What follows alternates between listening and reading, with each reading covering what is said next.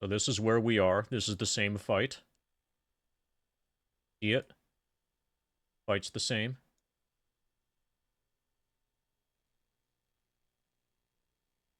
We'll win this and show that we're picking up from 1335 250.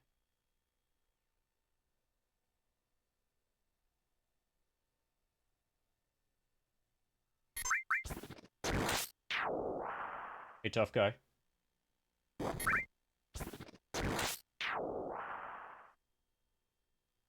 Hey, it's ship. 1335 250. Plus the 36 from the fight. 1335 286. Alright, so now we did our due diligence regarding Fiscal Lizard. Now we can put these away.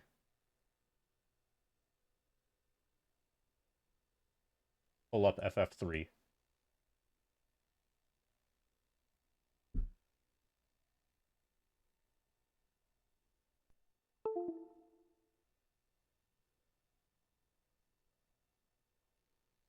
And once we get started on FF3, I've got some news.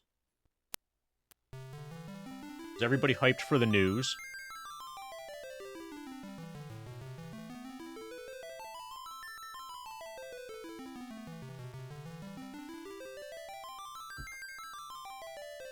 Hey, Dimensive. Alright, Turbo Nixter is hyped. Alright, the news, basically. Okay, so first of all, is audio fine? Part of the news is that some stuff went wrong with my speakers today. Or I noticed that something went wrong with my speakers today. And I was afraid for a bit that I was gonna have to, like, buy a new audio mixer or buy a new amplifier or buy new speakers or whatever, and then ended up disconnecting everything and then slowly reconnecting everything. And after doing that, then my speakers work again. But it looked kind of scary. So, in the process of setting up, I may as well grind while telling the story. That makes sense.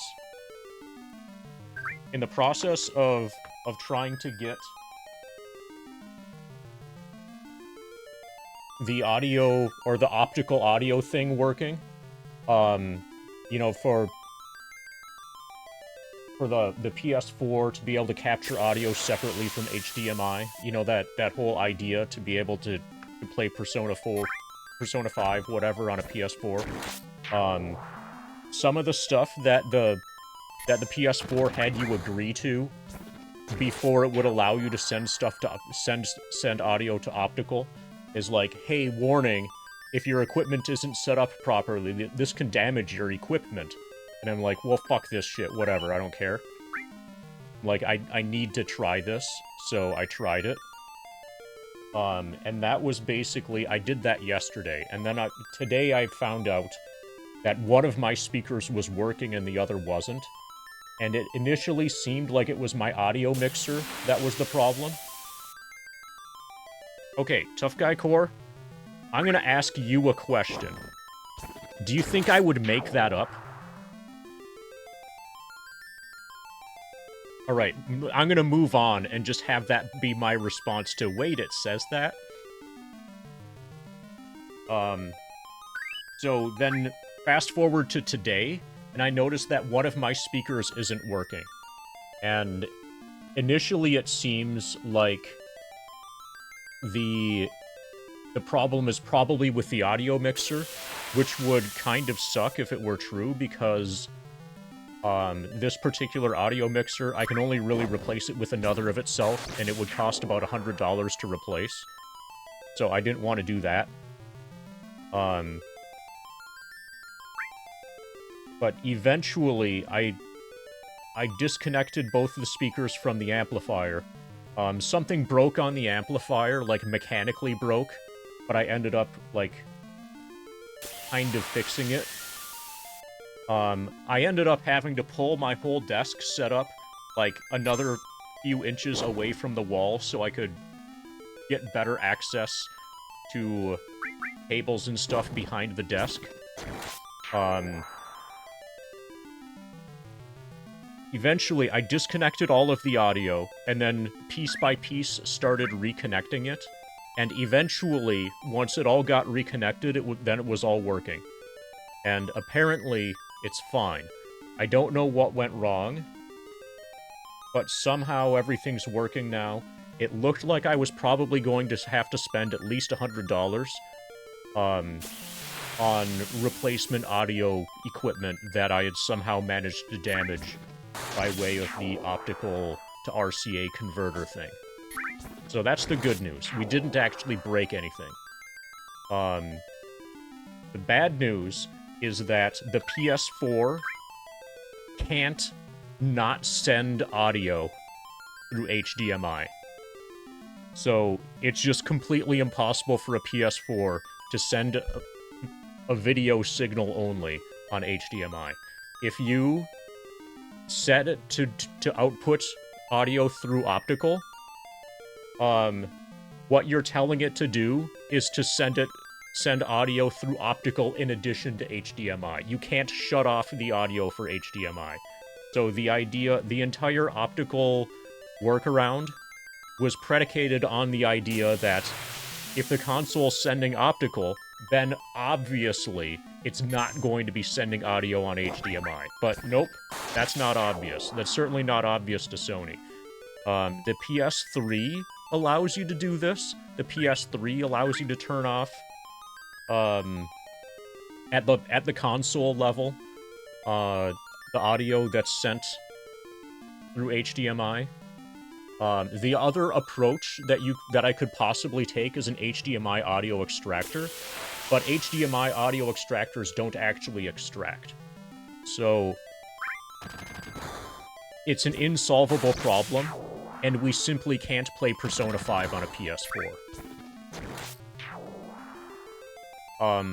Also, Xboxes are able to not send audio through HDMI. Everything is able... Every console except for the PS4, and maybe also PS5, because I don't know. I'm definitely not going to get a PS5 to find out. Is incapable of not sending audio through HDMI. Like, it's required to send audio through HDMI, even if you have optical on. And yeah, that's... The answer to your question, Dimensive, is yes, and that's what I'm trying to say. There's no way to stop a PS4 from sending audio through HDMI, even if you set audio output to optical. There's no way to stop it. It's completely... You have no control over that. Allegedly, the PS3 does allow you to stop it. That's a good trick. The Xboxes allow you to stop it, but not the PS4. And also, the other theoretical approach would be to use HDMI and use an HDMI audio extractor, but HDMI audio extractors are not... They don't extract audio, they duplicate audio. So the original HDMI signal that had the audio is still going to have the audio when you use an audio extractor. They should be called audio duplicators. So, we're fucked. So I'm gonna get a spin for my weed guy, and then I'm going to explain the solution. I found a solution.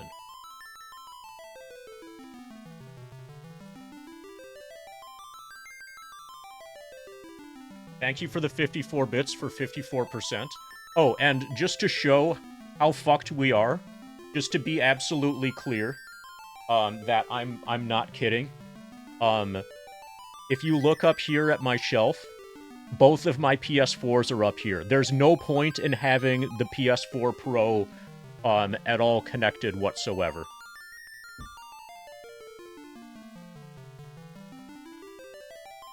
So I don't even have it remotely hooked up. There's no point. This is a piece of garbage.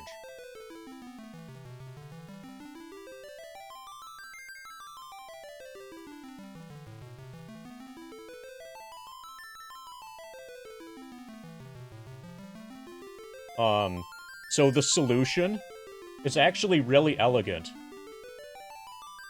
Yeah, at least it was... Yes, thank you for that, Dimensive. Thank you.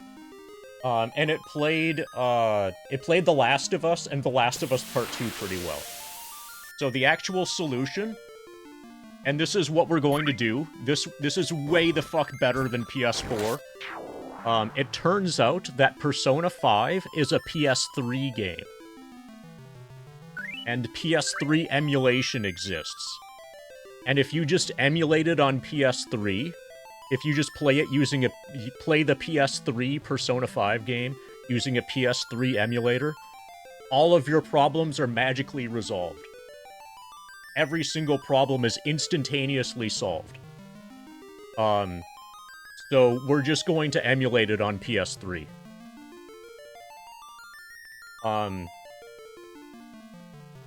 It's actually a dramatically better experience.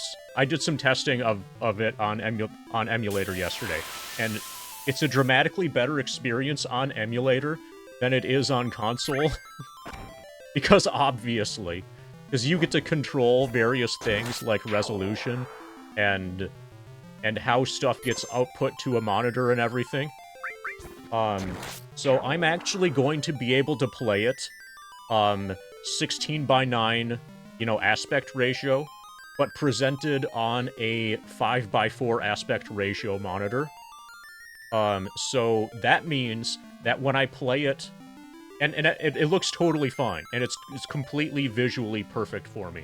But that means that when I play Persona 5, emulated on PS3, that means I don't need to use...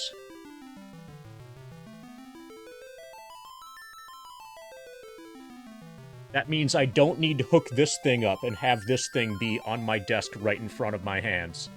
I can just use the ordinary monitor like that I'm using right now for FF3J, or that I would use normally for FF7, or any other NES or PS2 game.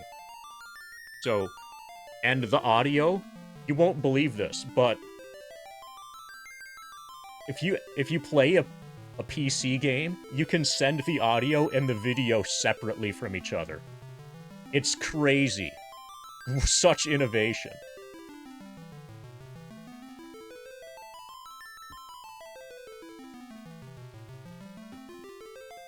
So the only downside... Yeah. The only downside... is that I'm gonna have to start from the very beginning of the game again. That's literally the only problem.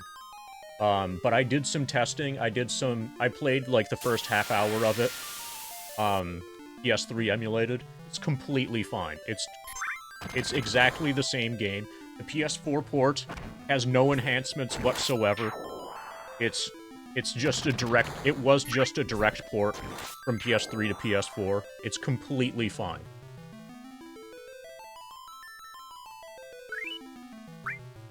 So, yeah. So that's... Like, we know for sure that our next big game after FF3J is going to be Persona 5, and it's going to be emulated. And it works just fine. And we're going to be starting from the beginning. So if you missed the beginning of it, yeah, starting over is not an issue.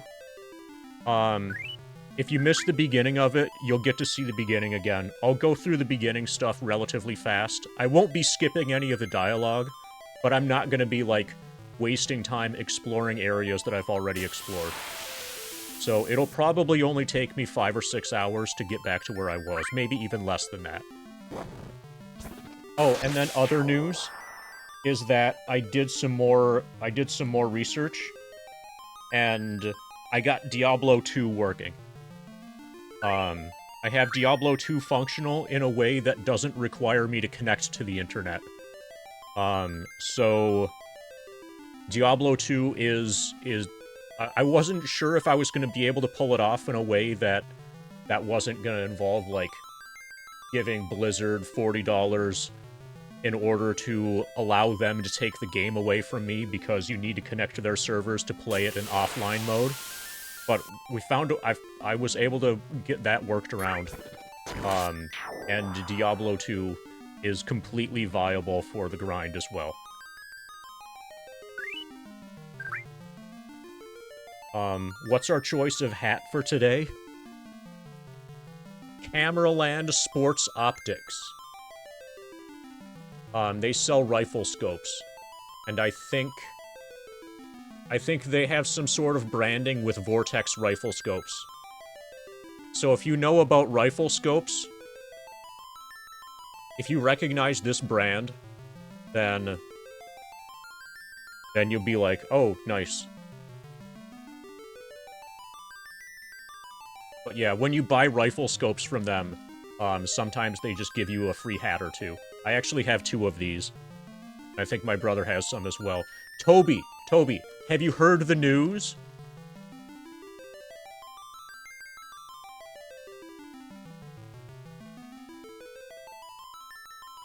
I'm gonna take that O as, I have not heard the news yet. Today, we will reach... I'm typing this in chat, because you're not gonna believe my voice. 1,337,000 experience points.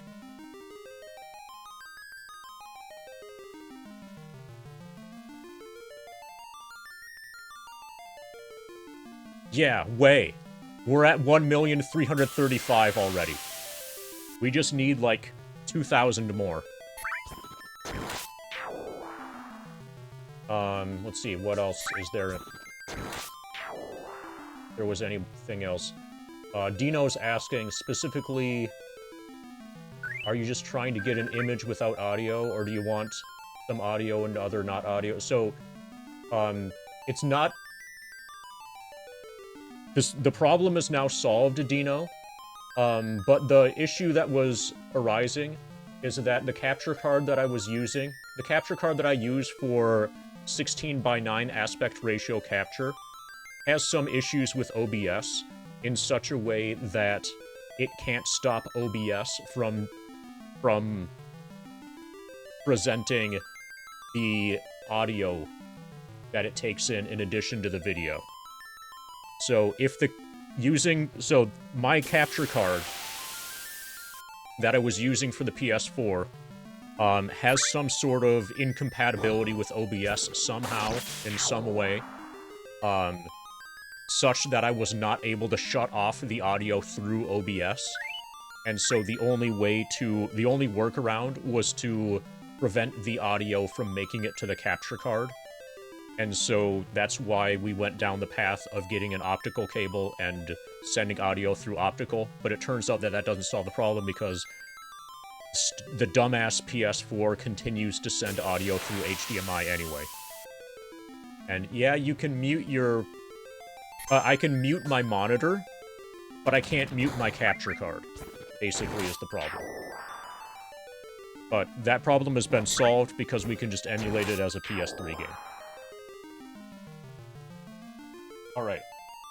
Let's see if we remember what we're doing. Let's see if we remember what we're doing in, FF3.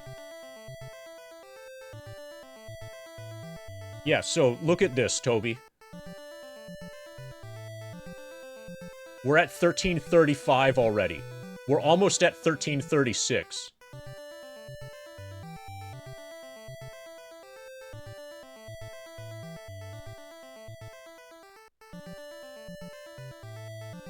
This is going to be the leadest stream ever.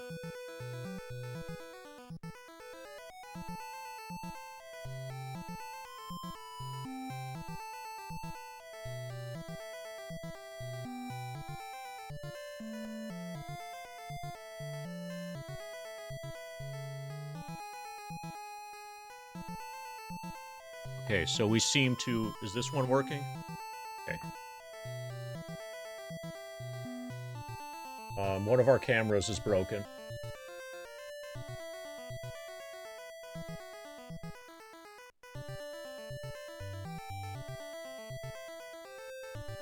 Okay, it's back.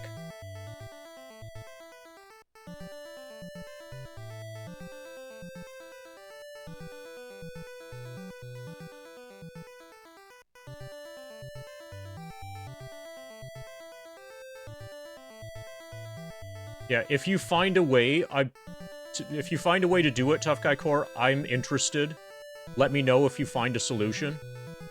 I eventually am going to care about that again, if and when I decide to do 100% speedruns of FF7 HD console using a PS4. Although I might just use a different console that's not a PS4. That's still valid for those leaderboards. That's another way to solve the problem. Even if it puts me at a disadvantage in terms of speedrun timing, whatever.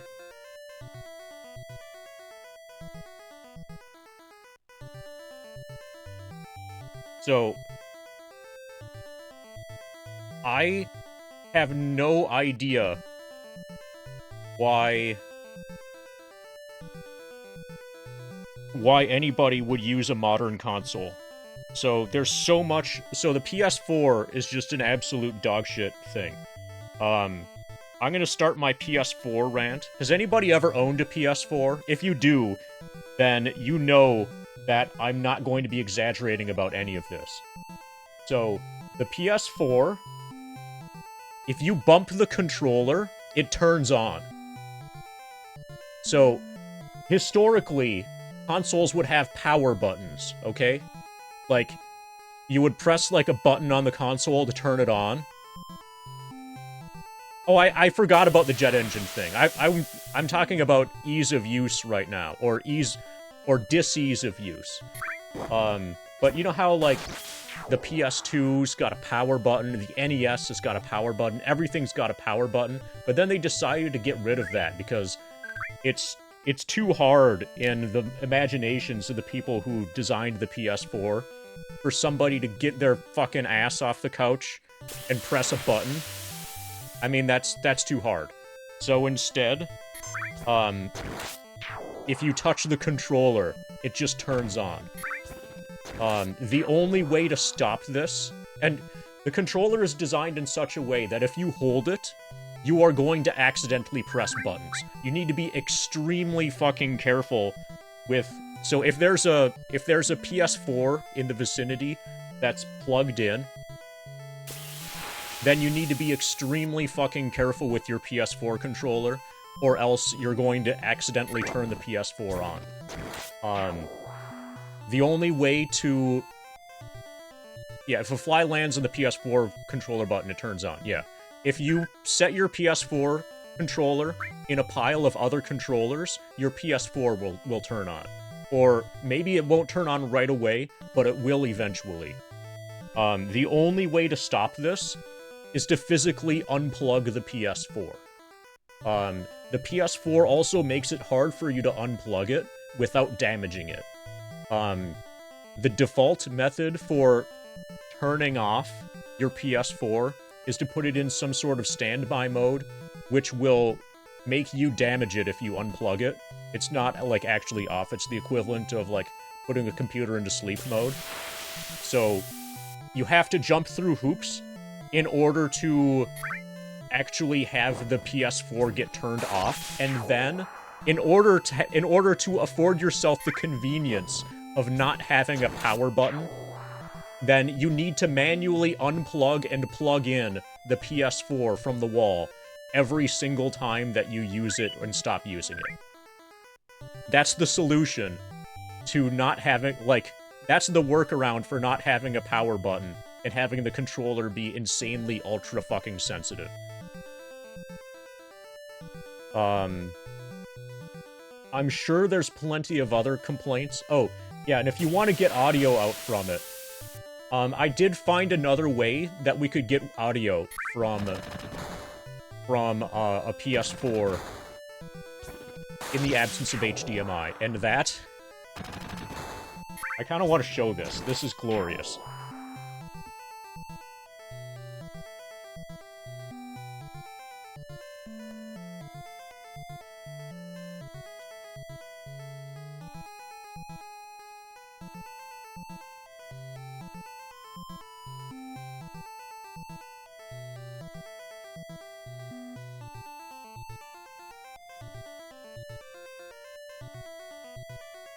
So, another thing, Independent of just the waking up the console all the time, the controller is designed in such a way... See how there's no, like, guardrail here?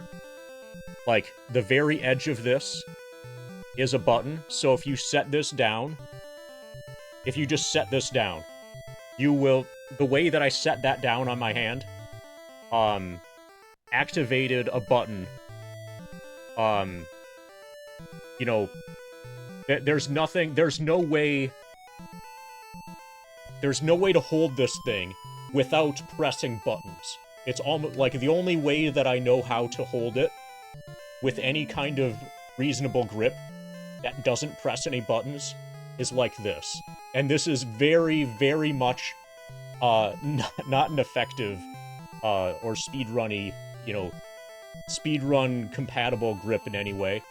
The method that I use for holding a DS2 is always going to be activating this, and always going to be applying pressure to this. It's basically impossible to not constantly be hitting this button if you hold the controller in any reasonable way other than what a ridiculous, drooling normie is supposed to do.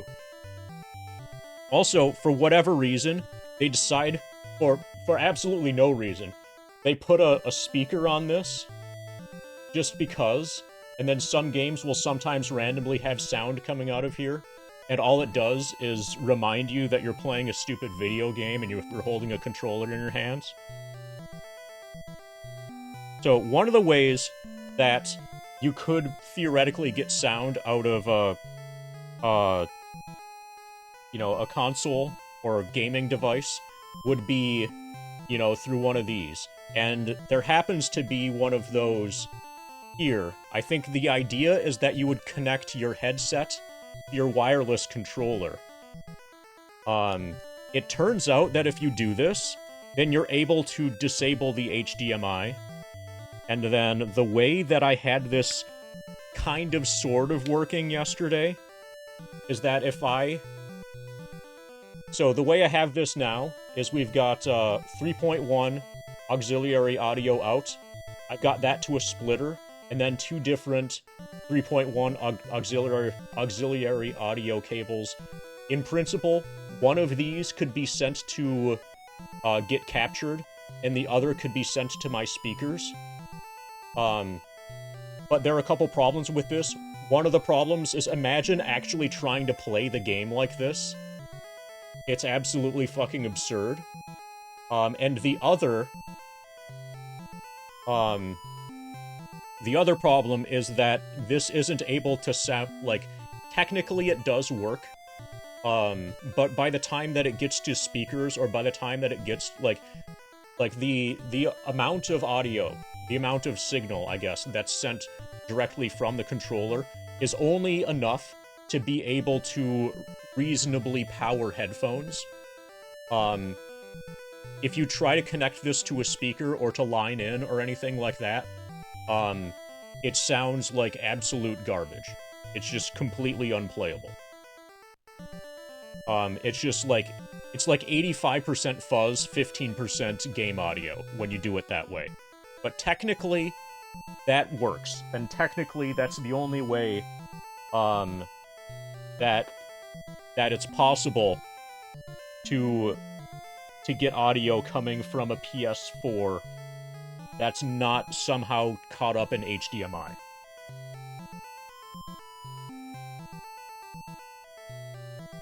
Oh, and then none of the games are any good.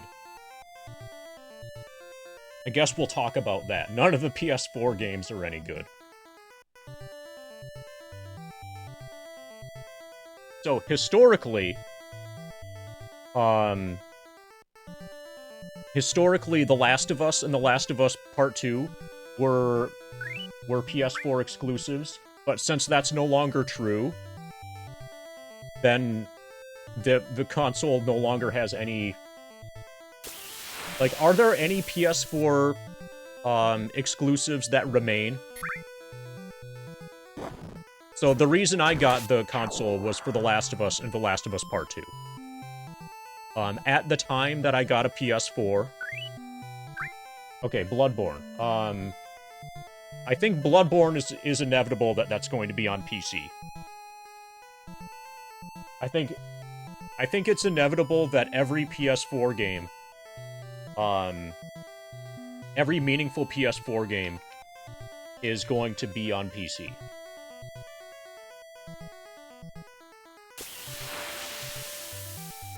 But isn't also Bloodborne, isn't that a PS3 game?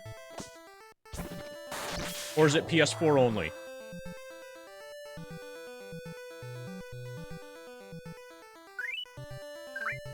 PS4 only? Okay, because, like, Demon Souls, you can emulate.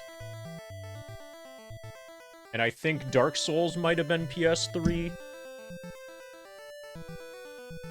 But I think most of those also, are on PC as well. Bloodborne's PS4, okay. So it'll take a while for PS4 emulation. So basically, the entire purpose of the console is the one game of Bloodborne.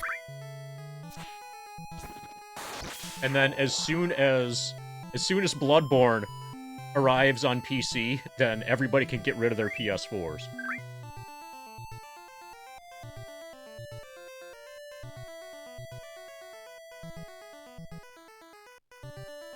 So,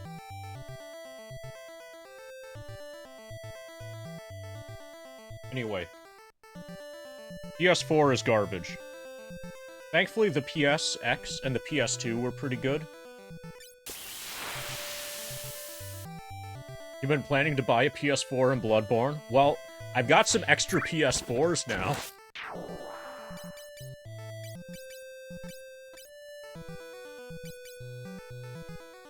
I think Horizon Zero Dawn's on PC.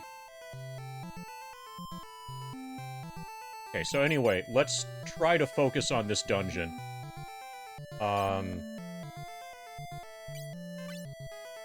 Yeah, shipping to Europe is ridiculous. Okay, so we've got 7 casts of Quake for each of Angry and DJ. Our M. Knight does basically all of the damage. He only has a weapon. Oh, and a Genji glove. We're gonna try to beat this dungeon. The Cave of Darkness. Apparently there's a Fang in here.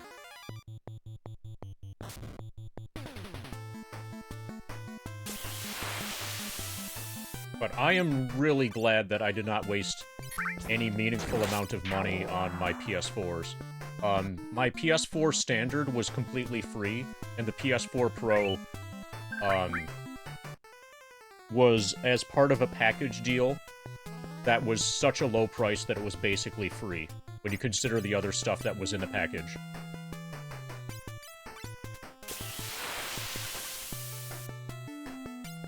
Thanks again, Dimensive. The PSX and the PS2, or I mean the PS1 and the PS2 with the hard drive, those are fucking awesome. And I'll probably find a way to use the Vita and the PSP as well.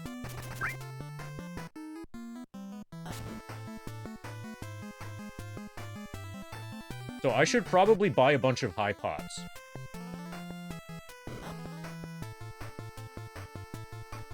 Okay, we're going to abort this already.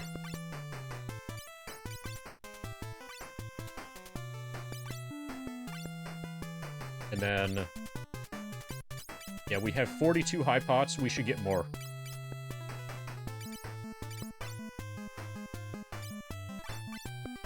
Okay, apparently we inputted attack on ourselves.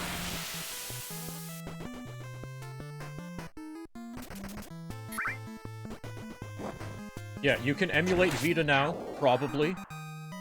But you can't emulate the fact that it's a handheld device.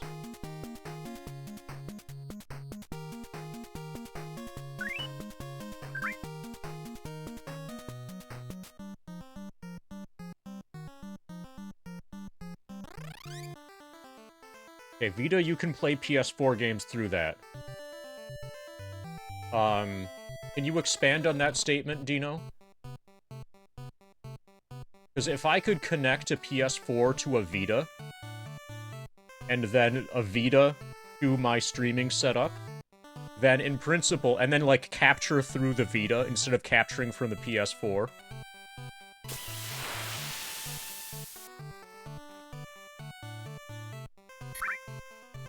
Can you see where I'm going with this? That would be a way, that would be a workaround to potentially be able to capture from a PS4.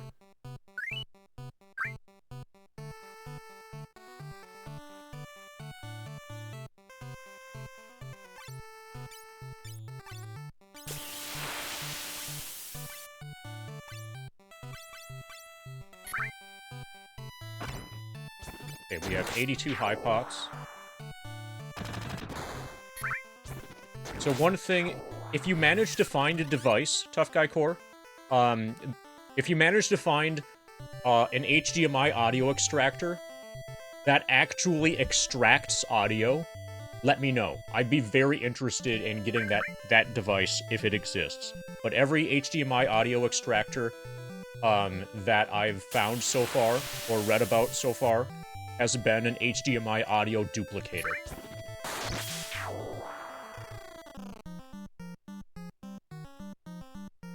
Yeah, and if it's over... I'm definitely not willing to spend over $100 on something that could do something like this. But if it's less than 100, then I would want to see the price.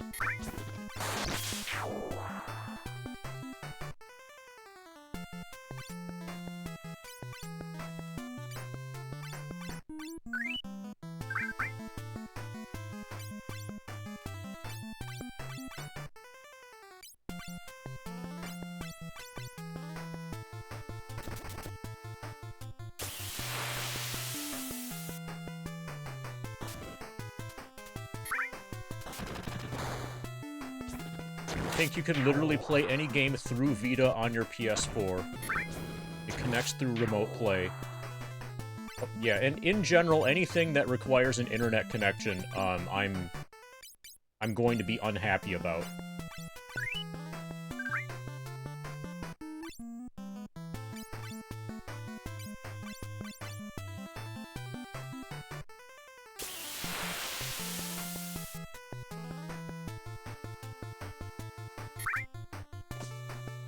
Oh, so another advantage to using, or to emulating, Persona 5 as a PS3 game, a huge advantage to doing that is that I get to use a PS3 controller instead of a PS4 controller.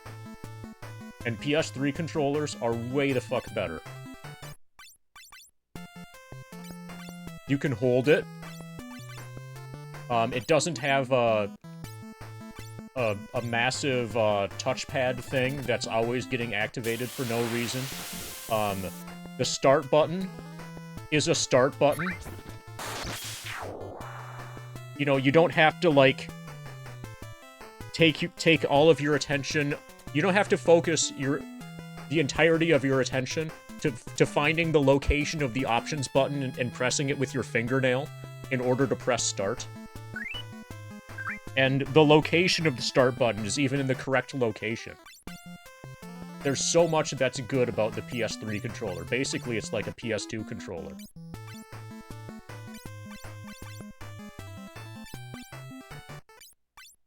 So, it's worth switching from PS4. So even independent of the whole, audio capture issue, it's absolutely worth it to switch from PS4 genuine to PS3 emulated, just to be able to use the PS3 controller instead of a PS4 controller. On top of that, I get to use a better, more convenient monitor. Like, everything about the experience is way better. Are there any CPUs that can emulate PS3 well? Yeah, there are a lot of them now. Pretty much any modern 6-core, 12-thread CPU. And by any modern, I mean Intel 8th Gen or newer. Intel 8th Gen or newer Ryzen 3000 or newer. If you have that, and it's minimum 6 cores, 12 threads, then you're fine for PS3 emulation. A lot of the actually good modern CPUs will play PS3 games at much better performance than a PS3 can.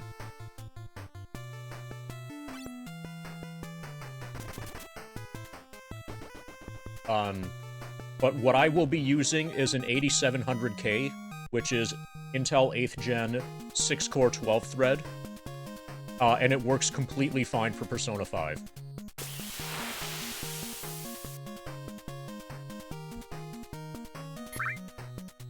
So actually, Mr. Ween, let me show you something that addresses your question.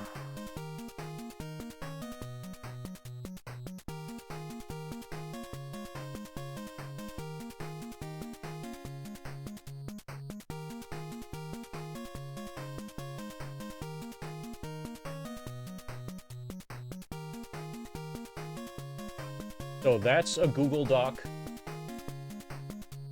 about what CPUs. So Mr. Ween, take a look at that. That's a Google Doc about CPUs, specifically for PS3 emulation. What I have used, what I did some testing on yesterday, was one that's in the middle of the B tier list, and it was completely fine.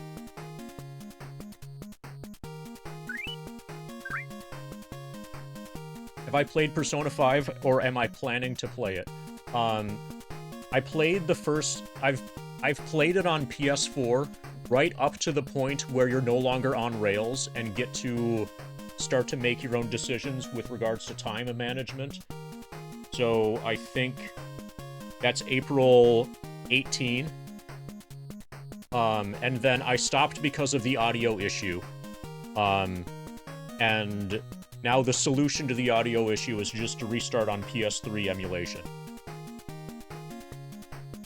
So basically, Mr. Ween, anything that's on the B tier list, B doesn't mean bad. B means it plays at basically the same as a native PS3 would. The A tier and the S tier are playing it better than a PS3.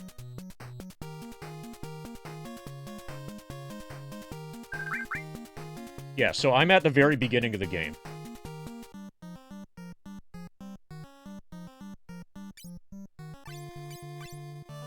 So it's not a big deal for me to restart.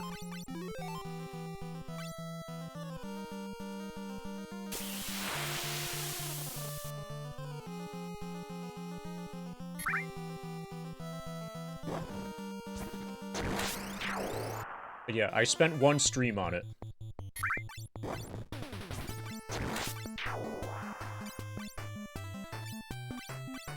And in a single stream, I will be back to where I was, and then make more progress from the point that I had made it to. Especially on a second play, I'll waste way less time, like, exploring.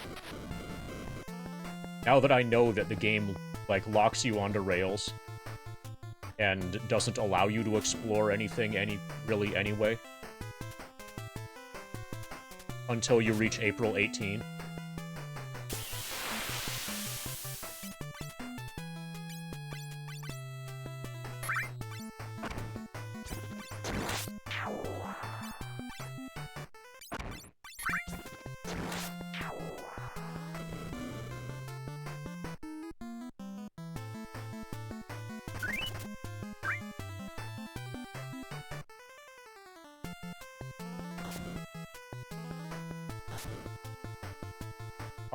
I think I've basically decided, I'm gonna do the entire game on normal. If I ever do hard mode, it will be on it'll be on a separate playthrough later. When giving the game my full attention. So I was thinking that I would play through the tutorial on normal, and then start again from the beginning and do the entire game on hard. I ended up deciding against that once I realized that the game has some sort of stealth mechanics to it, and you're expected to sneak up on enemies, and that process, when you're splitting your attention between the main game that you're playing and playing FF7 with your feet, the idea of, oh, I'll sneak up on the enemy it's not trivial whatsoever. And so I'm going to get caught by enemies. I'm going to fail to sneak up on enemies way more than I otherwise would, and I'm going to get caught by enemies way more than I normally would. And that right there basically is the source of extra difficulty if I want it.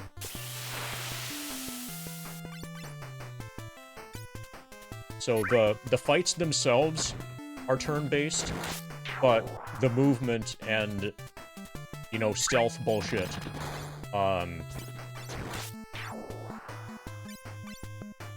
is very much not so. And so, getting caught by enemies all the time, which is probably going to happen, in combination with hard mode, probably isn't good.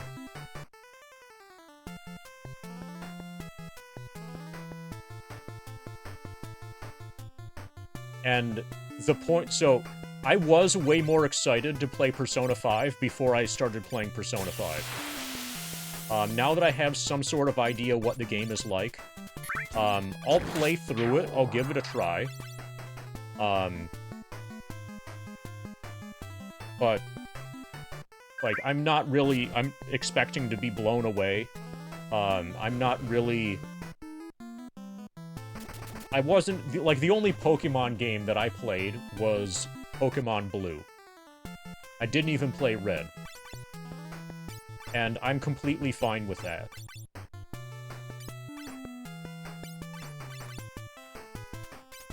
And then since learning that this is basically a Pokemon game, that kind of took some of the wind out of my sails.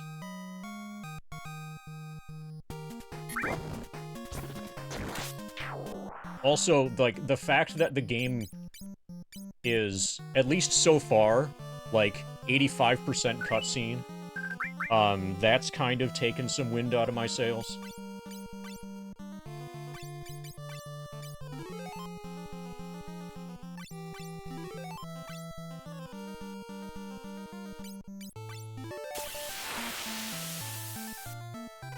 Yeah, hopefully that changes, but, like, my first impression of the game, is obviously going to be from the start of the game. There's no way around that. So I'm early enough in the game that I don't really have an opinion yet. I can't have an opinion yet. Obviously. But my initial excitement to play the game is significantly diminished from where it was before I started.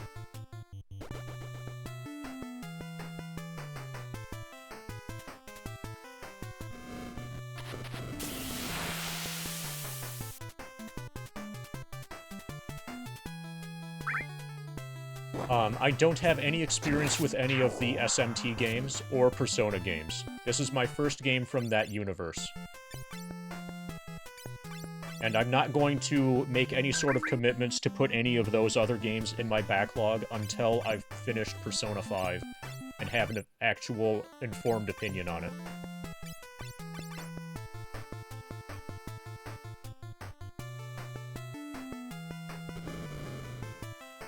Well, I don't mind a game that's a dating sim if we get to date that blonde girl that's 1/4 American. I mean, FF7 is also a dating sim. But there isn't a blonde girl that's 1/4 American in FF7.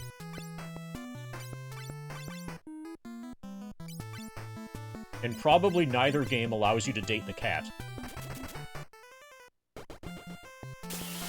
You know how there's no Kate Sith date? That's so sad. But the entire date with the cat is just going to consist of the cat trying to explain that it's not a cat. Yeah, 8 Sith takes some time to warm up to you. I understand, I'm the same way. It's gonna take me until I die to warm up to Kate Sith.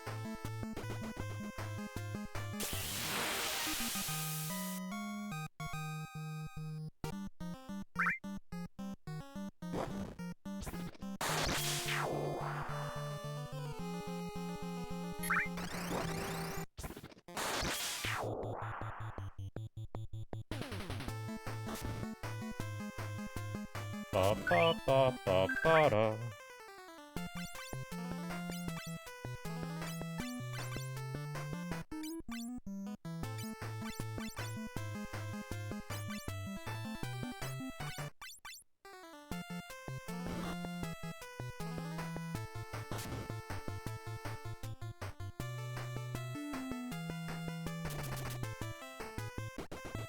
So, I'm gonna have to look at the leaderboard, the SRC leaderboard, for HD consoles.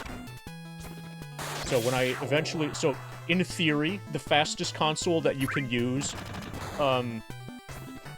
if you were trying to get a decent FF7 100% HD console leaderboard time, in theory, you should be using a PS4 Pro. But I'll probably end up using some other console to get around the audio issue, and also to get around the controller issue. If I ever play HD console.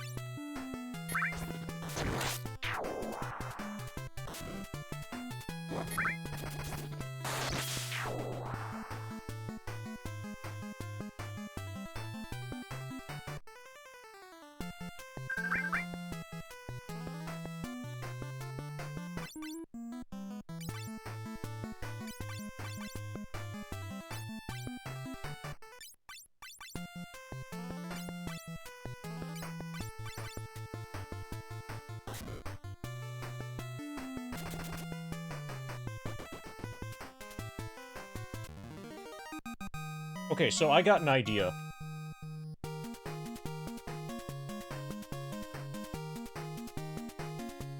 We could send... I could get another capture card. Send... Or, like, we could have, OBS, on... we could have... Okay. Instead of sending information from the PS4 to the streaming computer, we could send information from the PS4 to a pre-streaming computer, and that computer serves as an audio splitter. That computer needs its own capture card, and then from there outputs to another capture card to the actual streaming computer.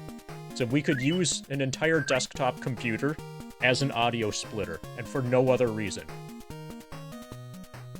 That could be a workaround to be able to stream from PS4, and extracting audio. Like, extracting audio from HDMI. That would actually work. I would need a fourth capture card, though. And I'm not sure that that's a good idea. Also, at some point, you're probably gonna start to get, like, meaningful amounts of latency.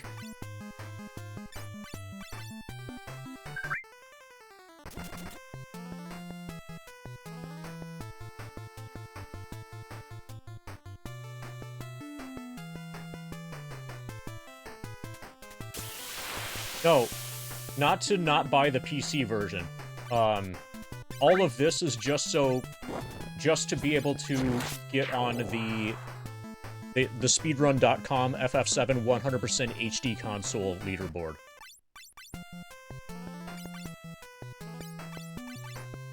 All this for leaderboard supremacy.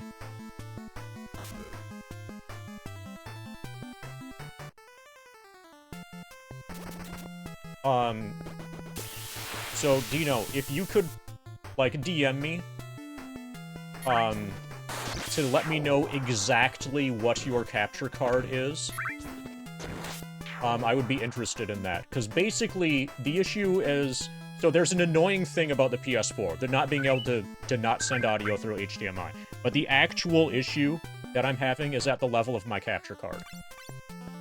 The capture card that I'm using otherwise is fantastic, and the price was $0.00, so I really like it. If I were to buy another capture card to replace this one for PS4 use, then I would want to be certain that the same problem is not going to arise. And if you don't have this problem with your capture card, then I become interested in knowing the exact identity of that capture card.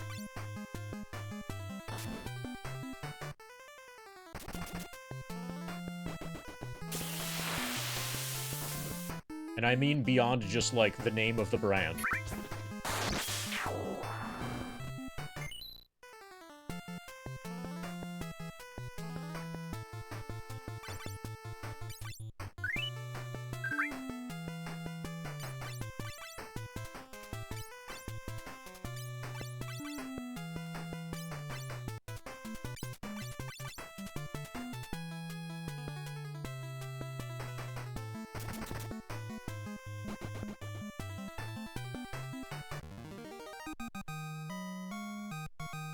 Okay.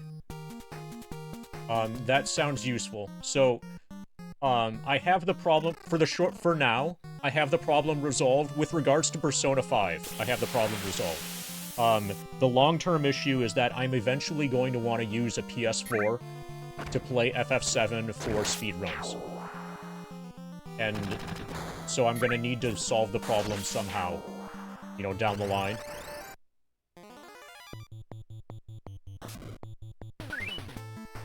And might end up duplicating your setup, or duplicating some components in your setup.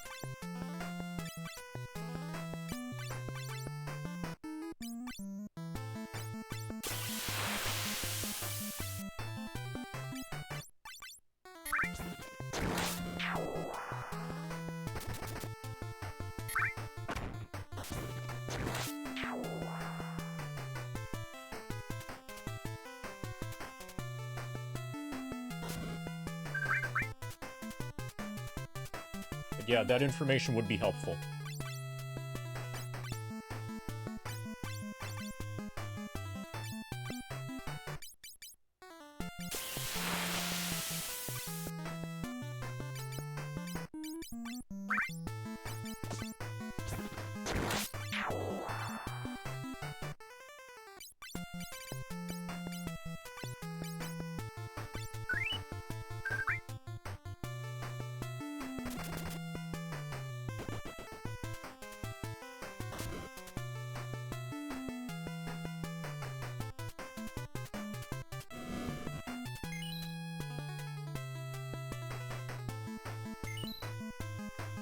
$420 healing from that high potion. That was kind of perfect.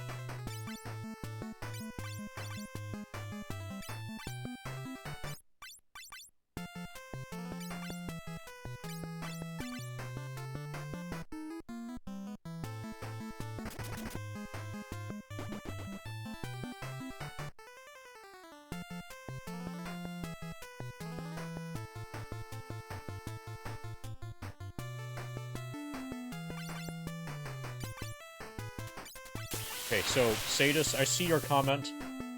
I noticed your comment just now. If you never played any SMT games or Persona games, I don't think you'll have a very good time on hard. Yeah, I got the impression, so, playing through the tutorial on normal, I got the impression that normal is intended for first-timers, and normal was not, like, designed to be a cakewalk. I think I would probably be fine doing a first playthrough on hard if I was focused entirely on the game. if I could give the game 100% of my attention. That means, like, not just I'm not also playing FF7 with my feet, but also I'm not streaming. Then it would probably be just fine. But when you add also you're streaming, and also you're playing FF7 with your feet, and also you're interacting with chat, then normal feels like it's probably the correct difficulty.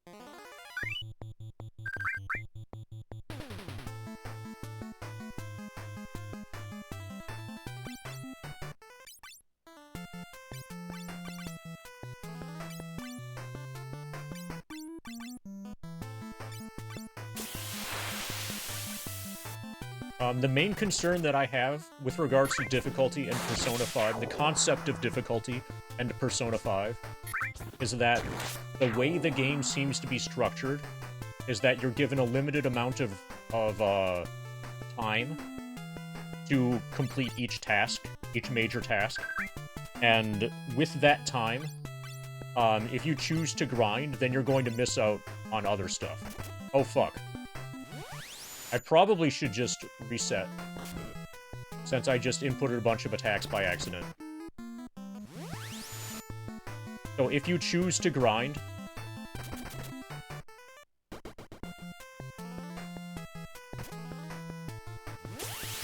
I can't talk while doing this dungeon, because if I accidentally select fight, so all of these enemies just got spawned out of nowhere.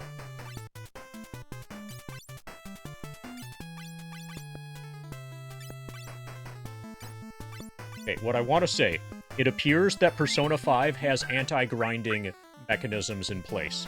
So, if it's hard, I can't just grind my way out. Like I will be able to in Diablo 2.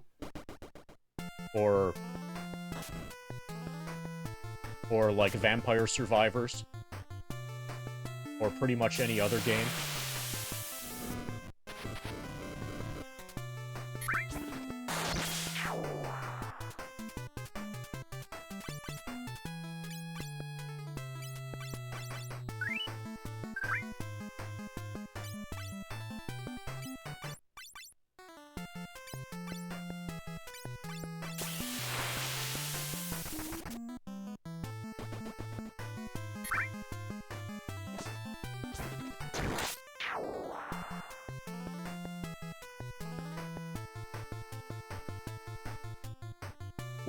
We're there. Check it out. Toby, get your screenshotter ready.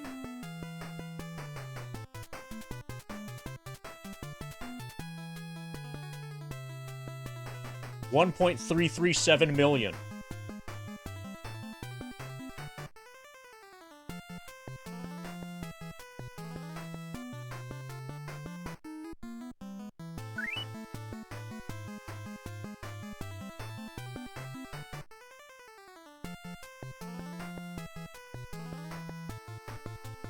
$54.52.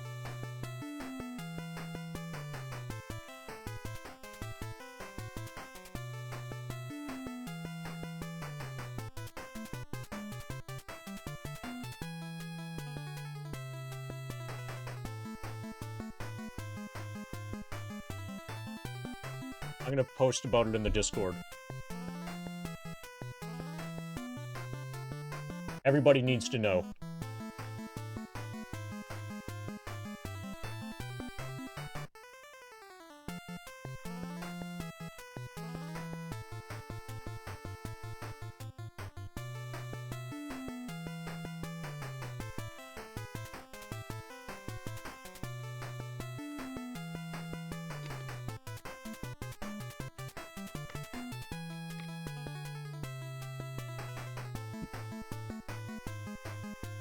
Ba ba ba ba ba da.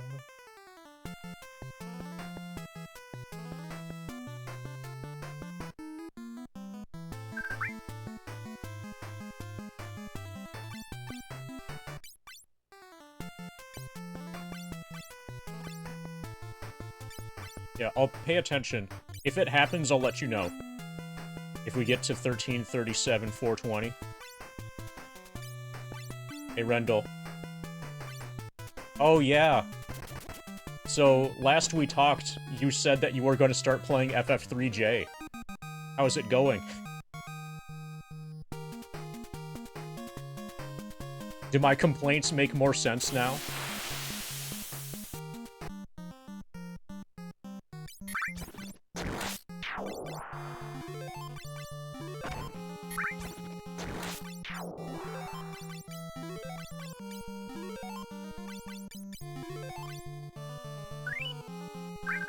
Okay.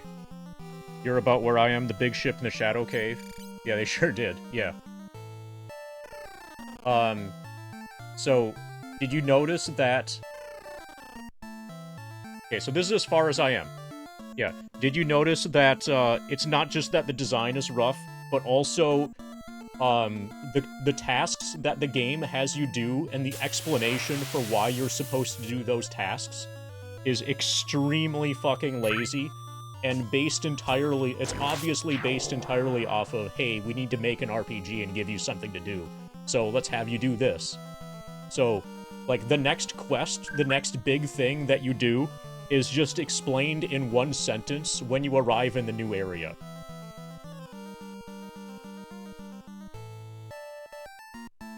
Like, there's very little, almost no interconnectedness of, like, a world. There's almost no grand narrative.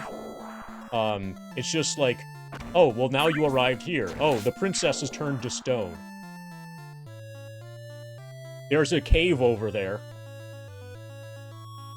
And they're like, well, there's literally nothing else I can possibly do, so I guess I'm going into the cave over there because the princess is... Yeah, it's... In contrast to other RPGs of its time, that's extremely bad and lazy. So, I've read some about...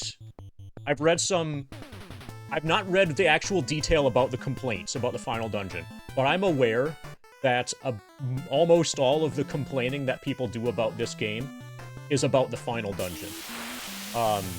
And I'm kind of excited for it. I know that the final dungeon is large, but that's about all I know.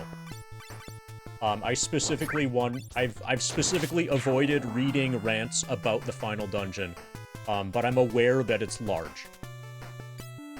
And I think I knew that it was large because of FF Relay stuff. Oh, are we there? Hold on.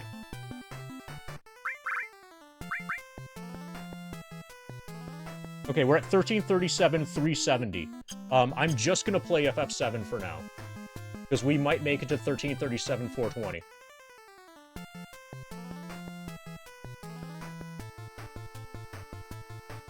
Yeah, get the authentic experience, Rendell. And then you...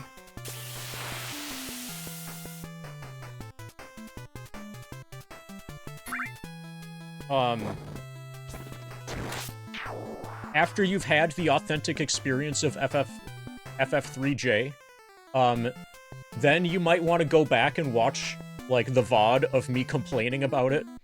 And I wasn't really complaining about the game itself directly.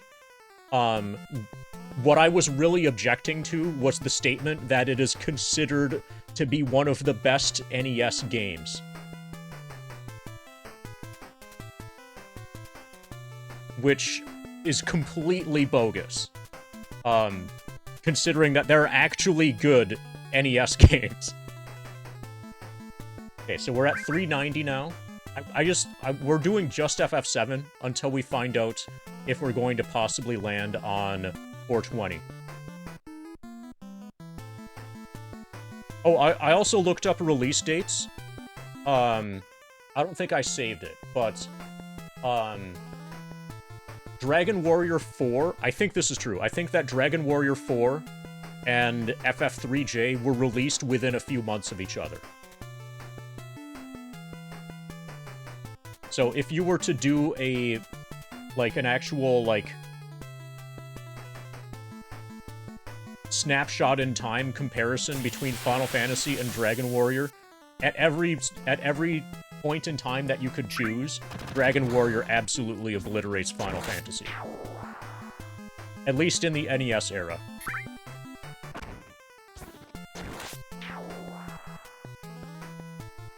So even for its time, FF3J is kind of lagging. Okay, we got 2 extra experience points. 1337, 422. So just imagine that those 2 experience points aren't there, and then this is beautiful.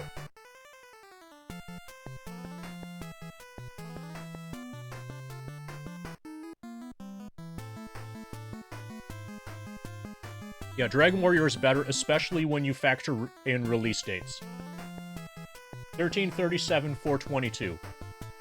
That's as good as it's ever going to look.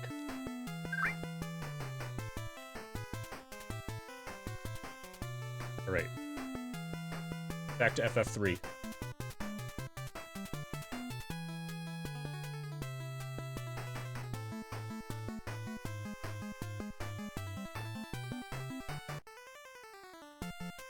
Yeah, the game doesn't do a very good job of allowing you freedom without forcing you down a very specific path. Like, here in this dungeon, you are absolutely forced into the M. Knight path, using that one sword. And that one sword is only available inside the dungeon. So you can't do this. Like, you can't reasonably do this in a single visit. You have to go in, get your ass handed to you until you get that sword, and then, realistically, you have to leave and save. You have to abort the dungeon. There's no way that you would choose to attack an enemy with that. Okay, see you later, Rendell. If you're saying that you're leaving the stream because you don't want more stuff spoiled, I understand. Stop by later when we've both finished the game if you want to talk more about it. But yeah, enjoy the game. Enjoy the game. But yeah, the design of this. Also, the explanation that these enemies... So, you don't have to mute yet. The explanation that they're types of enemies that split whenever they're hit with physical attack but not magical attack, that happens after you've already been through a couple floors of dungeon that have those enemies. So, it's not like you're warned about them and then they happen. It's first they happen for a couple floors worth of dungeon, and then they're explained to you. If you're lucky, you'll have found some workaround. Like, the workaround that I came up with, was to use a thief and the flee ability, but eventually the flee ability didn't work. But it wasn't until it was explained at the beginning of this dungeon, which is too late, that you need to use magic attacks only. That, like, you know, the timing of that could have been quite a bit better, I'm trying to say. So a lot of the problems with this game, a lot of the problems are only going to be viewed as problems to people who are playing the game blind, first playthrough, not following a guide. If you know the layout of all the dungeons, and you know what's coming, and you know what the correct set of jobs is for everything, then you're fine. But that's not a fair way to assess a game.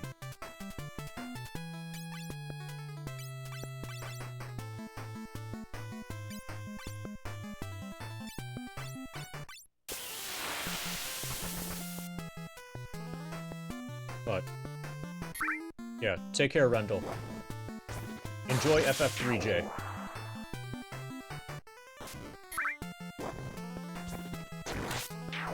Or attempt to enjoy FF3J.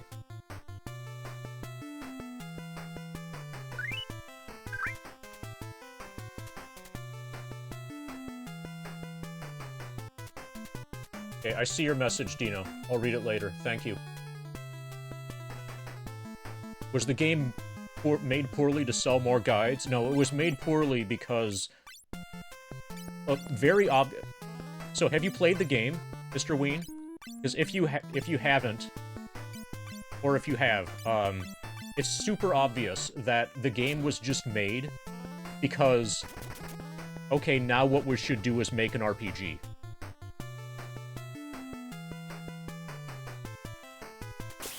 Like, it was very, very obviously not made out of passion, not made out of desire to make a good game, but made out of desire to...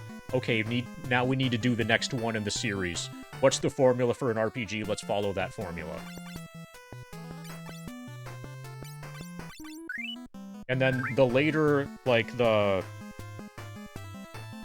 Like, Pixel Remaster, and...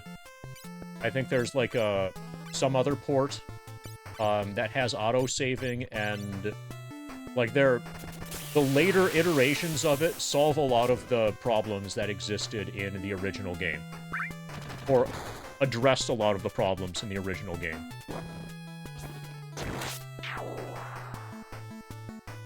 Didn't even know about Dragon Warrior series until like a couple years ago. It's weird how late they released those games in Europe. Same with Final Fantasy series. I believe FF7 was the first one sold in Europe. So, couple things. Do you think that helps explain, Origo? Do you think that helps explain why FF7 is so popular in Europe? Like, if you look at speedrunners, like, the FF7 speedrunning community is very disproportionately European. Or at least historically it has been. Compared to, like, for other games. Or other RPGs.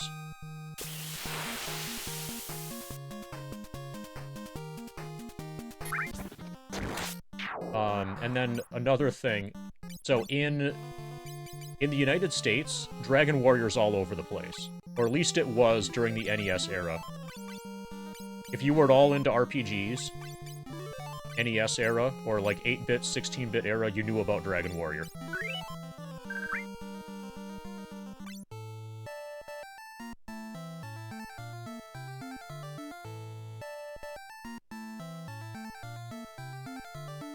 Okay, so this is a big puzzle.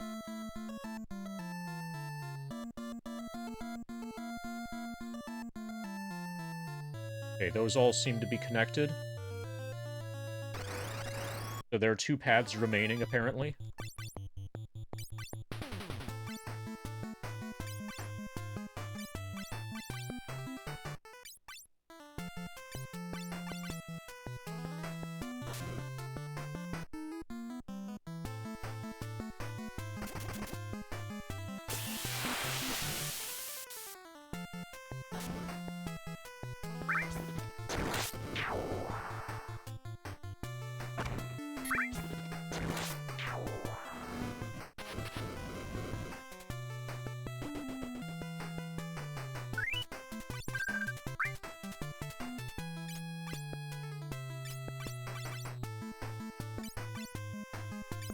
Ba ba ba ba ba da.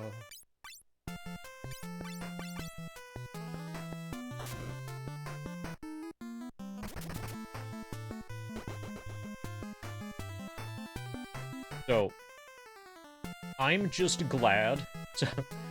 I'm in a really good mood now, and that's because my speakers work. I'm very glad that I don't need to buy any, like, new speakers, or new audio mixer, or new amplifier, or whatever. Because it seemed earlier that I was going to have to spend at least $100 on replacement of that stuff, after apparently having damaged it with the the optical audio thing.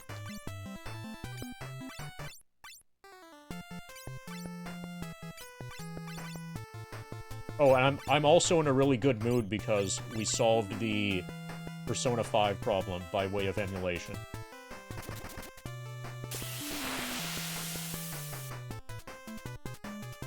So that was the case for a lot of people. Like, globally, I think. Oh, so I assume that the Japanese people just always knew about RPGs all the time. Like, it's always been totally mainstream over there. But in the United States, interest in RPGs spiked up with FF7. But absolutely the games were available before FF7.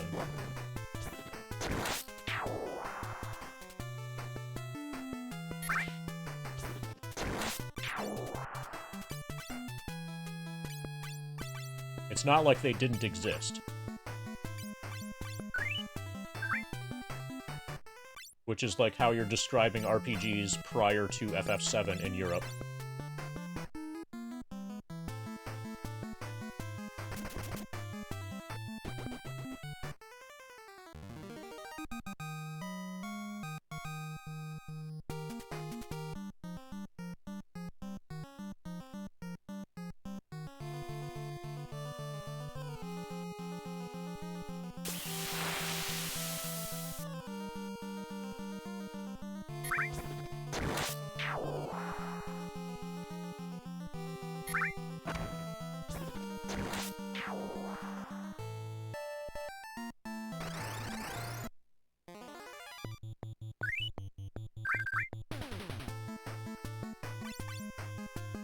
Ba-ba-ba-ba-ba-da.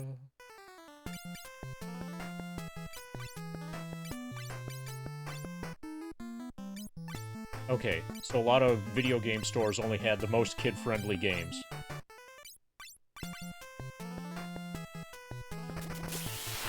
And not adult games like Wizardry.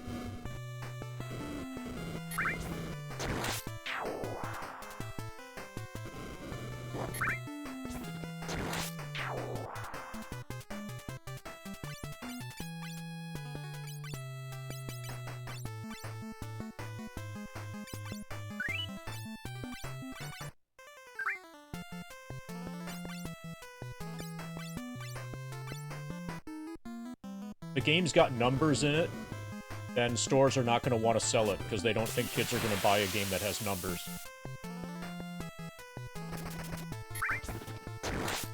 Or that kids are going to want a game that has numbers.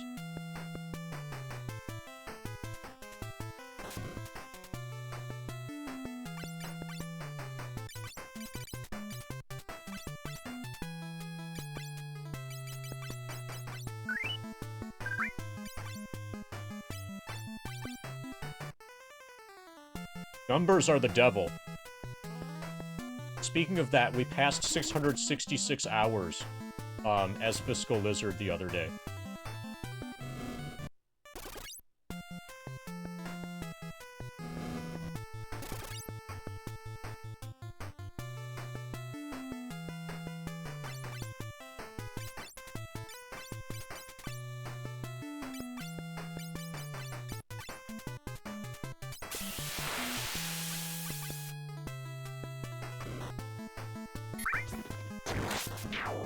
Ba-ba-ba-ba-ba-da.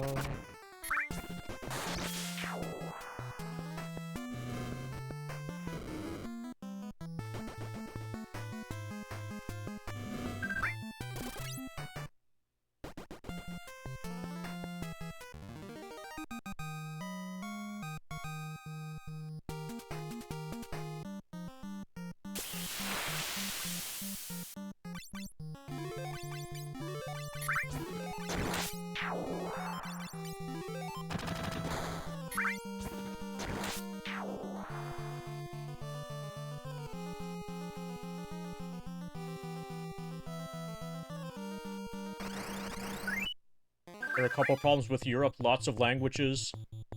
Purchasing power is very low compared to USA. You even needed to port games. Yeah, your video format was terrible. And then unfortunately, when you did get a port to PAL, it was normally done in the laziest way possible, so that your game would just be slower.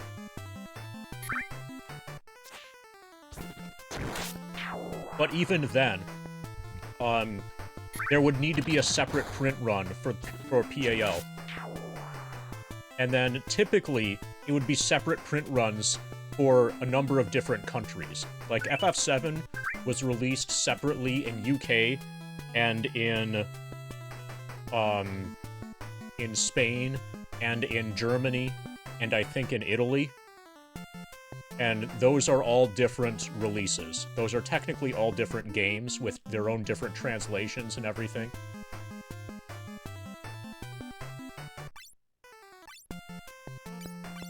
Oh, also, weren't your game manuals usually black and white?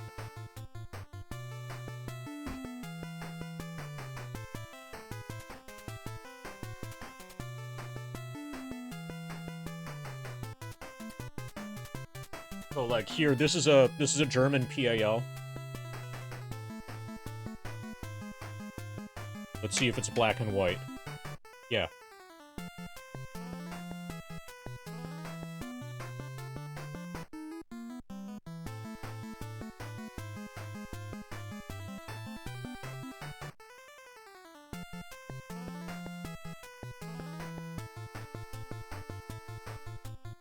So, yeah, so instead of advertising, this is funny. Instead of advertising game manuals, maybe you have enough money to buy a memory card. That's awesome.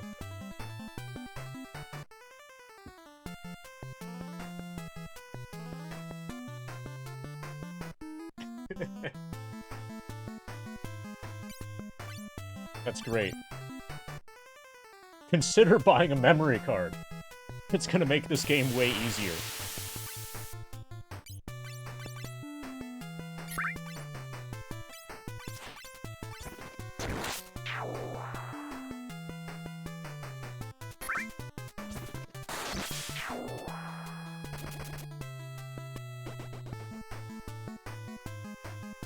How are we today? Alright. We made it to 1.337420 experience points. We've exceeded 1,337,420 experience points in FF7. Also, we solved some problems with regards to stream issues. And Persona 5 is going to be the next big game after this one. But instead of playing it on PS4, we're going to emulate it on PS3. And that solves a lot of the problems that we had.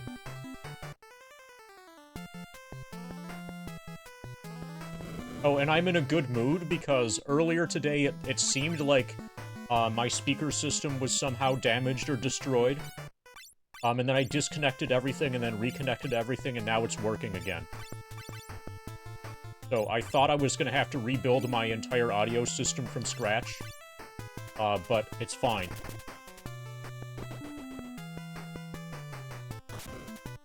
Oh yeah, so... yeah, so the actual advertisement for the memory card actually says, try beating FF7 without it. Imagine that at the back, on the back of your FF7 manual, it's an advertisement for a monitor.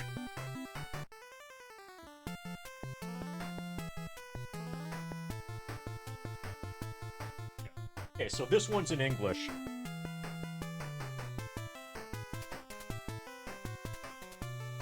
Try beating Final Fantasy VII without it. So imagine that instead of... Which we've done. I've done two completed 100% speedruns of FF7 without a memory card now.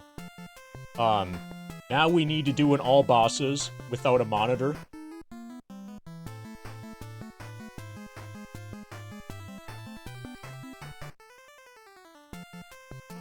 What we need is an advertisement for a monitor, and then something at the... like a sentence at the bottom saying, try beating Try beating FF7 all bosses without it.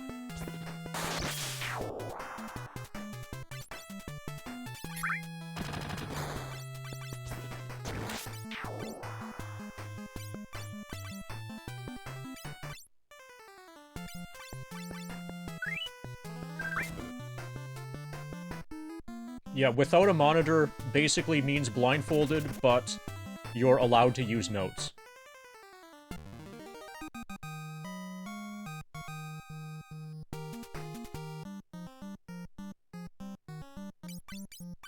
Hey, cool geek.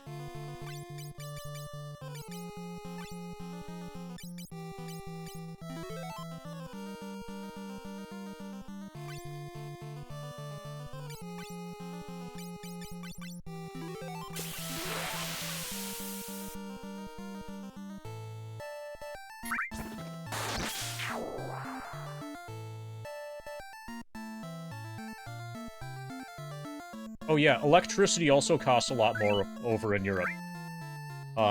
Electricity is abnormally cheap in the United States. For whatever reason. I think because we have a lot of natural gas.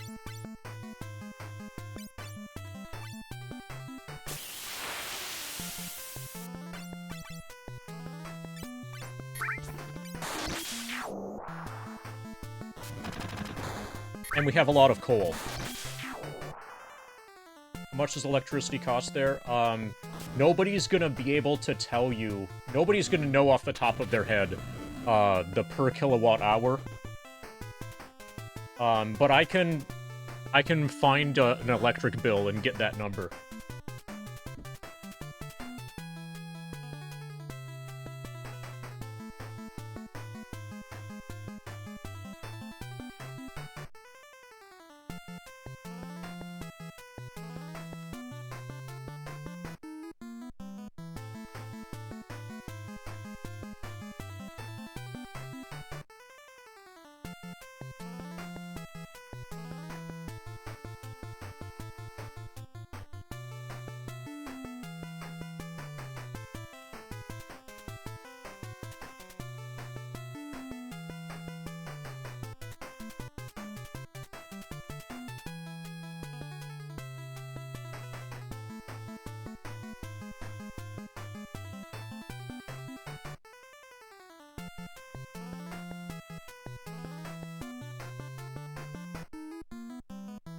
Okay, altogether, so it's the way that it's priced here is a bit weird, but altogether, including taxes and distribution and everything, I'm currently paying 24 cents per kilowatt hour.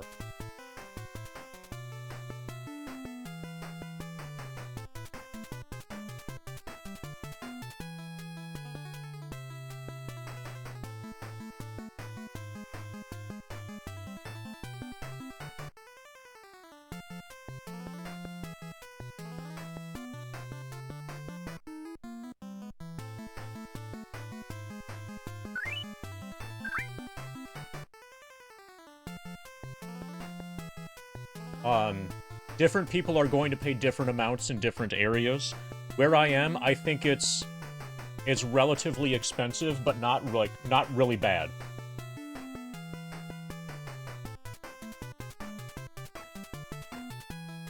Yeah, so I'm paying... So according to my bill, I'm paying about 11 cents for the actual electricity, and then the rest of that, slightly more than half of it, is the distribution.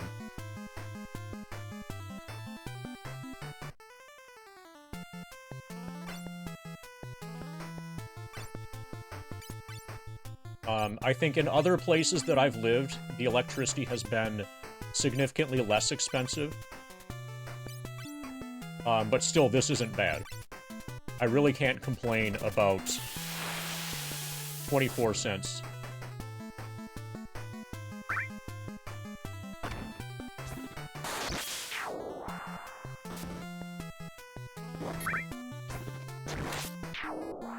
The main thing is... So I've noticed that my electricity bill has gone up since starting to do the grind. The prices shoot up during cold months. I don't think so. I don't really track it. My overall cost doesn't really change.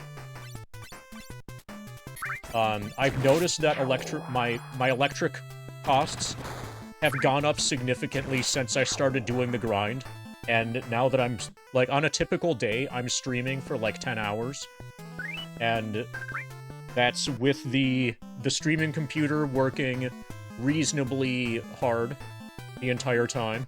We've got the laptop that's running FF7 the entire time. Very commonly, there'll be an NES or a Genesis or an entire other desktop or a PS4 or something that's also playing a game. And commonly, there will be 4 monitors total and a number of capture devices. Like, my electricity use since starting the level 99 grind has gone way up.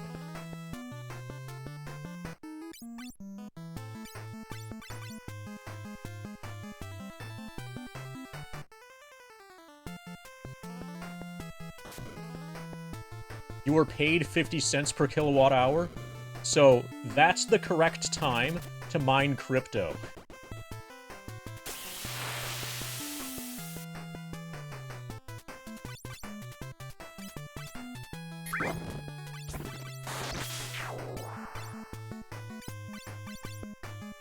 Finally, crypto mining is profitable. Burn as much electricity as you possibly can. Kept your sauna on? Okay, that's basically the same thing.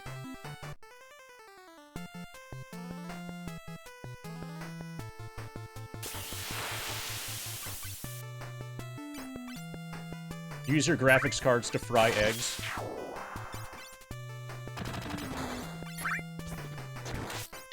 The eggs become free.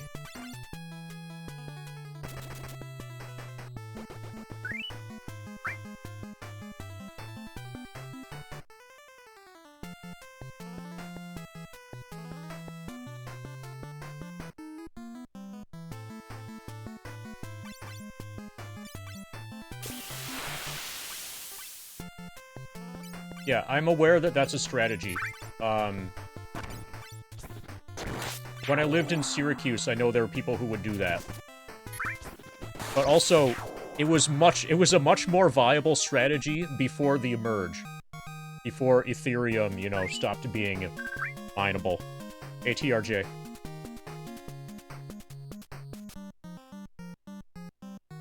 Yeah, your basement heater could just be a rack of graphics cards, if you wanted.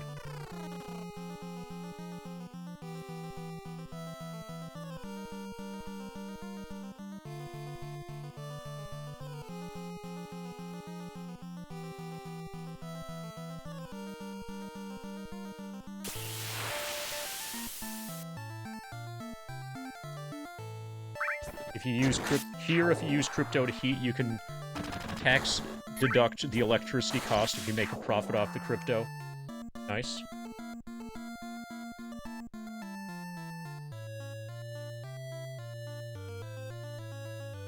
Okay, so that's an actual dead end.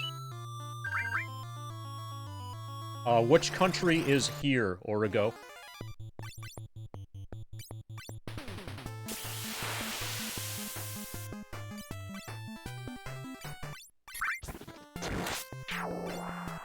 Finland? Okay. Oh, so you're the new kids on the block. How does it feel being a member of NATO?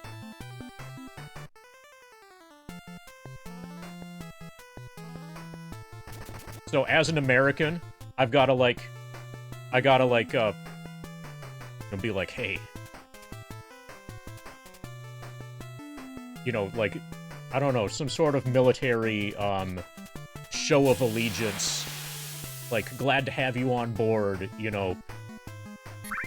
Congratulations on joining the American Empire. But also, like, present that in such a way that you feel empowered.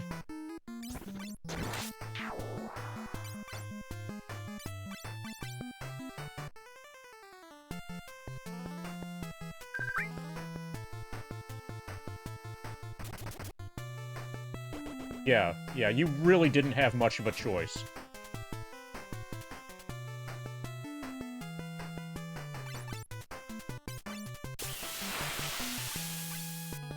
Is all of Scandinavia in NATO now? Or were you the last holdout?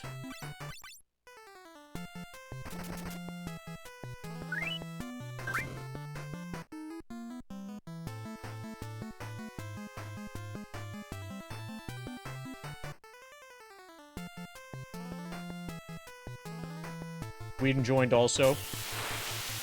Joined together. Okay.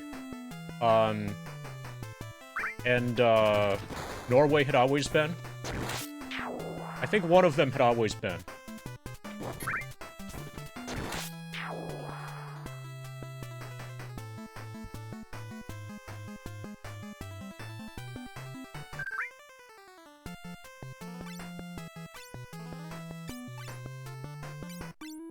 So, anyway, being Scandinavian, I have another question. And since Lambda's here, you also get to ask this, or answer this.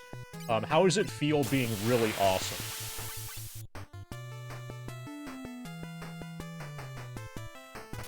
Also, have you noticed that I'm almost always wearing a Swedish, depressive metal shirt? Sometimes I wear a Finnish depressive metal shirt, but usually it's Swedish.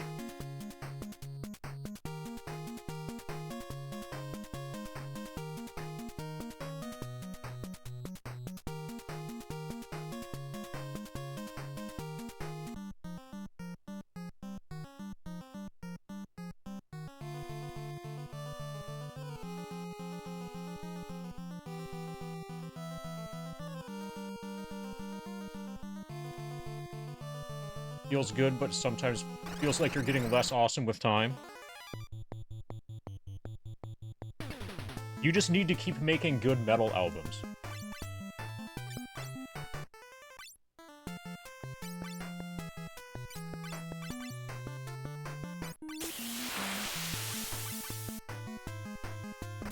Pa-pa-pa-pa-pa-da.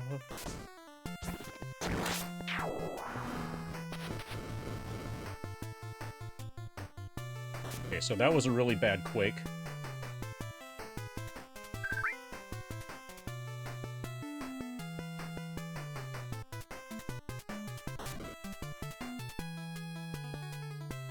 Okay, we need to heal him. We need to quake again.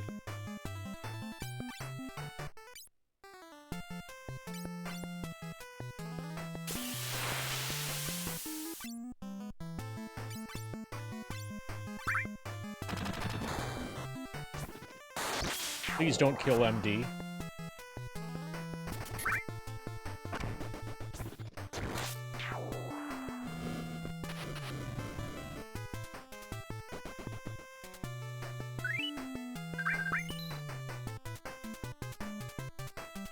Great, good fight. Good turn. Pa-pa-pa-pa-pa-da.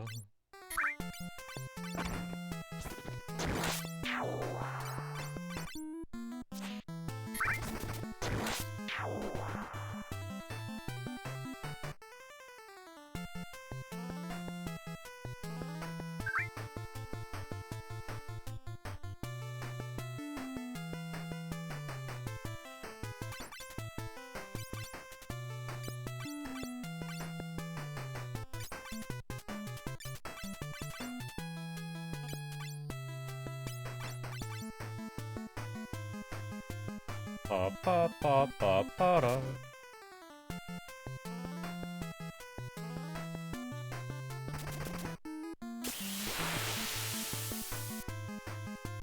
Just the times the dollar was really weak and you buy electronics at very low prices. From my perspective, it wasn't the dollar being weak, it was the euro being strong. But since I never really wanted to import anything from Europe, that was fine. But I definitely remember when the pound, when the GBP was well over $2. And it was really expensive to go to UK.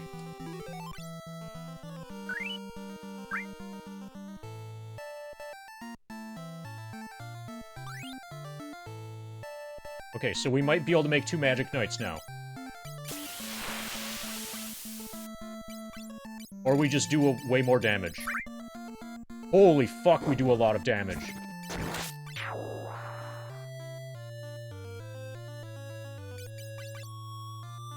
Okay, so this problem has been solved.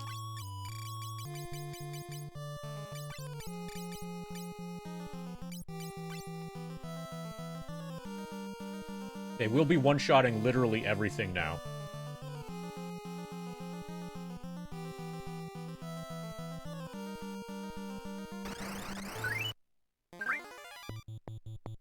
And if I wanted, I could probably have 2 M Knights.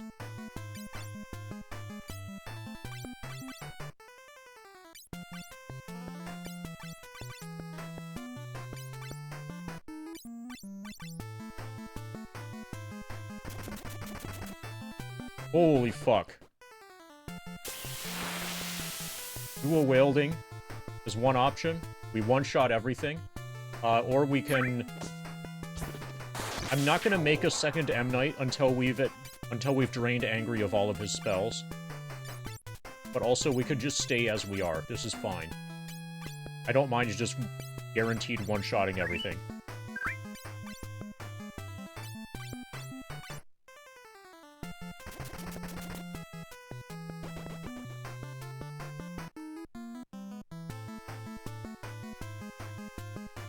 Yeah, I wonder if 256 is maximum attack power.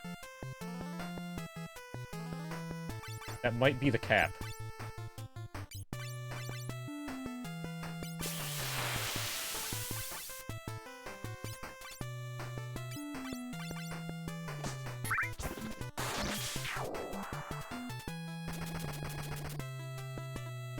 $3,000 damage.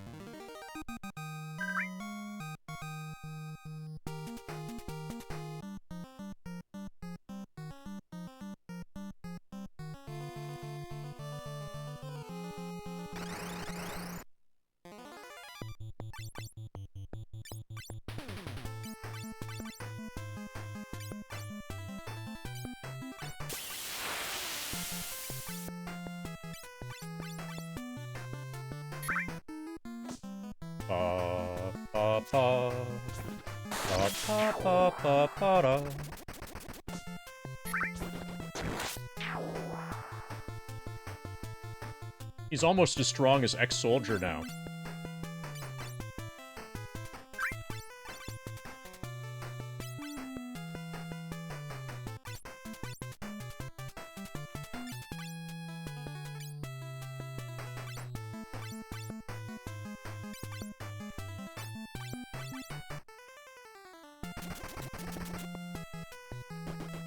$3,500 damage.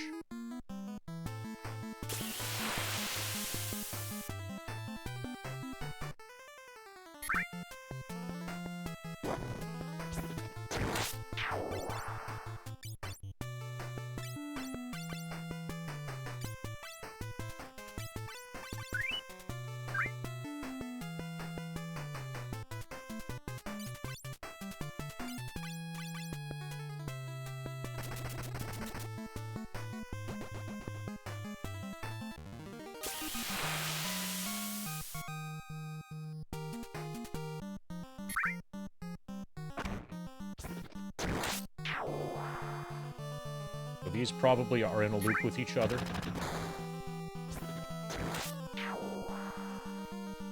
How was it reviewed at the time? Probably in magazines.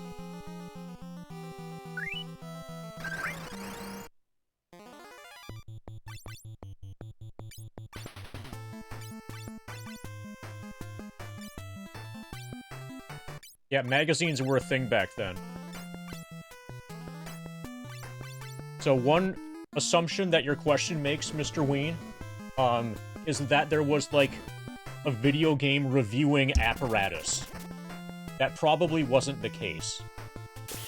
Like, these days we have things like, or, like, we used to have things like a GamePro.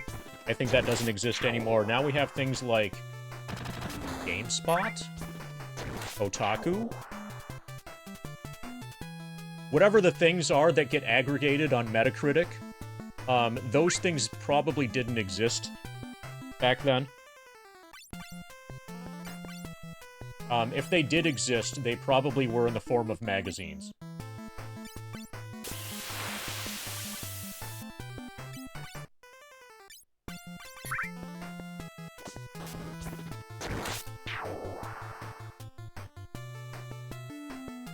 But, like, a massive video game industry wasn't around. Or, like, wasn't always around.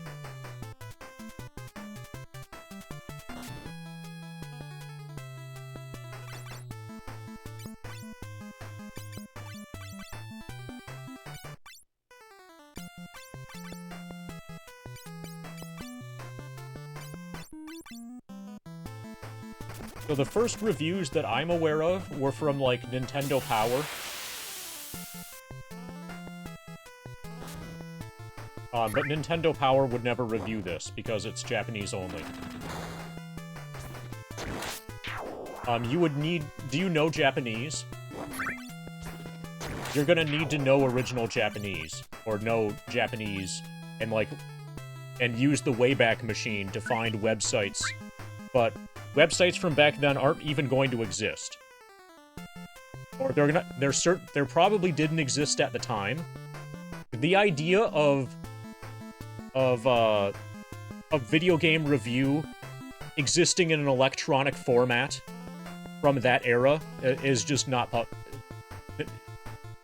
That never happened.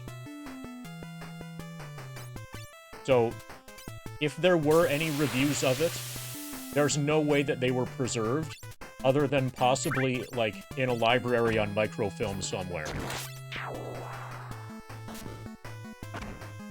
But in order to, you know, get into that microfilm, you're going to need to know Japanese, and probably find the library in person.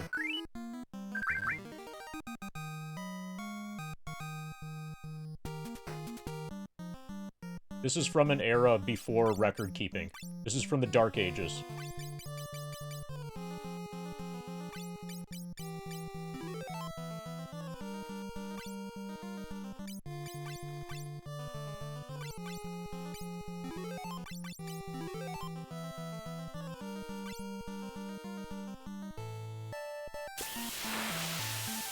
Cool hobby? Yeah. Look up microfilm of console RPG, or NES, no, Famicom console RPG, magazine reviews on microfilm in Japanese libraries. Yeah, as soon as you...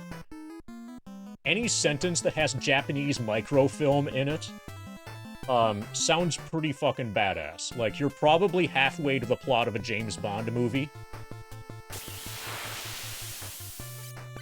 Even if all you're trying to do is find out if people liked FF3J.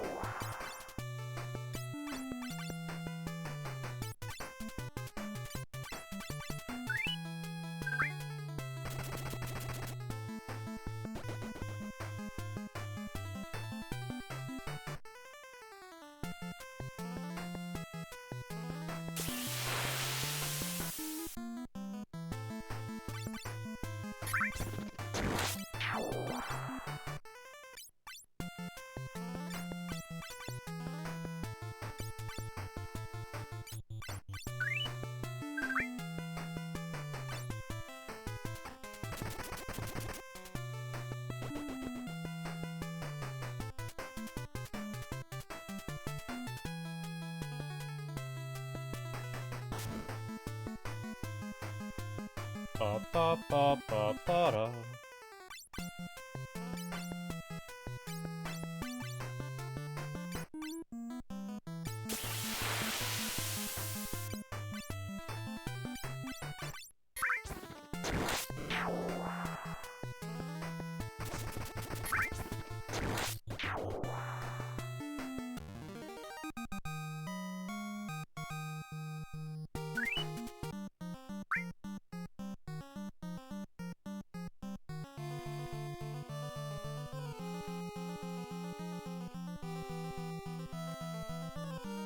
So far, this is the only path.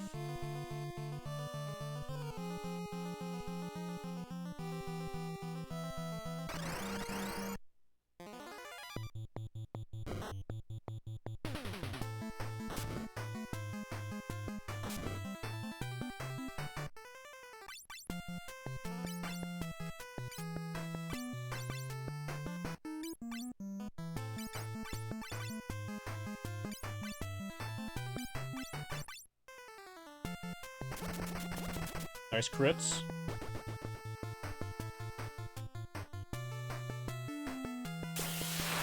Bada bada bada bada bada.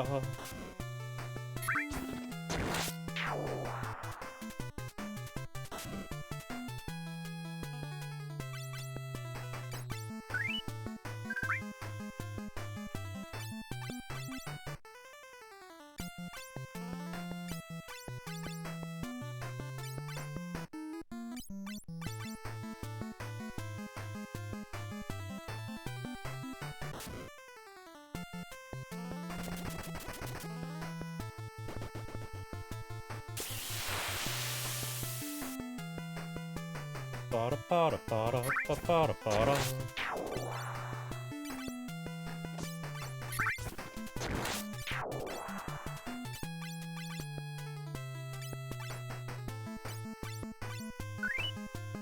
50,000 until we're done with the death level. The unending level. 81 to 82.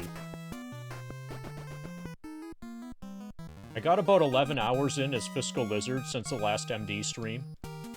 That's gone a long way towards turning the unending level into seeming more like a normal level.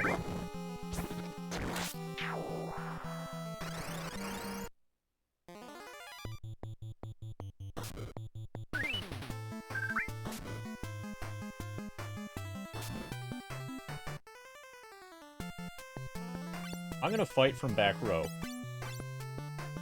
We're probably okay. Our attack power is so high. Okay, well then we miss.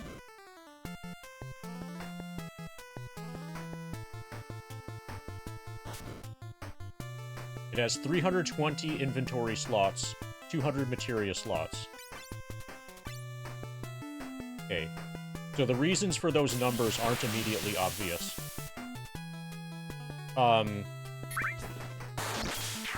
They might... So each materia slot, needs to be able to hold a fair amount of data because of the... It needs to, like... The specific amount of AP, in each materia needs to be remembered. In addition to that, you have, like, 8 party members or so by endgame, that can all have, in principle, 16 more materia. So there are 9 slots for other party members. So there's 144 more. In reality, it's about 350, 340 or so, total materia that the game is keeping track of. It's entirely possible that at that point they were starting to get to the limits of what they could fit in a single one-block save file.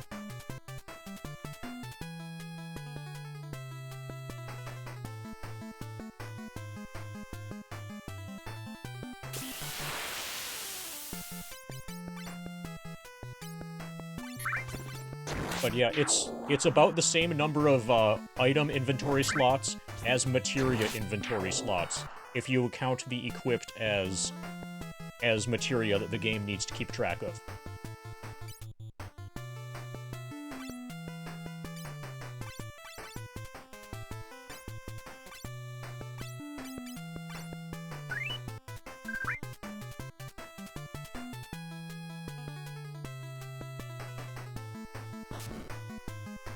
So what do the French people have to say about FF3J? Do they say a bunch of French stuff?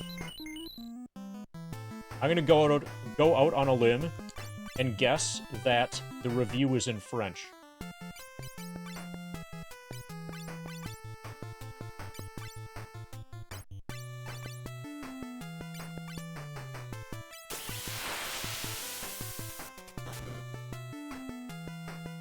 You didn't search each magazine for that? You mean you didn't scrutinize the microfilm? No, trying to link is just going to get you timed out. I think you'll be unsuccessful.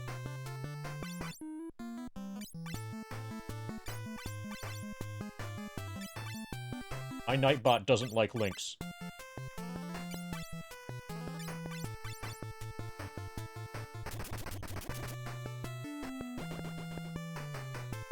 Alright, so Samney, is that French for I'm scrutinizing the microfilm?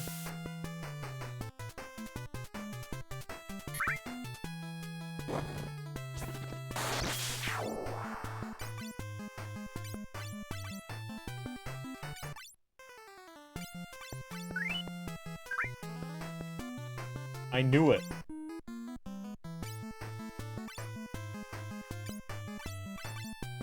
Okay, when your magazine has been abandoned, then you know it's not a very good magazine.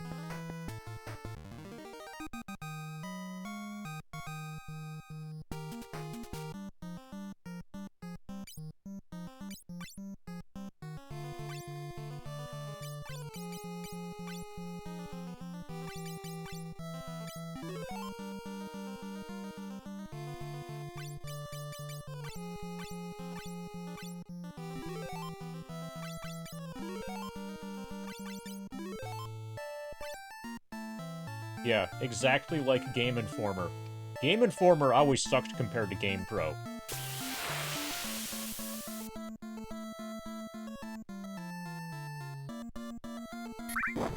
And by that, I mean, I'm just arbitrarily expressing an opinion based on no actual data.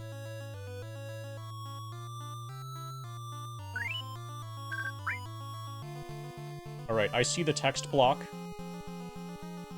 Dino's got a text block. I recorded you a mini video. I don't know if it will help much going forward, but I can somewhat control audio going from my headset to laptop, etc. You should be able to do that. Same, but misspelling of bear in mind. It will be desktop audio effectively.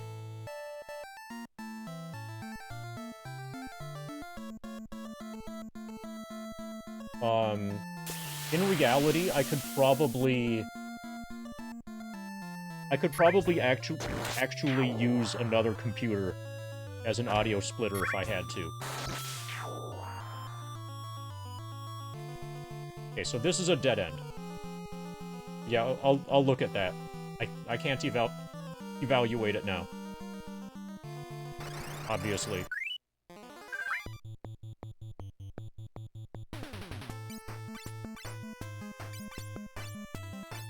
We forgot to reset rows. We lose a turn here and take a bunch of damage.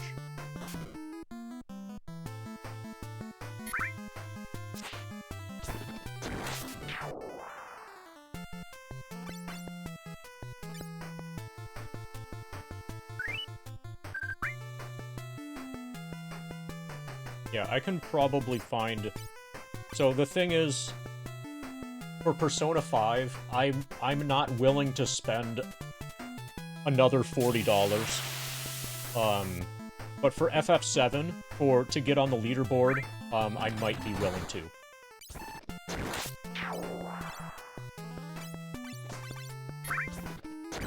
For Persona 5, for Persona 5 during the grind, I'm not willing to do a really complicated running everything through a second computer on the way to the streaming computer setup.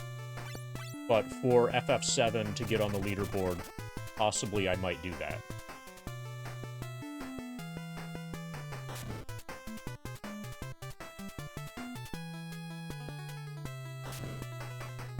No, Persona 5 is gonna happen. Samey. You just got here, right? You don't know the news? There's news about Persona 5. The audio problem with the PS4, is not solvable. But we found a workaround. The workaround is that we're no longer gonna play Persona 5 on PS4. Instead, we're going to emulate it, as a PS3 game. And that works just fine. So we'll have to start from the beginning again. But since I'm at basically the very beginning of the game anyway, it's not that big of a deal.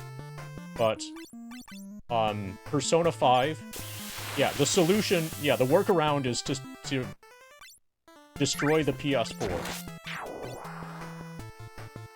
Persona 5 happens to be a PS3 game, and PS3 emulation is surprisingly good.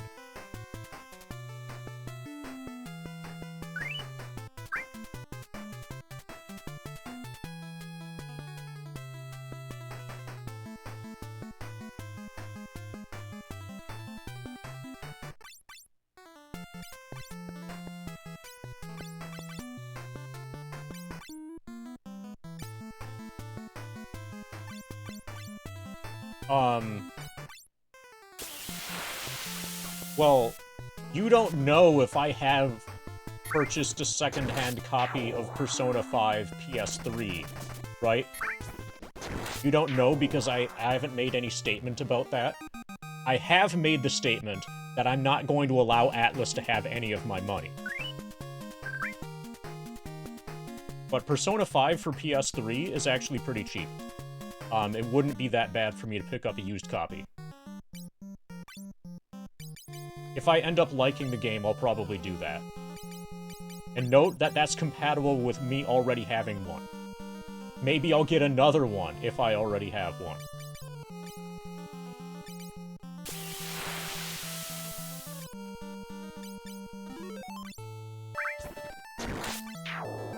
Hey, there are a lot of games that I have multiple copies of. Not just FF7.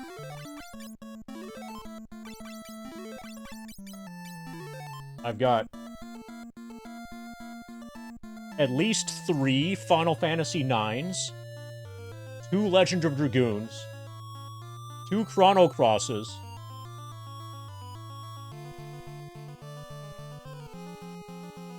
2 DDR Max 1s. I only have 1 Shadowgate.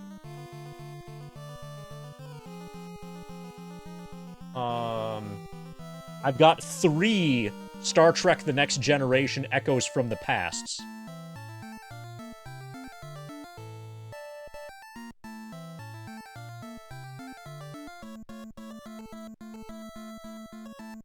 That's what immediately comes to mind for games that I have multiples of. Oh, and then there are probably some old PC games that I've got a few of.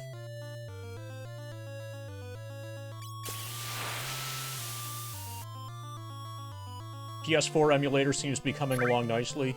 Last you've seen Bloodborne playthroughs look about as buggy as a AAA game about after 2 months of patches. So, we were discussing, why the PS4 has any value whatsoever, and all we could come up with was Bloodborne. But once PS4 emulation can handle Bloodborne, then there's no reason to have a PS4.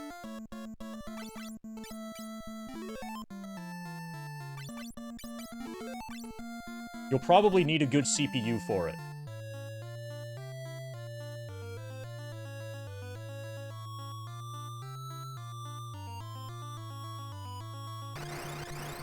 But you'll be happier with emulation than you'll be with a PS4.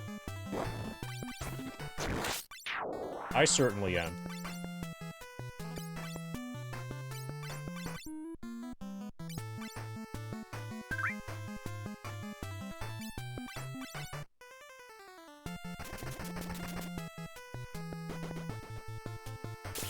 I'm not familiar with Knack. That's probably because it's a fantastic, life-changing game.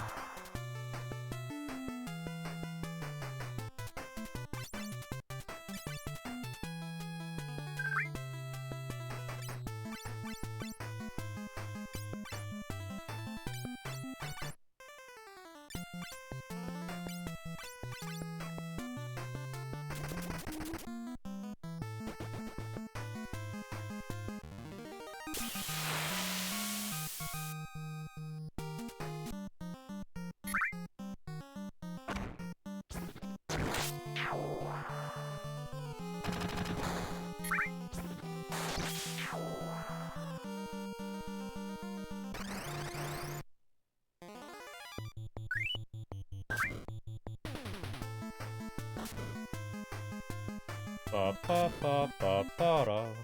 That's a lot of damage.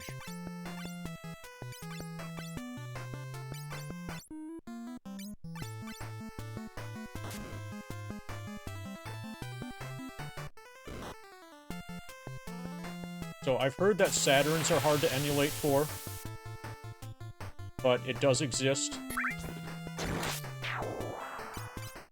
So besides PS4, PS3 emulators could use some actual work inside the actual... Yeah. So PS3 emulation depends heavily on the game. For most games, PS3 emulation is completely fine, and then for some games, it's just, like, not viable at all.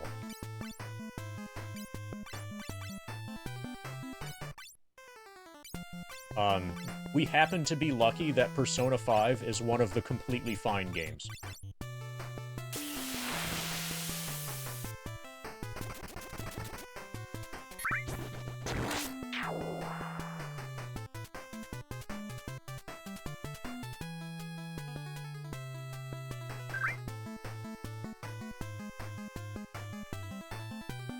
So for Xbox, Xboxes, my understanding is that they're all basically just, like, extremely standardized gaming PCs.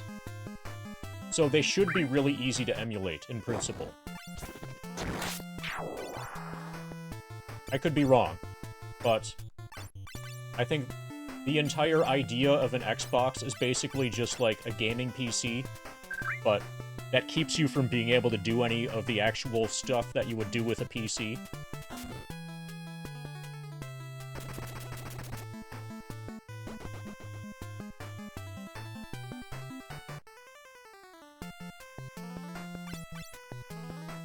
Yeah, and there's that. So they don't really have exclusives. Xbox Game Pass is on PC. So why would you even have an Xbox? Yeah, like, I don't even really consider... When I think about consoles, Xbox never occurs to me. It's never part of the equation in any way. I never imagined myself buying an Xbox. Because I have a computer. I ended up getting a PS4. That was for The Last of Us. And The Last of Us Part 2. Although now there's no reason to get a PS4 for those, because those are finally on PC.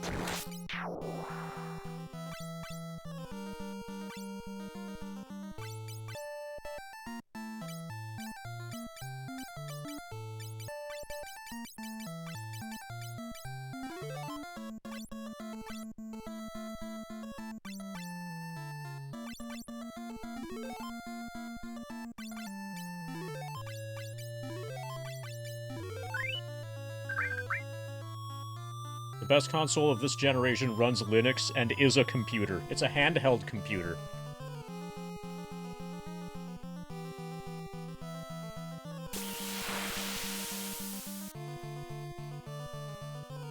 Yeah, and I've heard enough horror stories related to Xboxes that I kind of just don't want one. Because they're... So I don't know which models are the ones that die, but some of them are just, like, designed to, like, reach a guaranteed failure point because they're constantly overheating. Yeah, the Ring of Death.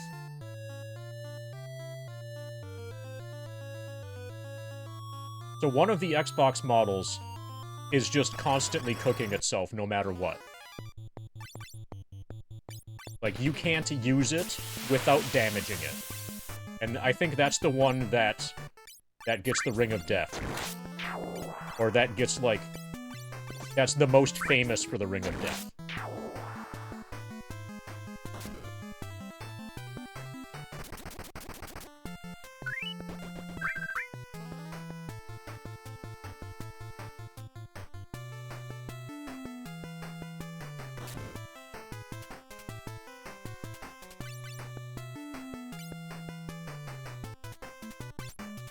Yeah, and my understanding is that the main reason for the Ring of Death is because you've overheated your GPU.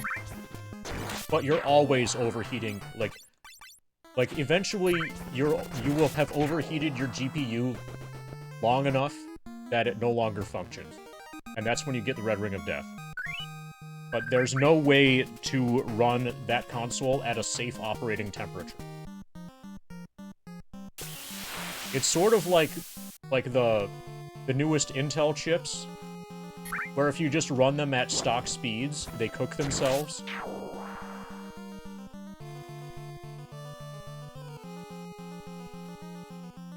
Like the 13th and 14th gen Intel. Yeah, so maybe if you water-cooled your Xbox, it could be okay. If you started with one that was new, and then you water-cooled it, you probably would be okay.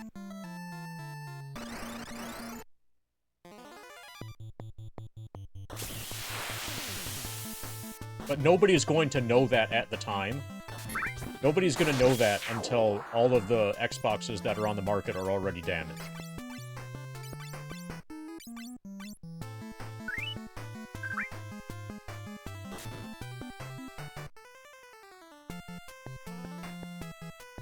And if you're going to go as far as water cooling an Xbox, you probably have a PC. That's way better than an Xbox anyway.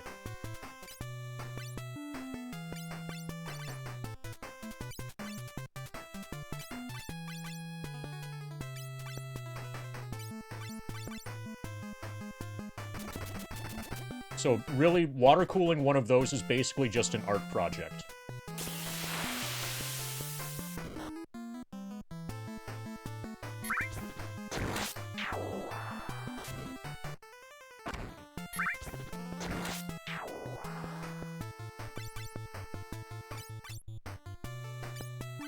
Yeah. Well, at that point, you should also have the case be made out of glass, and you should make a YouTube video about you making the modded thing. And then the money that you'll make off of the ad revenue from that YouTube video might pay for your water cooling equipment.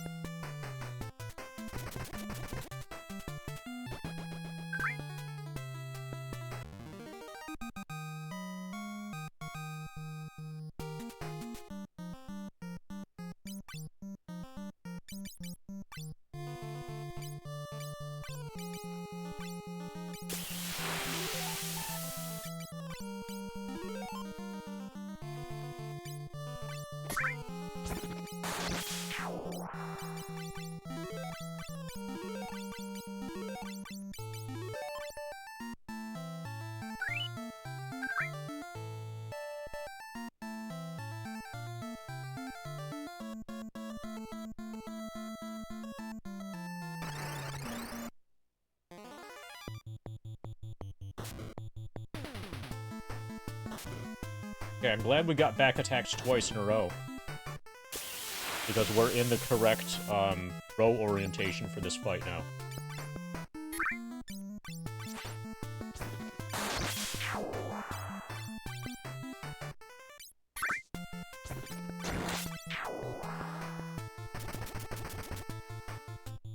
Ba, ba, ba, ba.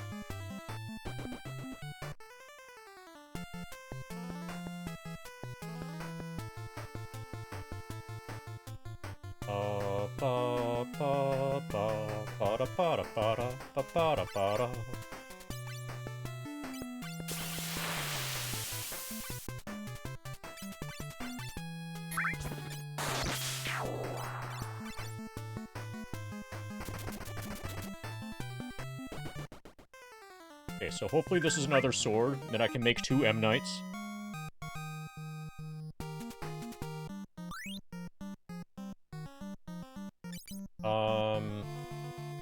It's armor. So I could have 2 M Knights that each have 1 weapon. Agility 5. Okay, that's good defense. Yeah, I'll do that. Or I'll do that. I'm gonna purposefully run Angry out of magic. He's already out of Quake, but...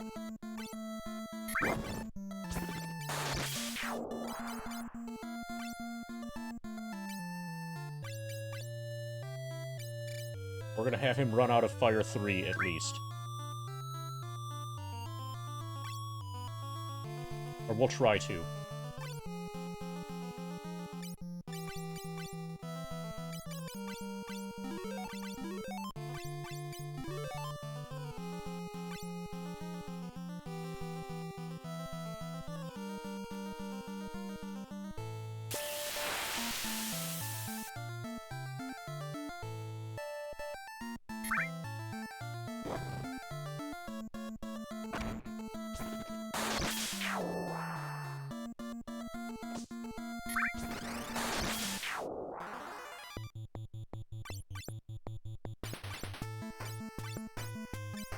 Okay, so a fight like this...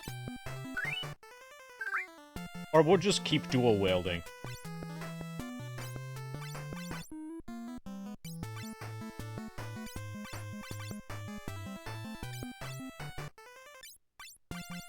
Having a second M Knight wouldn't really help much. It's probably not worth the hassle.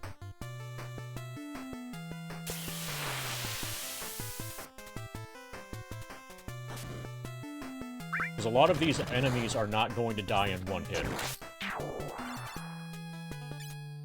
One hit from one sword.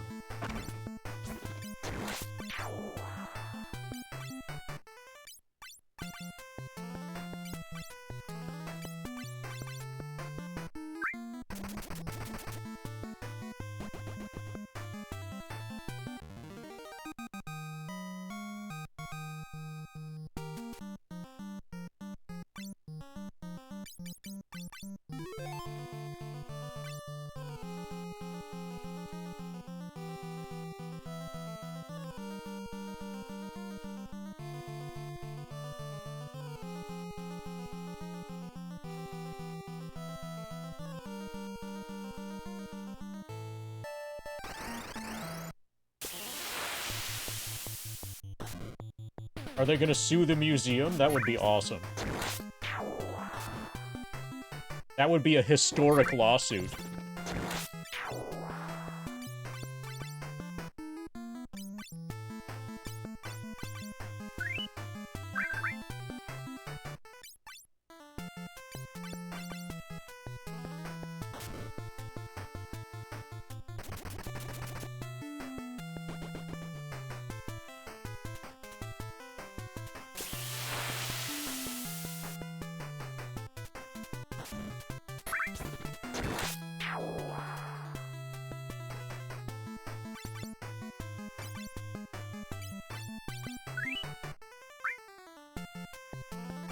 I actually would not be surprised if Nintendo did.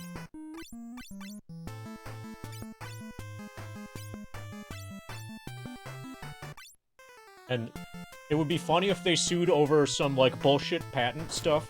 So, like, apparently...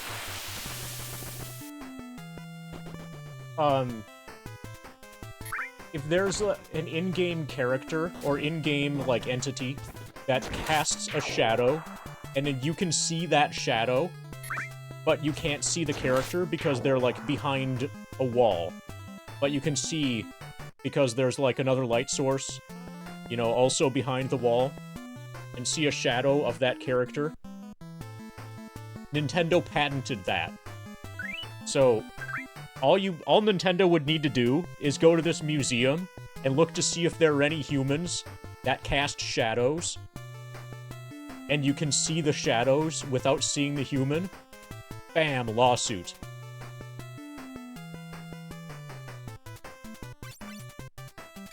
If you're casting a shadow, you are subject to being sued, because the idea that somebody could see your shadow is among the things that Nintendo has patented.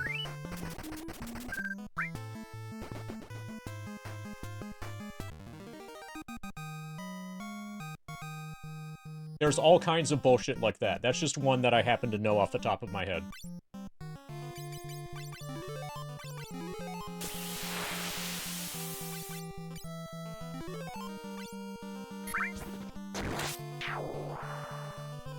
That would be really funny. That would be awesome. And I wouldn't feel bad for Nintendo whatsoever.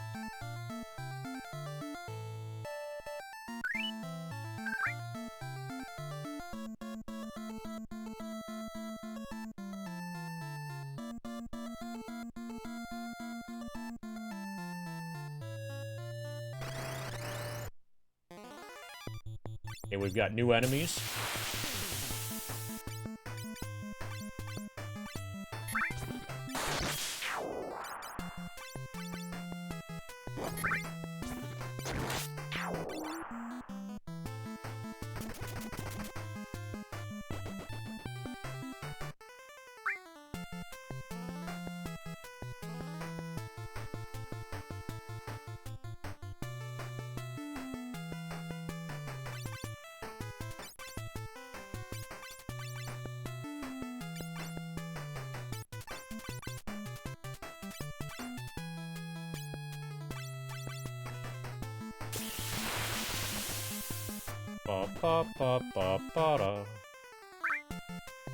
By the way, Nintendo proved that it's profitable to make Switch emulators.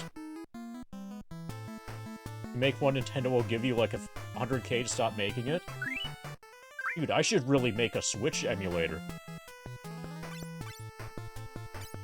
Will they give me money if I just threaten to make a Switch emulator, or do I need to actually make progress on it? Can I take somebody else's Switch emulator and say that it's mine? And that I'm making it?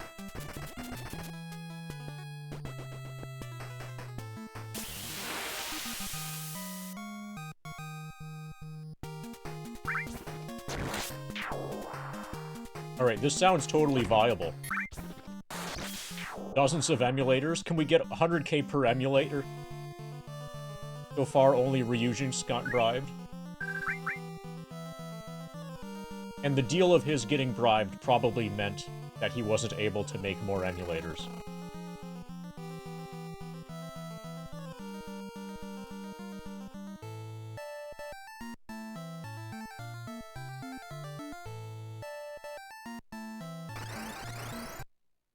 Okay, this feels like the first floor.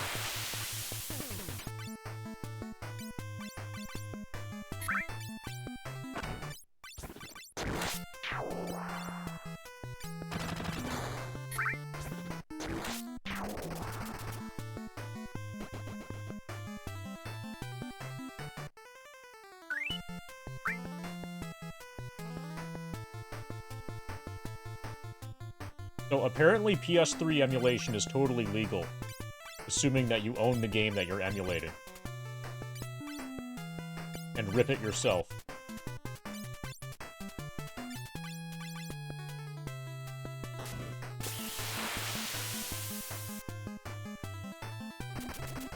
So that's nice.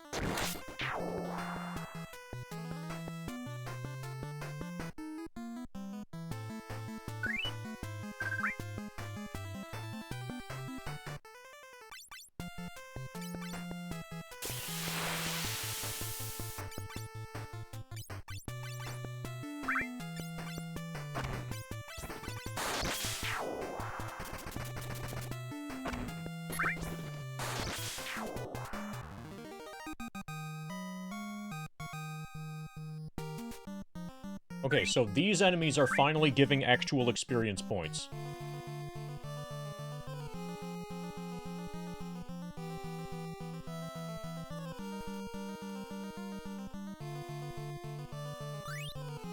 And Genji helmet. Hey, Vampirus.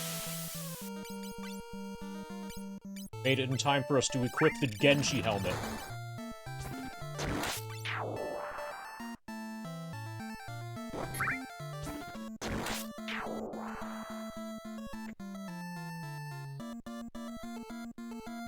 Yeah, basically, I don't really see myself doing any modern gaming.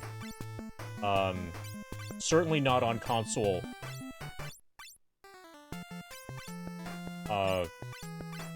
If physical media no longer exists. If there was some way that your digital media could be preserved and, like, not stolen from you remotely, that wouldn't be so bad.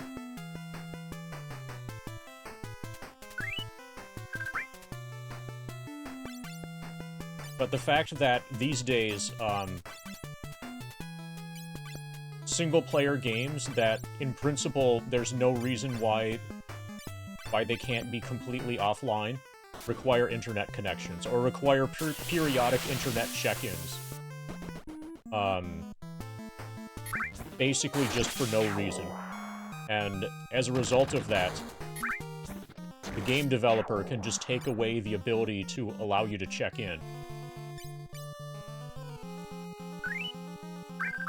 Oh yeah, you also apparently need to have accounts everywhere.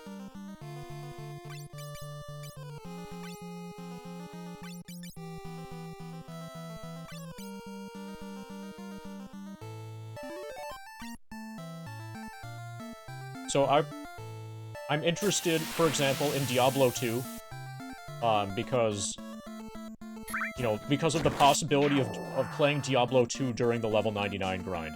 And it turns out, so Diablo 2 is a game from, like, the year 2000, roughly.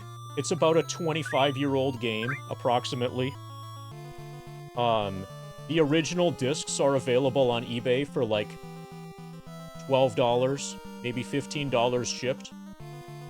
But to buy it from Blizzard is $40. And if you buy it from Blizzard, you don't have any kind of physical.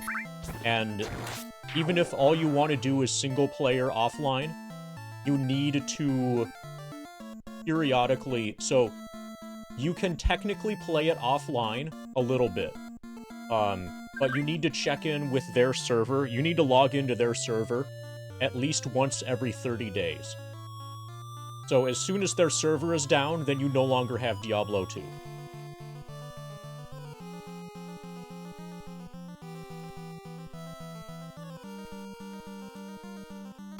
So the solutions basically involve getting a set of original discs, which never needed an internet connection in the first place, and then working off of those. I've played Diablo 1, and I probably still have the discs for it. I think I have the discs for it over there, like, with my Baldur's Gate discs and stuff. But I've definitely played Diablo 1.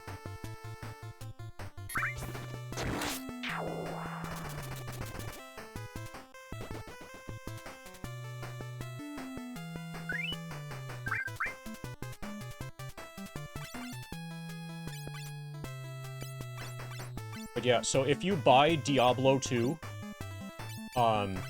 or Diablo 2 Resurrected,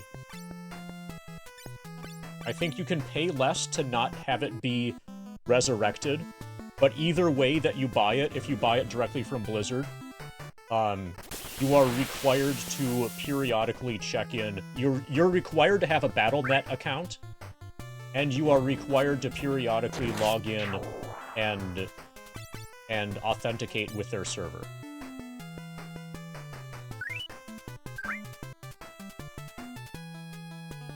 So I know where I have my discs with expansions somewhere. That somewhere is eBay. eBay stores a lot of my video games for me.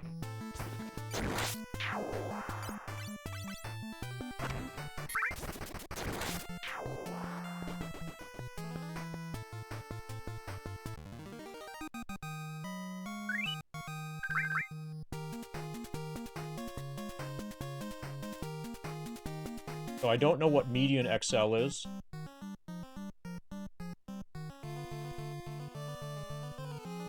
Okay, so the staircase in the middle here. Okay, those two on the right probably link with each other.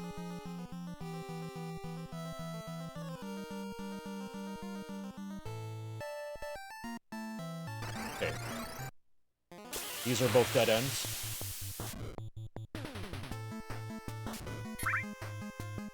Ba ba ba ba ba da.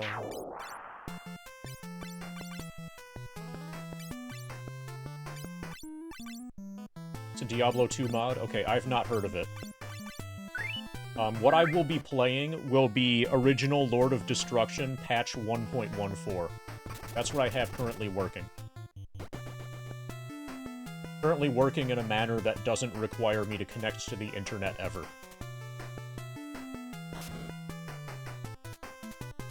I'll only be playing single player, obviously, but that's all I want to play, so that's fine.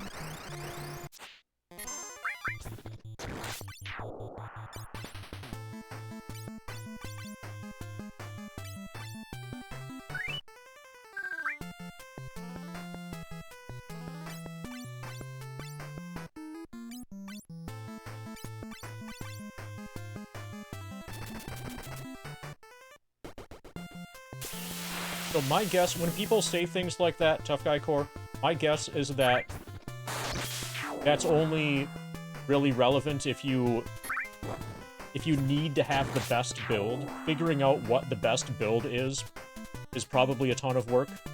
Or if you're playing player versus player, and you need to be able to beat what, you know, the opposing human best builds, then it's probably a lot of work. But I would guess that for most people, they could just play the game and just take whatever abilities, you know, sound cool and, you know, look cool, and probably be completely happy with it. Okay, Samney is disagreeing with me. So in order to just make progress in the base game... So are there only a few builds, or a limited number of builds that are viable?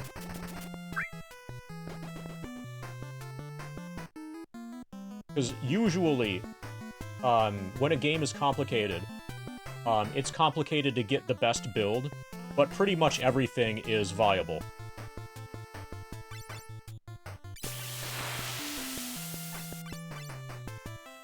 Like, it's really hard to totally screw yourself over. So you could screw yourself over, in a manner of, like, not being as powerful as you otherwise could be. But I'm skeptical that you can screw yourself over, to the point of, like, making the game actually impossible.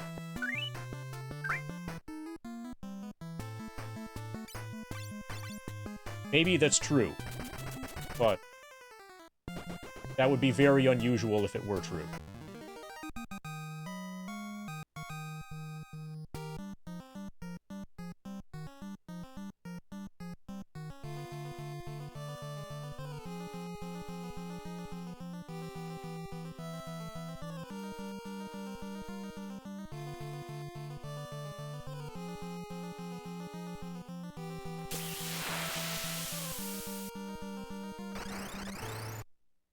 So for a while, I didn't want to play Icewind Dale 2, because I didn't want to learn... So I know Dungeons & Dragons, I know Dungeons & Dragons 1st Edition, I know Dungeons & Dragons 2nd Edition, but I never learned Dungeons & Dragons 3rd Edition.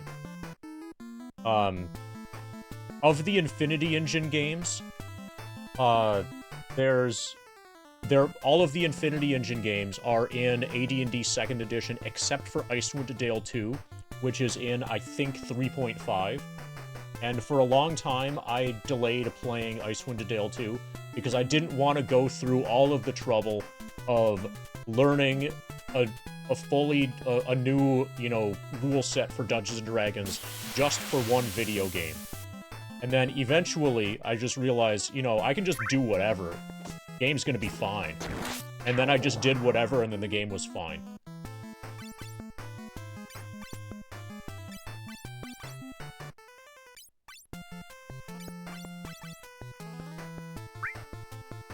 Okay, so you can always respec. If you do a self-build, there's a 99% chance you will respec. Want to beat the final bosses. Okay. But you can make it to endgame on a self-build. Can you realistically, reasonably make it to endgame on a blind playthrough self-build?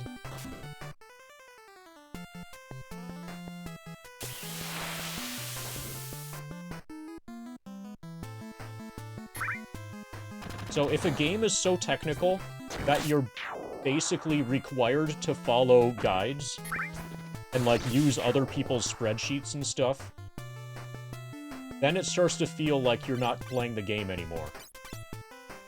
And that you're following instructions from afar. Like the internet is backseating you.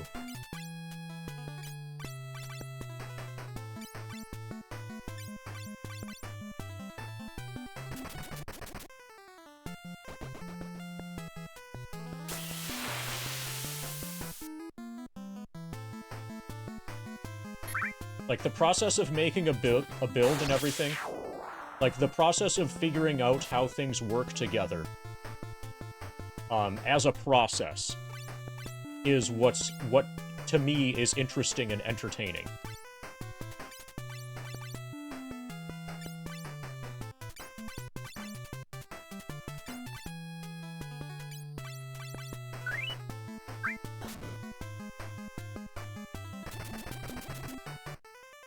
So, if you're required to effectively follow a build guide, that takes away the...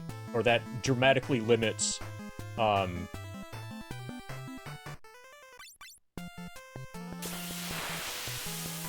dramatically limits the,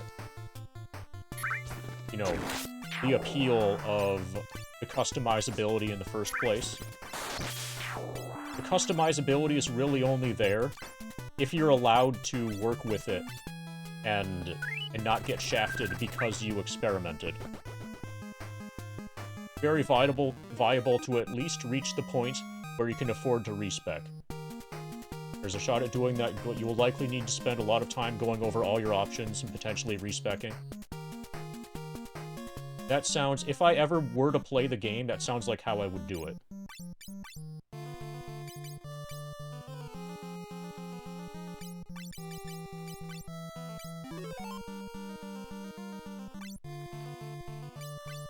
And I would know going in that we're probably going to respec a bit. So typically, so it's actually pretty normal in RPGs, where you start out, you make a character, and you don't know anything about the system, and then you play for like 20 hours, 25 hours, and then look at your character build, and then you're like, what the fuck was I thinking? And then, you know, based off of the first 25 hours or so of gameplay, then you can, you know, build something reasonable.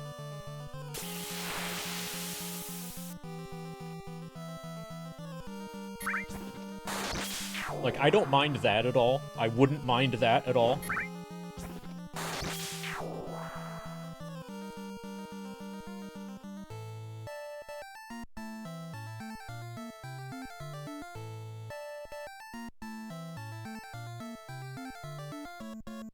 We've got another branching point.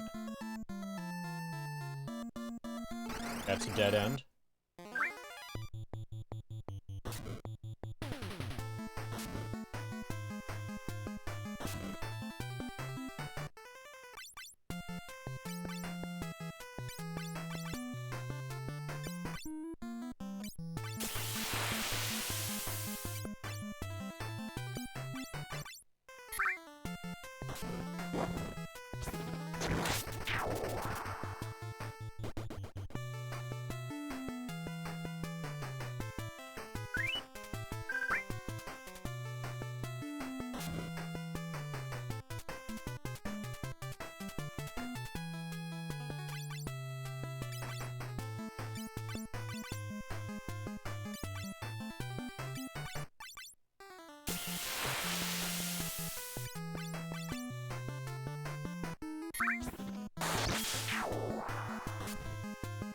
Pa pa pa pa pa da.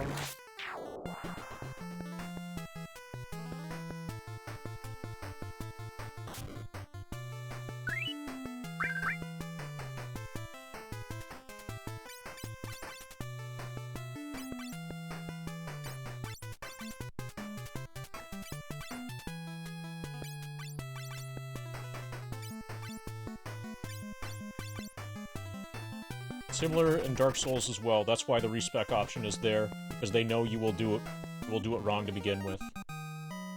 Damney says, but I actually do recommend not using a build guide. Build guide will get you through the game, but you'll never learn why you got through the game. Yeah, so there are a lot of people who are going to end up in that situation.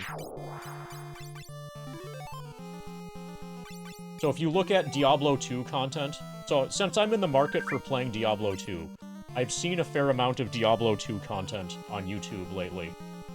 And there are build guides that, like, say exactly what to do and exactly where to put your points in, what skill tree things in what exact order and everything. And then it feels like if you were to follow that, that basically it would end up being the person who wrote the guide is the person who's playing the game, as opposed to you, the player.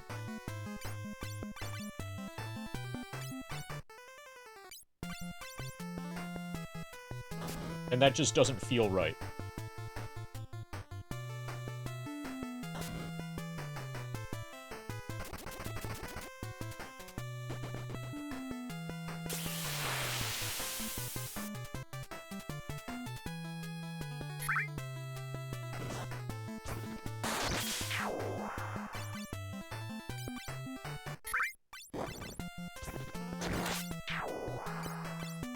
I don't know if I've ever actually followed a build guide for any game.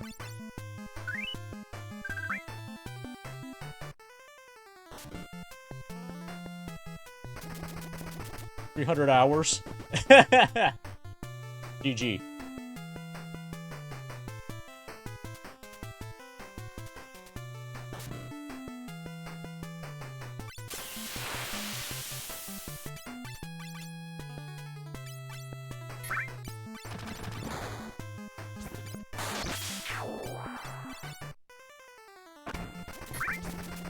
Okay, yeah, that sounds a lot better, Origo. That sounds like it's less certain that you will get stuck.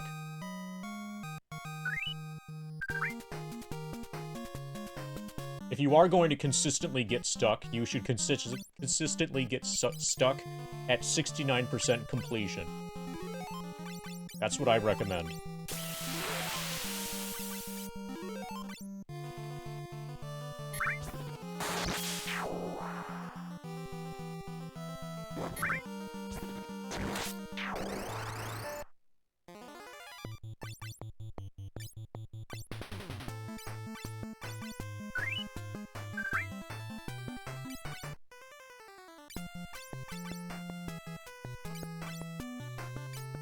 Yeah, Path of Exile.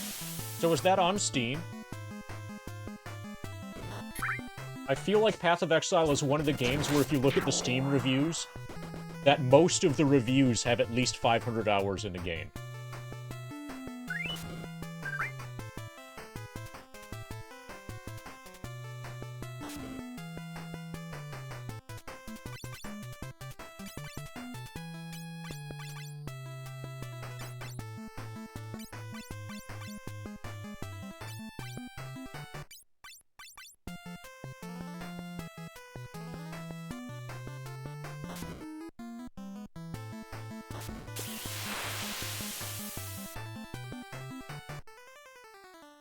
You got 10,000 hours in Dota 2. Well, at least you know to draw the line somewhere.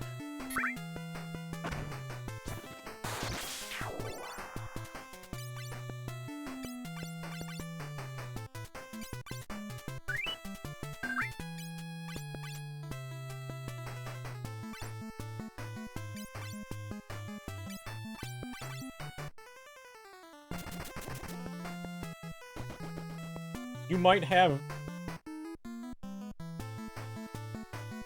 So, at one point somebody was asking me to estimate, or to try to estimate how much time I have in FF7. My best answer, my best guess, was probably over 15K.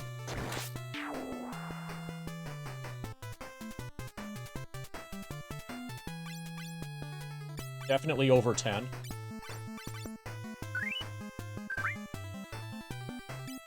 But probably not. Not definitely not, but probably not over 20.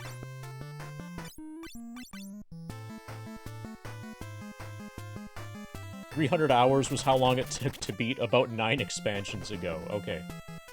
Oh, and then once you finish Path of Exile, then you've got Path of Exile 2, right? Isn't there a sequel? Or there's going to be a sequel?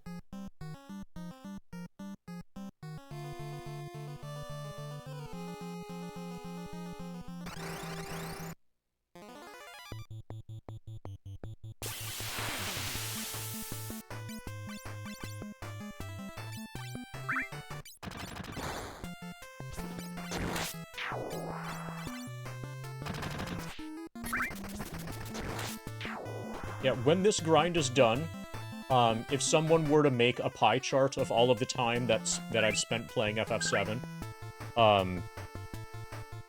the grind, the level 99 pre-reactor grind, would be a pretty narrow slice of that pie.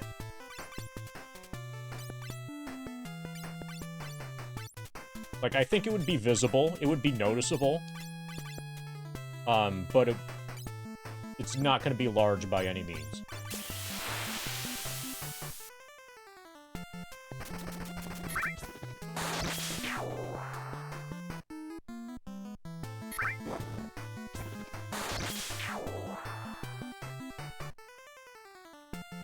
So, is PoE 2 out yet?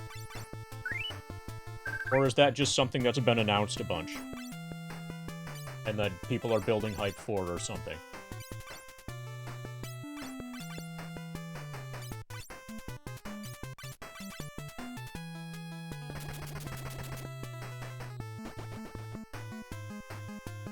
They've had playtests, beta starts really soon? Okay.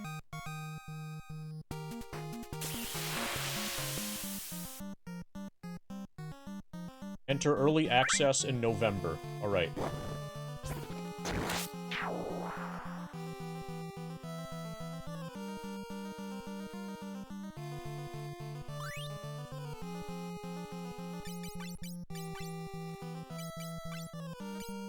Okay, we're fully equipped.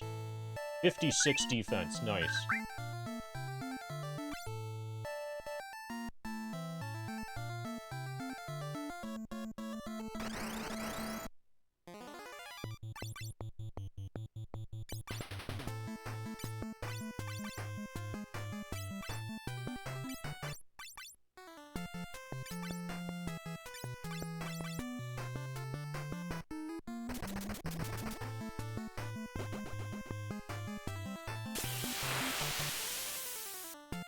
That's crazy. Imagine being feature complete.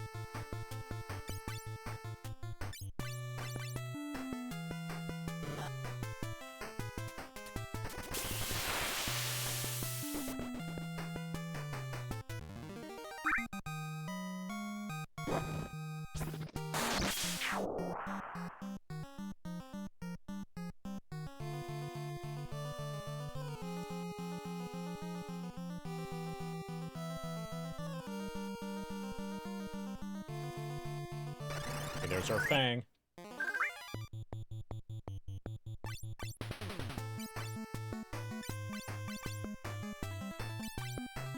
looks like we're at the end of the dungeon.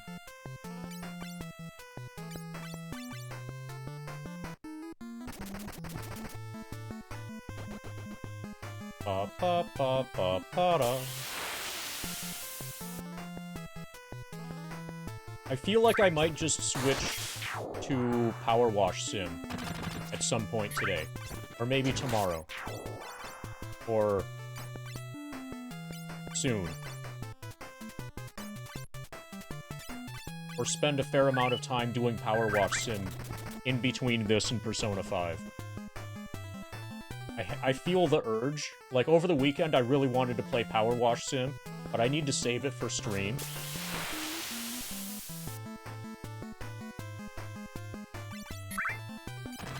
But, like, currently I'm stuck in this FF3J playthrough.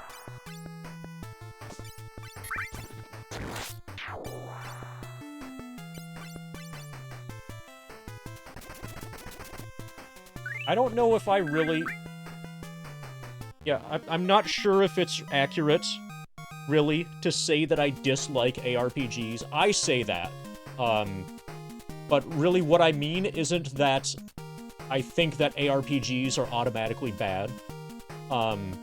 Mostly what I dislike is the idea that, like, you spin and, like, a bunch of particle effects are all over the place, and there are a bunch of numbers popping up all over the place, and, like, fields of enemies just kind of die simultaneously, and then the gameplay is a matter of seeing that, okay, this is the spot that I'm gonna have to stand so that the attack doesn't hit me, and then you go stand in that spot, and then the attack happens, and then you go back to, like, doing the spin thing. Like, there's a bunch of, like, visual, like, puke on the screen at all times. And that I dislike. This is in contrast to the original Diablo. So the original Diablo doesn't have anything like what I'd mentioned. The original Diablo, you're fighting enemies, and you're actually, like, fighting them. And it isn't just, like, the screen covered with numbers and floods of, the equivalent of, Star Wars Extended Edition filling up the screen with crap for no reason. But when I see modern ARPGs, when I look at, like, any Diablo 4 stuff, it's basically just the screen being filled up with crap. And that has no appeal to me whatsoever. So with that being, like, the standard, then it's simplest for me to just say that I dislike ARPGs.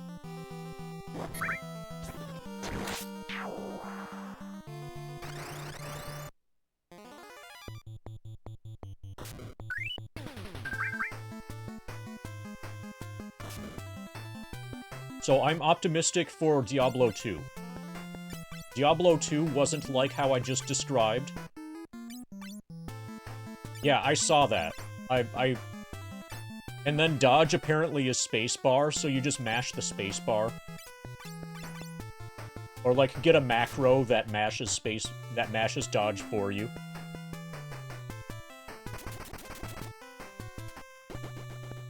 But yeah, I'm aware of that build.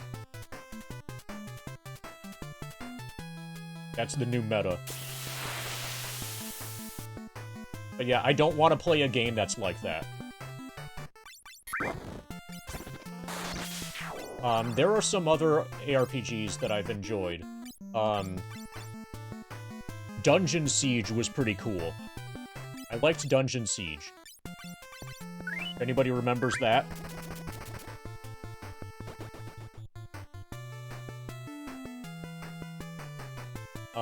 Dungeon Siege 2 was also decent. And then Dungeon Siege 3 is a completely different game engine and, like, different feel. But the first two Dungeon Sieges were good.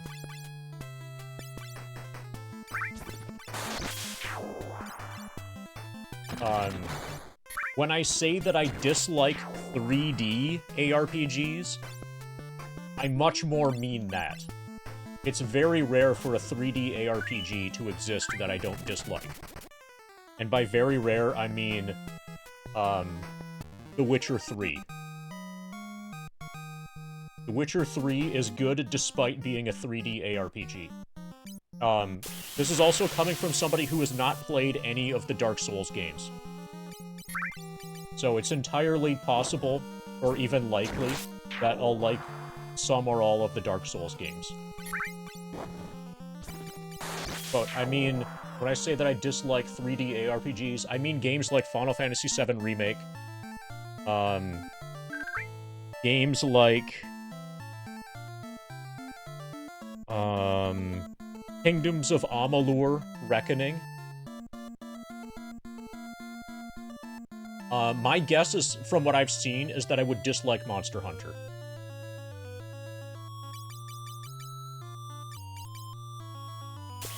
Or I would at least need to play some Souls-like games in order to get into the right mindset to be able to fairly evaluate Monster.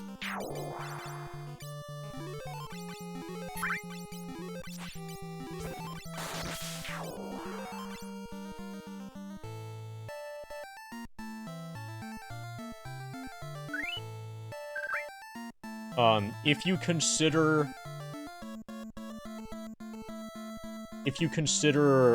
what is it?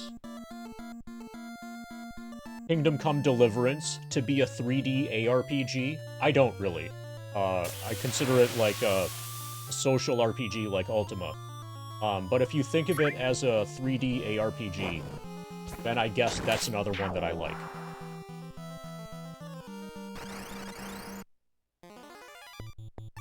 But I never learned how to do hand-to-hand combat. I killed basically everything with bow and arrow. And, like, kept my distance from everything.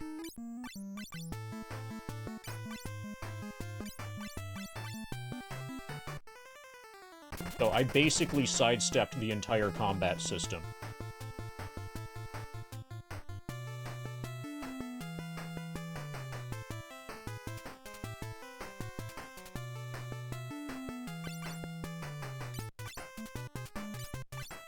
But, Kingdom Come Deliverance's combat is extremely unique and probably doesn't really fit, doesn't very well fit the definition, or the standard accepted definition of 3D ARPG.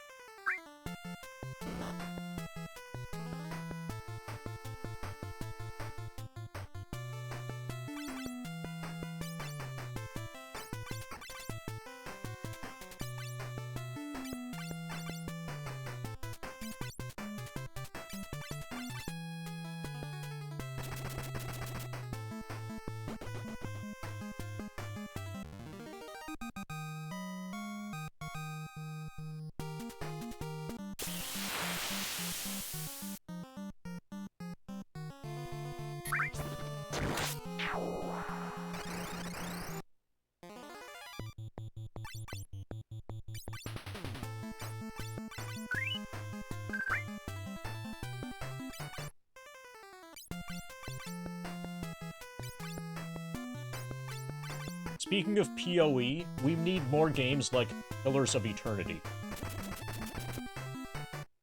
Probably Baldur's Gate 3 is one of those games. I need to play Baldur's Gate 3. I have it.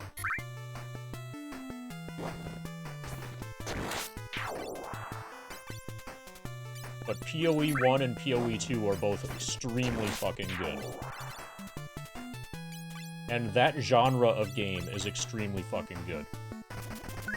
Basically, those are modern Infinity Engine games.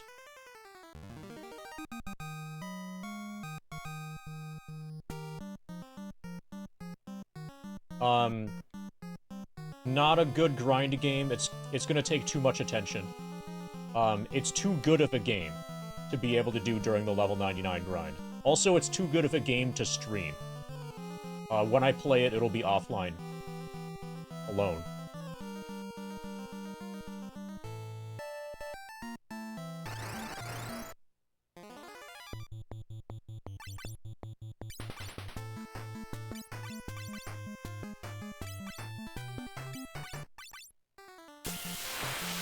Yeah.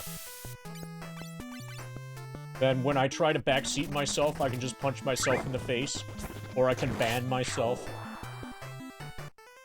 You know, that can be my own problem.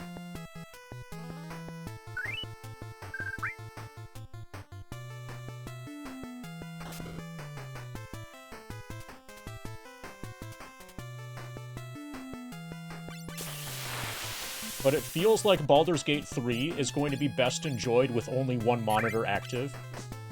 And without... Like, it... My impression is that's the kind of game that you could really get immersed in, and those sort of games, really don't lend themselves well for streaming, because it's kind of impossible to get immersed while streaming.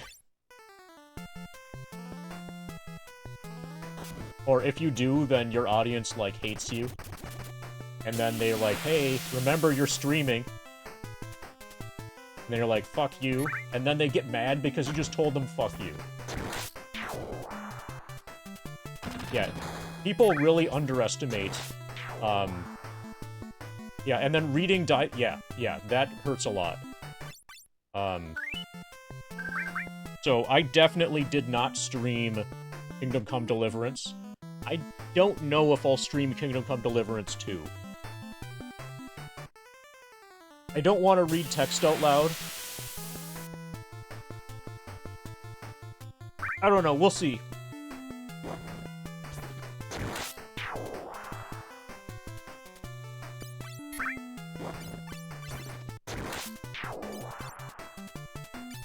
I was leaning towards streaming Kingdom Come Deliverance 2,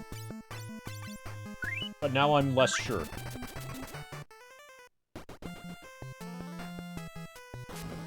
Or maybe if I do stream it, it might just be on Fiscal Lizard. And then I'll just not have chat visible to me. And then if you want to just watch me play it, then you could. That's a nice compromise. Yeah, but... Baldur's Gate 3, the reading isn't really a thing, they're all voice acted.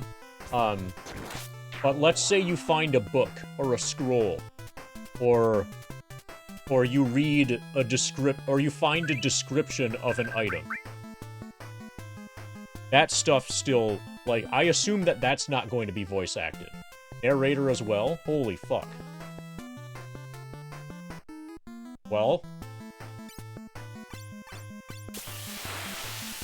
that means, I guess, I just don't have to read to myself.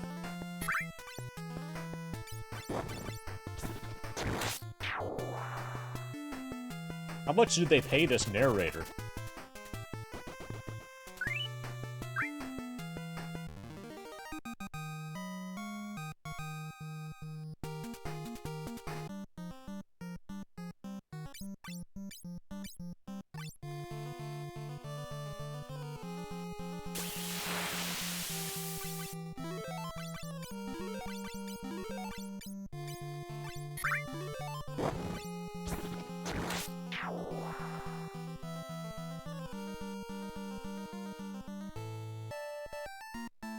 So guys, is the stream sufficiently blue?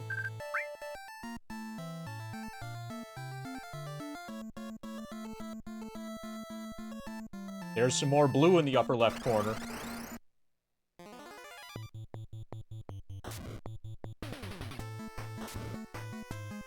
Needs more blue. Needs a blue hoodie, right?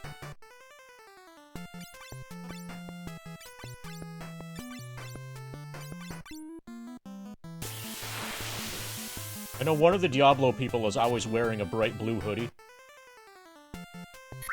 Darth Microtransaction has a dark blue hoodie.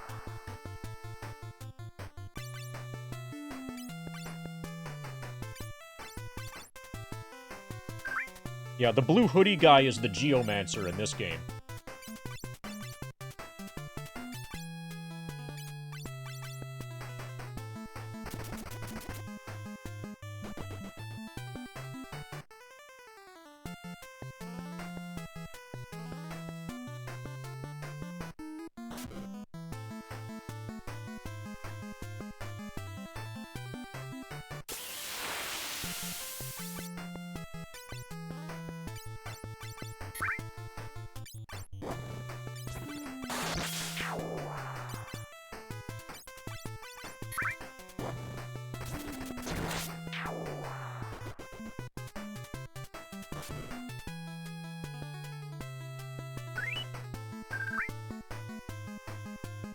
Pa pa pa pa pa da.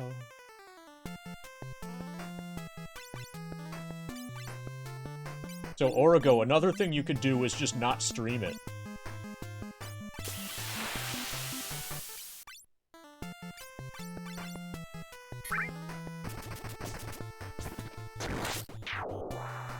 Not streaming video games is awesome.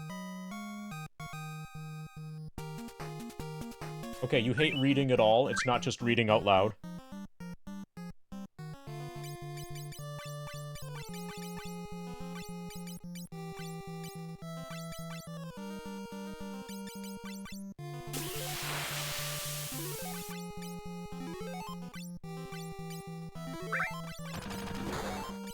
It's interesting to see, a lot of times people will see, like, you know, Twitch, and they'll think, that looks really fun. I should do that. I would love to, you know, stream speedruns of Final Fantasy VII, or stream 100% speedruns of Final Fantasy VII.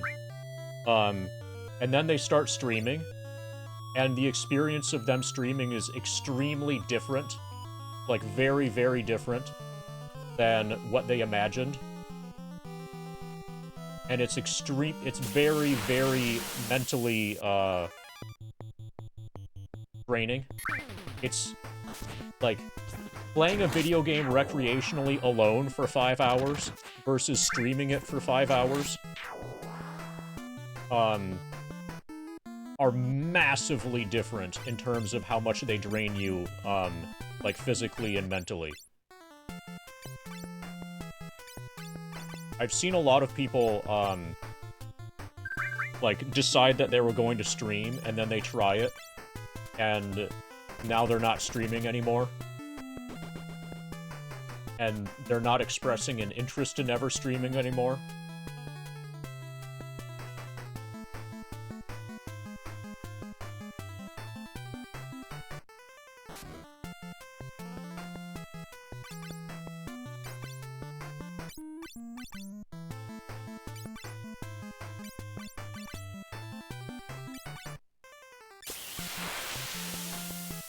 Okay, so it feels like we're at the end of this dungeon. The remaining question is, will we have a boss fight?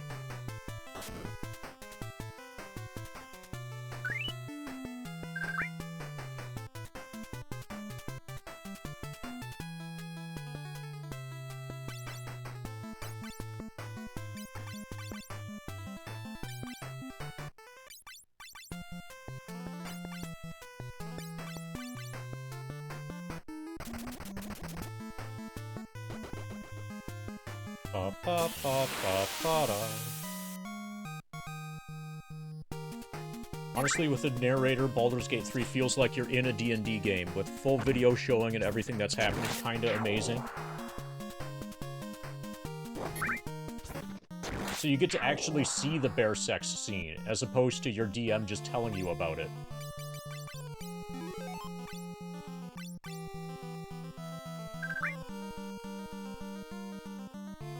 You ever streamed, it would definitely be as a VTuber. Yeah, that's one approach. Alright, are we gonna get a boss fight? It's the Earth Fang. Who dares break this seal, which has lasted so long? Hey, Hecaton. Are you having a heckin' good time?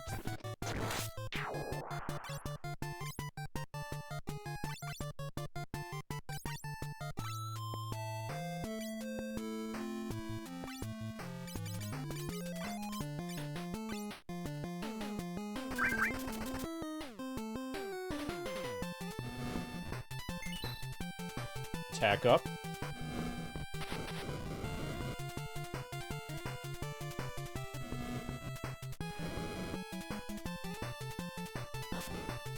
Ouch.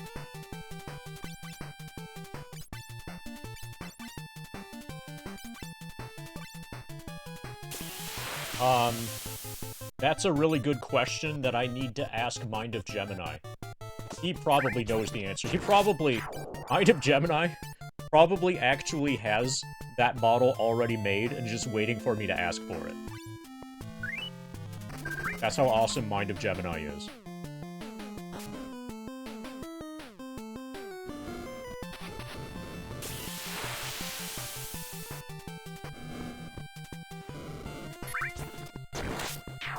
Right, good fight. Okay. You've seen 2 streamers turn into VTubers and lose over half their viewers.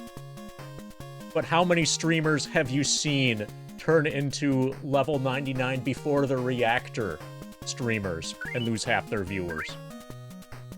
Only 1.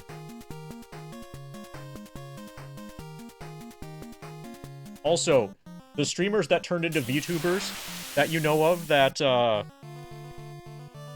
lost half their viewers, did they turn into Highland cows? Or did they turn into something that's not Highland cows? Because I think I know the problem. I would be watching... they would have gained me as a viewer if they became Highland cows. Alright, now, back to Dorga's house. Dorga and Une are waiting.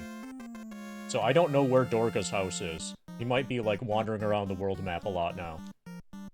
I think we can get out of here with the exit spell.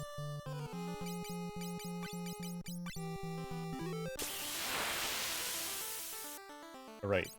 Dungeon complete.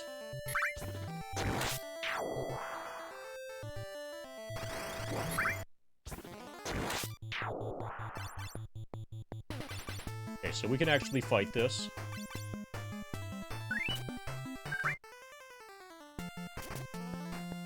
Nice. It didn't split and become another Vulcan.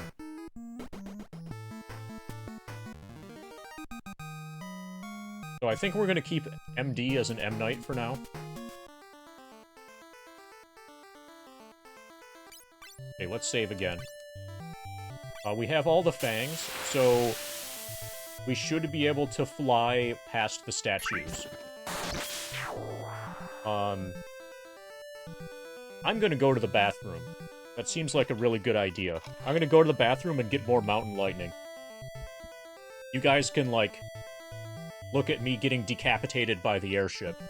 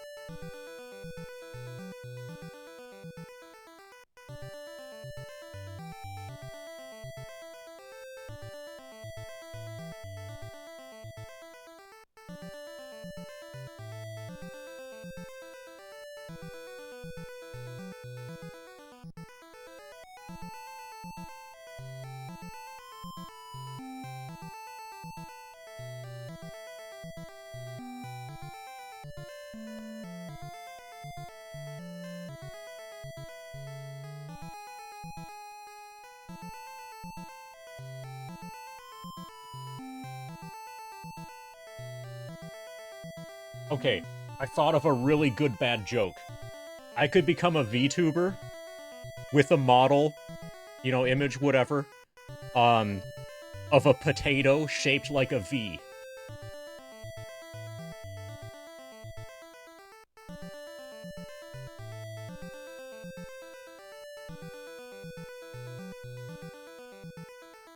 Once you get it, you'll laugh.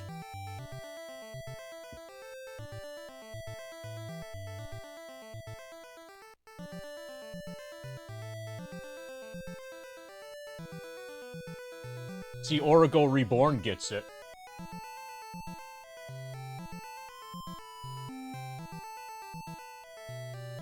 Do you want to explain the joke to everybody, Origo Reborn? You feel like you're up to the task? Okay, so we are at 54.72%.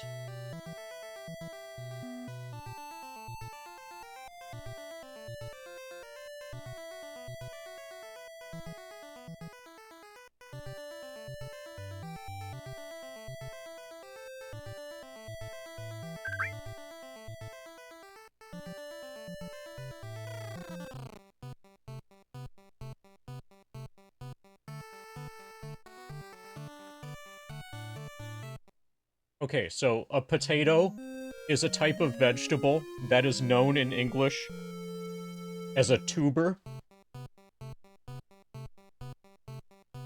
And then one that's shaped like a V would be a VTuber. Do you get it yet? Really funny.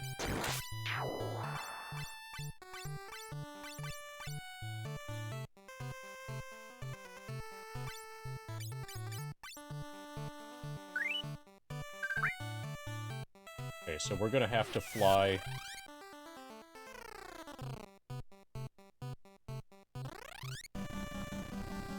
Gonna have to navigate out of this again. Hey, Leadhead. Leadhead, you get it, right?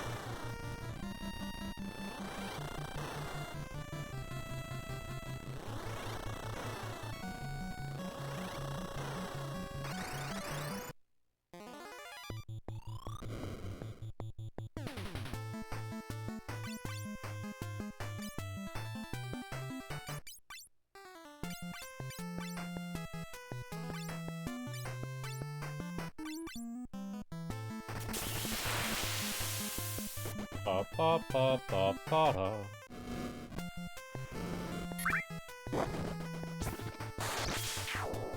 We can actually just we can spam Quake.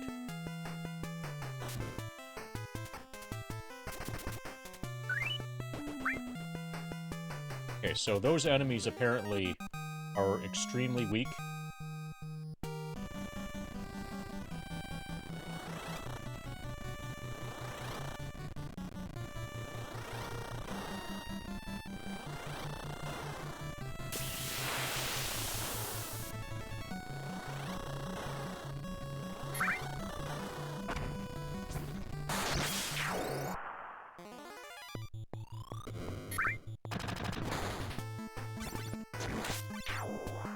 Pa pa pa pa pa da.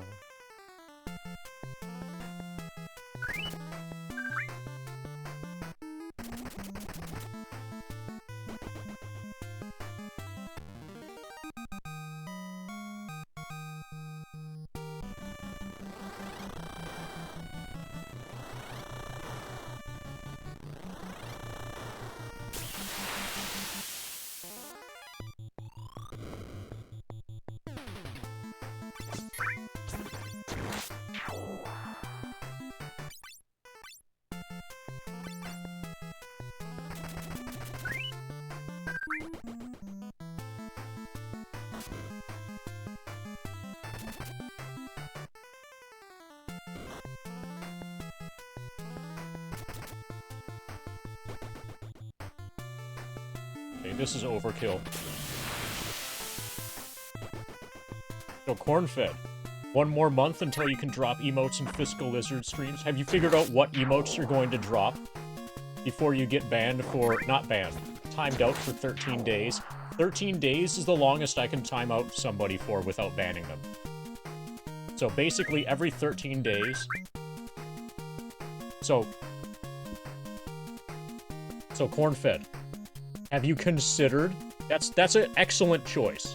But have you considered... that? Boy. Bulbasaur. Bulbasaur is a different thing. Bulbasaur would get me in trouble.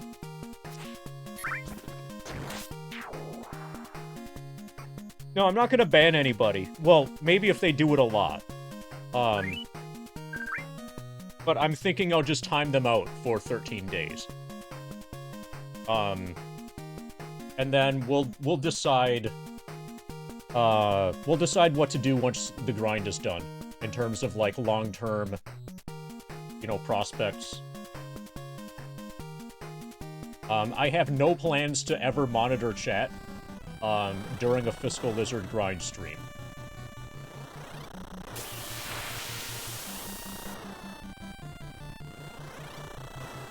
So I don't want to do anything that gives anybody the expectation that I might be, like, reading what they say.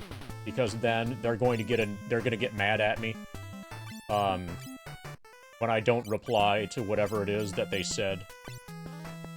I didn't see it.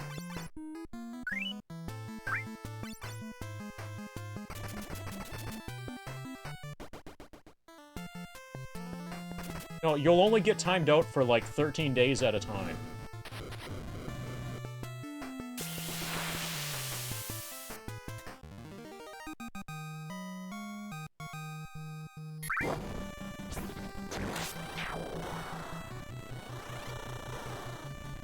Oh, yeah.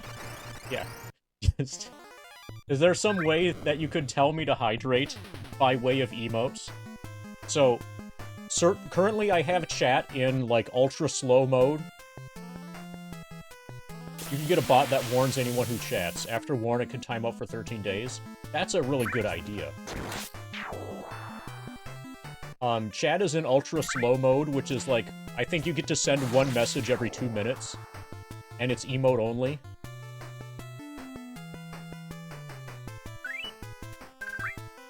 That's as shut down as I can possibly have it.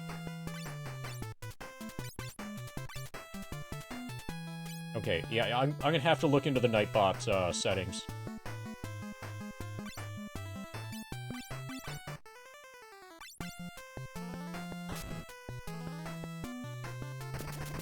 Or,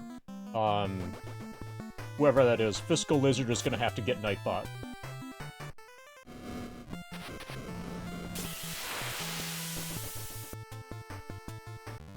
Currently, Fiscal Lizard doesn't have a bot. Fiscal Lizard doesn't even have any mods.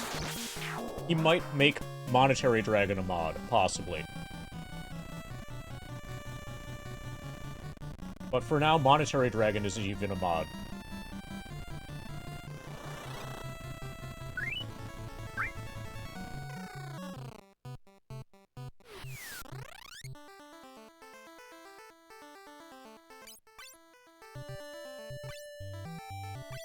Okay. We're gonna go back in here. We're gonna sleep.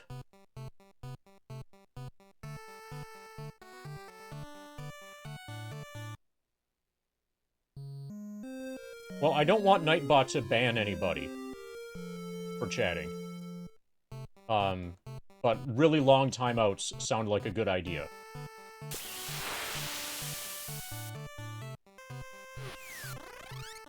And I can always untime out somebody.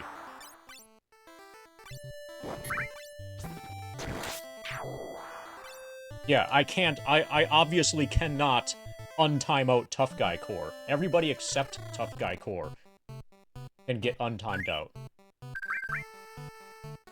Thank you for pointing that out, Tough Guy Core.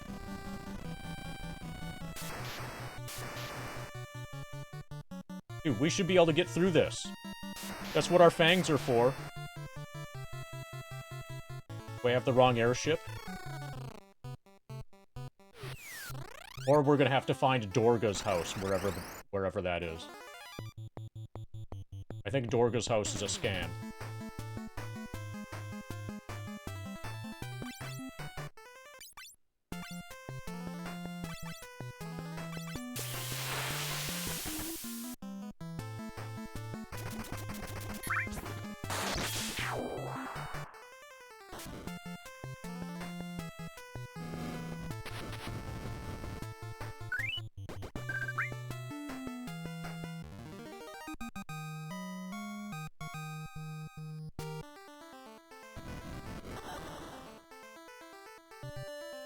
Oh, okay. We just needed to be on foot.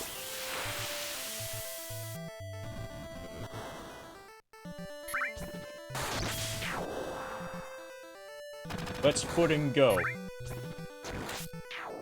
Maybe Dorga's house is up here.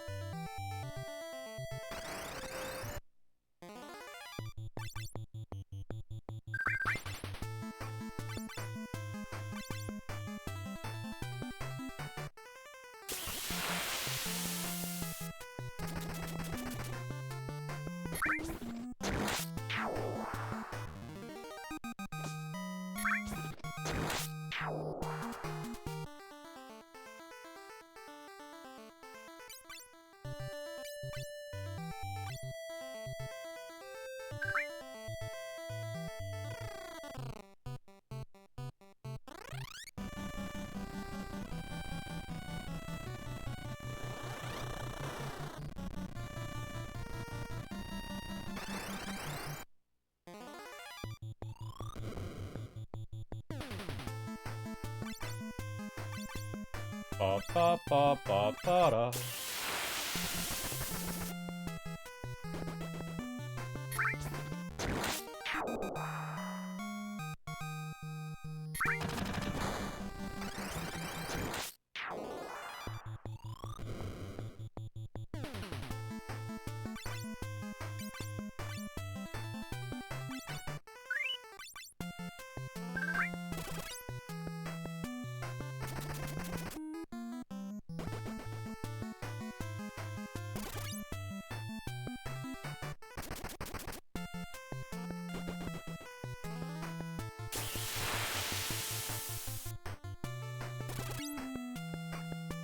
Ba da ba da ba da ba da ba da.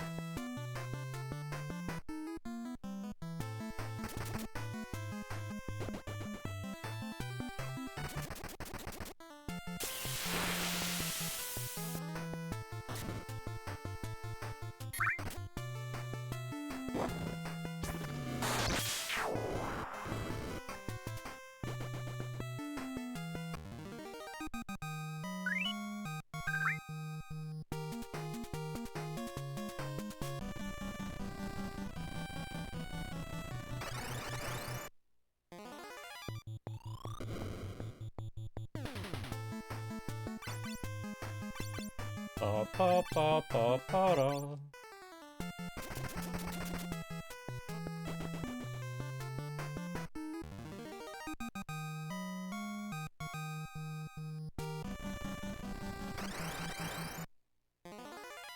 There is a decent encounter rate up here.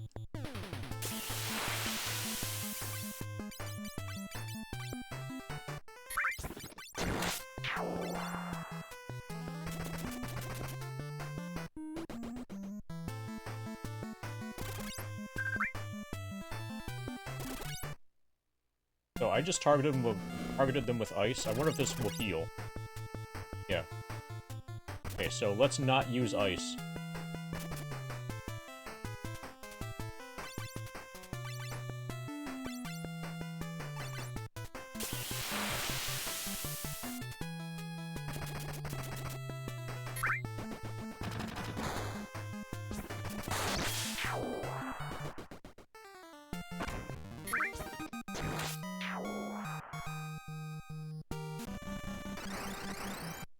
Yeah, we found where the enemies are. They're over here.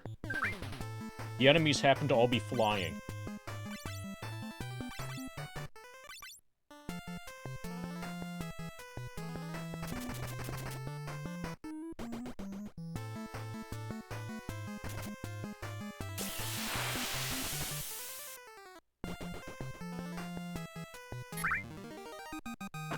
A lot of people seem to like FFX.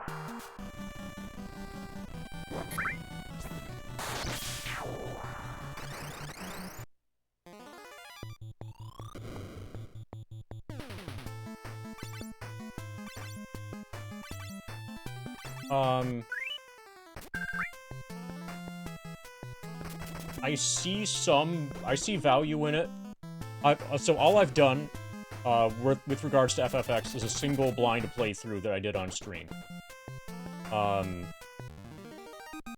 It seems interesting in terms of, or like as a game that could be used as the basis for various challenge runs.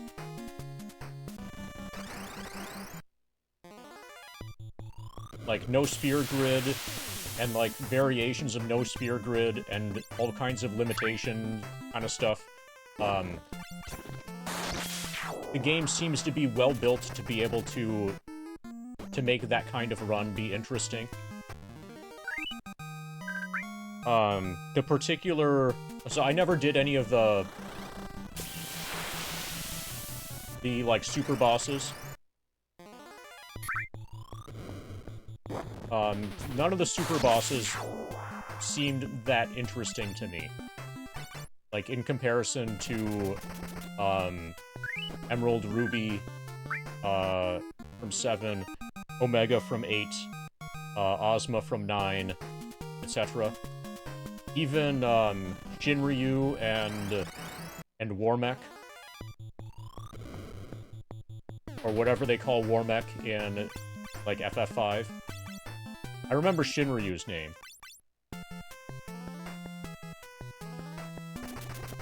Like, the FFX equivalent of those, I never fought any of them, but also, from what I'm aware, they don't seem to be as interesting to me.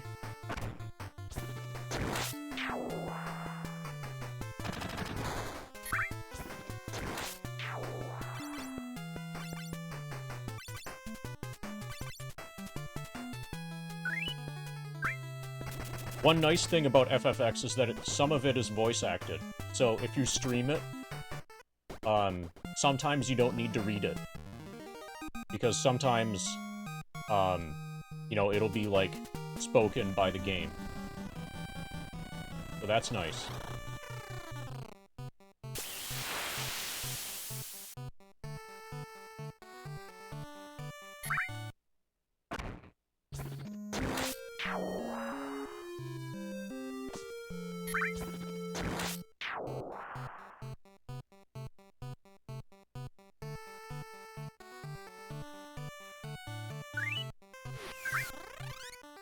Okay. Now we're gonna find out if this is Dorga's house or not. Probably it isn't.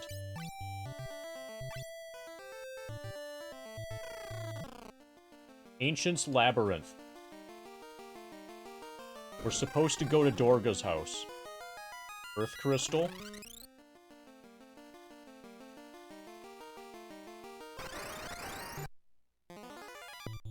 But I don't know where Dorga's house is, so that's easier said than done.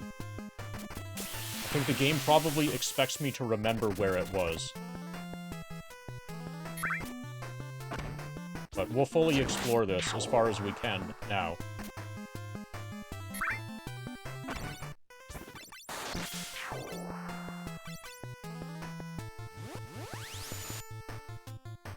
Summoned a creature.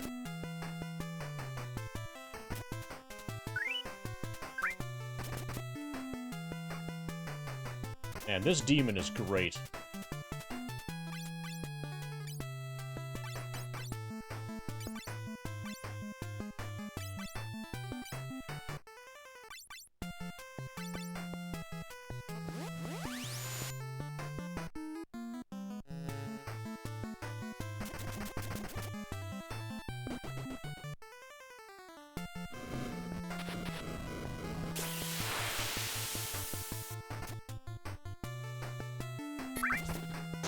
Okay, so we need these things to not summon more of themselves.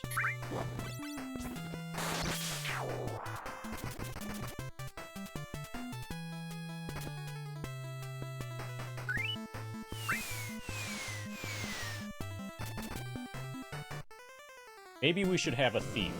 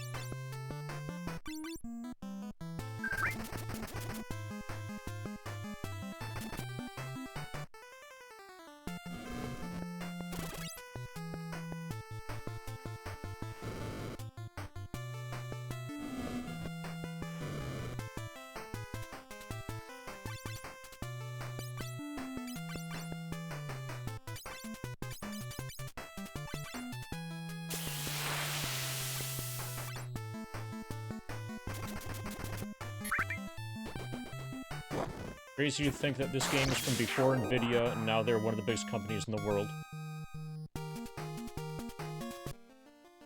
Well, hype goes a long way. Hype is really powerful. You've got crypto hype. You've got AI hype. What else do you need?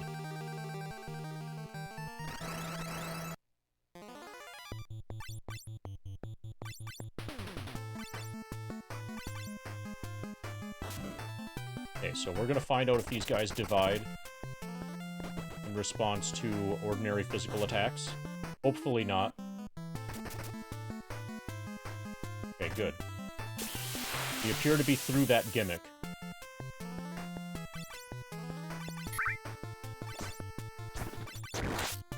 Yeah, ray tracing hype.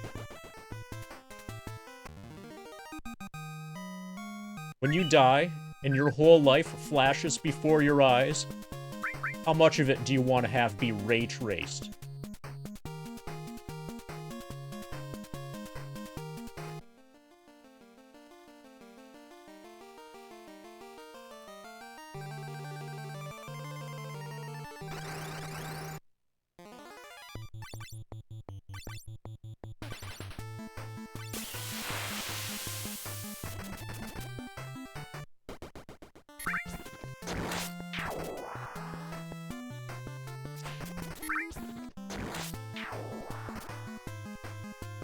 Ba ba ba ba ba da.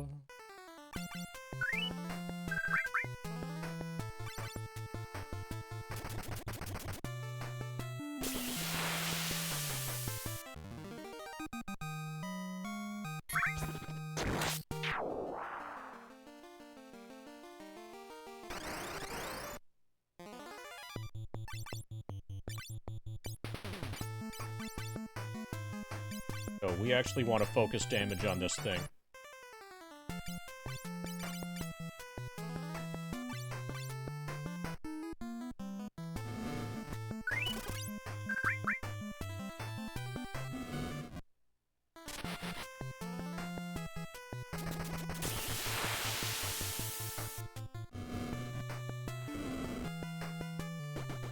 Good.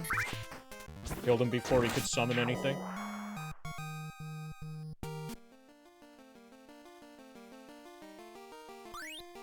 Found Elixir. But he hardly knows her.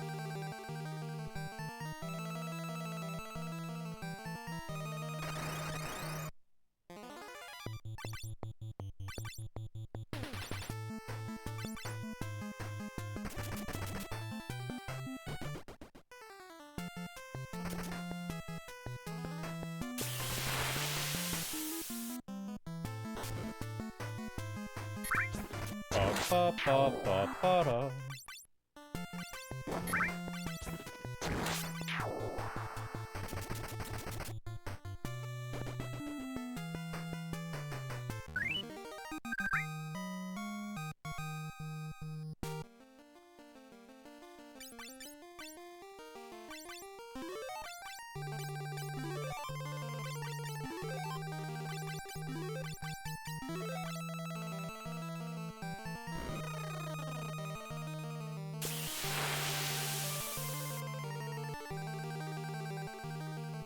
Okay, so I guess I'm getting the treasure now.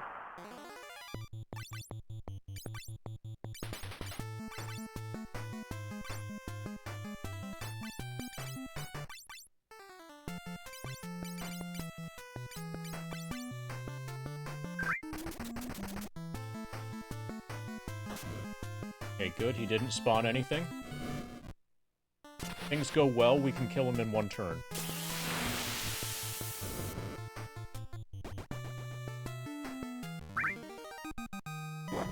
Microsoft is currently trading at $4.20.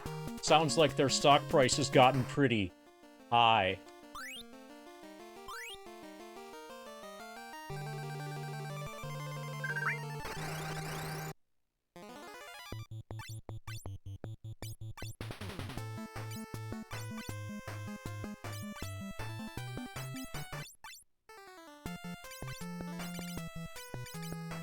Or you could say that their earnings have inspired burnings.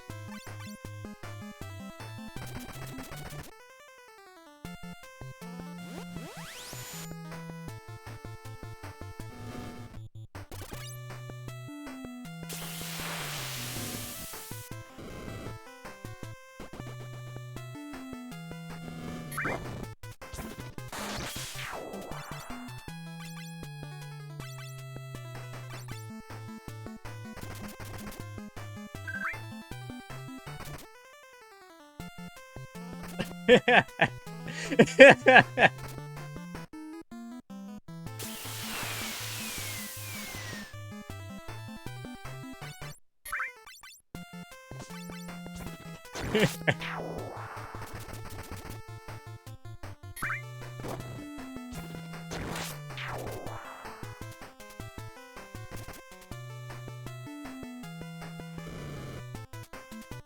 we've been W-winded.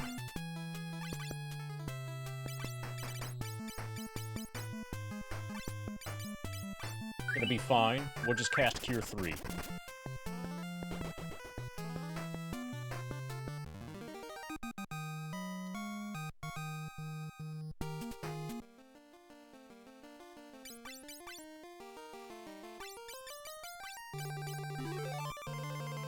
And then Cure 2. Ba ba ba ba.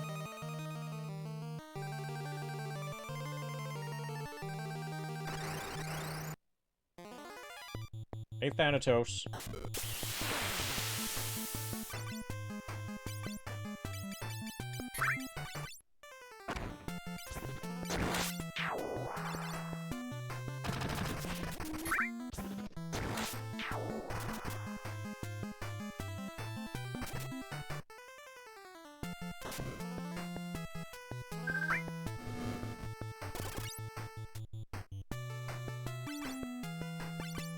Ba-da-ba-da-ba-da-ba-da-ba-da.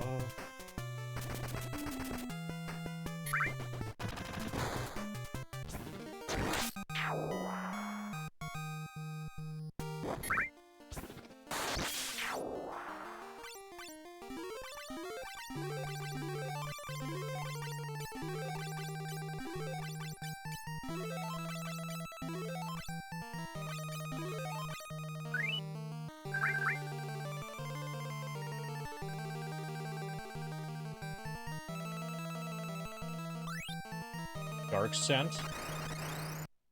Well, is that a Sephiroth candle? That's probably just a Sephiroth candle.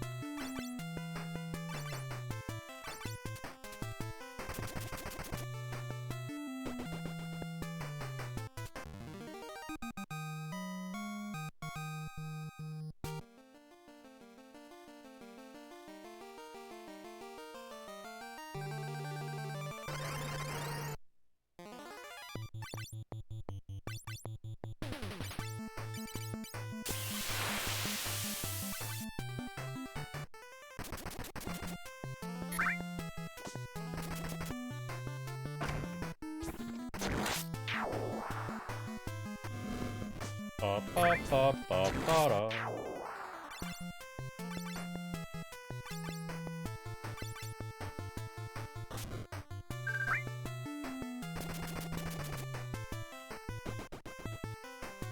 Okay, let's see what sort of battle rewards we're getting.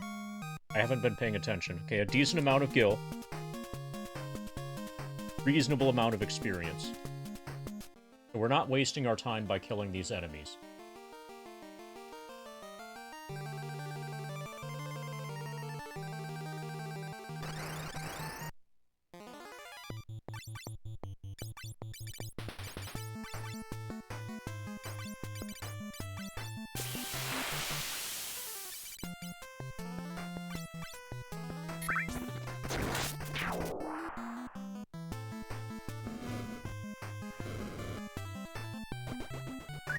fight.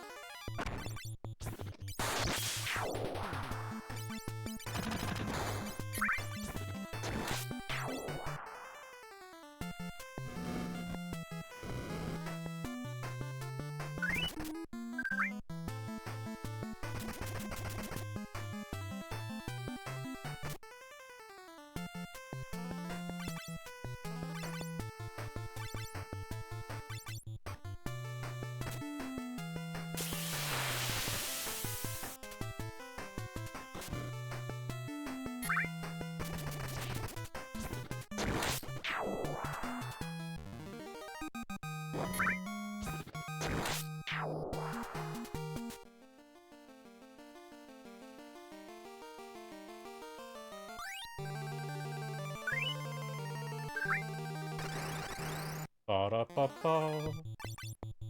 Ba-da-ba-ba.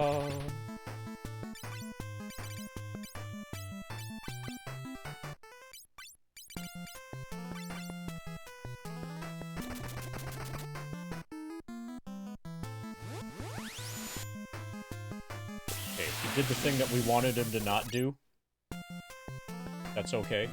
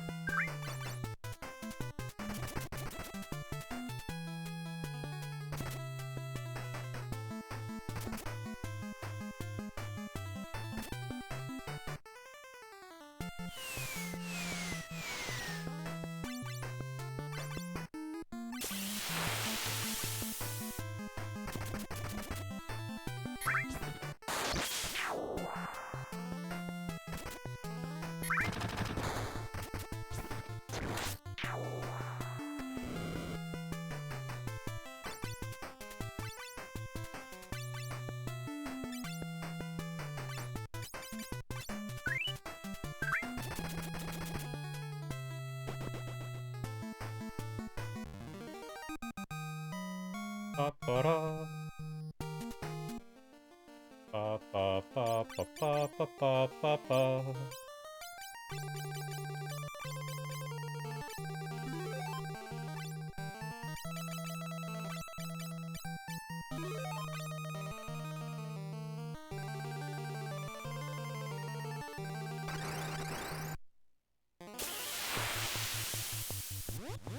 Okay, so this is a bad fight.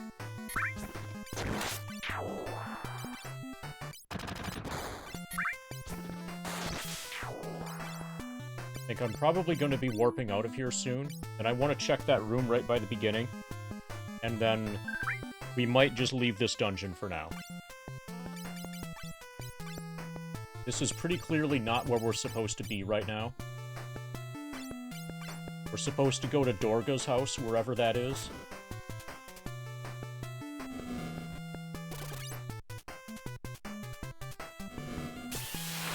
We're just kind of pre-exploring this.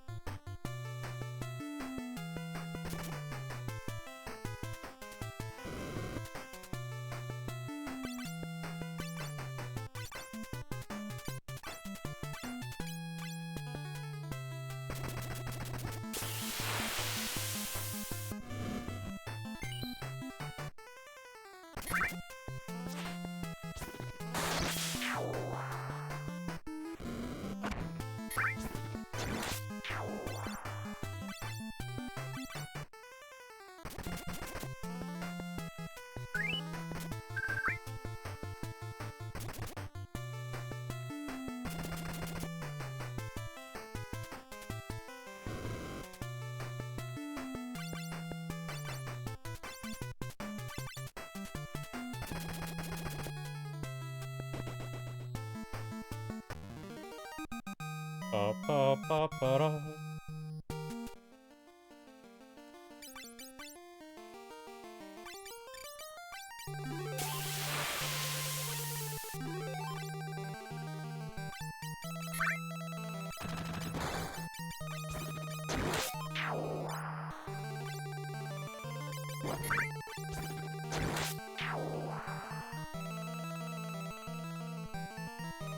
Okay, so we've got a chest down there that we haven't gotten yet.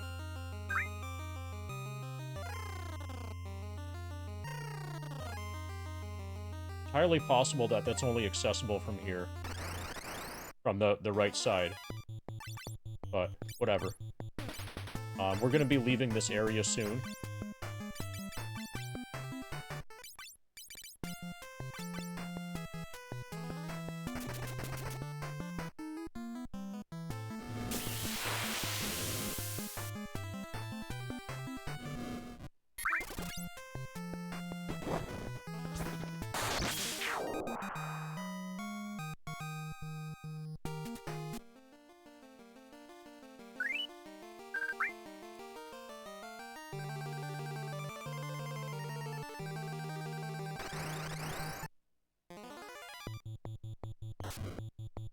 Okay, this looks like a good fight for Quake.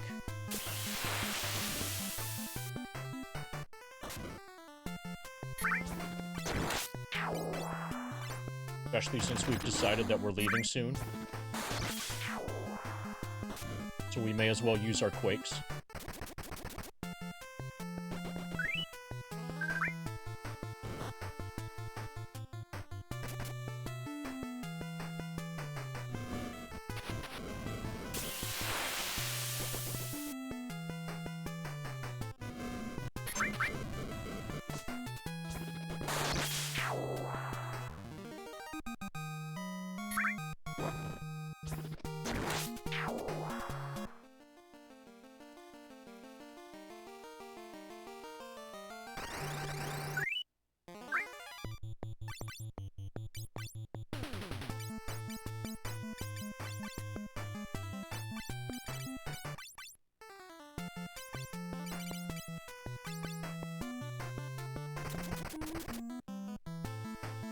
Ba ba ba ba ba ba ba ba da.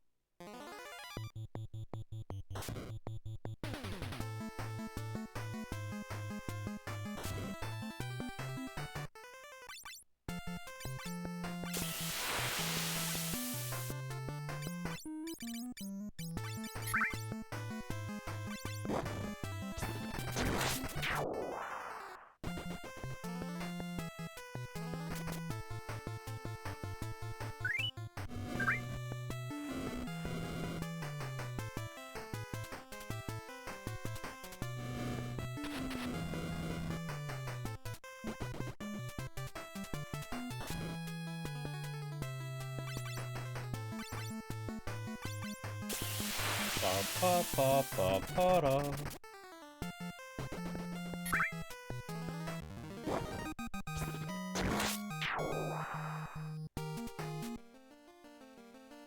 So I think it's not going to be long before our percentage is all 5s. That'll be cool.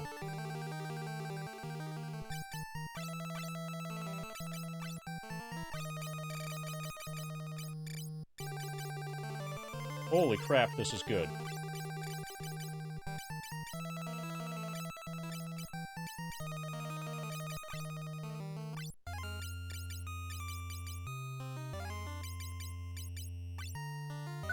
Yeah. 5.55%. That's also a palindrome.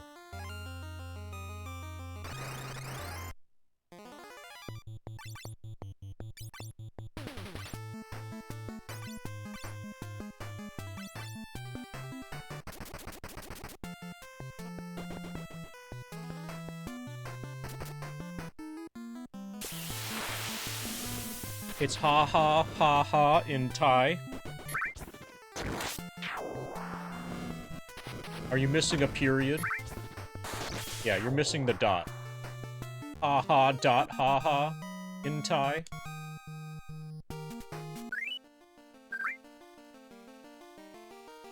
Okay, let's see if we can warp out.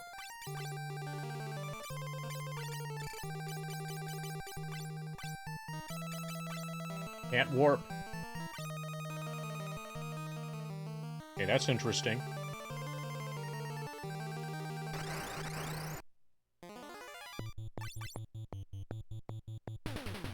Oh! We skipped the Earth Crystal? There's probably a whole set of jobs here. I think we just, like, completely ignored the Earth Crystal. Let's go back and get that.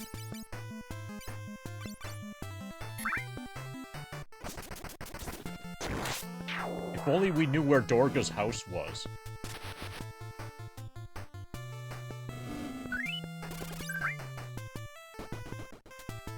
Or who Dorga was, or is. Dorga is apparently an NPC that has some, like, significance to this game's plot. Yeah, so in this room here, there's an Earth Crystal. Probably. And it's gonna have, like, Earth jobs, probably.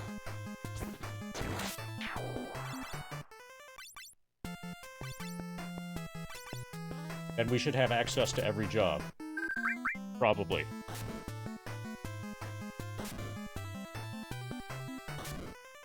So this is probably the start of late game, probably.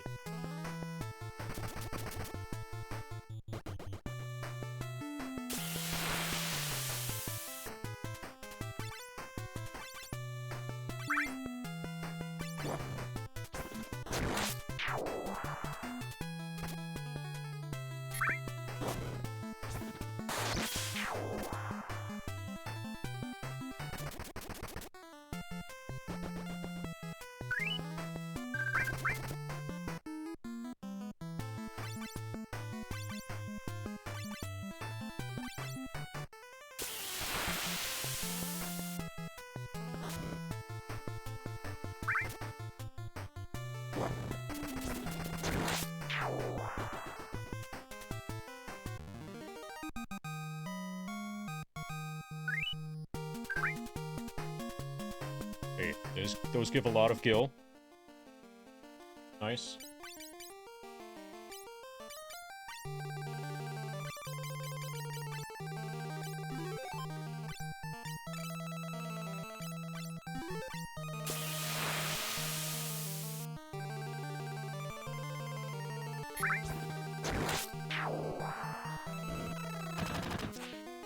Earth Crystal? It's the Earth Crystal. Under order of Sir Zandy, I shall bury you in the darkness. Hi, Titan.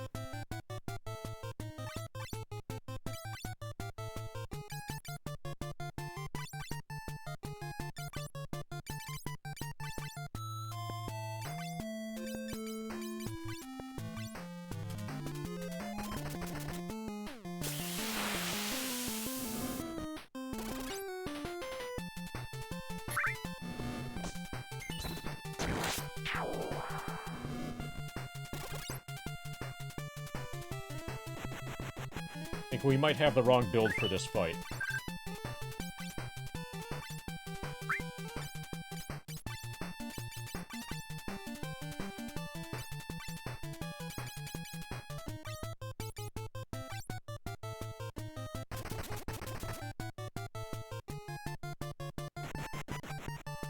Ouch.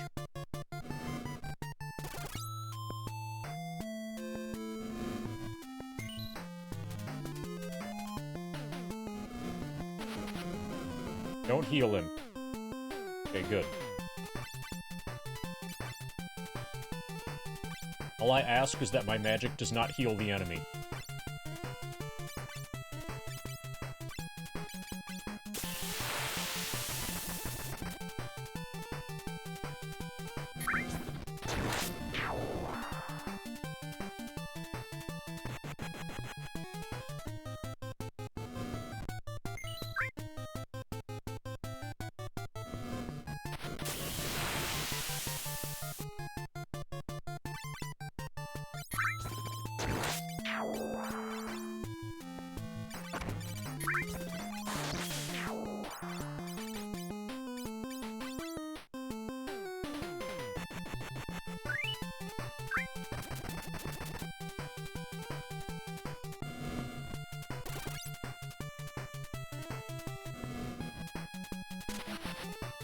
I have a terrible build for this fight.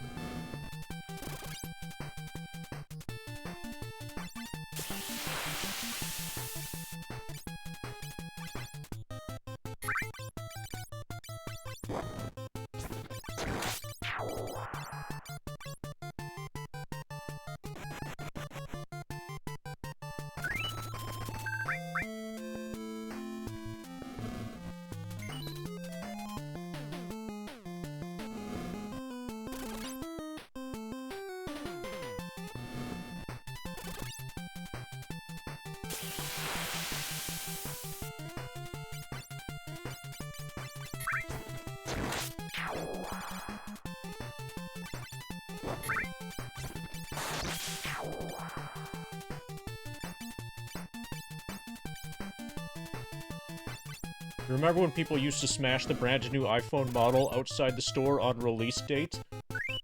I don't think that was ever really a thing in my area. So, no.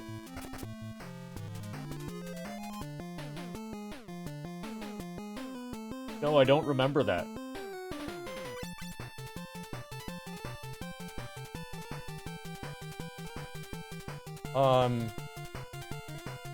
I think the only time that I've heard of that, possibly, maybe at all, yeah, for internet points. I think when I heard of that, it was this, like, super early in the life cycle of the iPhone?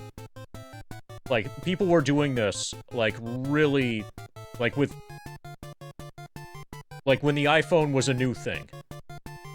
It was, like, innovative and not standard.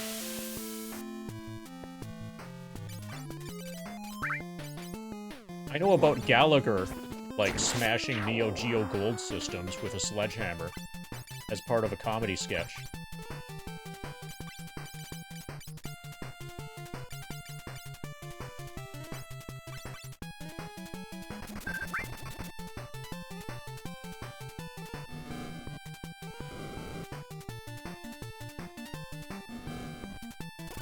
I remember people bending their phones, just to show how easy it was to bend an iPhone. Remember when there was a model of iPhone that bent, just, like, automatically if you put it in your pocket?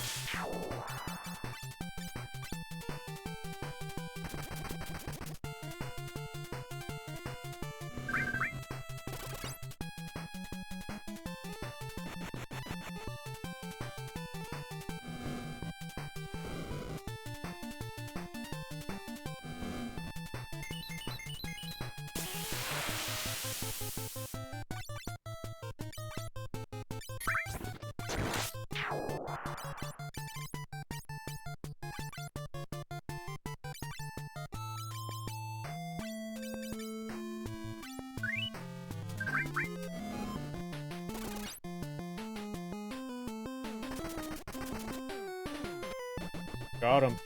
Took a while. I only had one damage dealer, basically.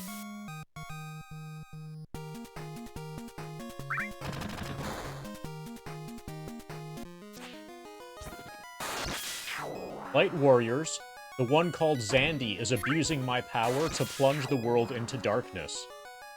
Take the power which lies within me and rid this world of the dark cloud. Received jobs from the Crystal of Earth.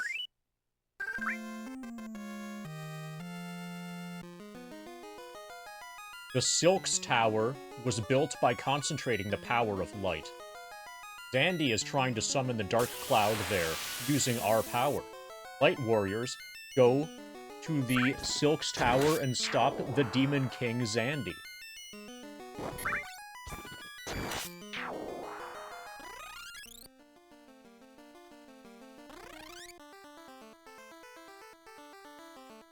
Okay, maybe this is the final dungeon, but something doesn't feel right.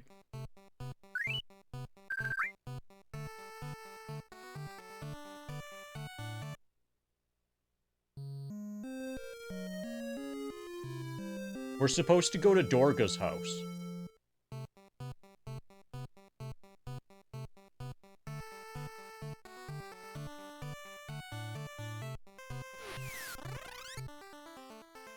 I don't remember where that was. Okay, so what I'm tempted to do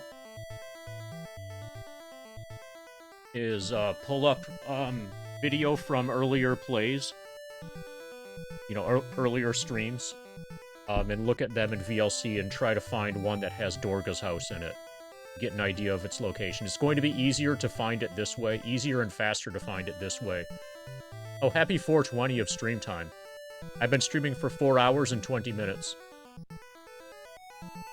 I think it's going to be easier to find it this way than moving around on the world map. And part of that is the air has enemies here.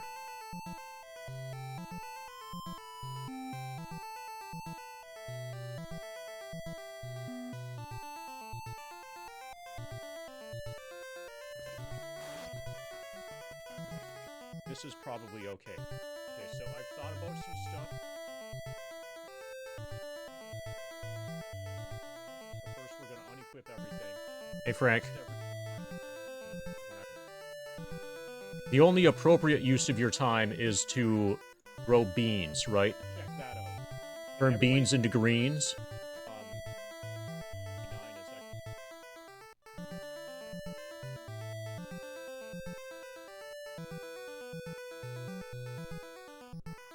Okay, on October 11, we had an 8-hour stream.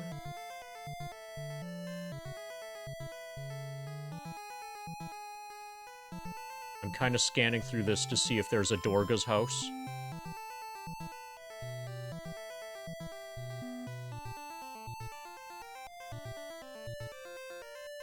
Okay, so we start at the place where you need to be a Dragoon.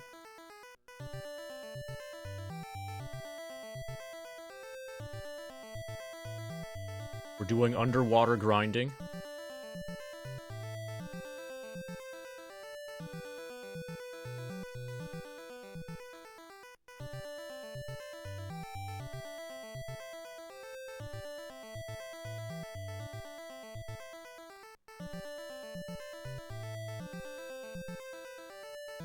Dorga's village.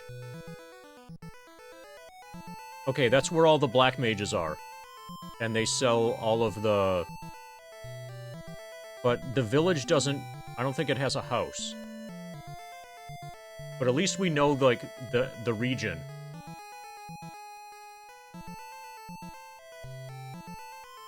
Okay, I know where Dorga's village is now.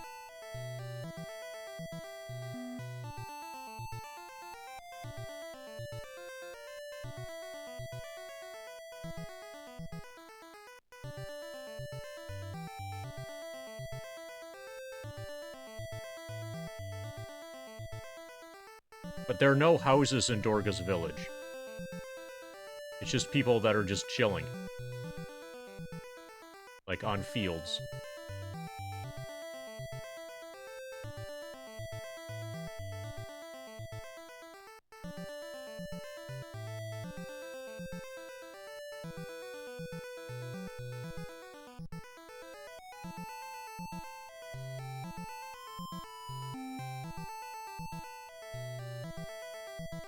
Yeah, we'll back out. We'll go to Dorga's village and hope that Dorga's house is considered to be part of Dorga's village.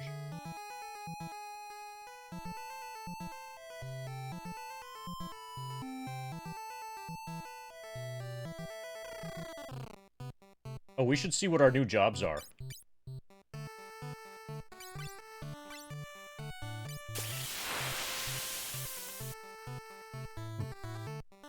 So, apparently, I think we had Conjurers already. We had Bards already. So we just gained Warlock, Shaman, and Summoner.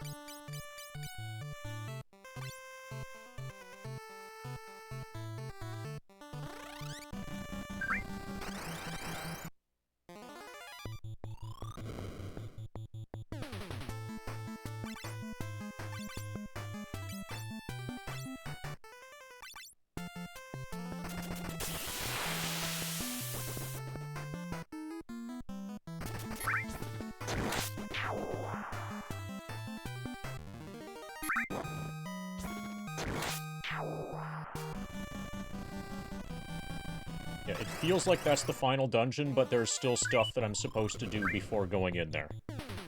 Probably. Something involving Dorga, who is a non-player character, or NPC, as the kids on the internet say these days.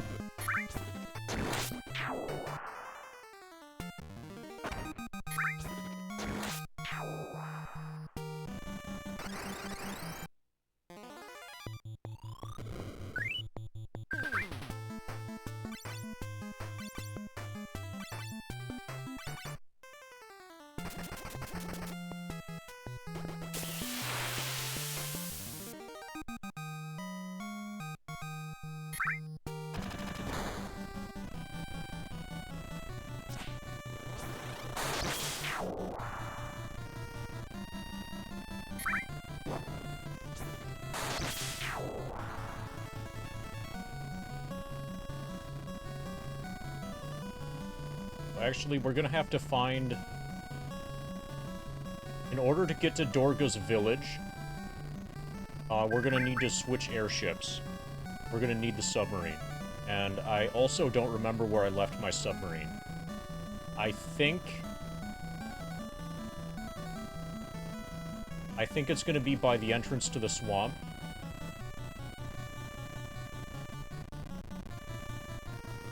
See if this counts as Dorga's house.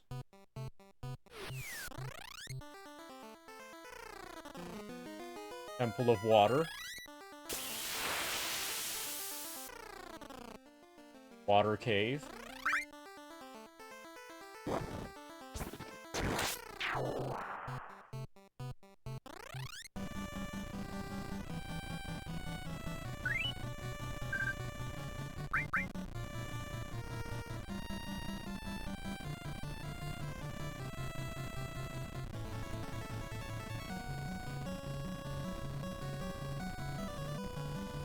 Okay, that was the place where everything's turned to gold.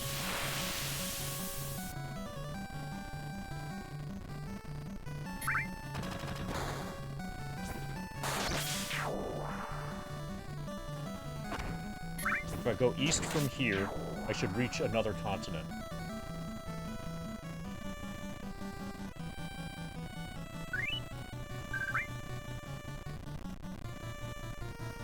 I think this continent is where I left my other airship.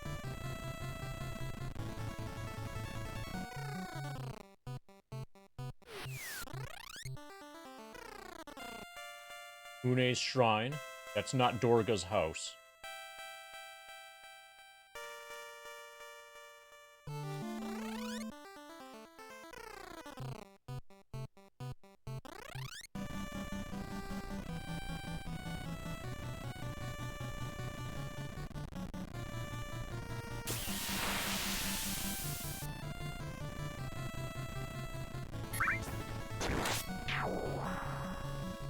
Oh, I wonder. Whoa! That totally worked. Holy shit. I haven't been here before. This is a new area. This is probably Dorga's house.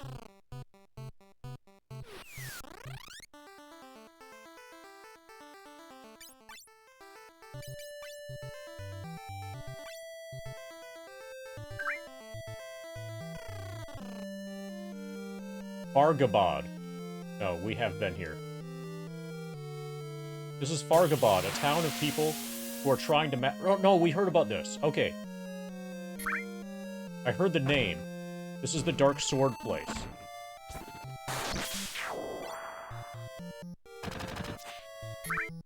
So this is definitely worth going to. Streamer, is this a good game? Final Fantasy VII is fantastic. Final Fantasy 3J. Opinions are mixed. I want to say that I would only recommend that you play this game if you really insisted on playing a bunch of 8-bit turn-based JRPGs for some reason. Like, that reason might be that you're grinding Ex-Soldier to level 99 on the first screen of Final Fantasy VII. Under that context, then you should play it, but under most contexts, you should probably skip this game. The Dark Sword can only be handled by those who have overcome their fear of darkness. None but the Mystic Knight can use it. Well, good thing I've got an M Knight.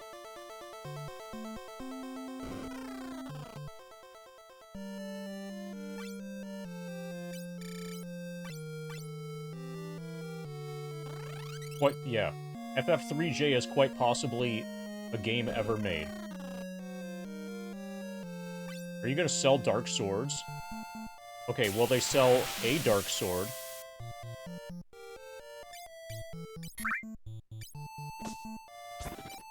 Kind of expensive.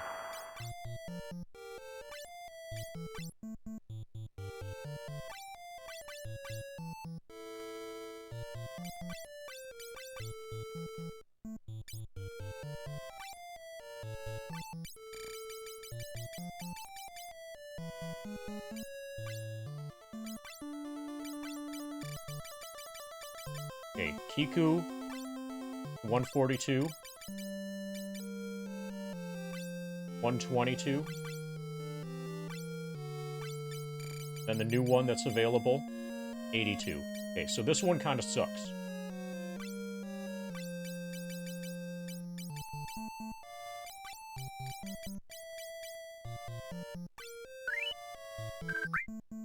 But it's available for purchase, so we can have multiple,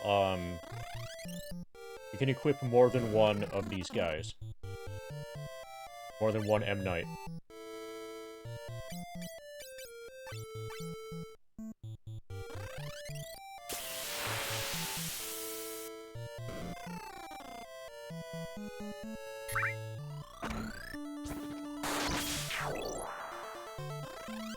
So there was some bloke that wanted me to...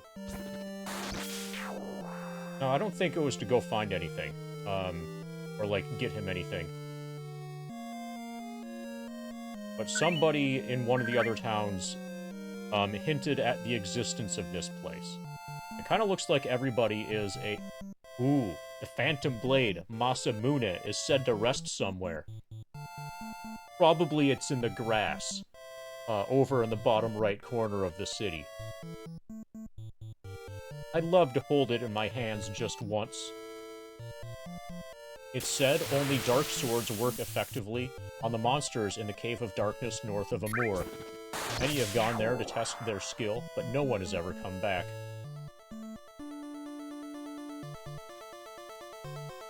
Would have been nice if I knew about this place, you know, prior to going into the Cave of Darkness.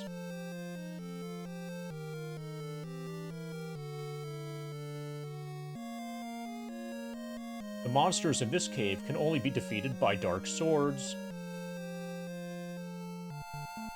Long ago, there were those who mastered both the Dark Swords and the Holy Swords and could use all weapons. If I remember correctly, those people were called ninja. Some monsters split in two and they are hit by any weapon other than a Dark Sword.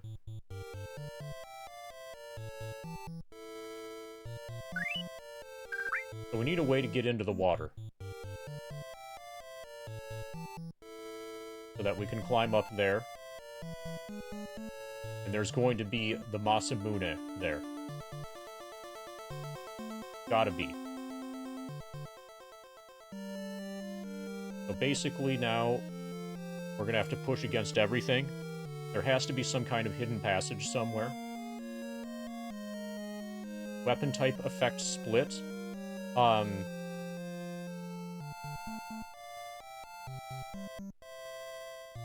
What do you mean by effect split? So do you know anything about the mechanic that he's describing? Or is everything here new?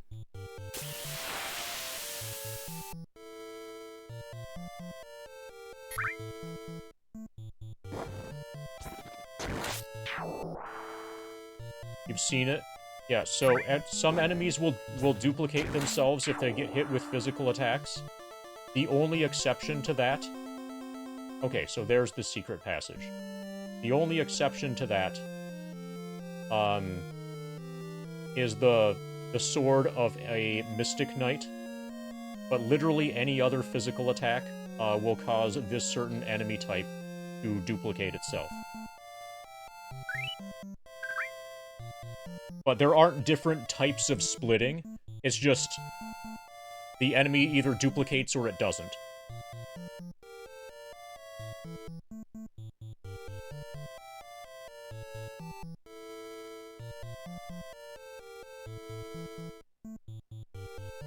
Okay, so I need that guy to get out of the way.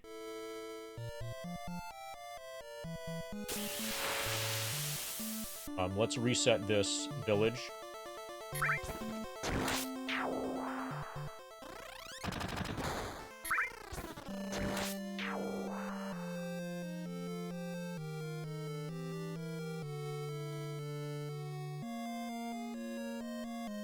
Fuck. Wait. Go up. Up. Okay, we win.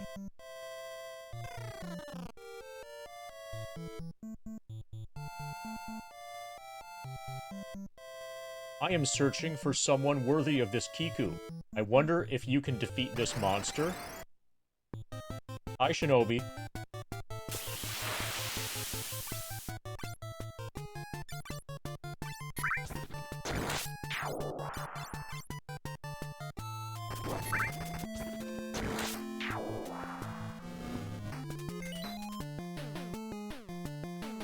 Nice miss, Shinobi.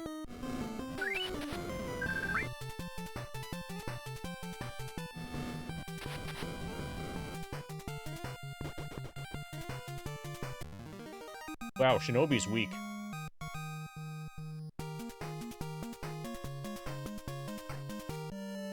Splendid. Well then, take this blade. Received Kiku.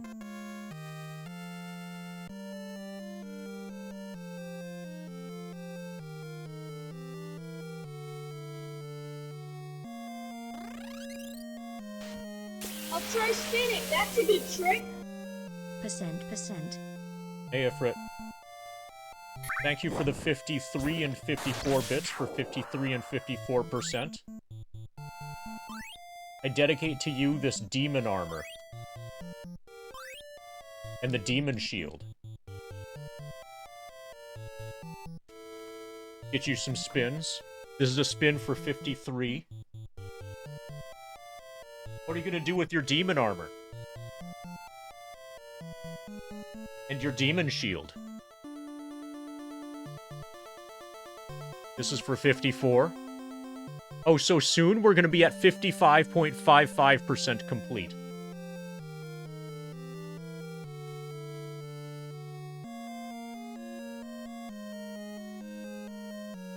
Which is really awesome because it's a palindrome.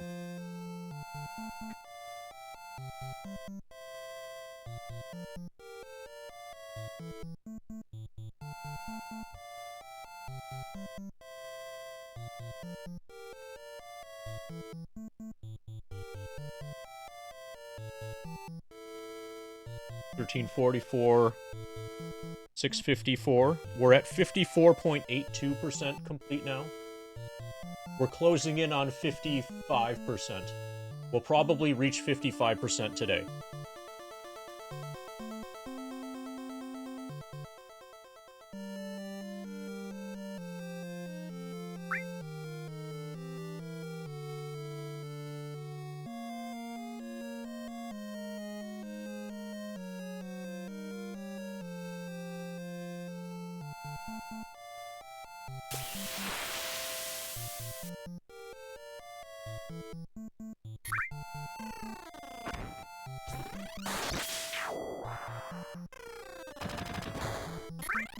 Wonder.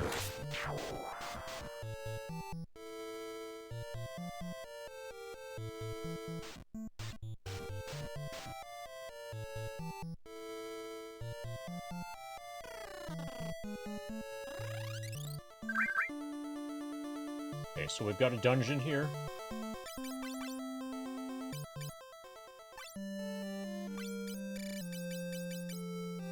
Holy fuck. Double Kikus?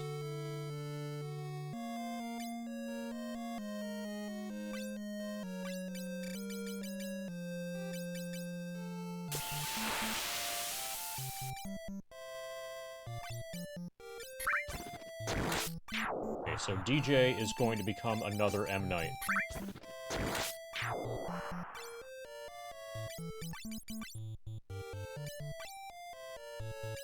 And we're going to explore the cave.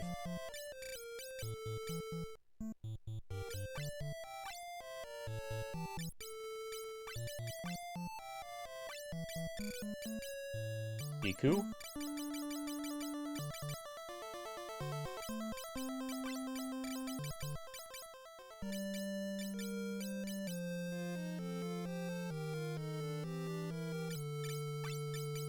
Are you hyped for the demon armor? Defense 30. Genji armor's better.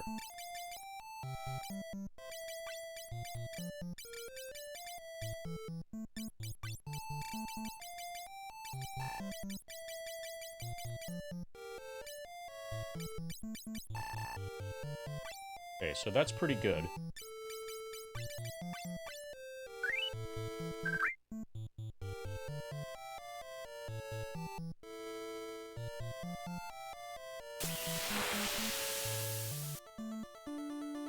Currently we don't, Dino.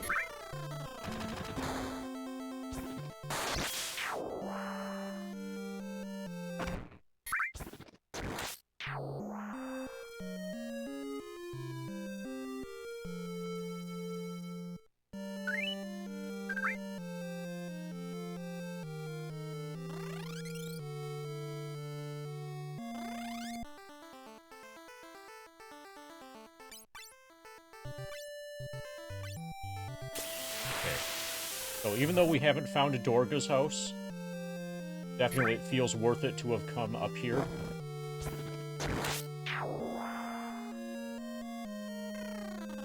We've got enough equipment to have 2 M. Knights.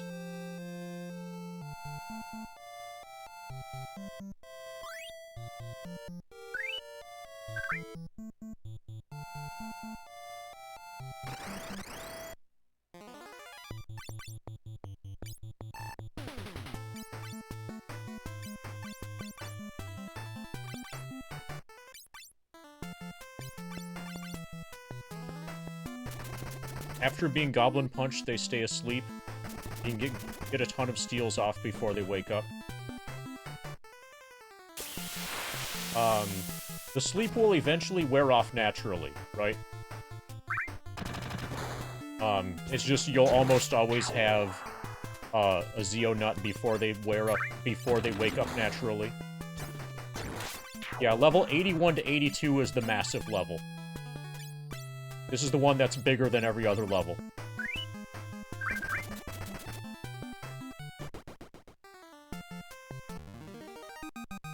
This is the level that's significantly bigger than 98 to 99.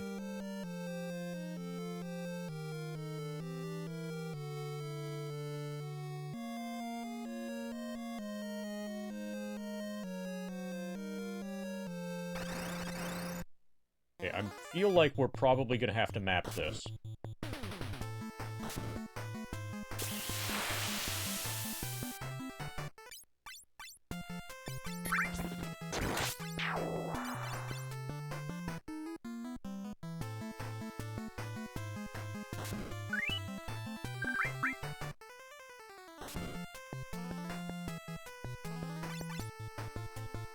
I feel like if they wake up before you get a Zeo Nut steal, then you definitely saved time by putting them to sleep.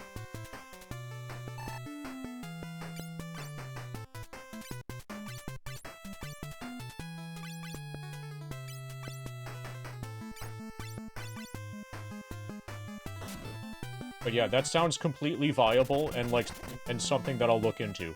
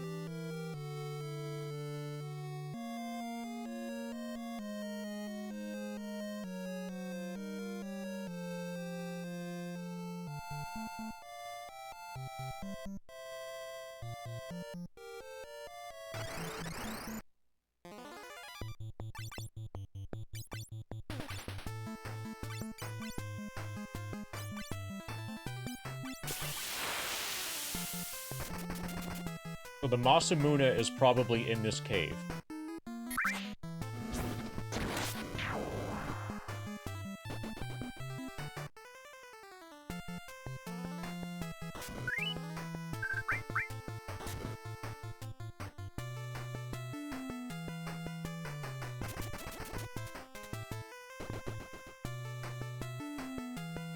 But we should probably be in the front row.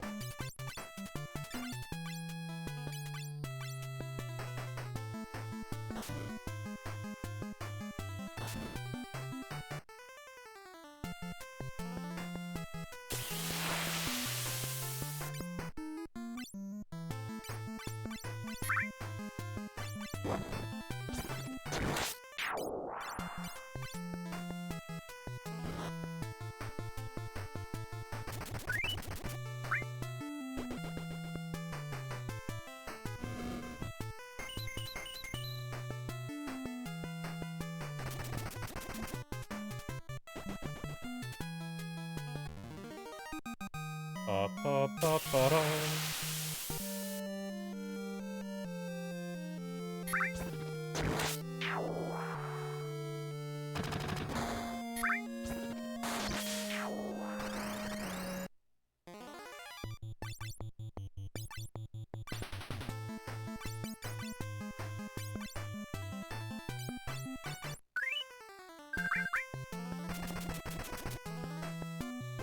Nice damage. Okay, so that explains why I was doing why I didn't one-shot them before. We don't need Quake, we just need to be in the front row.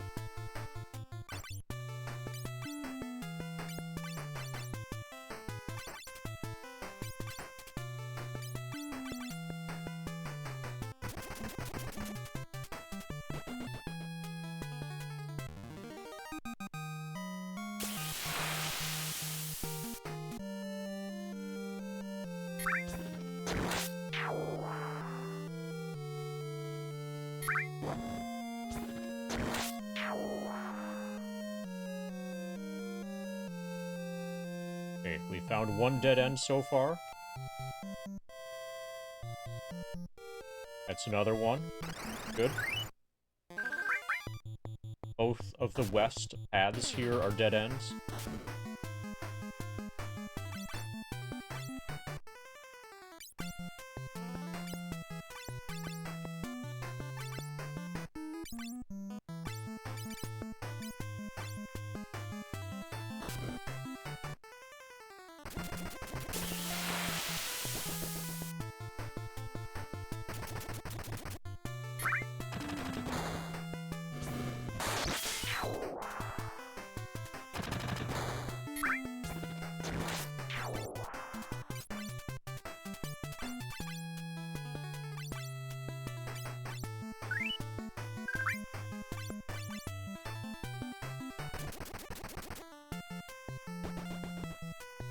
Hey, Hobbyman Mike.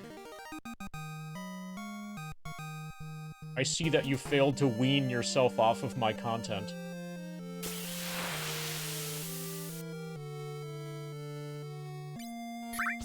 Congratulations on your streaking.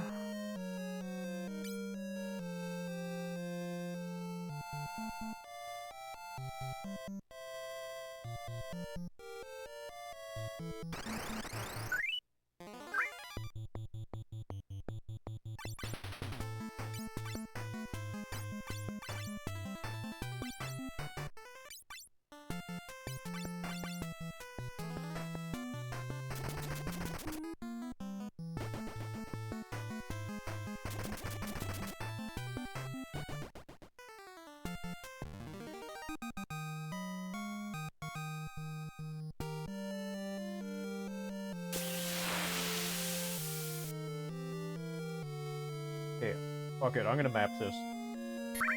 And go to the bathroom.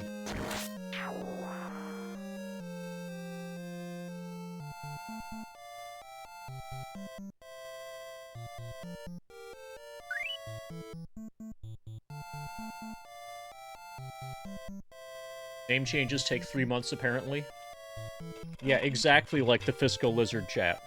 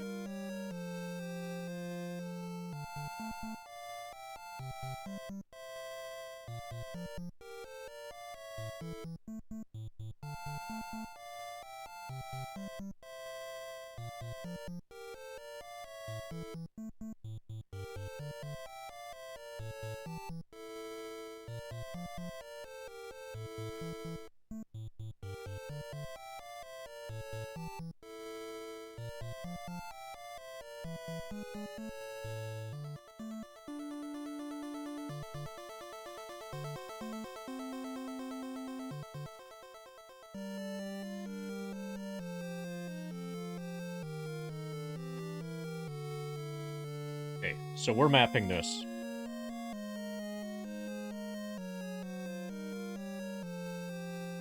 It should be easy. Hey, Flamingo.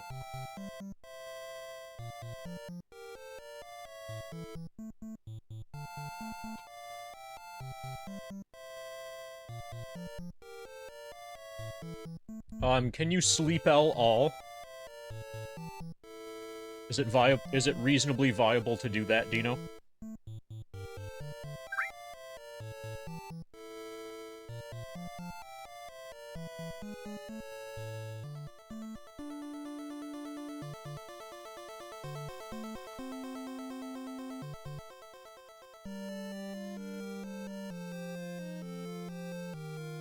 The question is, do we want to be accurate? The square.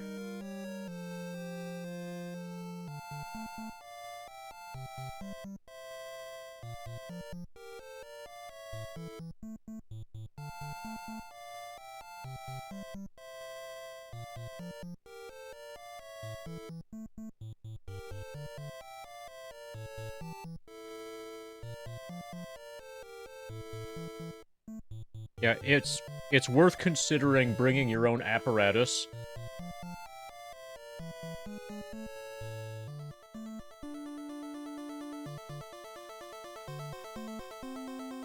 Like an all materia. Like it probably wouldn't be too hard to set up being able to cast that yourself. I guess you already are manipulating a goblin to be able to use Goblin Punch.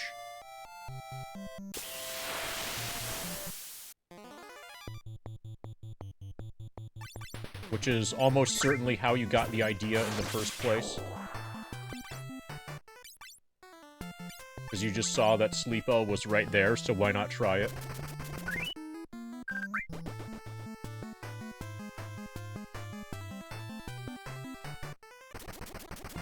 Yeah, so Frog Song, I also think that can't miss. But that only has one target. But depending on how many goblins you have, that could be completely fine.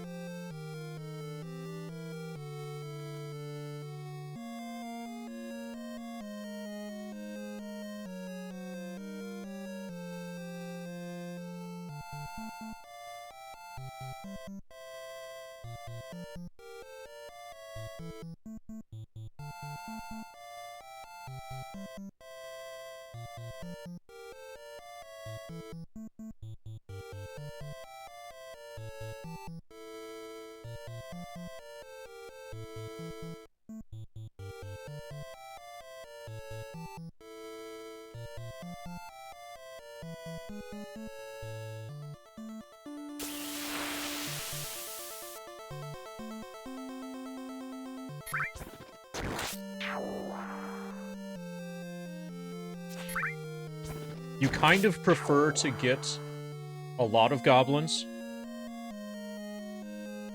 Because then you have a better chance of Zeonut drop. Oh yeah, Frog Song is not all. Frog Song is single target.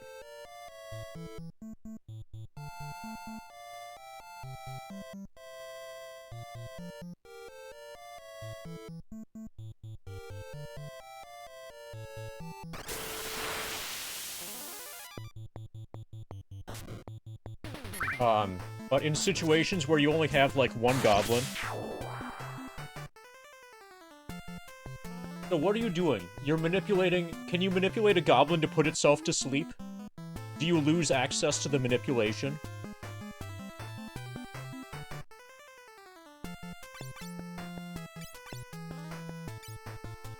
Are you putting all of them to sleep or just some of them?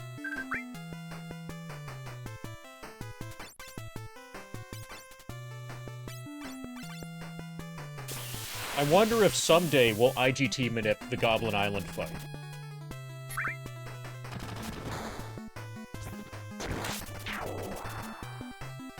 It's not immediately clear if we would do that to maximize the number of goblins or to minimize them.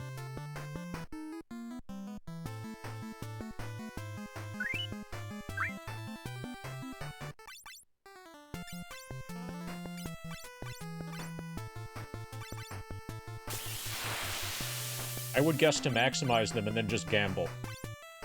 Gamble for Zeonut drop.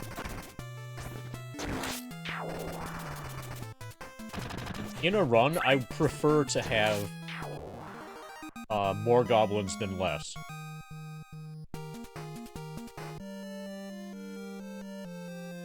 Well, actually, when you have extra goblins, you end up killing them anyway. Like at the beginning of the fight. To get down to 1.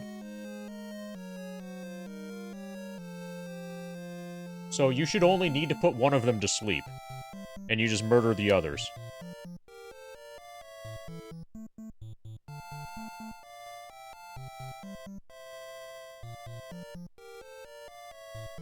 Okay, so this is slow because we're mapping by hand.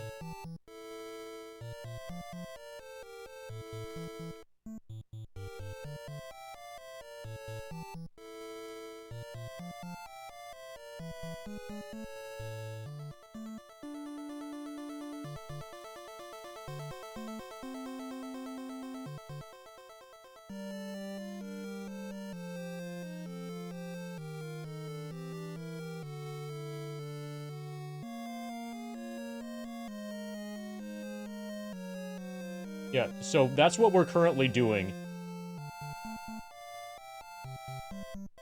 Is just killing all but one of them. The last one you don't need to sleep, because you keep him manipulated, and then all of his turns help you.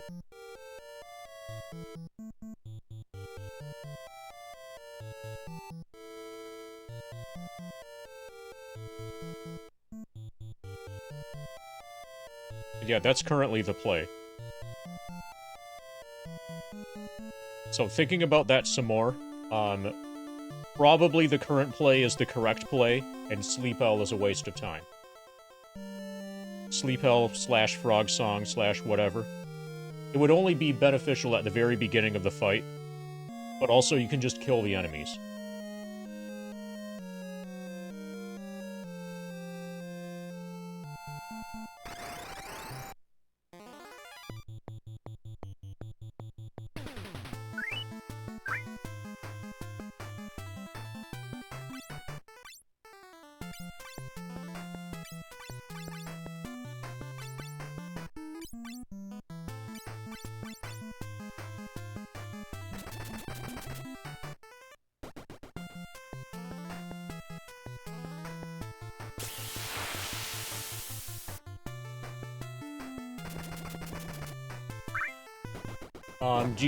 Is the question about whether or not Enix would have bothered to buy Square? Or whether or not Square would have survived in the absence of Enix? I think Enix would be fine.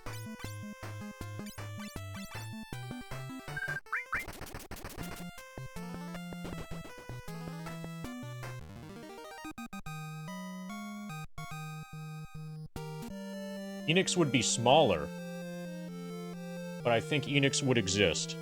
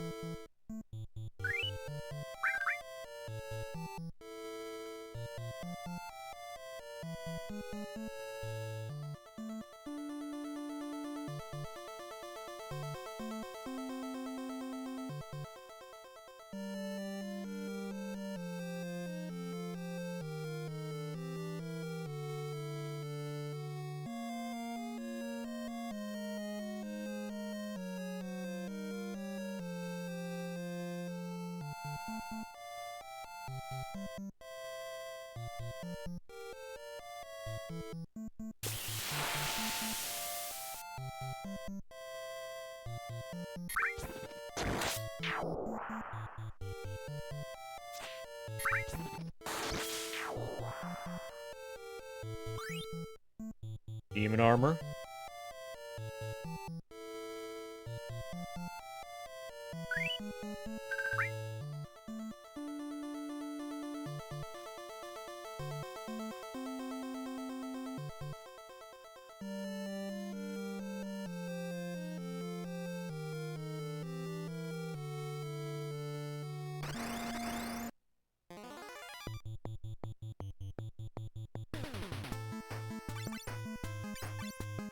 Ba ba ba ba ba da. I thought FF13 was an MMO. Not a movie. I know Advent Children and The Spirits Within were both movies. Those are the only FF movies I know of. I have no idea if The Spirits Within is good or not. I'm not in the target audience.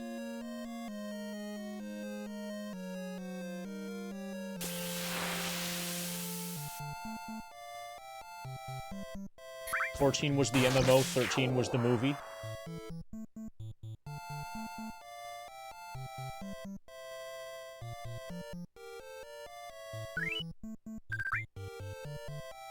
Alright, nice. Is there a VOD that I can watch so I can get banned for having watched the VOD?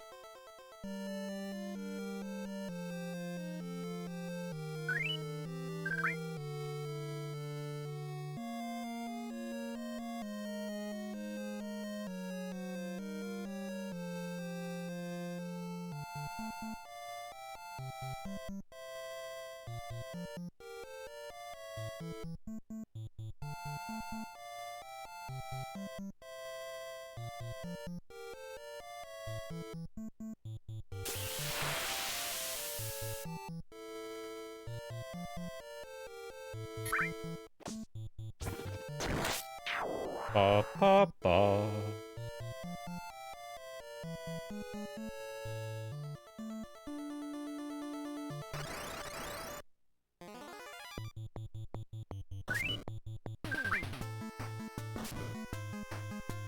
Ba ba ba ba ba da.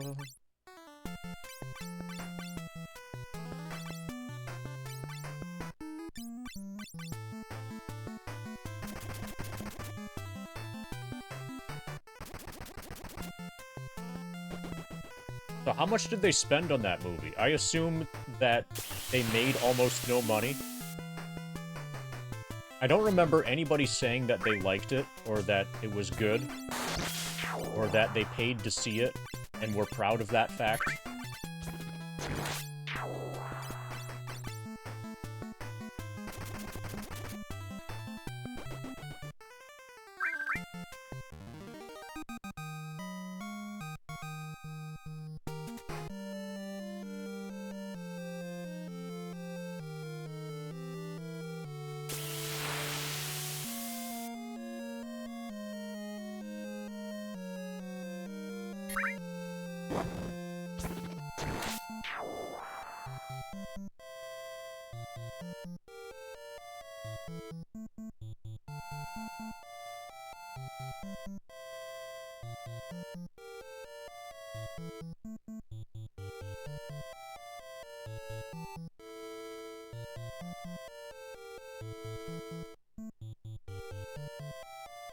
Ba, ba, ba.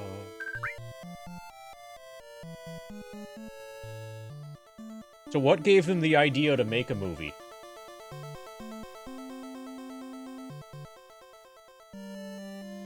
Do we know the lore behind why they decided to make a movie?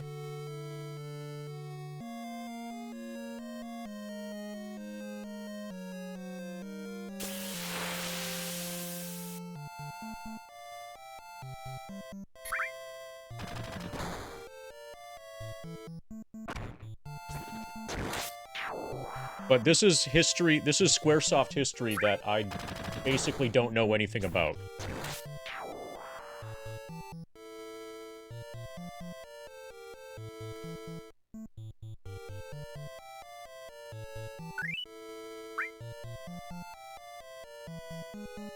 Okay, so after FF7 they got high.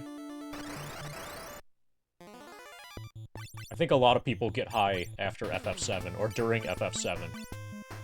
So that makes sense.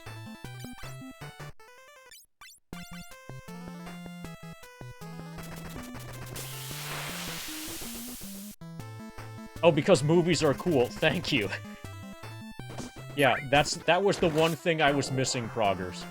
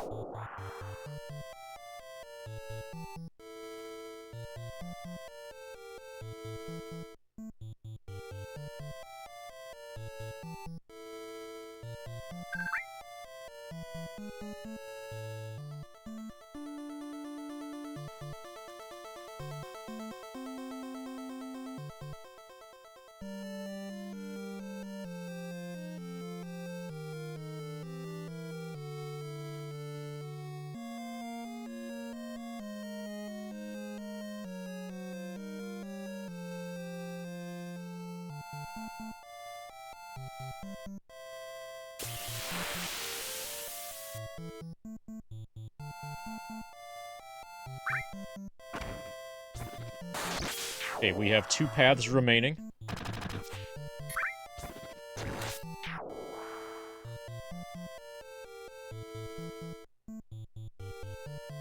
Take this one first.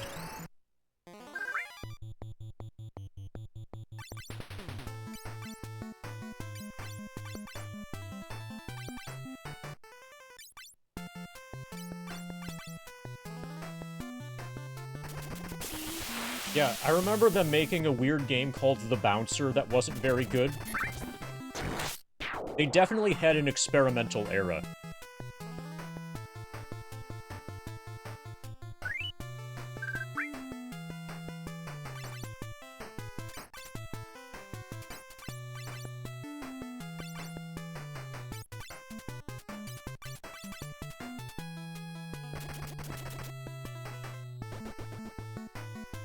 Movie cost about 140 million and it made 80 million. They lost 60 million. And at the time, that was probably a lot of money.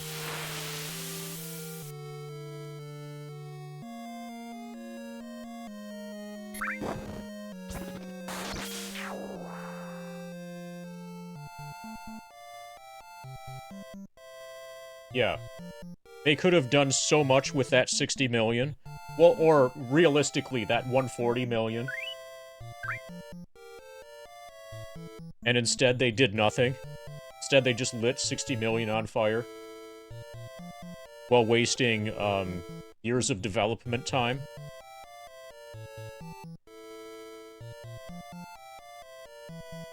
But movies are cool.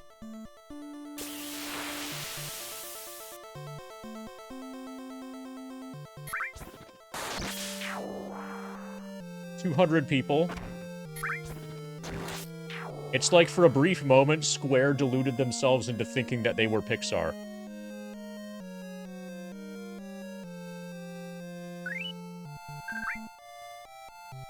Because people liked FF7's FMVs.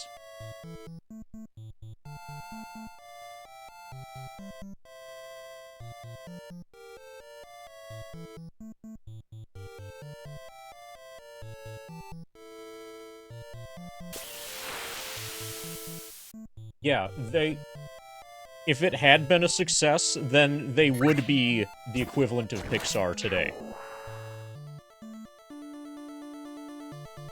So at least there was a high potential reward.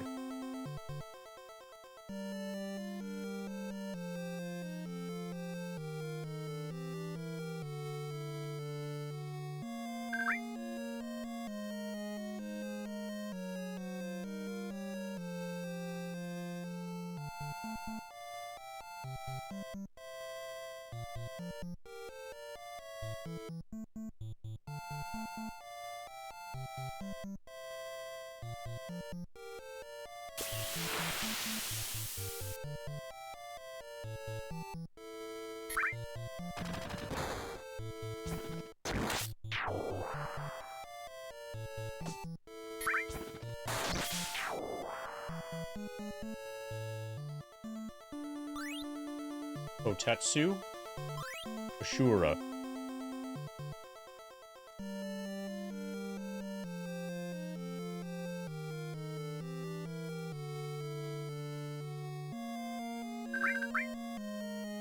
Okay, so we could make a third Rune Knight, or Mystic Knight if we wanted. We still have one more path to take. Ba ba ba ba ba da.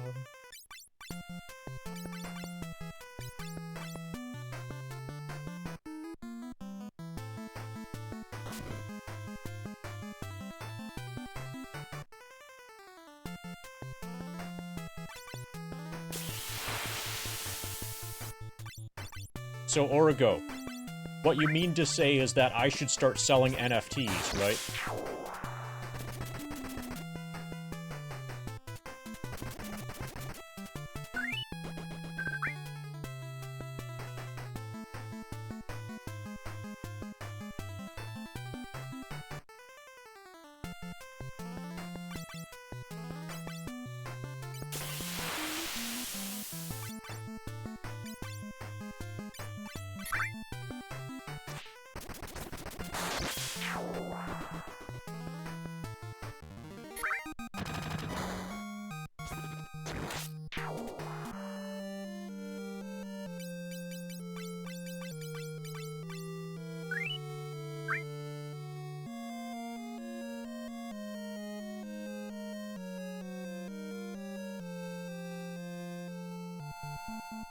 I was thinking actually of selling RH... No, yeah. RHGs? Yeah, RHGs.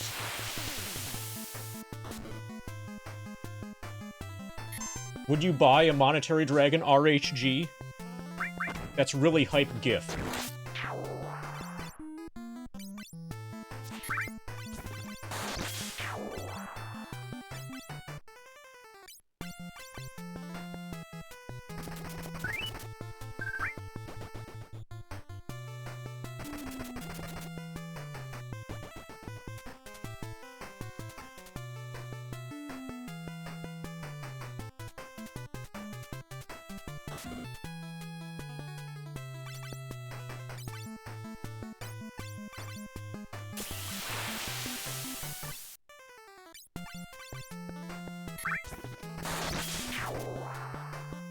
Nice damage.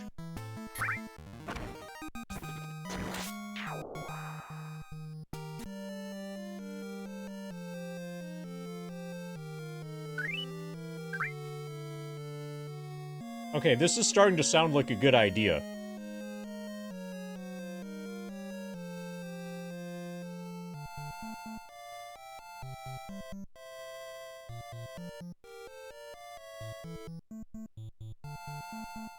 Yeah, anybody want to gamble on whether or not I get playground skip?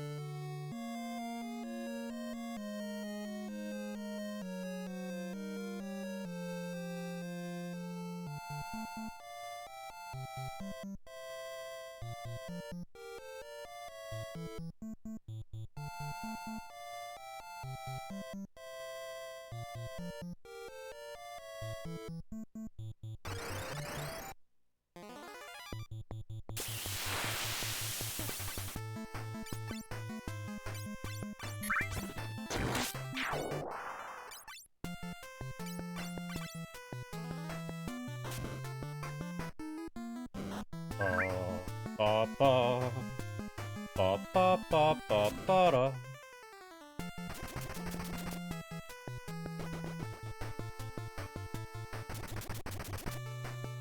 Or if they fail at playground skip.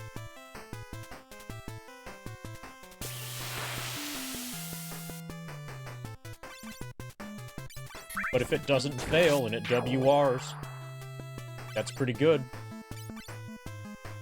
Probably.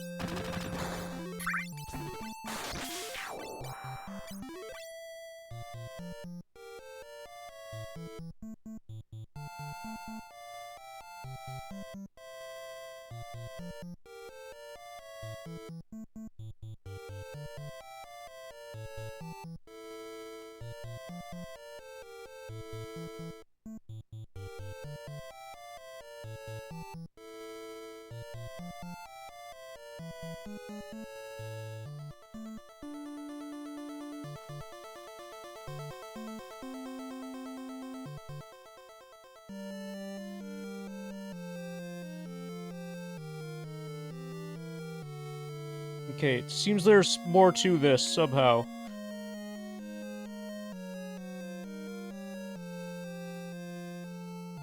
There's gotta be a way to get into the water.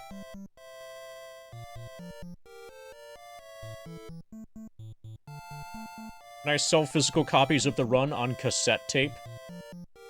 That's the best medium.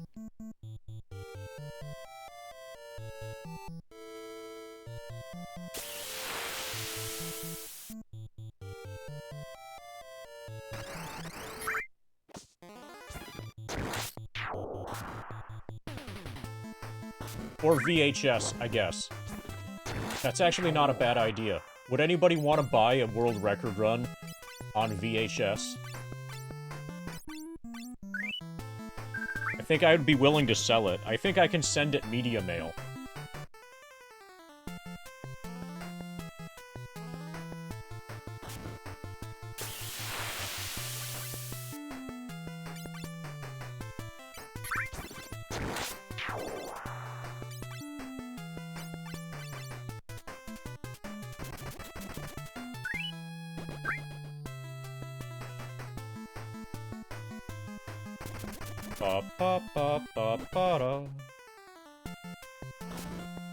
So the issue is that even with extended play, I think the max is like 6 hours. You're not going to fit an entire hundo. You're definitely not going to fit an entire hundo on a single VHS tape. What you're gonna need to do is chain together a sequence of VCRs, and when one of them is about to run out of space, then you start recording on the next one. So that way you have some overlap of the run on, you know, on more than one tape. You'll need like 5 VCRs to fit a full run.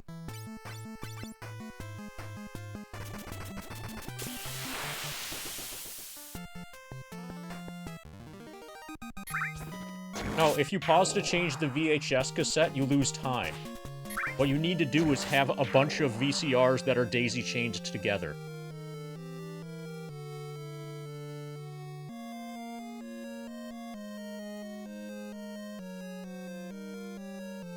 This is a speed run.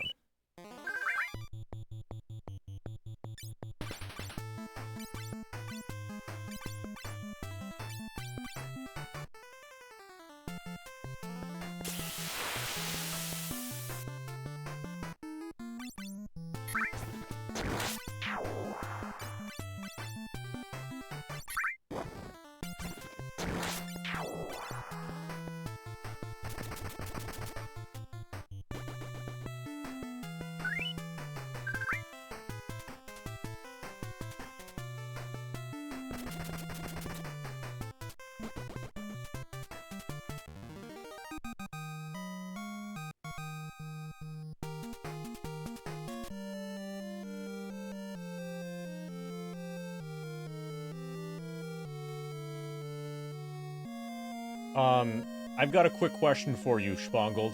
Have you ever recorded anything with a VCR?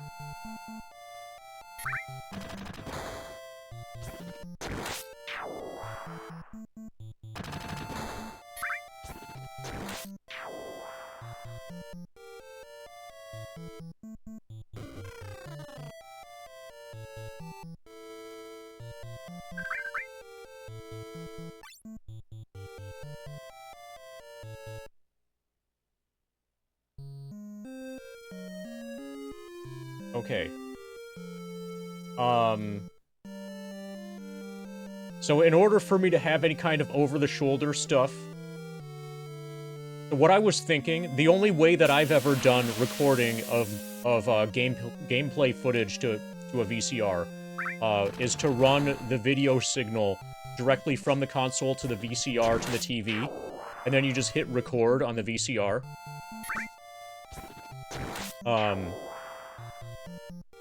That is obviously only going to capture audio and video from the game itself. You know, no, like, OBS overlay stuff at all.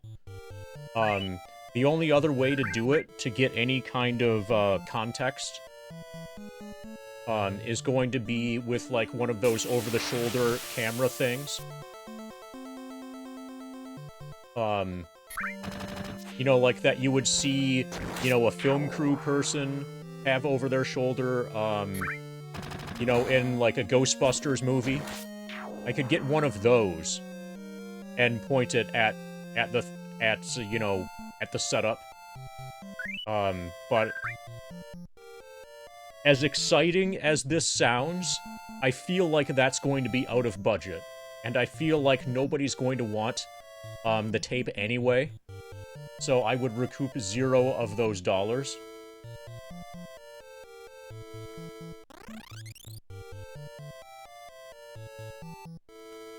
Yeah, everything looks weird through that also. Play again soon.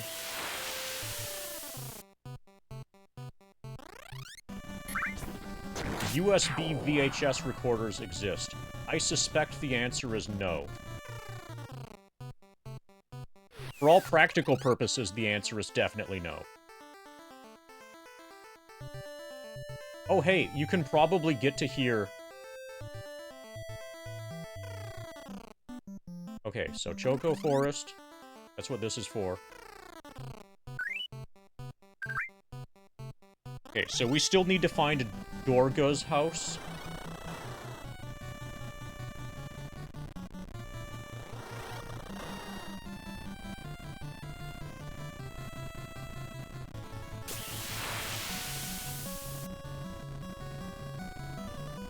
I think on this continent there's a marsh where I left my... Yeah, there it is.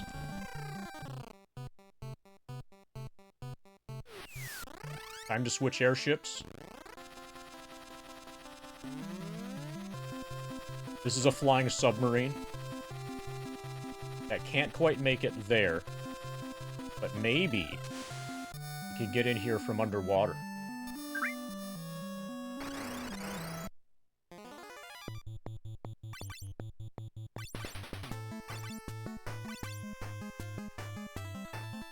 Yes, it's an unusually fast flying submarine. Faster than most flying submarines.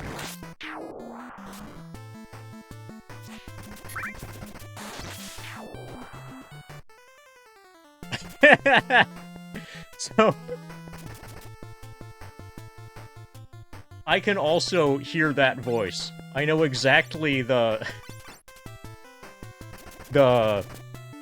instructional video that would be played in front of, like, 5th graders, on a giant CRT, you know, during movie night, or, like, you know, probably about, minerals, and, like, the different types of, rock, you know, sedimentary rock, like, that, the voice that's gonna say, to start running, you'll first need to insert your copy of Final Fantasy VII in your PlayStation, is going to be the same dry and monotone voice that's going to talk about the differences between sedimentary rock, igneous rock, and, whatever the third type is. Morphogenic or something rock. You know, that voice. This is perfect. I know exactly what you're talking about.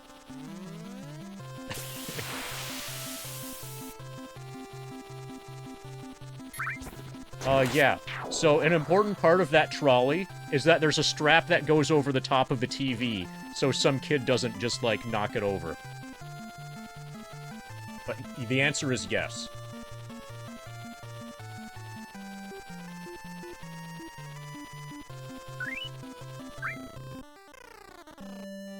Okay, Leprit, this is not Dorga's house. I don't think.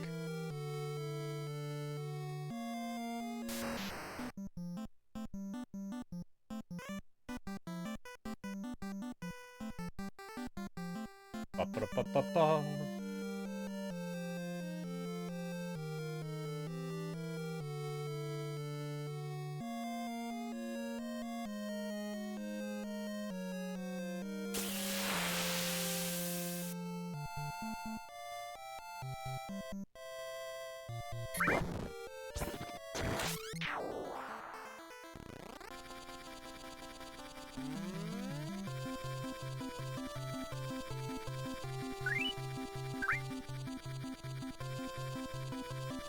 This Dorga's house?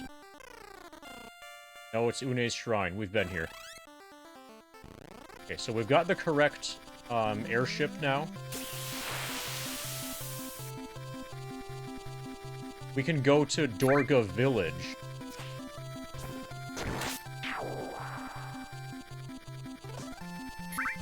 Which is right there.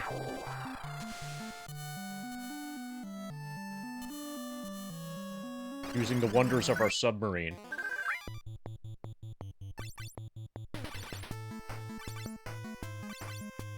Ba ba ba ba ba da.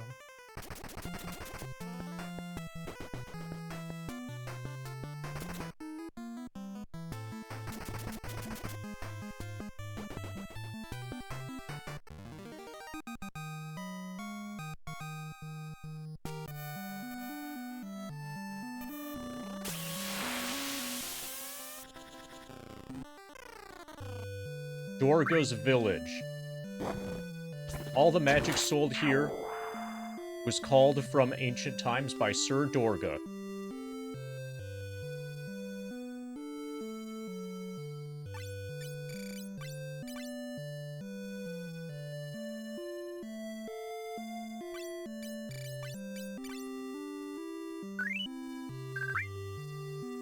So this is a village that doesn't have a house.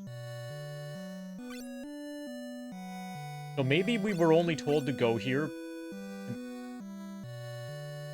to make sure that we would have access to the good, spells.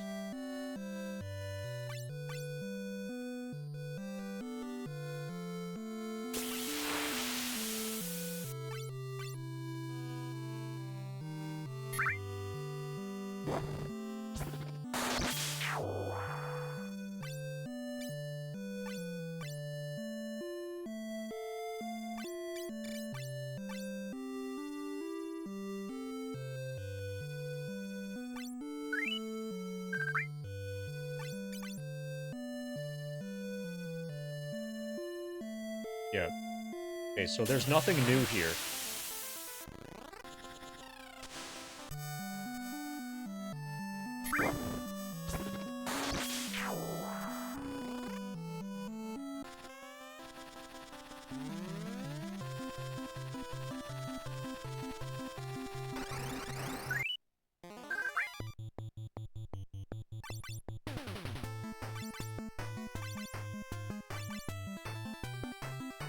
I don't think there was a village in here, or a house. I think there was just a dungeon.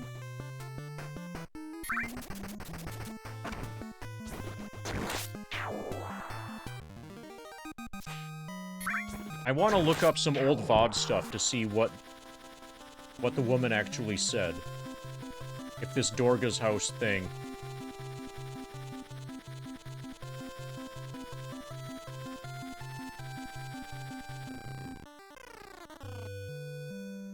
Amour.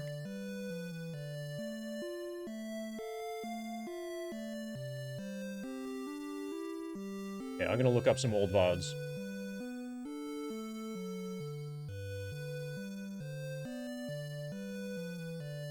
Okay, that was a fight with Odin.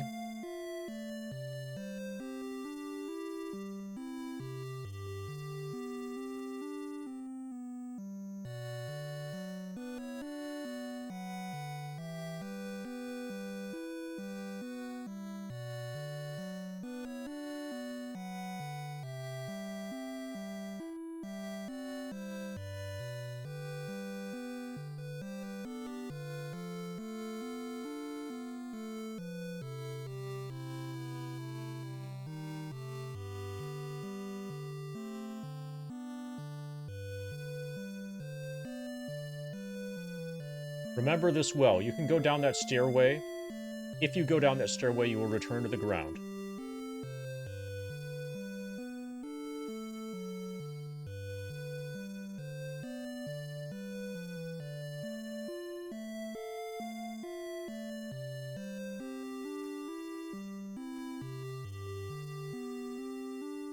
Get back on the airship, press A. These are vending machines.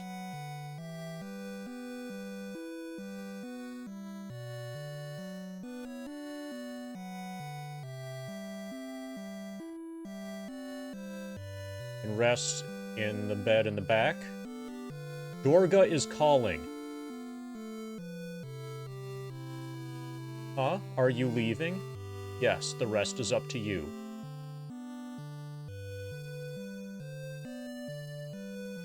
First obtain the Earth Fang, which lies in the Cave of Darkness to the north of Amour. Did that.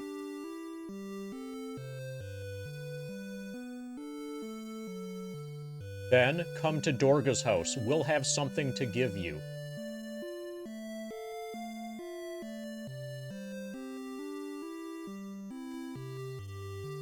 Hang in there. Let's meet again at Dorga's house. I have no idea where Dorga lives. We went to a place that's called Dorga's village. But there are no houses and no Dorga in Dorga's village.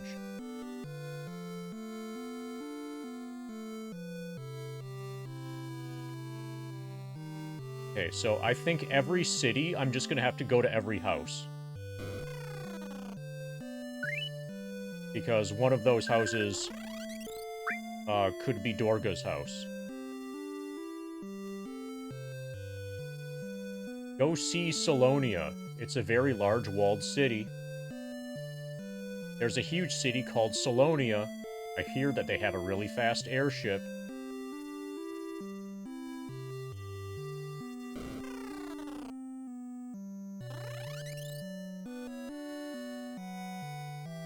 It totally sounds worth it to find Dorga's house. The NPC Une said that we should definitely meet there, and implied that we're gonna get something that's really important. Probably a really good weapon. Probably the Masamune.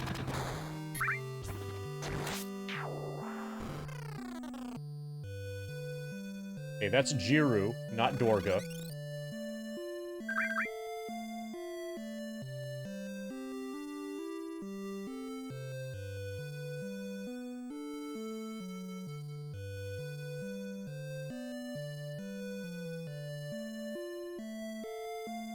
Okay. Not Amur.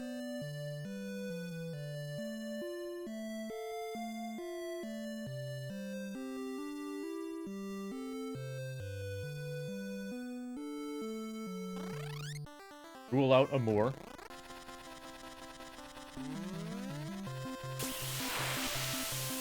We probably have access, like full access, to the final dungeon now.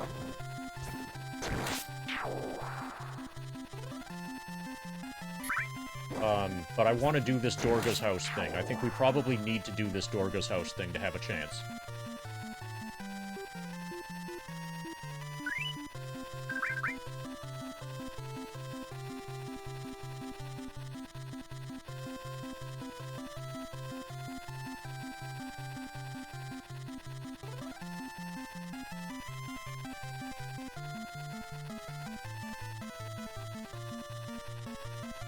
Okay, we'll try every room, every house in Salonia now, I guess, because why not?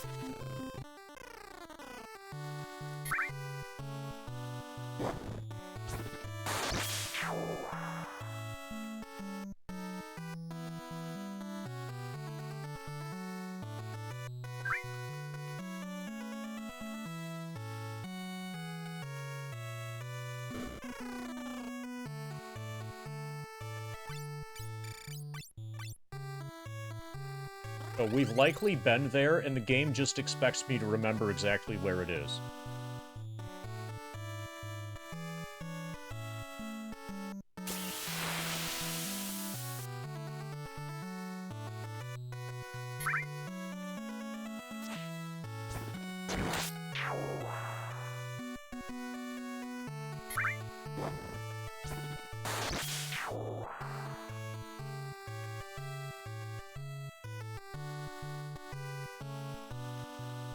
We look up the location of Dorga's house in the library on the microfilm.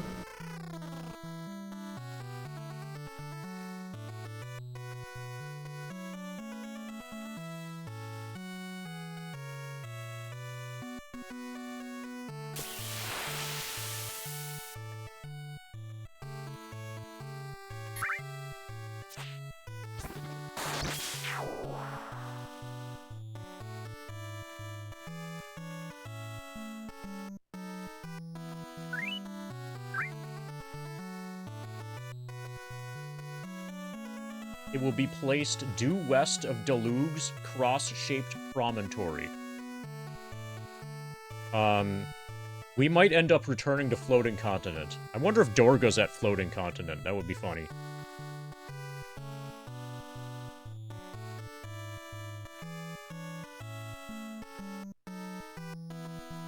Due west of Deluges.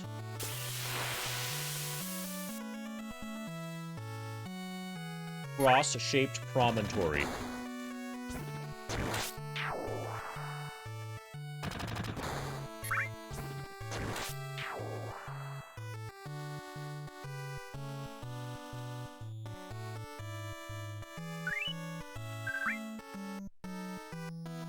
Hidden in the mountains west of Salonia. We've been there.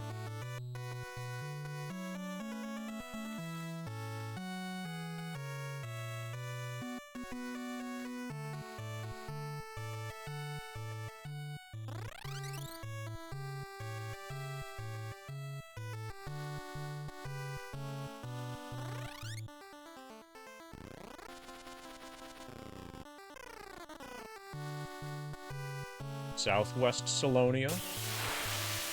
Thank you, warriors.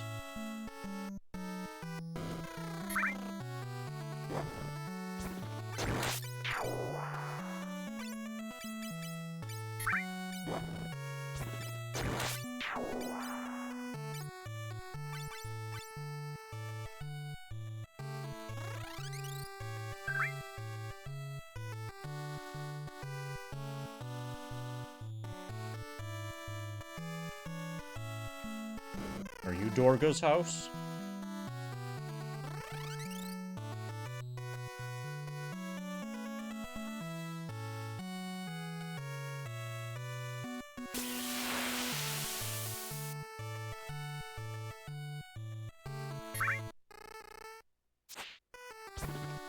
Nice ribbit.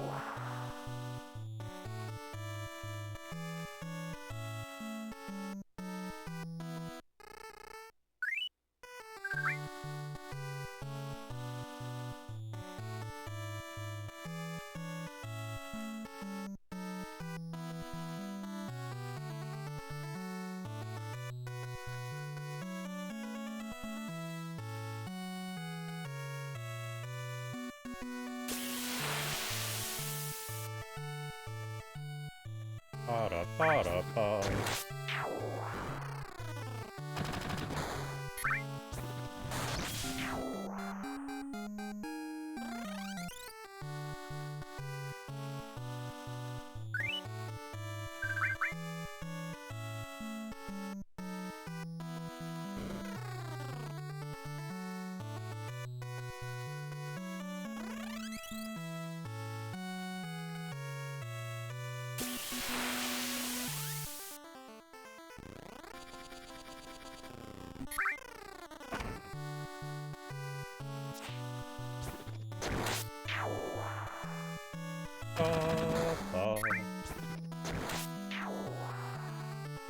Dragon Tower.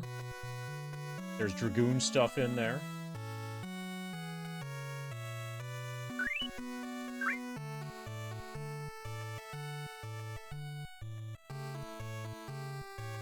And there are chickens.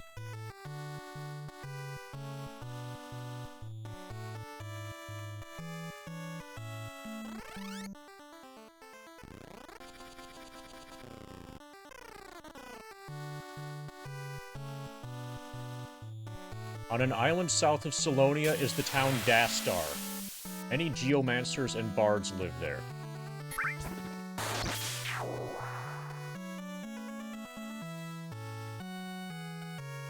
We've been there. Thank you, warriors.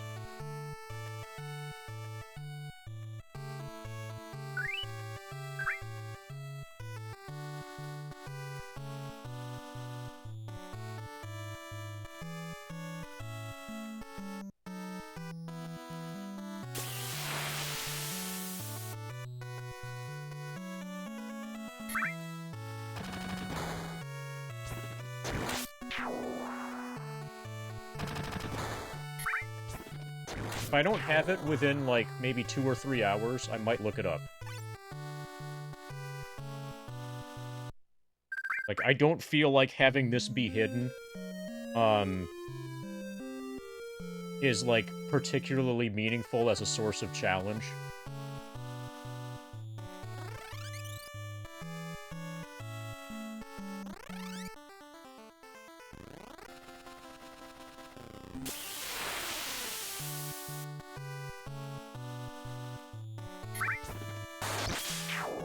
Hey, any of you guys know where Dorga lives? Does he have a house?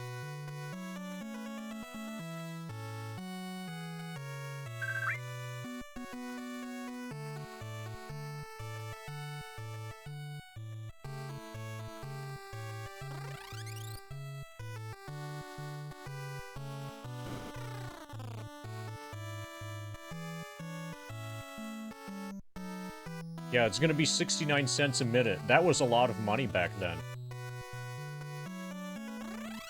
They're like, hey, where's Dorga's house? Does Dorga have a house? It's not in Dorga's village. I bet at Dorga's village. There are no houses.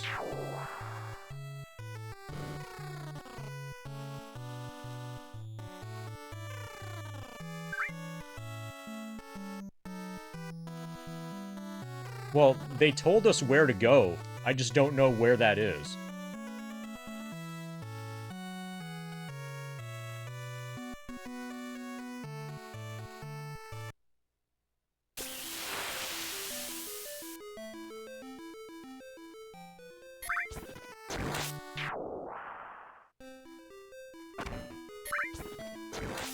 Yeah, I've almost certainly, been there before. So, probably the easiest way to find it, Leadhead, would be for me to go over my VODs. Like, you know, really carefully to find whenever I was at Dorga's house. Over the last, like, 35 hours or so of footage for this game. The main issue is that that's boring. That's not conducive to allowing me to continue to grind. And you guys wouldn't really be able to see it as it's happening.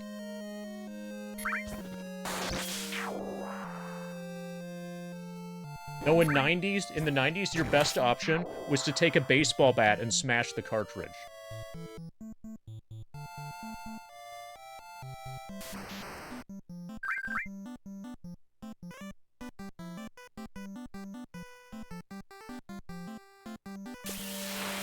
Oh, fuck.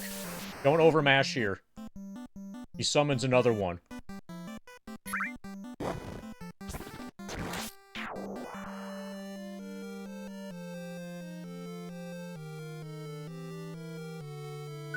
It is said that Leviathan and Bahamut were sealed in the floating continent by Noah. So if I could make it to the floating continent...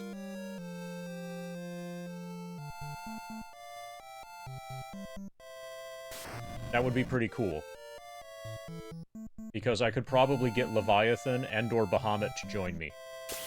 Or, like, you know, become summonable.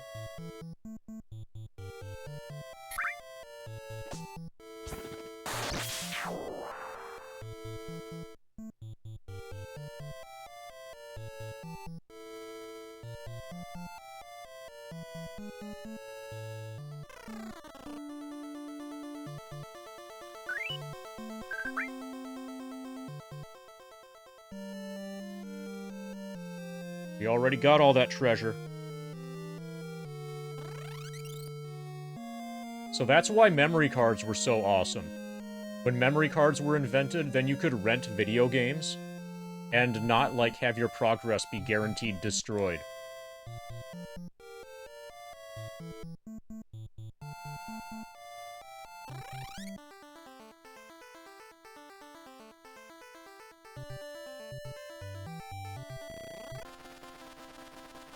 Okay, so if we find the place where, like, there's wind, then if we find the cross-shaped promontory from that island, then allegedly if we go due west,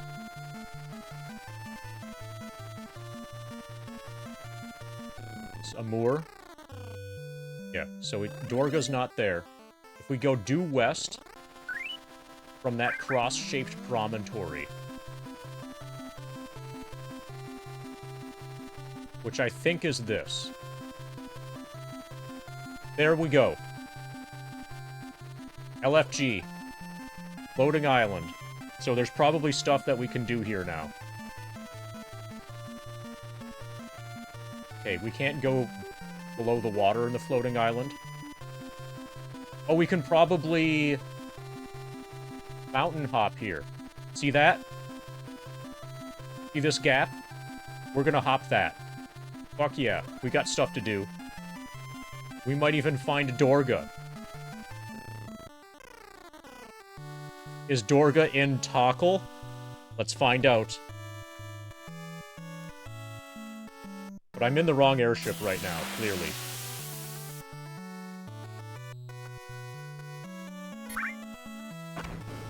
We gotta check all these houses to see if any of them have Dorga.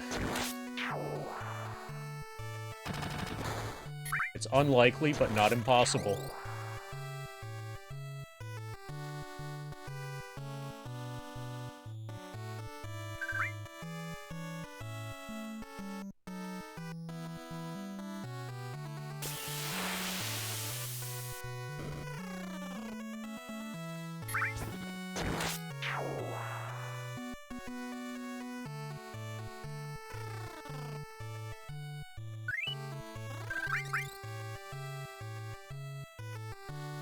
Okay, the worst password save game that I know of is Dungeons & Dragons Order of the Griffin.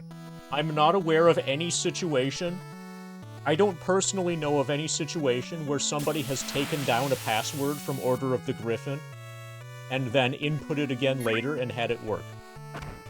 Because the passwords were always too complicated.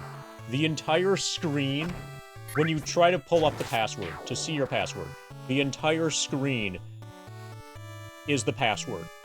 I think it's at least 4 lines, probably 5, maybe 6. They're all the letters, uppercase and lowercase and numbers, and each letter will have some sort of accent, or it could be in bold, or it could be in italics, or it could have a little half circle over the top of it, or 2 dots over the top of it, or a straight line over the top of it, or an underline underneath it. And... okay, this is sounding pretty toxic already. Each individual character would have its own color. So you can't just write it down. Because, like, you know, the character, which is like a lowercase g with 2 dots over it and it's italicized, you also need to know that that one's green. And then the one after it,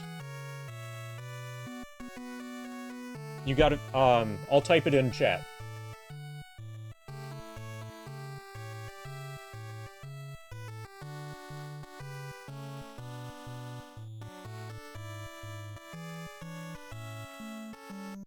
It's for TG16.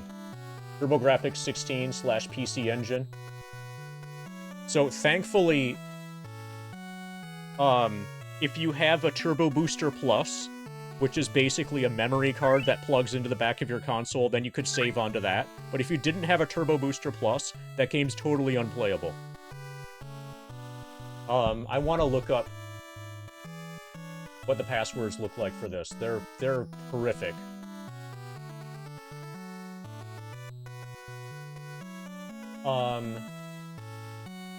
No. We'll emulate it, and I'll save in-game. If I play that. Yes, it is on my list, but when I play it, it'll be... I'll save in-game. I won't use save states, obviously. But I'll handle it the same way that it's handled here. Yeah, I've got to look this up, see if it's as bad as I remember. I suspect it's actually worse than I remember.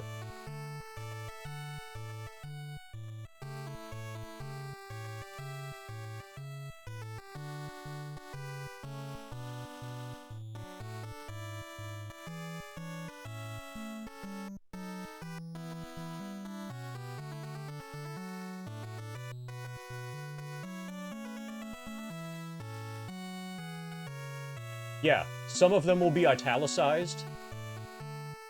It's horrific.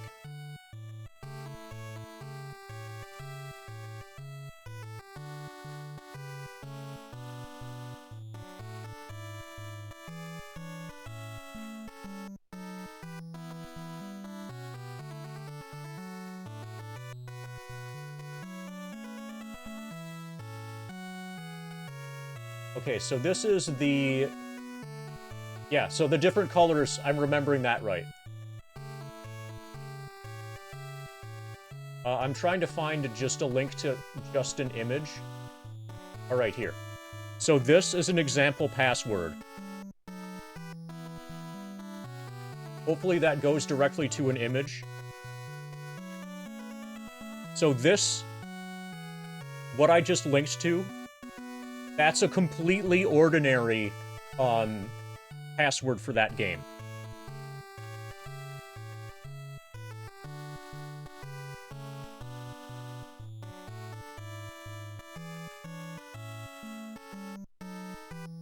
It's just totally bullshit.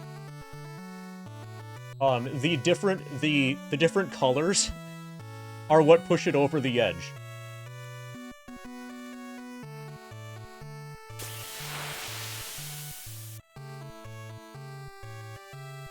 When you put in the password and it doesn't work, you have no idea what went wrong. There's no way that you're ever going to know what your mistake was.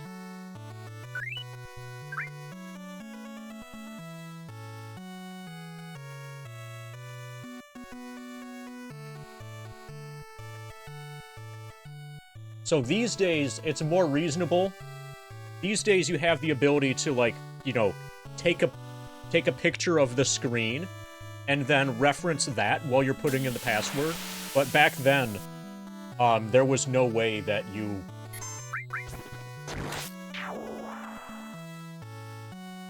That was completely not feasible. Nobody... It wasn't the case that everybody just always had a phone in their pocket at all times. Or, you know... Well, they didn't have a phone. They didn't have a camera either. But yeah. Does it wipe all the input? So, until you power off the game, if you go to load... let's say... So obviously, if you power off the console and then power it back on, there's nothing that's, like, stored. Because otherwise, it would just be a save game.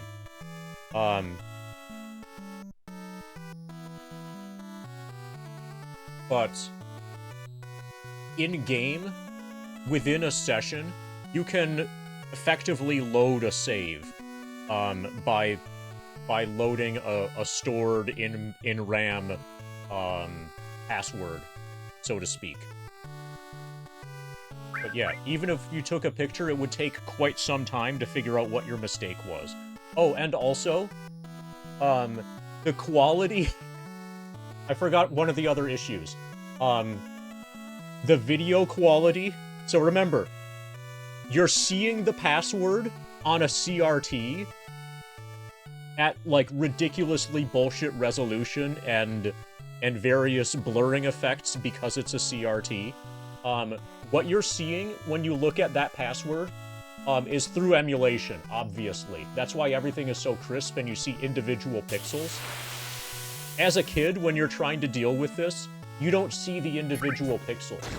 So, third column, there's K and then W and then M.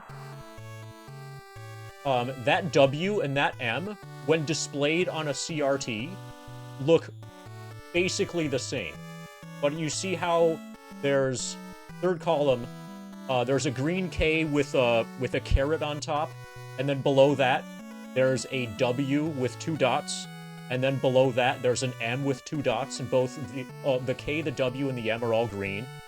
When you're looking at it on a CRT, you're not going to be able to see the difference between the W and the M. With this font, they're basically the same letter. Now, in the case of this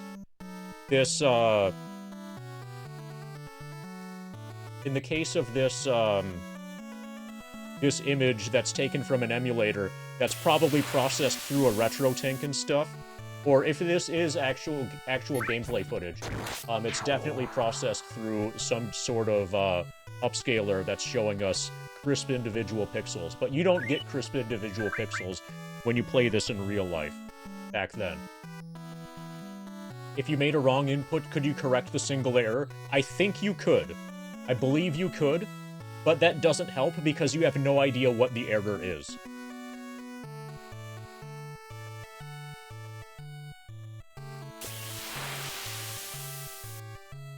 So even seeing the color differences... Okay, so you see the exclamation point on row 3. And then there's an equal sign with a bar over it just to the left of that exclamation point. I'm pretty sure that that equals sign is magenta. But there's no way that on a CRT... So, and like the bar over the top of it happens to be gray.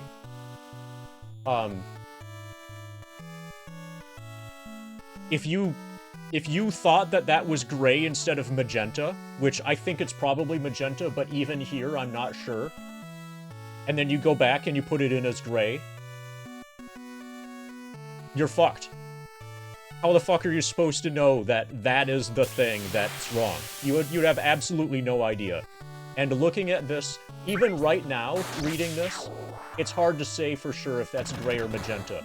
But trying to read it off of a CRT, you're fucked.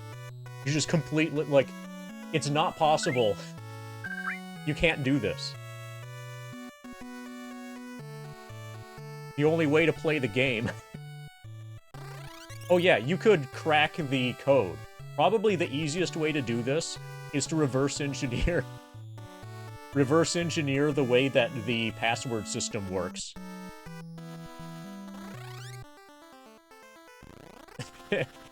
That's probably the best way to do it.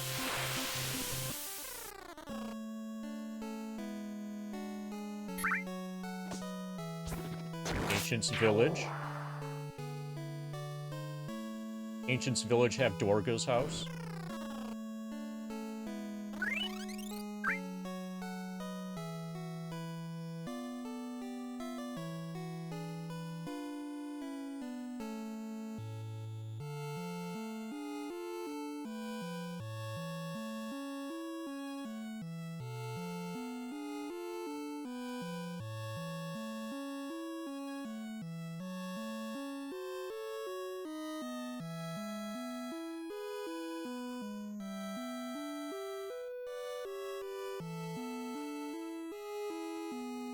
Yeah, trial and error can be a very powerful tool, especially when you're young and you put no value on your time whatsoever.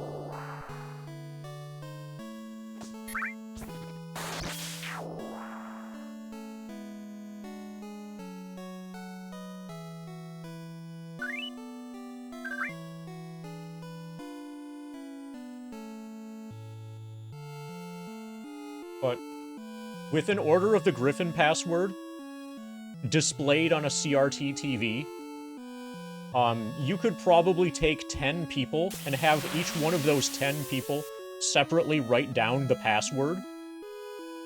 And probably none of those 10 interpretations of the password are going to be equal or the same as any other person's interpretation of the password. Like, if 10 different people try to read that off of a CRT, you're going to get 10 different, you know, guesses as to what they actually read. And then when you go to put it in, then you add another layer, like, so, did you take down the password correctly is one issue, but, do you later... There's another layer. You come back the next day, now you need to read your notes. Are you going to be able to read your notes successfully? Assuming that you even wrote it down correctly, you probably aren't going to be able to read it off of your notes correctly in order to get it input into the game.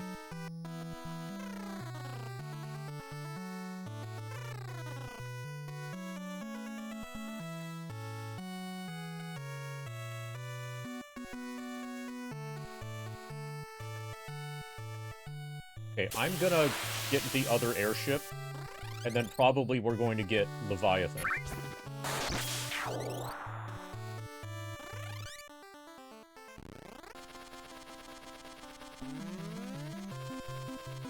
So one of the things that you would do, one of the workarounds for how awful the password system was with Order of the Griffin, would be that you would take down your password, and then you would change a little bit of stuff in-game. So, like, take a little bit of damage, or use a healing potion or something, and then take down another password. And then do another thing. You know, walk over there. Walk a few steps that way, and then take down another password. And then walk a few steps south, and then take another password. And now you've got 4 chances. If any of those 4 are able to load, then you're okay. That was a real strat for trying to make passwords work in that game.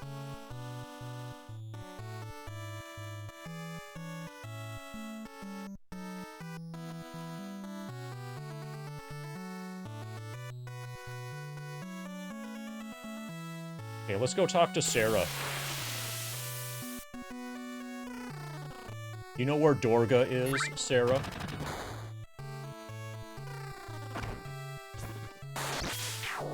The truth is, I want to go with you, but I'm sure I'd just get in the way. Princess Sarah, come see me when your journey is over. Hey, it's over. It's over because I can't find Dorga's house.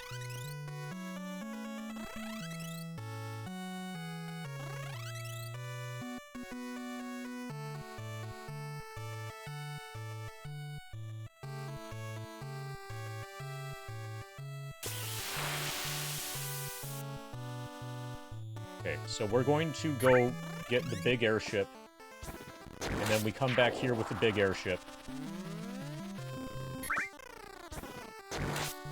We're gonna have to go over mountains with it, and then probably we'll get to Bahamut and/or Leviathan.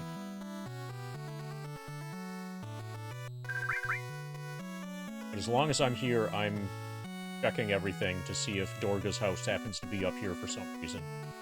Very unlikely, but not impossible.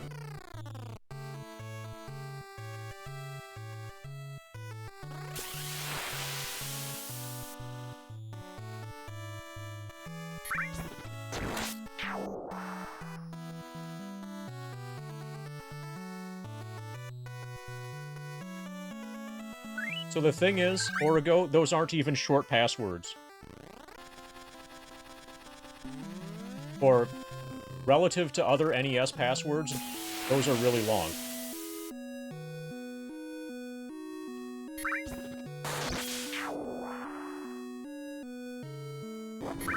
The Elder awaits inside. Is the Elder Dorga?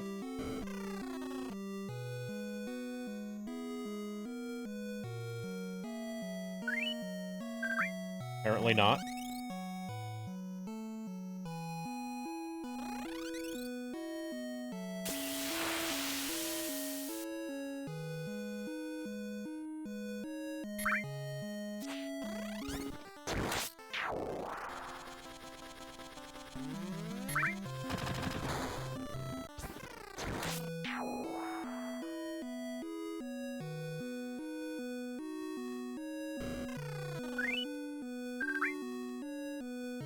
Dorga. Oh, something about Desh.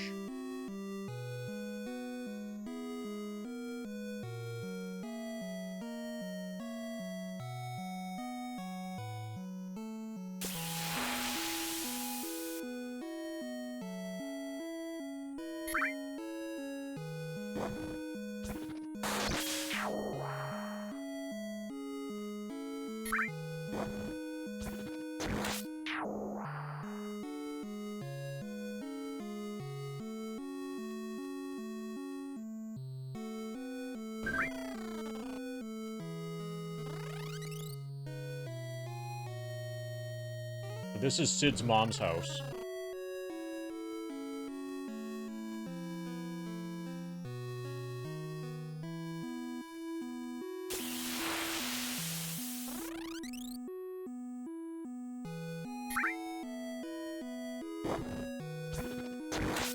But if they just got rid of the colors, passwords would be longer, but they would be way more viable.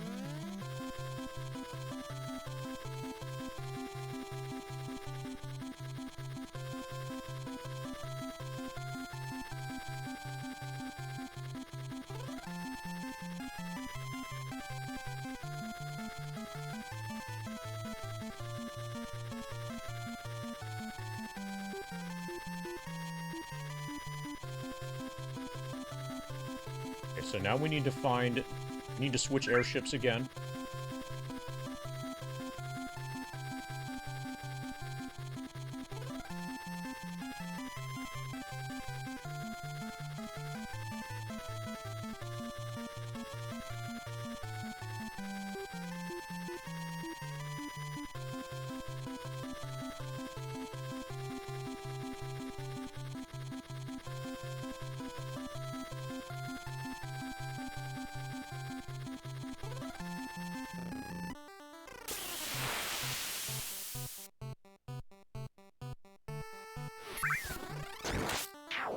Check this. This Dorgo's house? No, it's ancient ruins.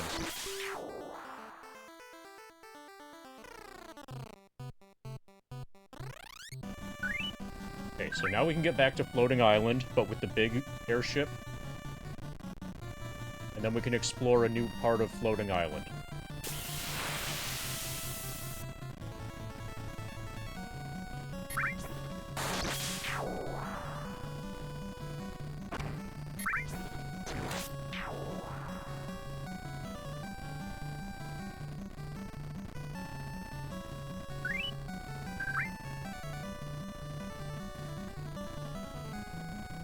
You know what would be really evil?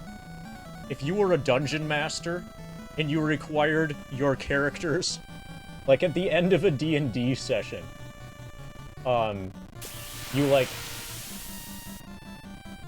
you know, displayed a password for your characters, your player characters, you know, the people, you know, your players, whatever, and they had to like write it down, so you would display it from like far away. And have it be an evil password, like an Order of the Griffin password. Probably you would display it for a limited amount of time, and this is before anybody has, cameras. They get, like, a certain number of minutes to write it down. They're, like, different colors on the different letters, and you've got different fonts and stuff. And then at the start of the next session, you ask them to write down the password, and if they get it wrong, then they just can't play D&D anymore. Okay, Drika. Let me know when I can hug you when you get home.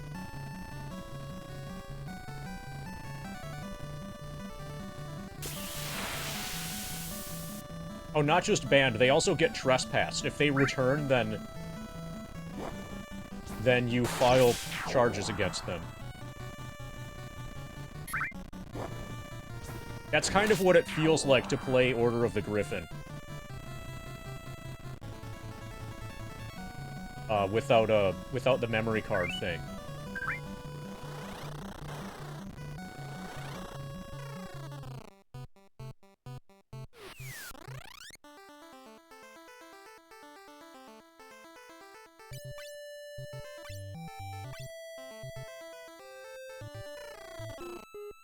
Cave of Bahamut.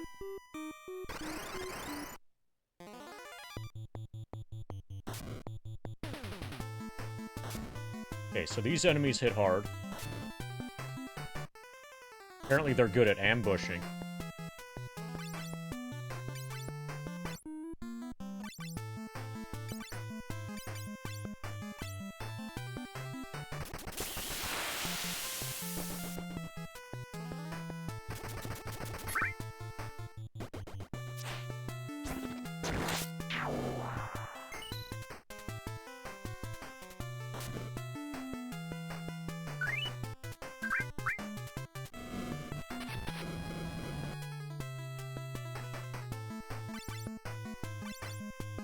Ba ba ba ba ba da.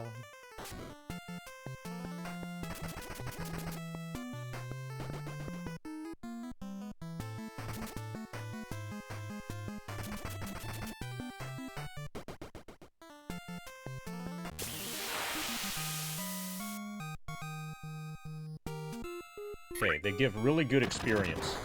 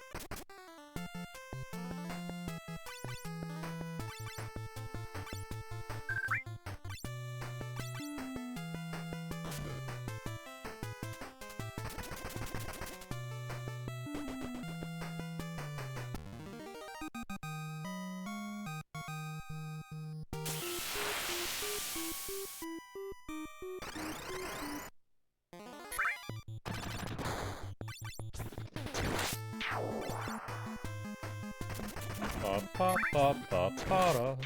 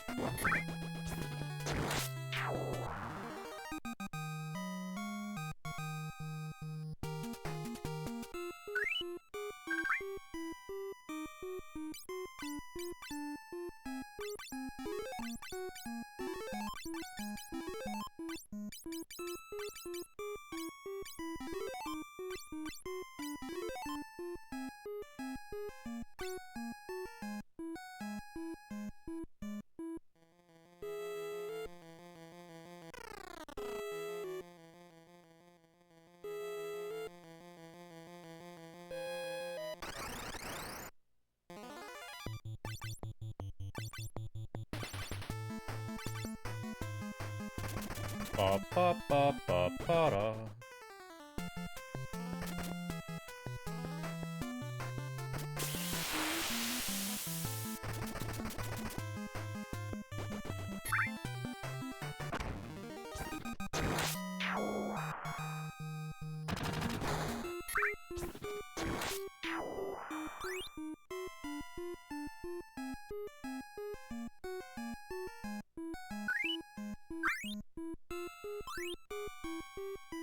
Okay, I'm gonna go back to the Chocobo.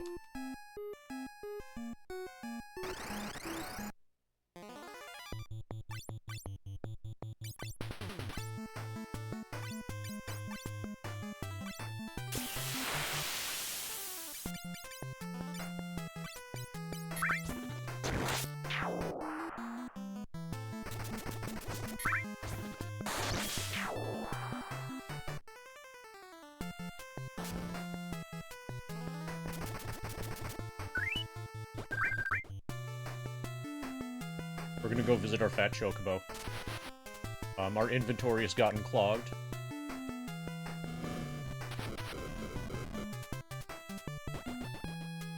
Nice Quake. Oh, we can probably use Exit.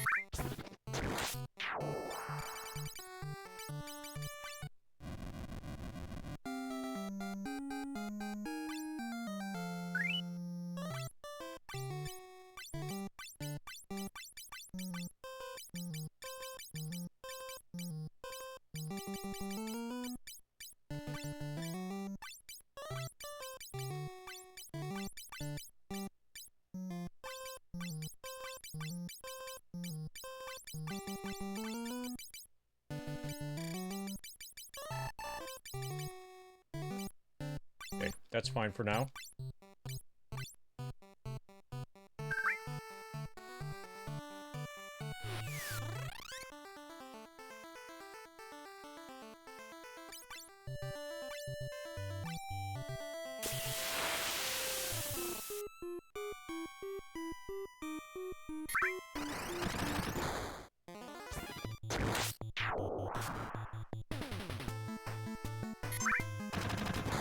Ba ba ba ba ba da.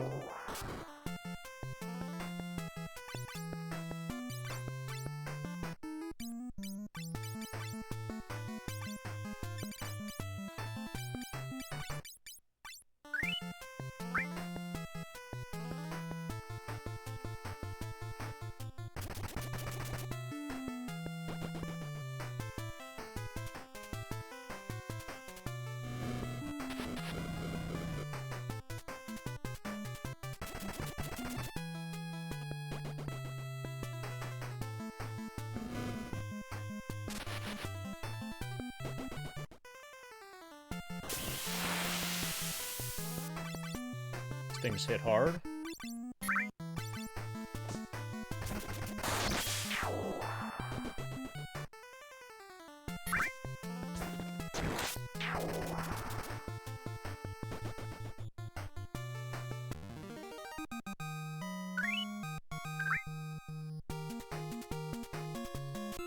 And they give a lot of experience. Massive amount of experience here.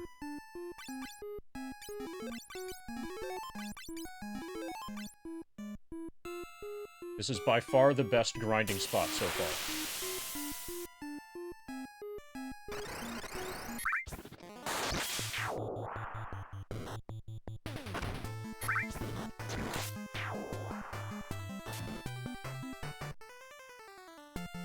Way better than the first screen of Final Fantasy VII.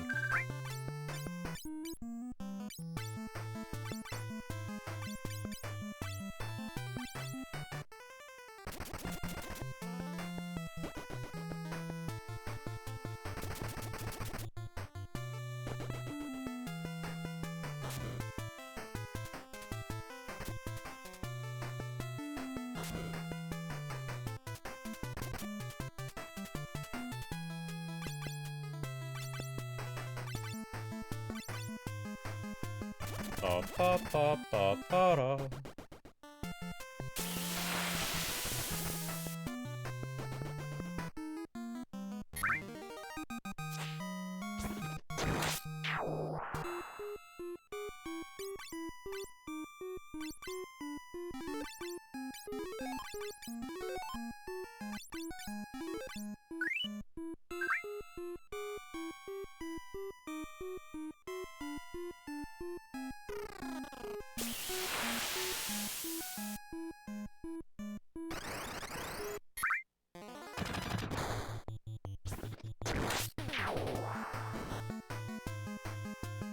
Ba ba ba ba ba da.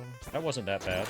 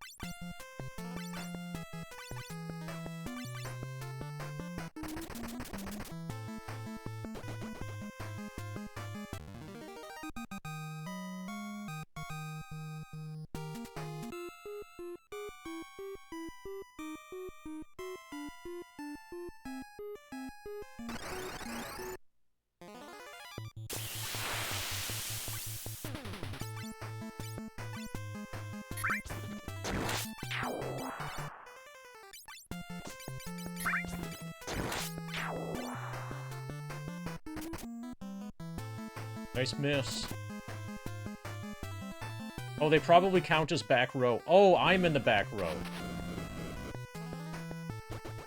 Okay, I guess we're counting on Quake this fight.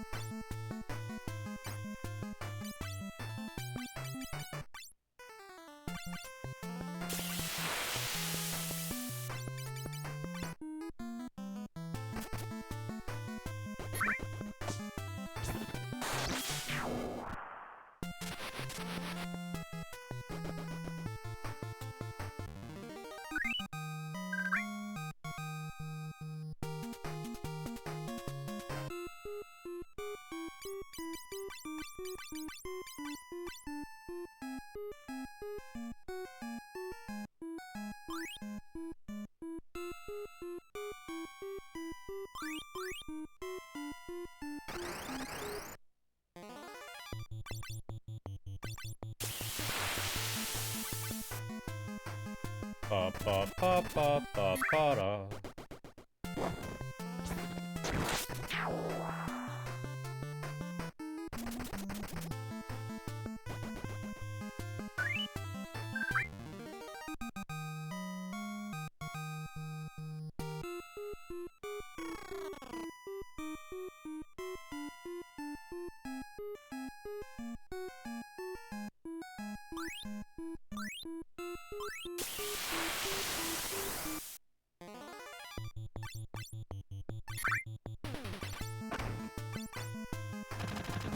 Ba ba ba ba ba da.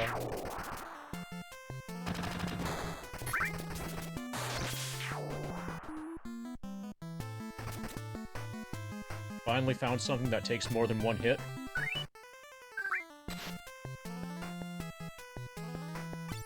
Okay, angry is confused and angry. He's no longer merely angry, but also confused.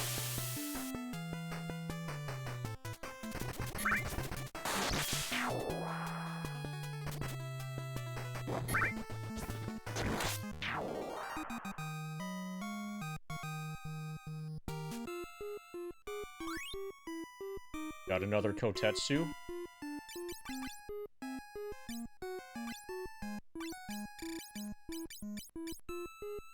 $68.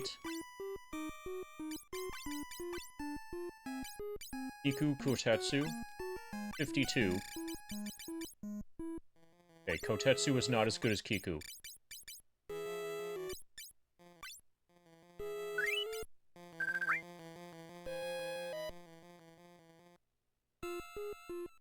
The voice of Bahamut. Wonderful! See if you can beat me.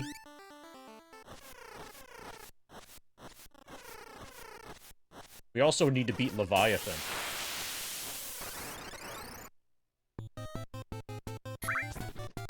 Hi, Bahamut.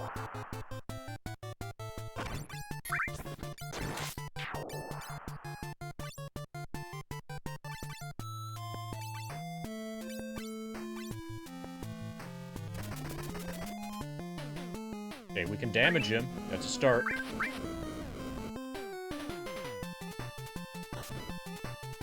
He can really damage us.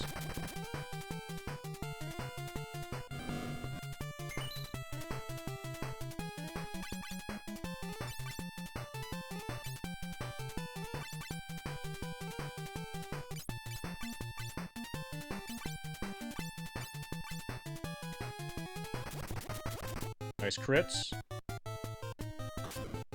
Ouch.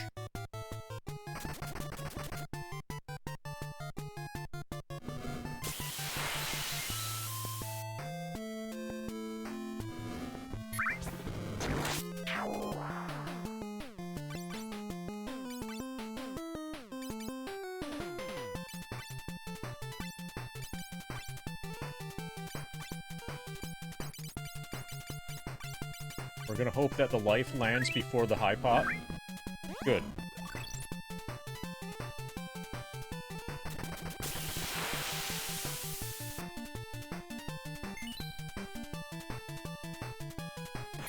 Ouch. That was fruitful.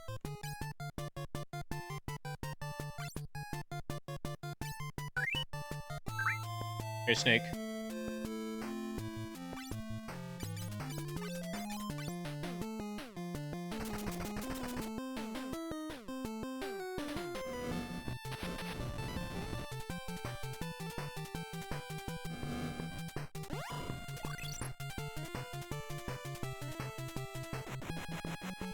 Man, he's really good at Mega Flare.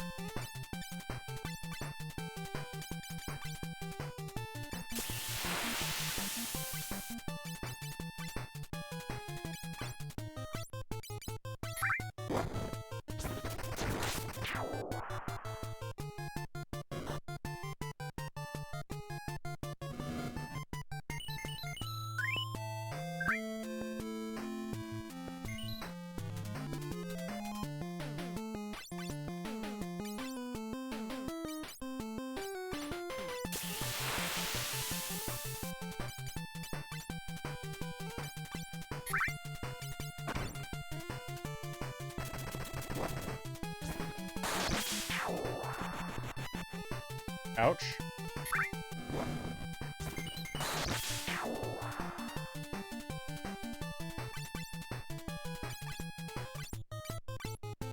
There's no point in trying to revive anybody.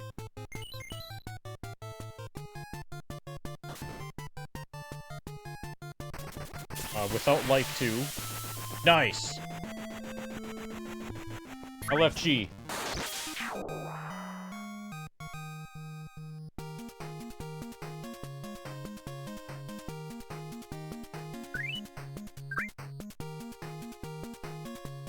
Okay, probably we're gonna be able to cast Bahamut now.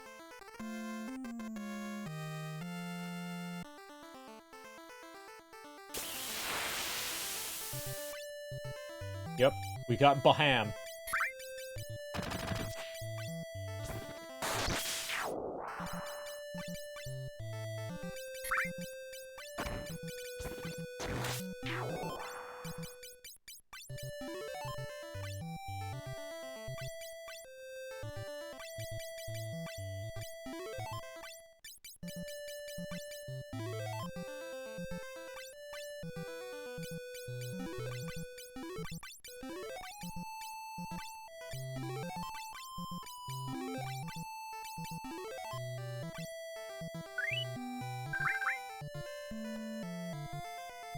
Well, we'll take it. So now we gotta find out how to get to Leviathan. Maybe it's the other airship to get to Leviathan.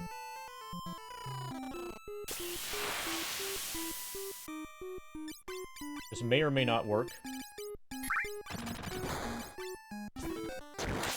Okay, so we have to go all the way through it again.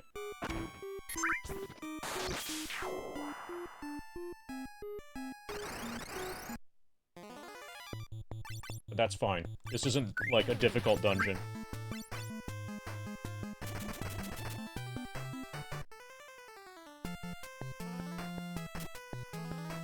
And we were able to save. We saved just after the Bahamut fight.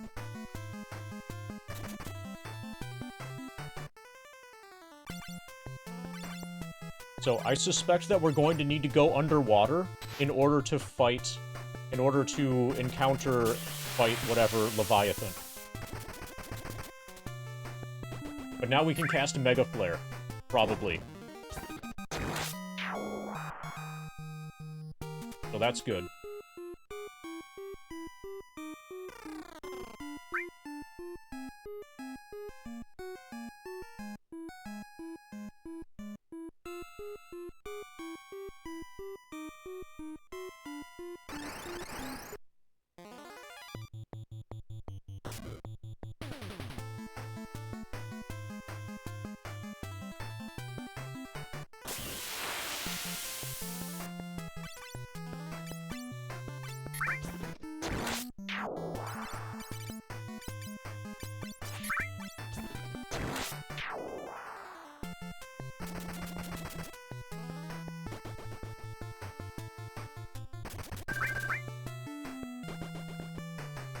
Ba-da-ba-da-ba-da-ba-da-ba-da.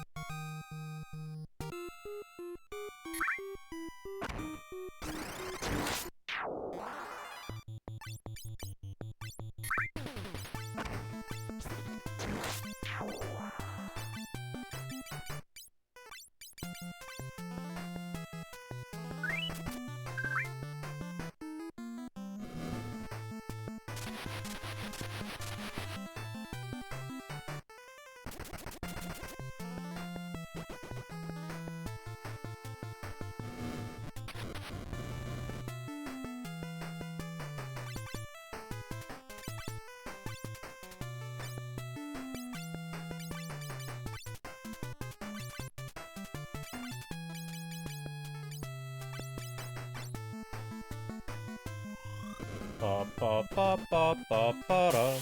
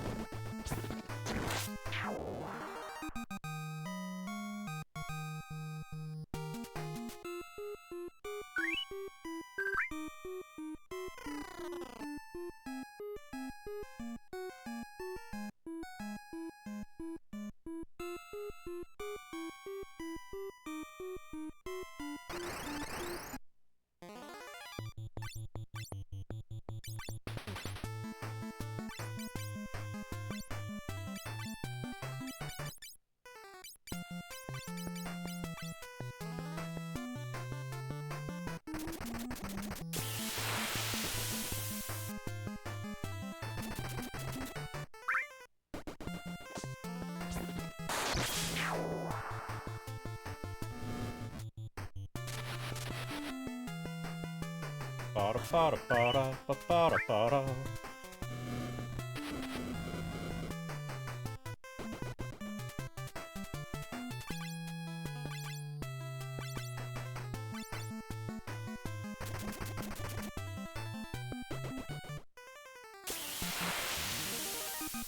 Ba ba ba ba da. Okay, so far this is by far the best grind opportunity. Way better than the final dungeon.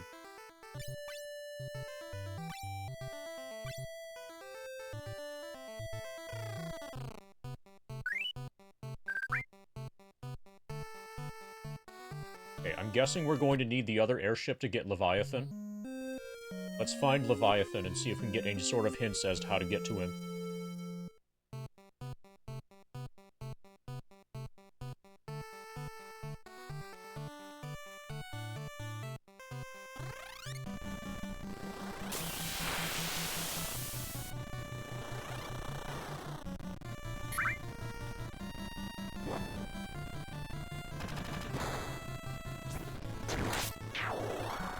That's cool.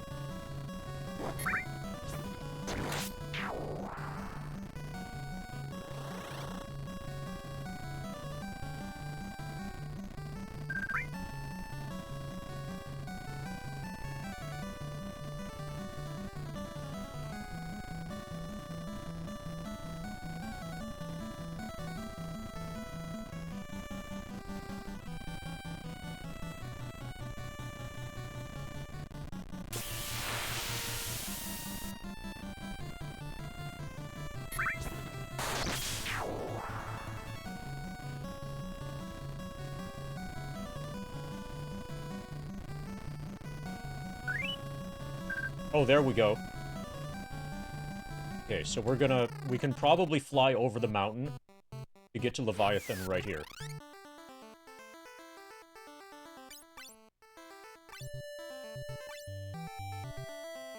Save complete.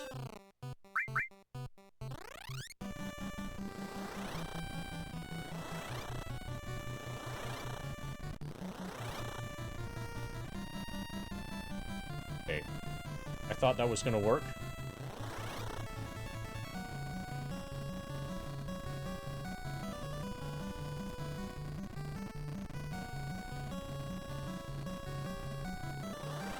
Fuck yeah. Let's fucking go. Drop anchor here, then we get in our canoe.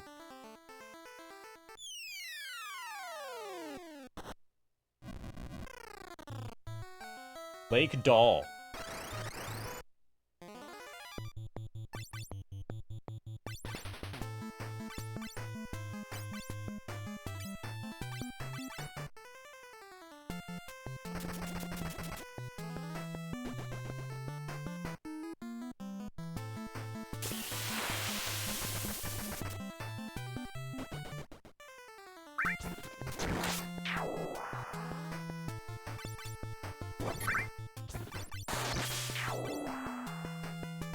Ba-da, ba-da, ba-da, ba-da, ba-da.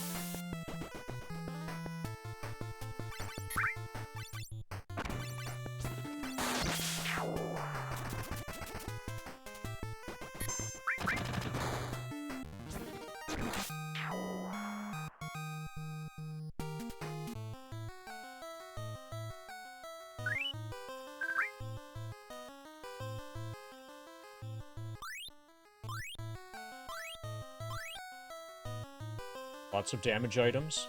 And Phoenix Downs are quite nice, and not purchasable, so that actually helps.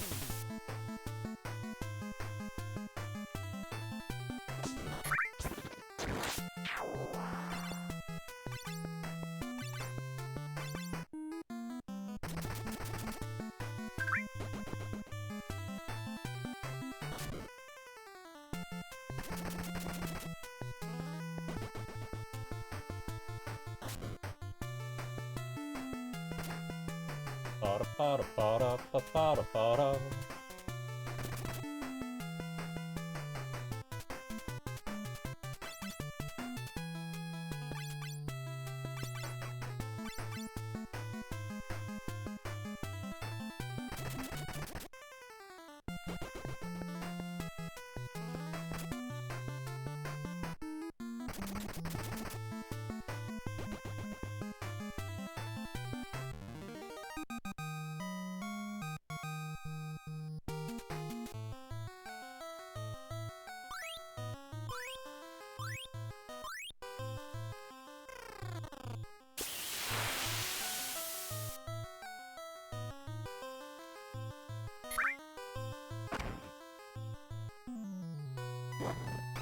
Okay, we'll go up.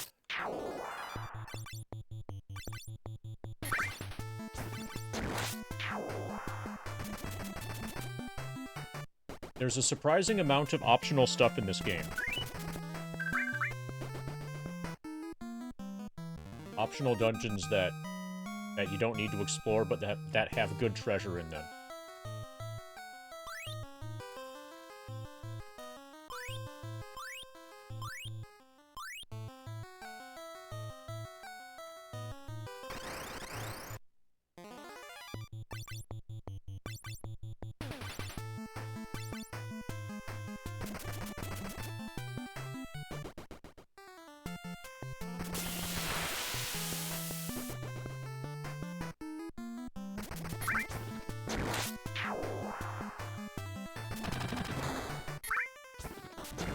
We had way more to it than 4 did.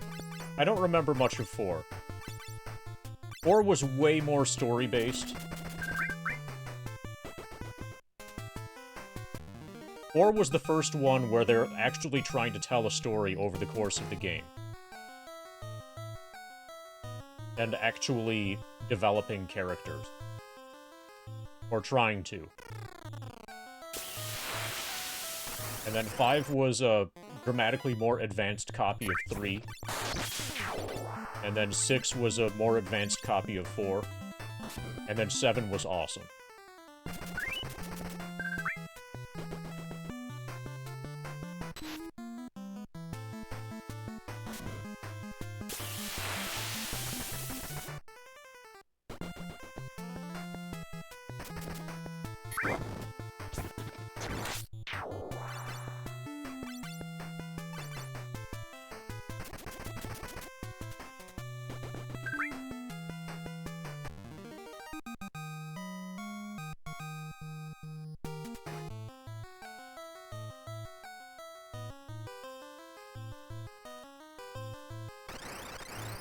I wonder if we're going to start mapping this.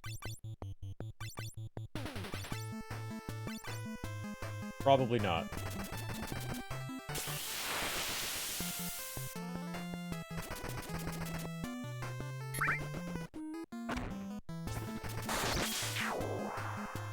Ba-ba-ba-ba-ba-da. So I took one branching path to get here. On second floor, I went up instead of down. Now we have a 3-way, or 3 available paths. One looks like a dead end. Nice.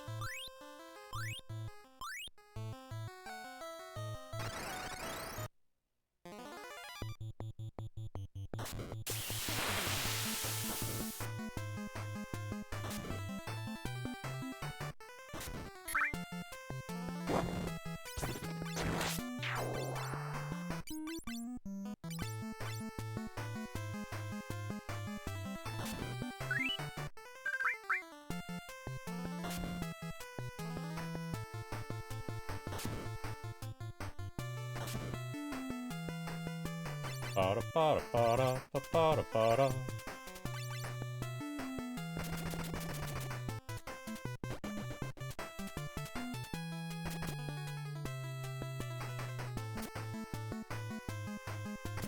Ba-ba-ba-ba-ba-ba-da.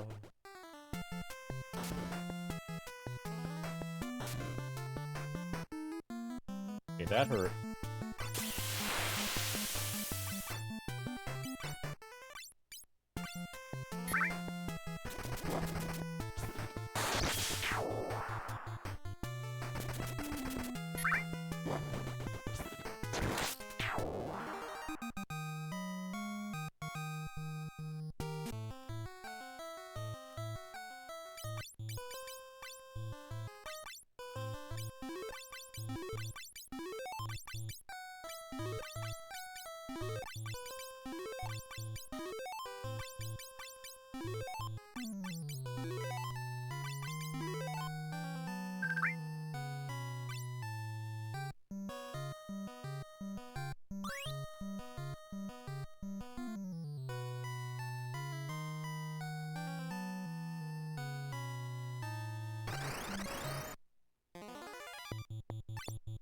And I screwed up again.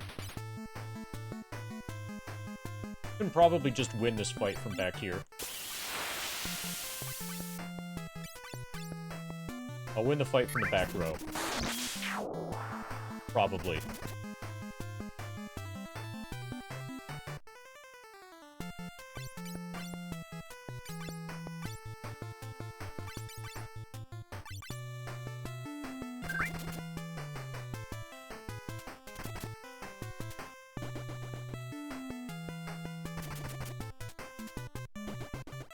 Okay, we didn't even have to use Quake.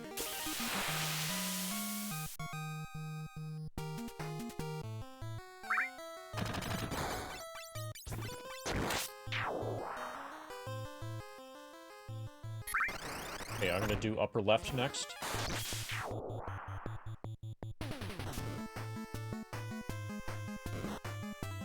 Okay, those guys can hit hard.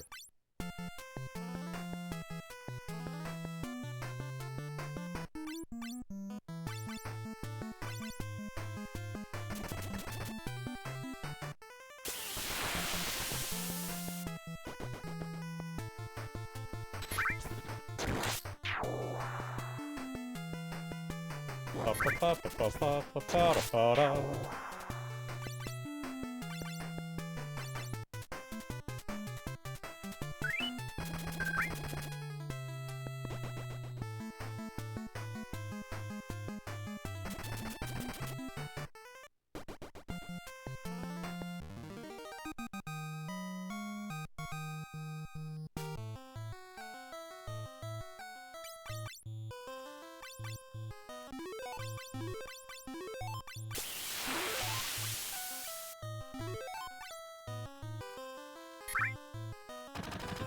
Okay, so that's progression up there. Most likely. I'm gonna back up and see what was on the other branching path on the previous floor. Also, it's completely fine to farm and inks here, since we're getting really good battle rewards. Oh no, we're fine. Yeah, everything's good.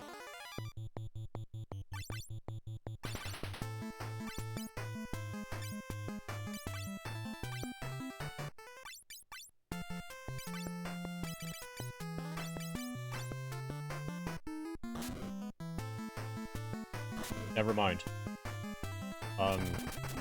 We've explored everything.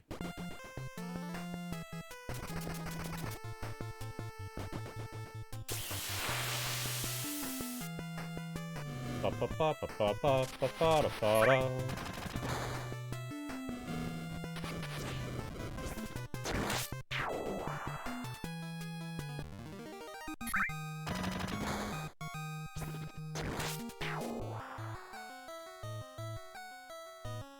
Let's update our percentage. 1,349,070.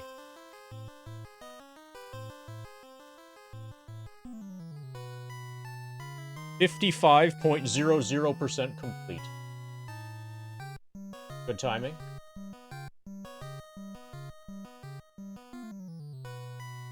We only have 45% left. We're so close to done. It's crazy. And we're going to be very close to done by the time Persona 5 is done. Persona 5 should be a really long game.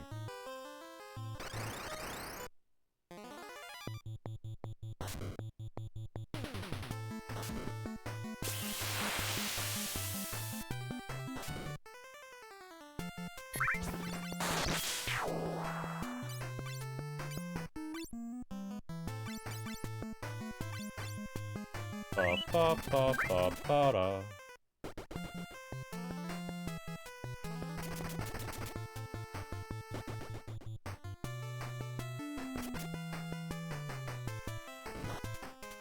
Ouch.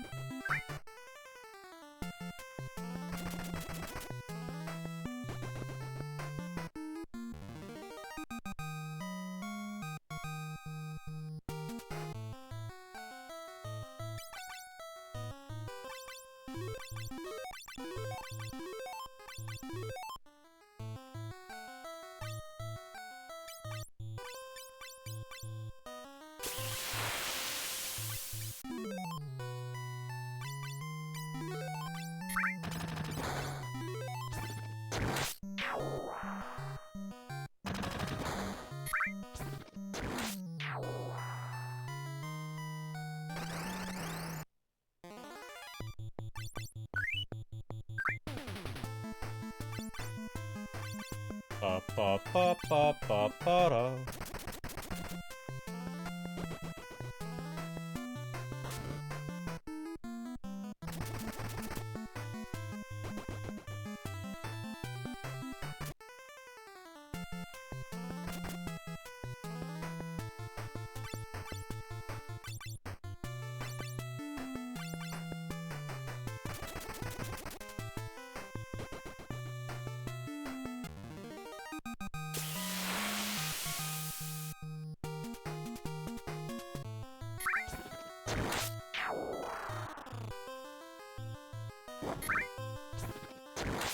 Okay, so that looks like the boss fight.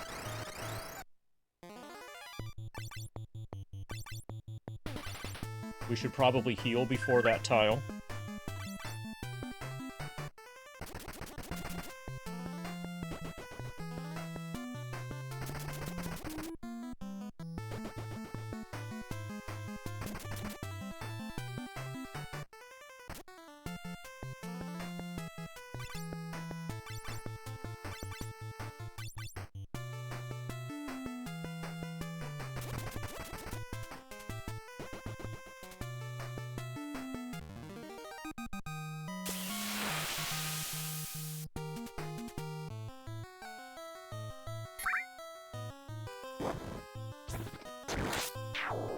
Let's heal here.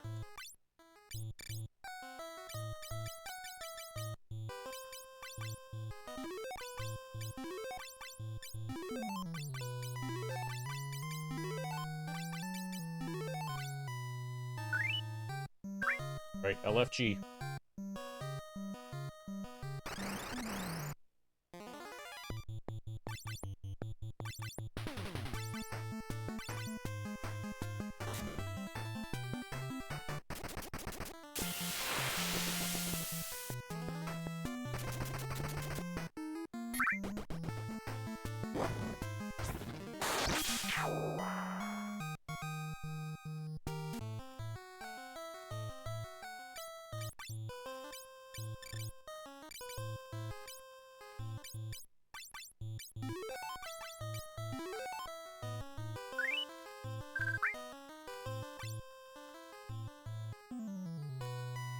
I am Leviathan. I shall only lend my power to those with the light. Are you worthy? Check out my damage output, Leviathan.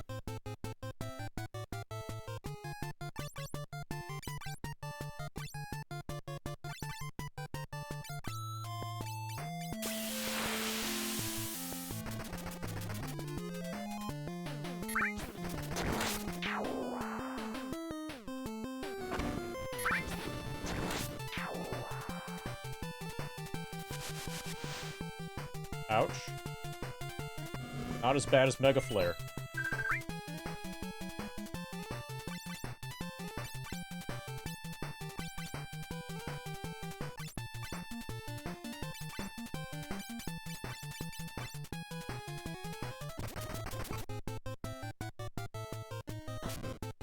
Ouch.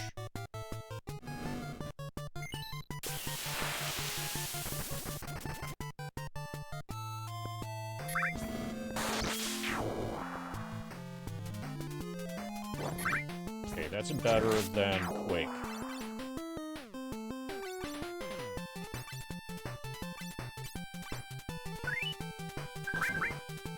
Ouch.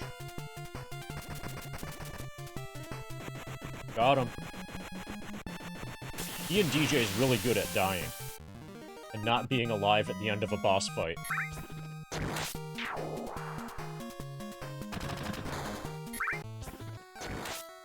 I shall give my power to aid you who have the light. Obtained Levia.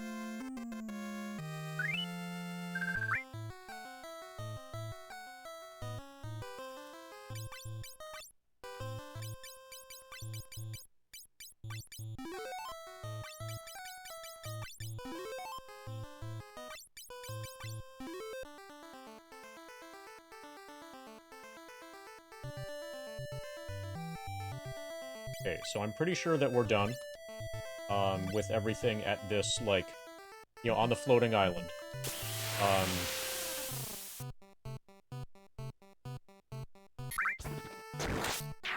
We'll sleep, we'll give stuff to the chicken.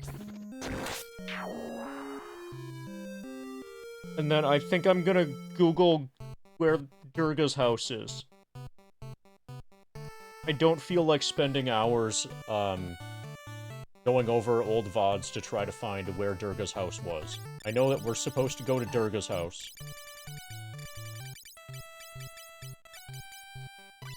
But I just don't remember where Durga's house was. I'm reasonably certain I've been there already.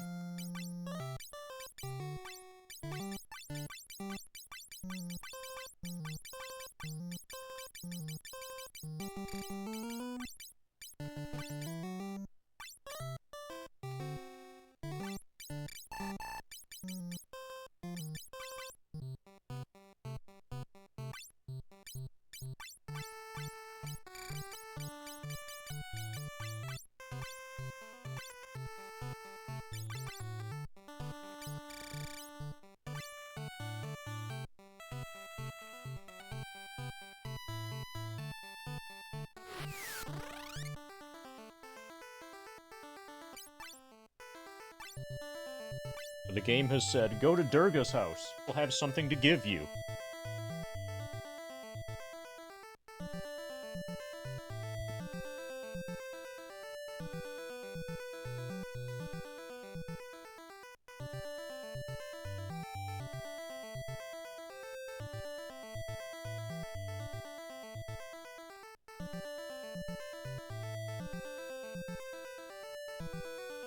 Cave of the Circle and Doga's Village.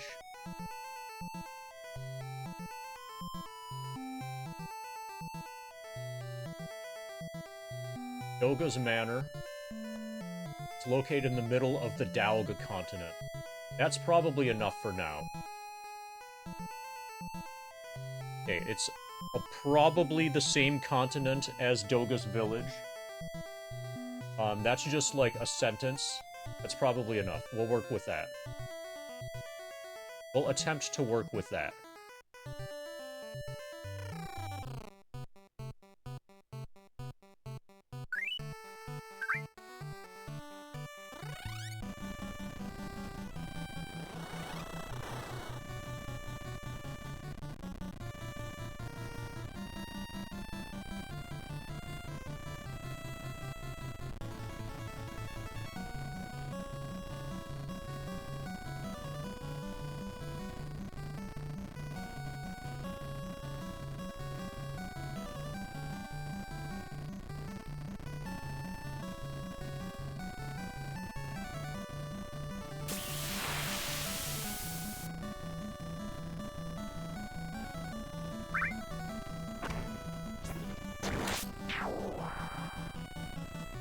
we're gonna follow...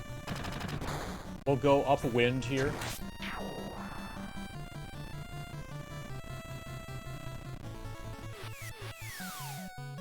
Okay, we need to switch airships. I suspect that it's up there. That path. Like where it's windy. But we need to use the faster airship to get through that wind. I think.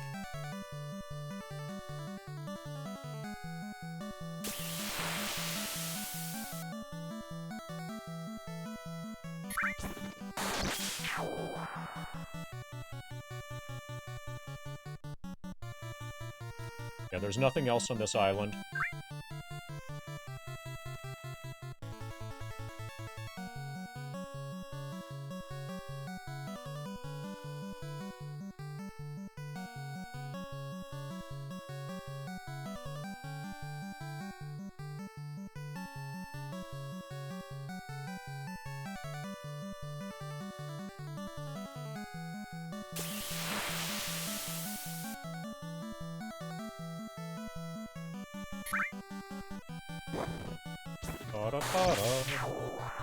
And then I think we're at the final dungeon, probably.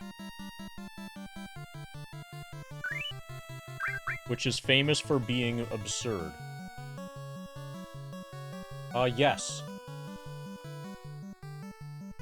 How did you guess?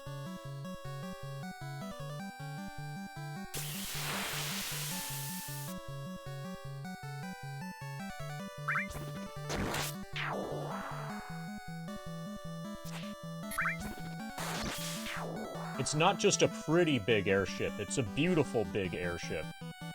Now we're gonna trade the pretty big airship for the pretty little airship,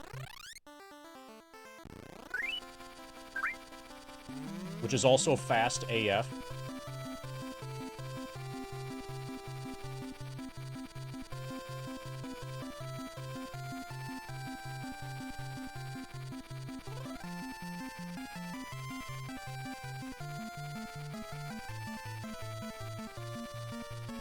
Okay, we got through the wind.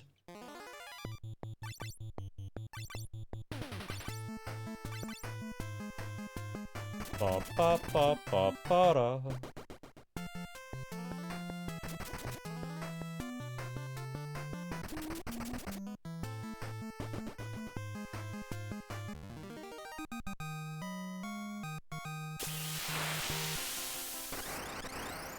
Okay, so Dorga's house is probably around here somewhere.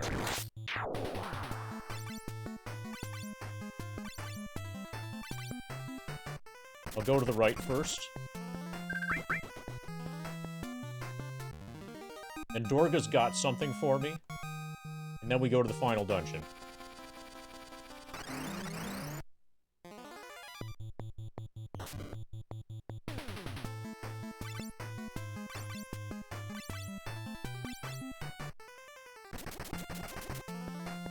What Dorga has is probably a giant scam tent.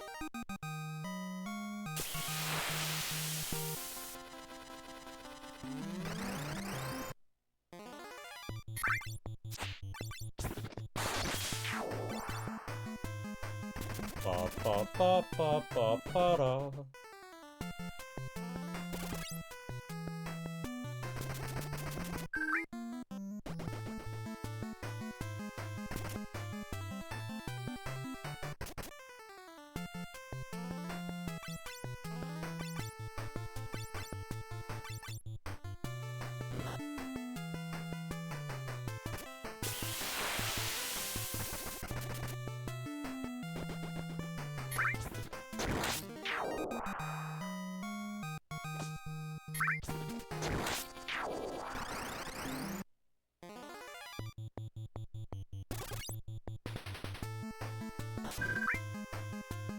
Ba ba ba ba ba da.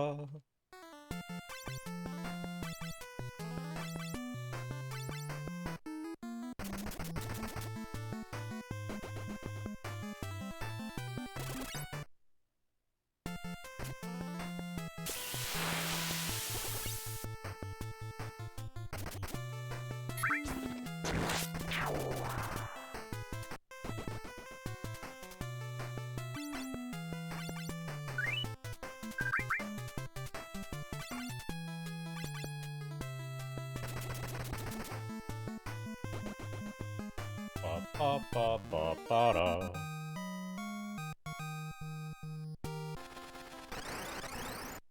Nice anchor rate.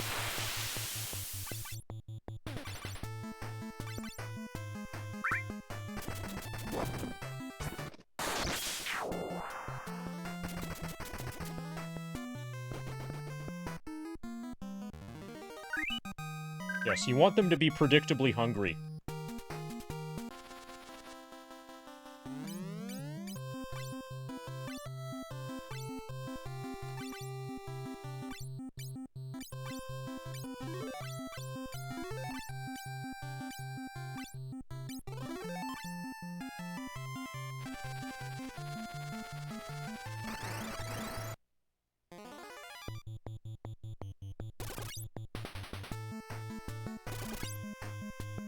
Ba ba ba ba ba da.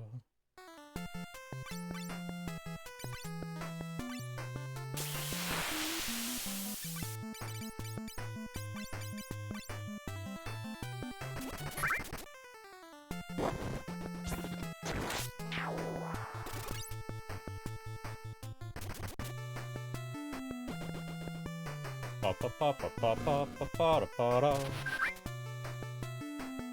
Okay. Well, that doesn't work. That does work.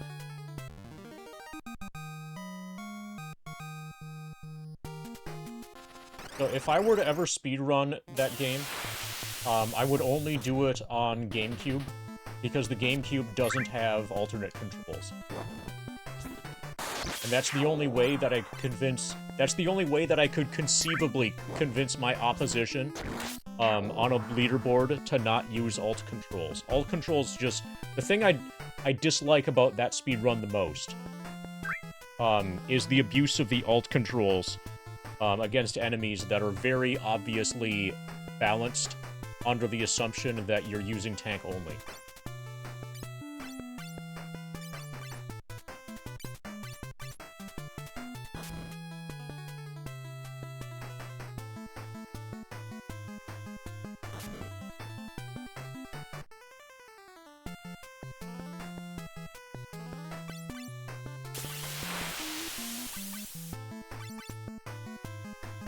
But since it's in the game, people use it.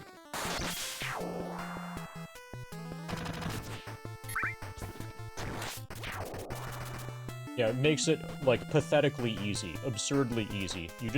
You run in circles, using movement that should be completely impossible in a tank-only environment. That is completely impossible in a tank-only environment.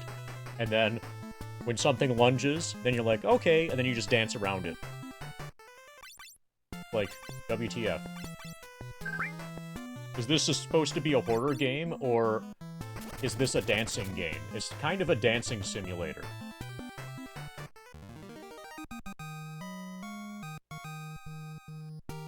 Where you're dancing with zombies.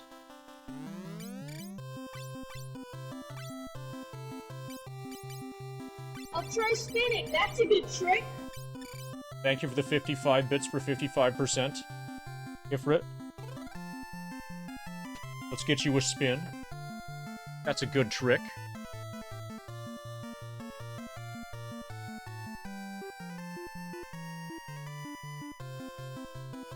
So, out of all of the various challenge, requirement, limitation sort of things that I have imposed on myself during RE randos, probably the biggest one, more important than no saves and no healing items, is the tank only.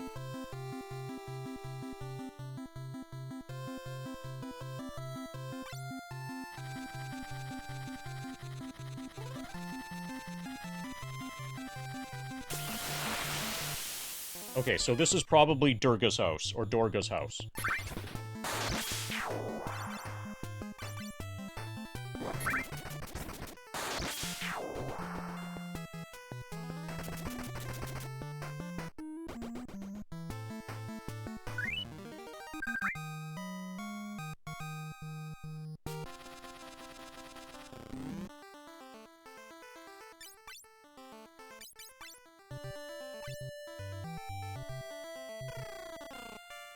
Dorga's house. We found it. Come this way. Une and I have prepared something for you. Are they gonna try to kill me? Probably. Dorga's cave. Leave this cave and come to Une and me.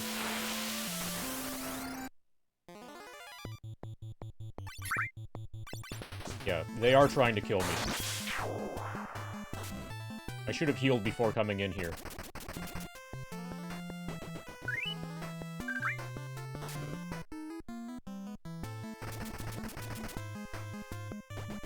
Yeah, tank only makes it so that ordinary zombies are an actual challenge, and that's really important for the randomizer because almost all of the time, it's just ordinary zombies and sometimes Crimson Heads that you deal with. Very rarely in a rando do you end up spawning hunters. You only spawn hunters, typically, by fighting Plant 42.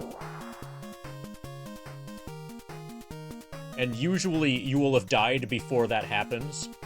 Or Plant 42 will have killed you or whatever. So, in general, the enemy that you're dealing with in the randomizer is the zombie. So the zombie needs to be difficult, and the only way the zombie is difficult is with tank only.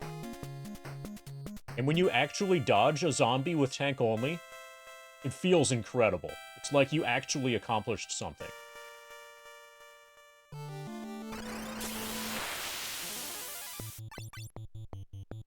Because you did.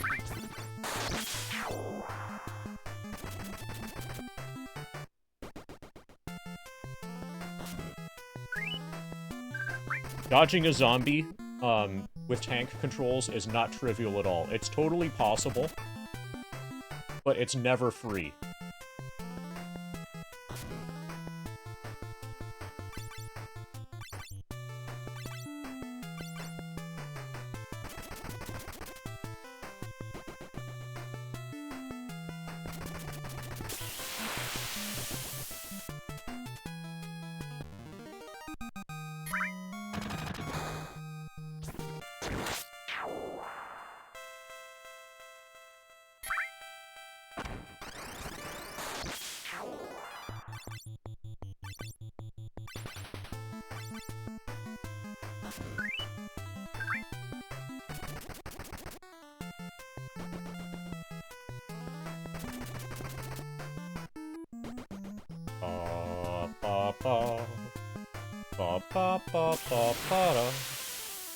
Well, that's progress.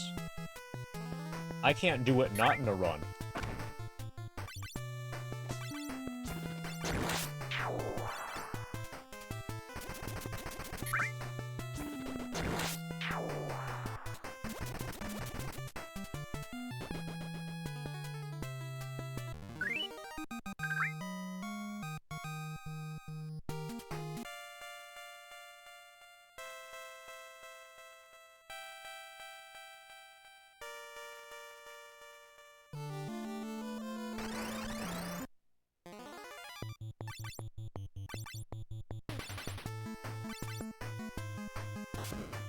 Ba-ba-ba-ba-ba-da.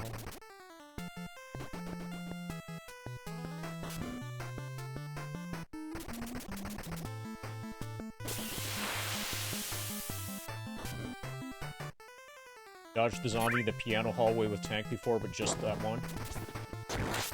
So, commonly in the rando, we'll try to dodge the zombie. You know the zombie that gets his own cutscene after you take the item that's...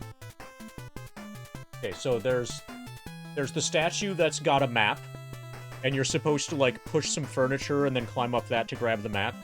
And there's the hallway behind there. I don't remember what the item is, but after that item, when you're coming back out, then you get the cutscene with that zombie, and then you start out, like, 3 feet away from it. It's a dagger normally? Okay. Commonly you have to dodge that in the rando. Like, if that ends up being an important item, and that's before you get a defense item, or before you get a gun, and you start out with, like, You have very little wiggle room to try to get around it, or try to, like, trick it.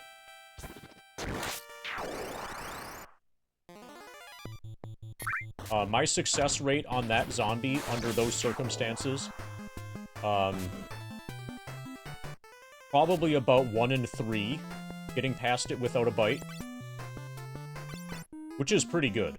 I'm happy with that.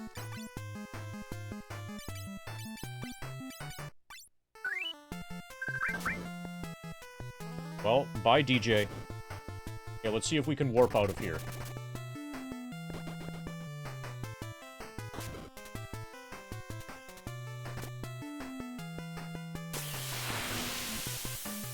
DJ's really good at dying.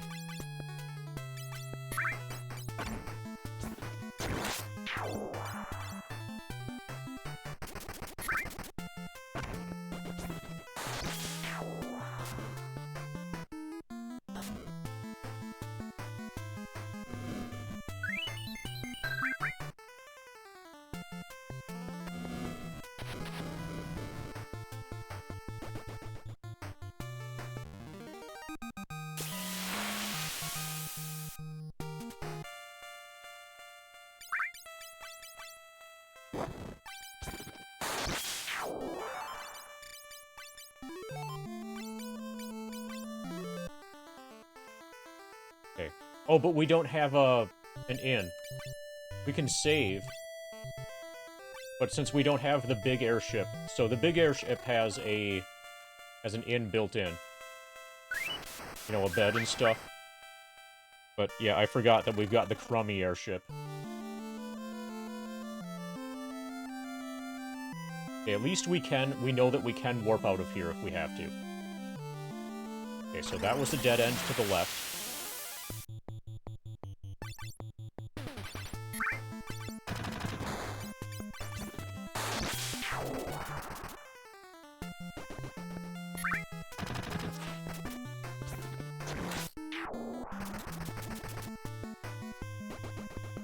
Ba ba ba ba ba da.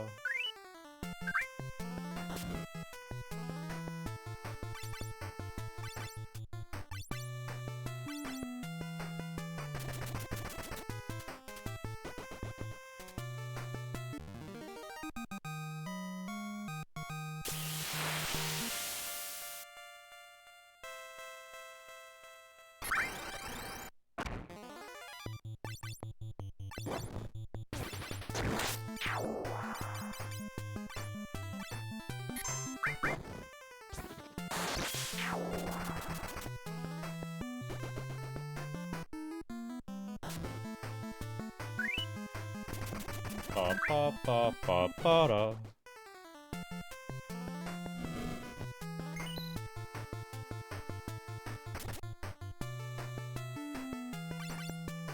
Ba da ba da ba ba ba ba da ba da.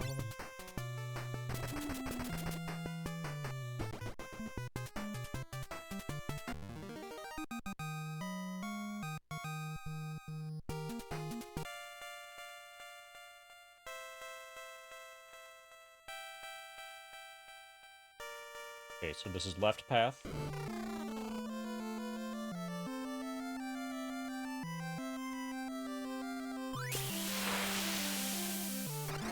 That was a reasonable amount of money.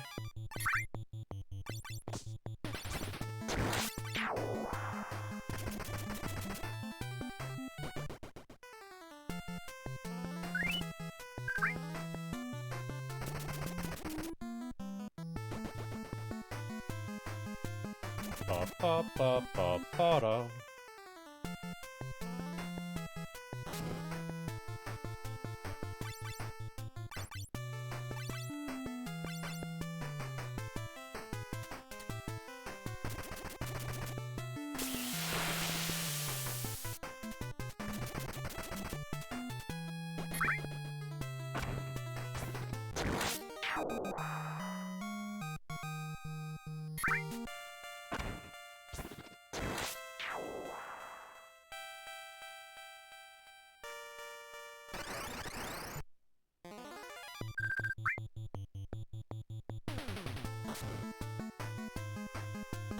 Ba ba ba ba ba da.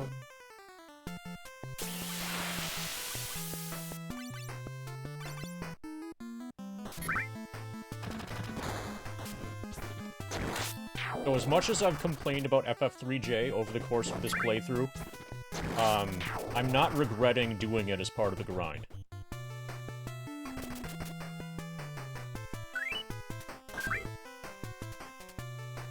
In context, it's appropriate. It's a fine way to kill a number of streams. It adds variety and stuff. Definitely better than doing nothing. And now I know a lot more about NES Final Fantasy, or Famicom Final Fantasy.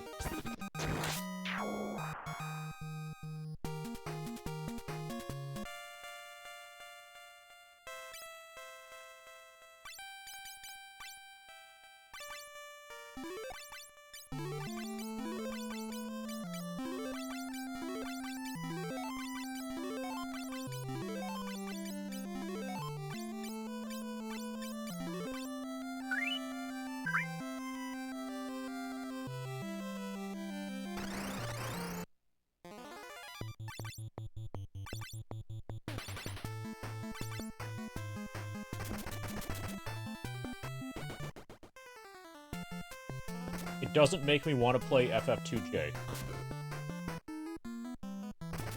If anything, it's the opposite. I want to play FF2J even less now.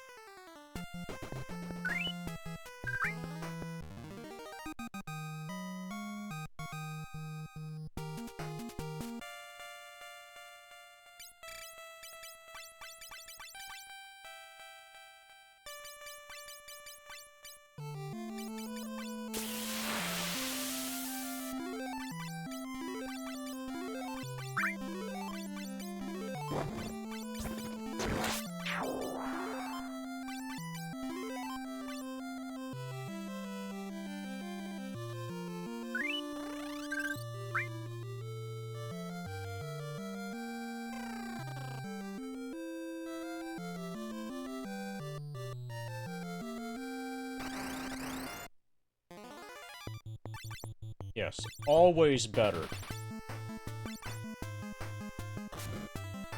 So, Square's America division, whatever. They just knew which ones were the right ones to release here. We weren't really missing anything by not getting the other Famicom Final Fantasies. Just skip straight from 1 to 4.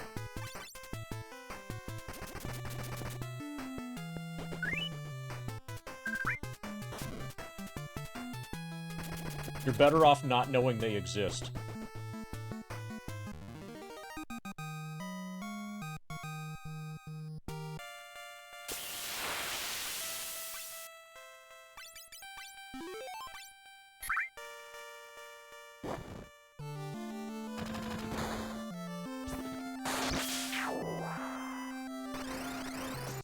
Okay, I might be getting a little bit lost. So they made it look like we are in a new area. Okay, I'll do a little bit more exploration here, and then I'll probably warp out and then test the branching path on the right from the very beginning of the dungeon.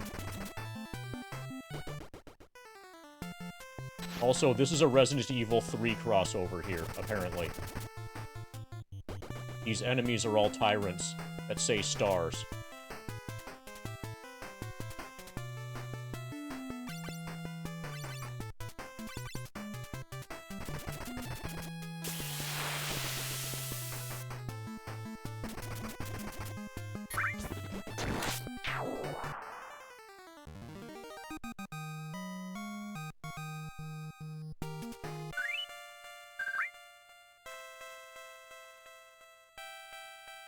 Okay, so this area here looks very similar to the place we've already been, but this is a new area.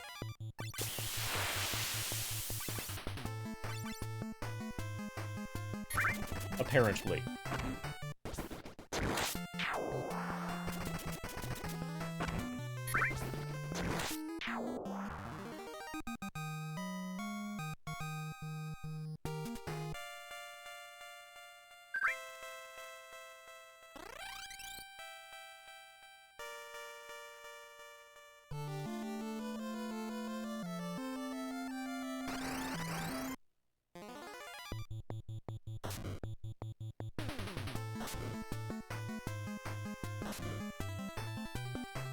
D and DJ should just take less damage.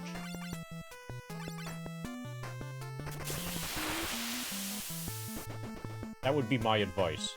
If he takes less damage, then he'll probably die less. And he'll get more experience points.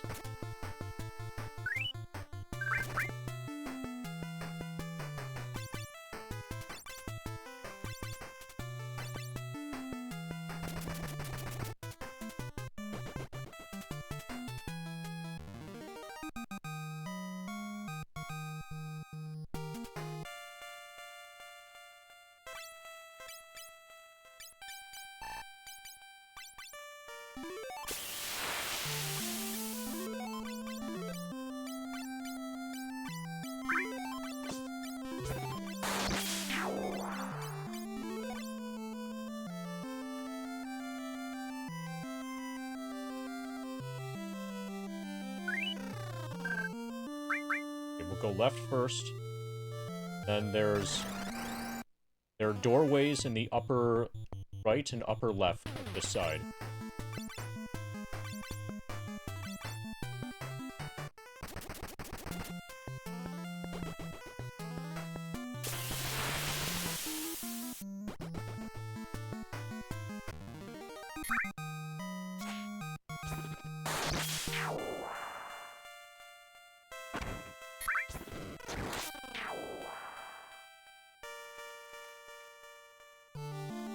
This is not ominous at all.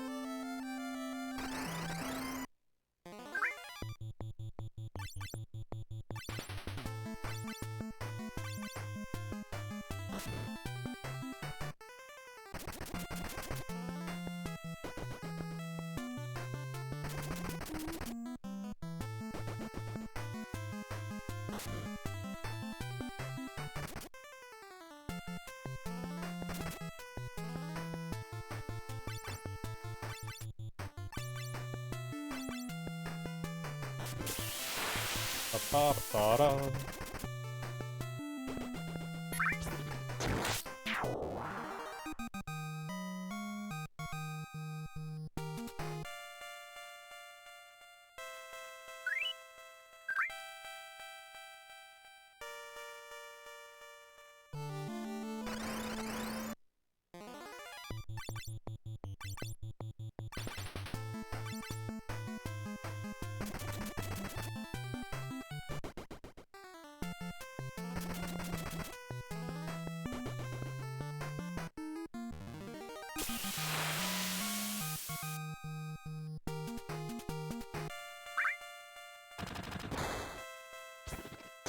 Okay, that place is apparently empty. We've got 2 more options.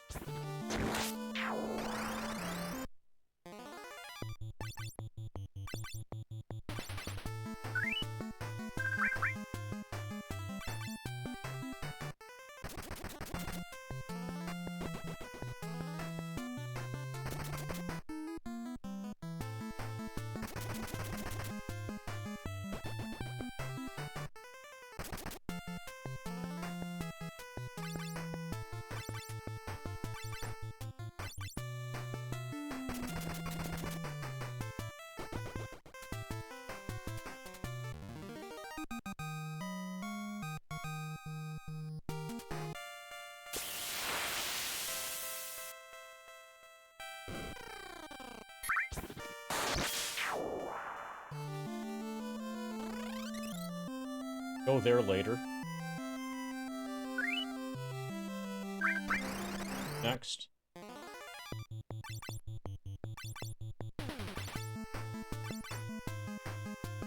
Ba ba ba ba ba da.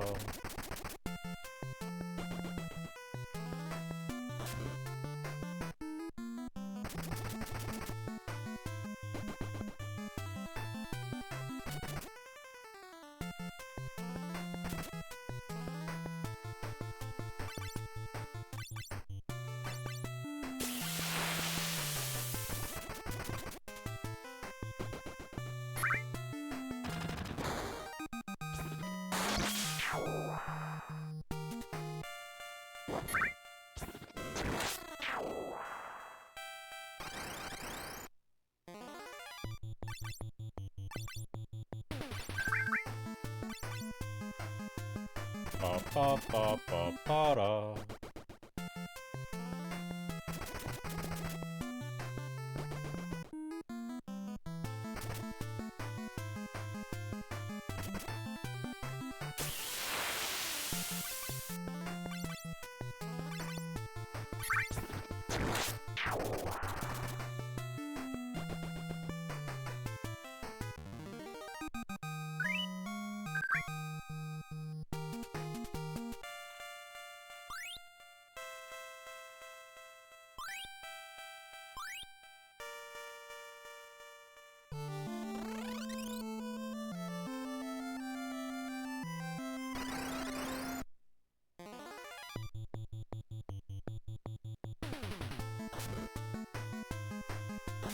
I don't want to leave and save.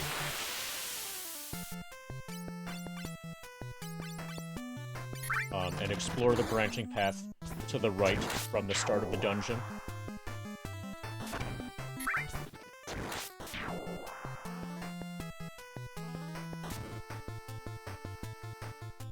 We'll at least get this chest first.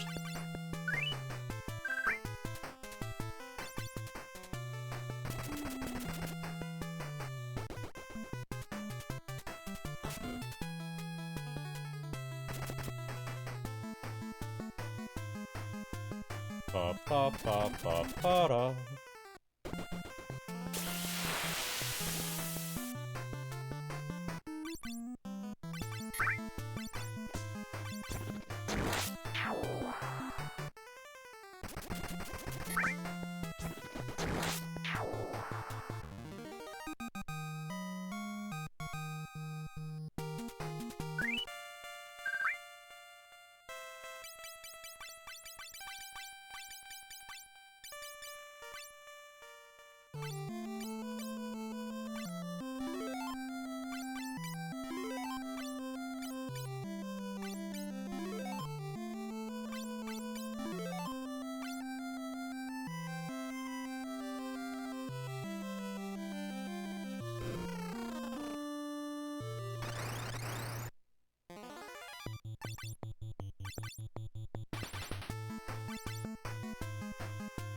Ba ba ba ba ba da.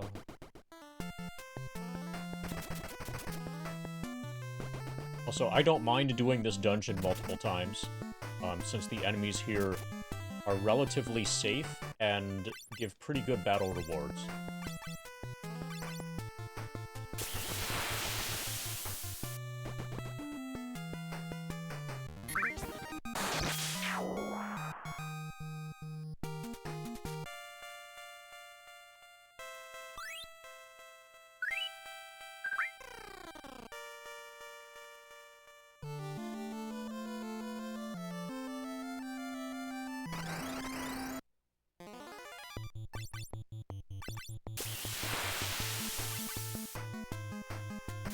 Ba ba ba ba ba da. Okay, we can one-shot ogres.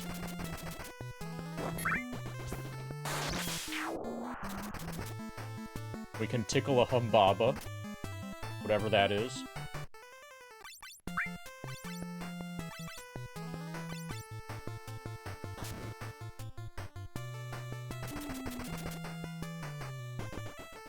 Yeah, I kind of want to bank this progress.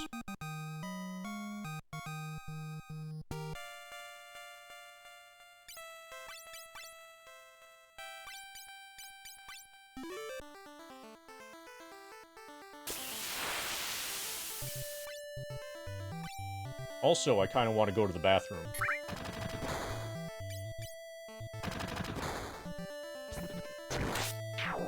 After this fight, then we'll update the percentage.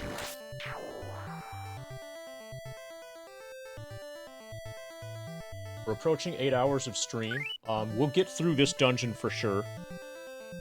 And then probably tomorrow we'll be entirely focused on the final dungeon. 1,350,694 experience points. That's 55.07%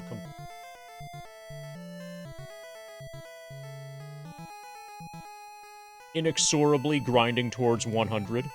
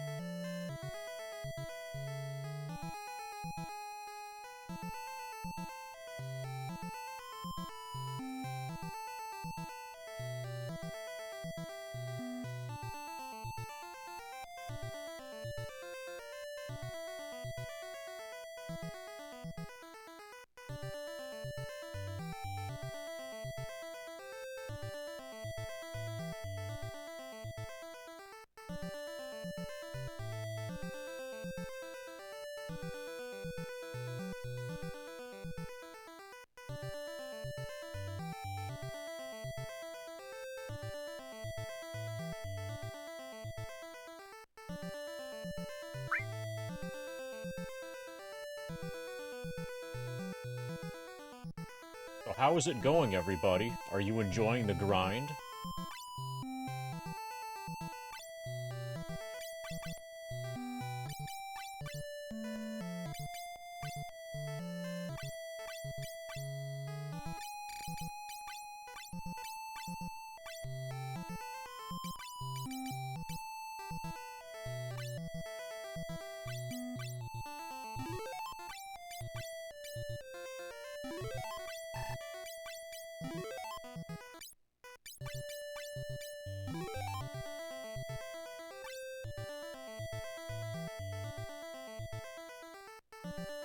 So you mentioned making a build using one of the Ryzen X3D chips. Did I already grab it? No. One of my viewers has offered me almost an entire build that includes a 10th gen Intel i9 and is just offering that for free. And that's going to be my next build. Or like that's going to be the basis of my next build. So, yeah, i9 10900K in a desktop workstation is like the platform.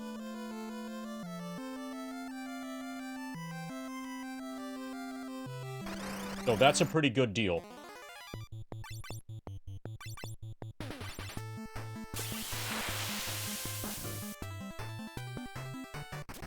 That's an exceptionally good deal, actually.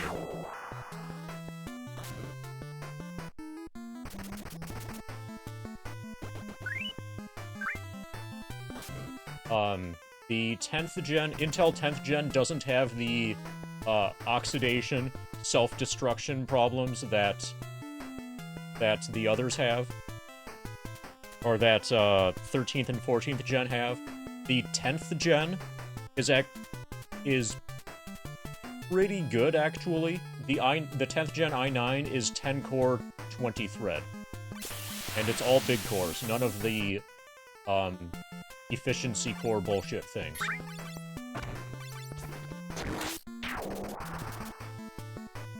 Yeah, if I had shopped around, I could probably find one that's got a i9 10900K and a wad of cache.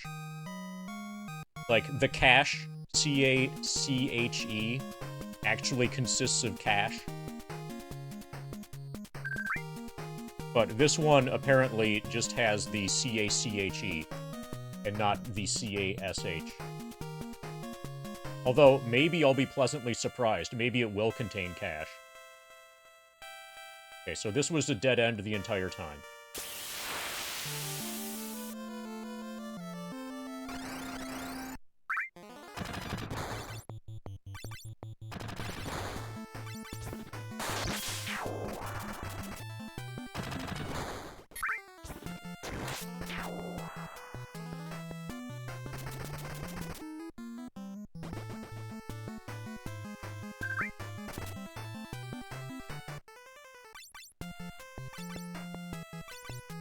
Yeah, I'll be going from 8-core 8-thread to 10-core 20-thread, and getting a significant increase in clock speed.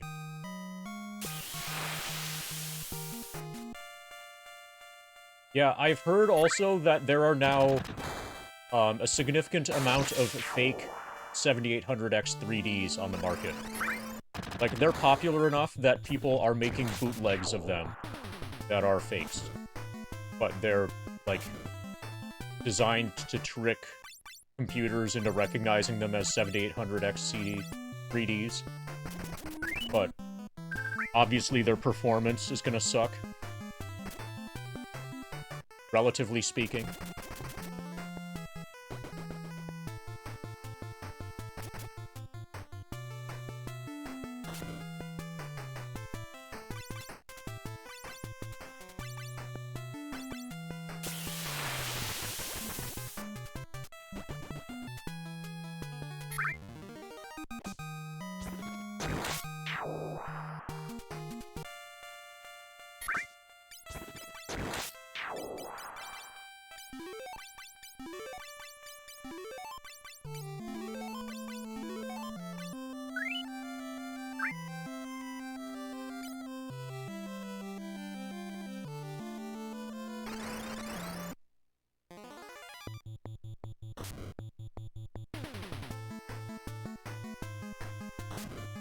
Ba-ba-ba-ba-ba-da.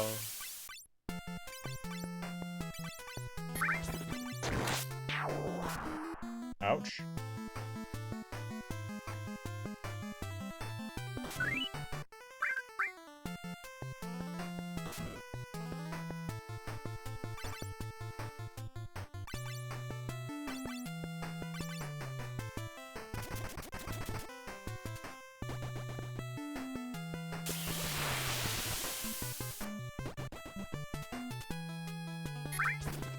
You already have yours, right, Samney? You already bought yours for $350?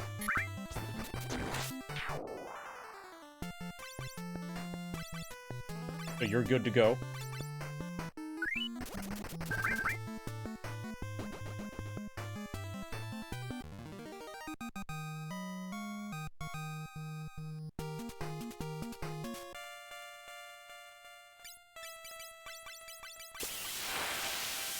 Yeah.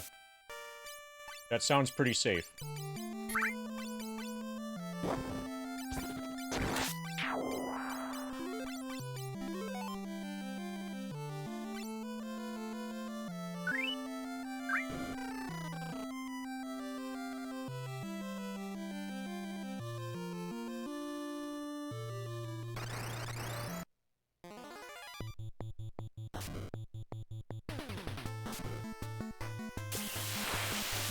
Ba-ba-ba-ba-ba-da.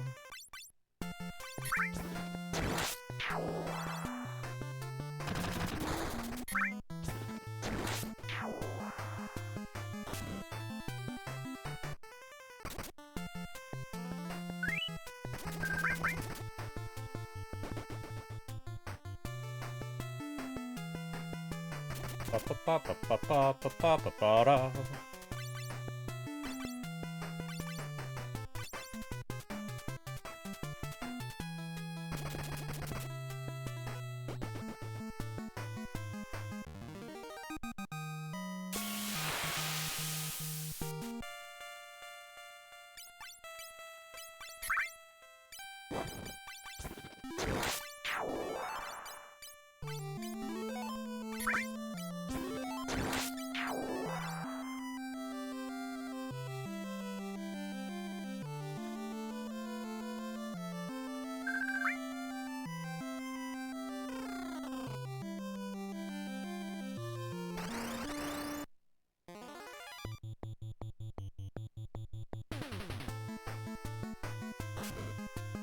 Ba-ba-ba-ba-ba-da.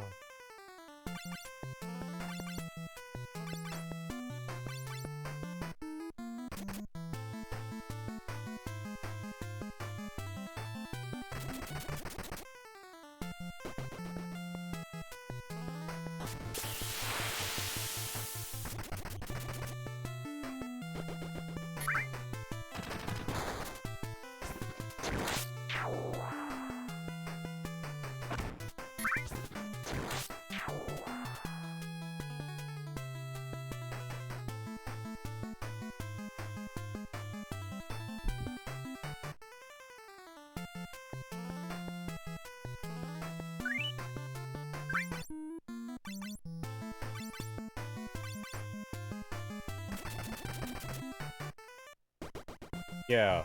So actually, in RE3R, it would be pretty easy. You could probably take them all down with a single grenade. Throw one grenade in the middle of the 4. You're good to go.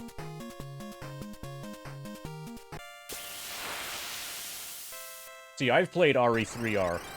I know how to deal with Nemesis.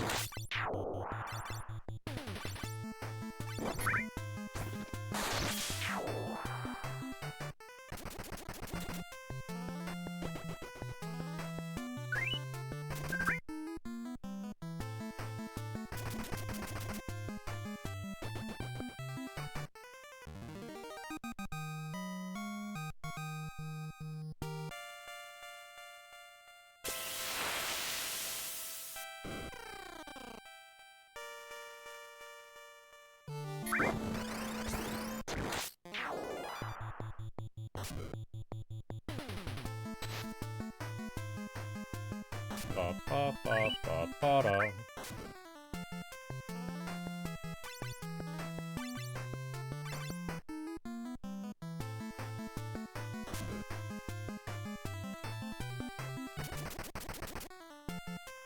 On Inferno, it takes like 3 grenades.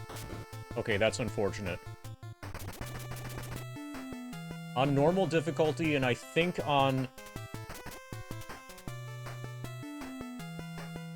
I don't know if it's on hardcore. I've done one playthrough of RE3R, and I played on hardcore, which I think is the hardest option that's available from the start.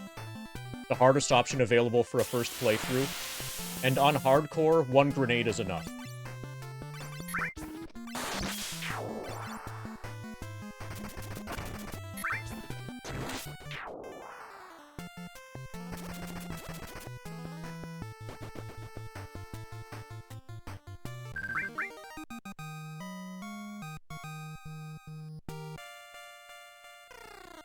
And it's sort of like, you can imagine that he is a Pokemon whose name is Stars. That's why he keeps saying Stars. And then when you throw the grenade at him, you're actually throwing a Pokeball at him.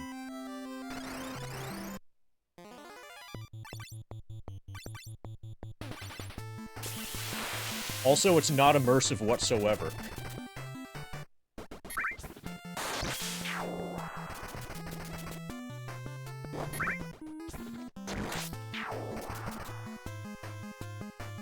Ba-ba-ba-ba-ba-da.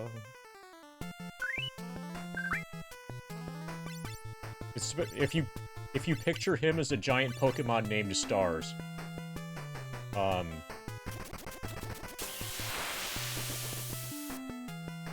he needs a bath or a shower or something. He's not as cute as the other Pokemon.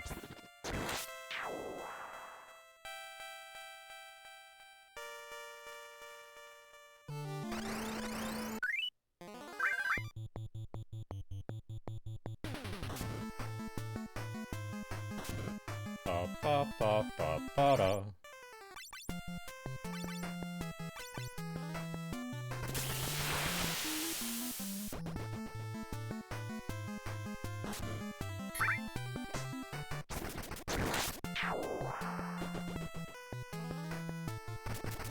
He also says stairs.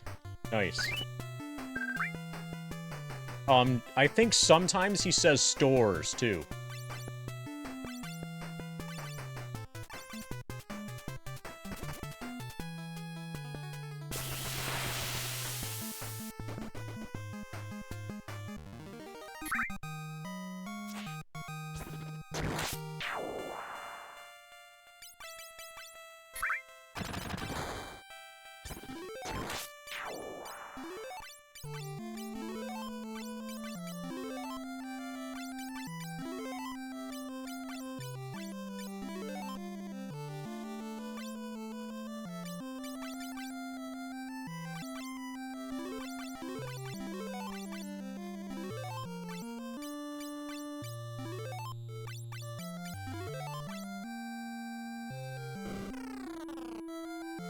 Alright.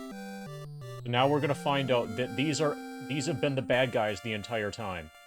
You made it! Now, to make the Eureka key complete, you must battle and defeat Une and me. What? Listen, long ago, weapons too powerful for people to handle were sealed in Eureka. But now those weapons are necessary. And to make the key to enter Eureka, the energy of our battle is needed. No matter what you say, Dorga, Une, there's no way we could fight you. You stubborn fools. How about this? Defeat me or die! Hi, Dorga.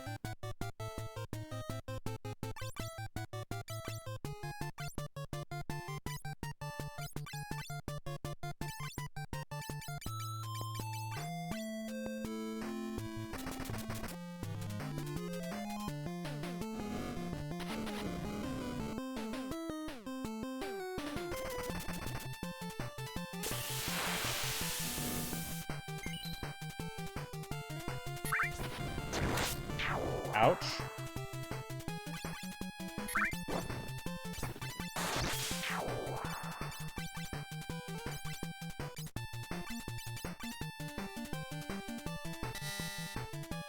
Well, that's unfortunate. Took out my white mage. We're basically going to die now. Oh, we might have softs in our inventory. Yeah.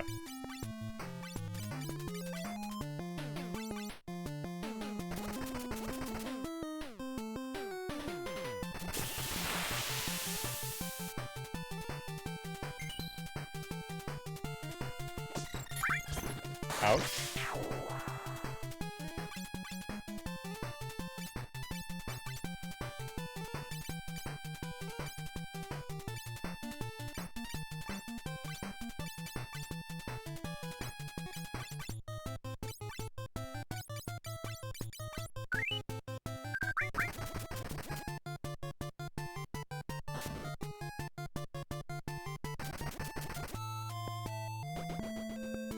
Got him.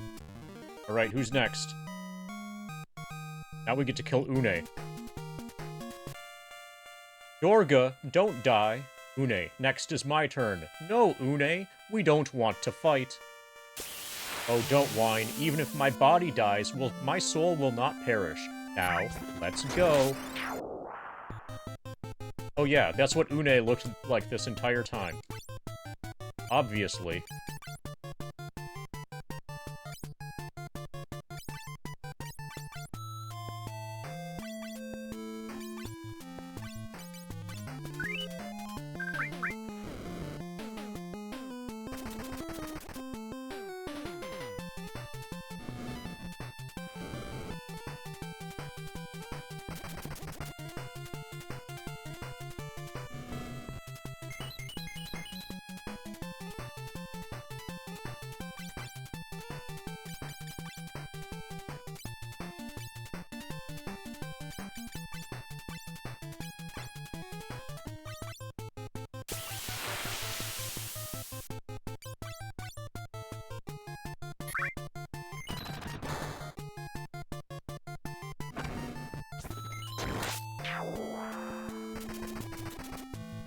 Good timing.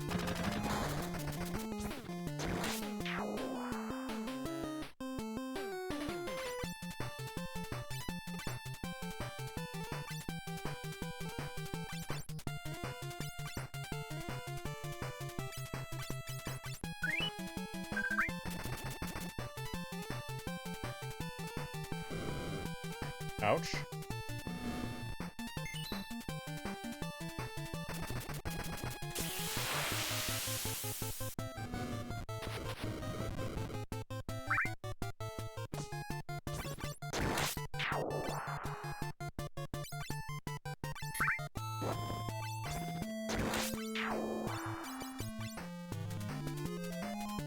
Okay, we're dead. Or Kevin's dead. But so is Une. Okay,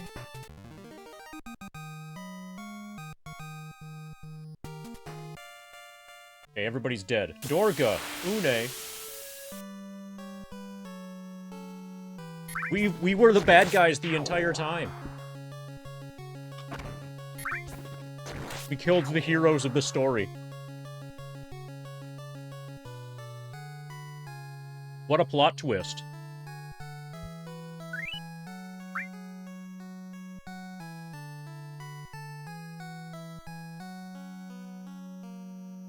Take this. It's the Silk's key.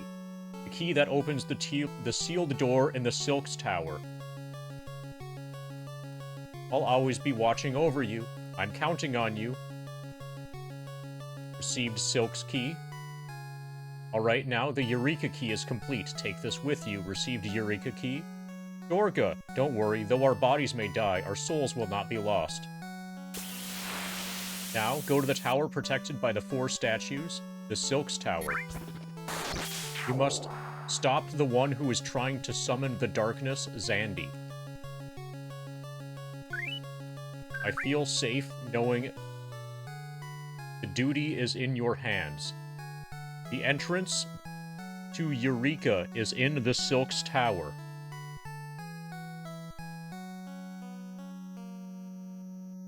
I think we've already been there. But we didn't need a key. Everything was fine. Yeah, he was clearly a COD player.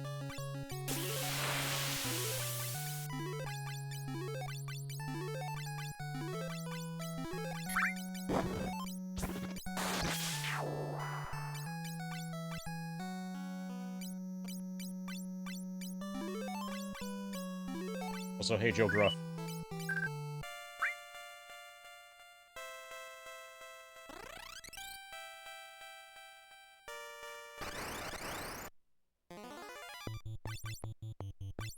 Okay, so I guess we're just leaving without our white mage.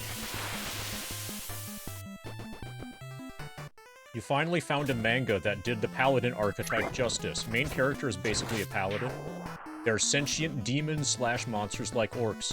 Man is 900% racially prejudiced, never negotiates, and has an absolute human supremacist motive. The Night King who returned with a god. That actually sounds... Don't tell Circa Boss about that, because that sounds pretty good. I think he's traveling. Circa Boss is away for a while.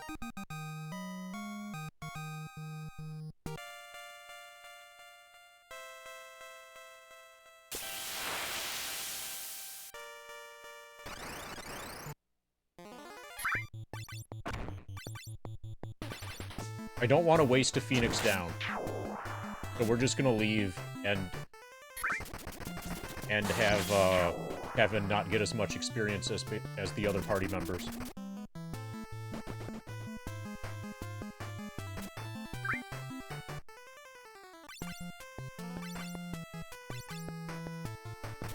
Oh, I know what I could do. Maybe. I could move exit from Kevin to somebody else. And then convert that other person into a white mage, or something that can cast exit.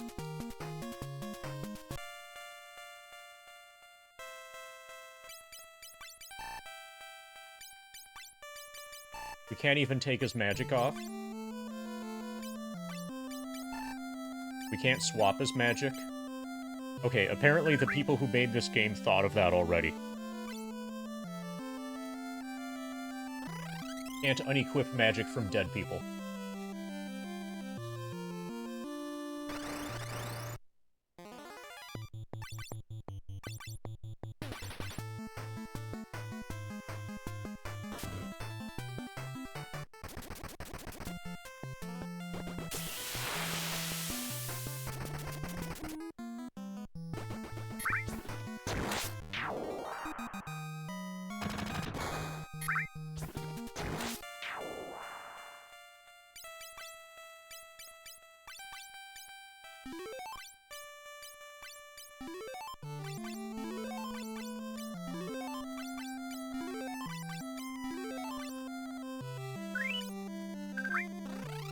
So I think whenever Drika gets home, that's probably when I'm going to end the stream.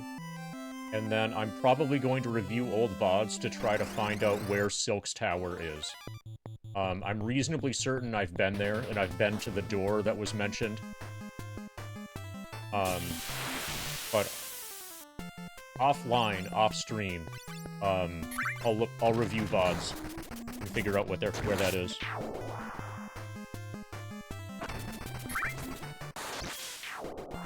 We've done 8 hours, so streams are also going to be, in general, a bit shorter. It's more annoying to play this, you know, with my toes on this keyboard than it was with boots and the foot pedal. So, in general, streams are going to be a little bit shorter. Like, instead of 11 hours being a full stream, something more like 8 hours is like a full stream with this input method.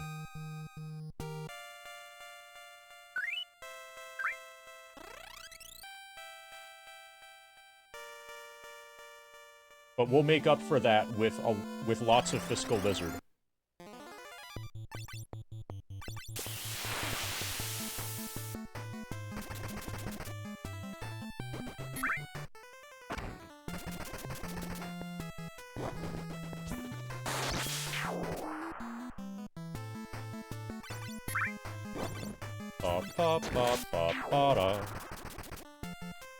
So can you elaborate on the link between Dragon Ball Z releases and South American cartel activity?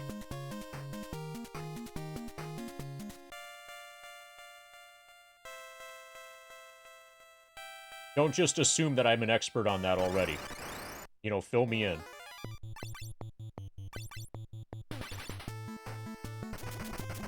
Or, I mean, sorry, I'm an expert on that already, but the rest of chat might not be. So, you may as well tell them.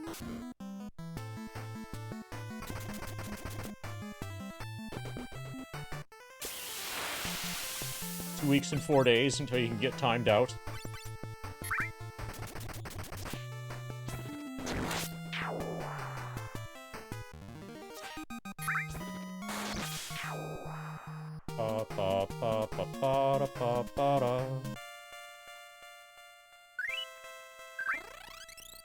The timeouts will probably be 13 days at a time. Also, they're not personal, obviously.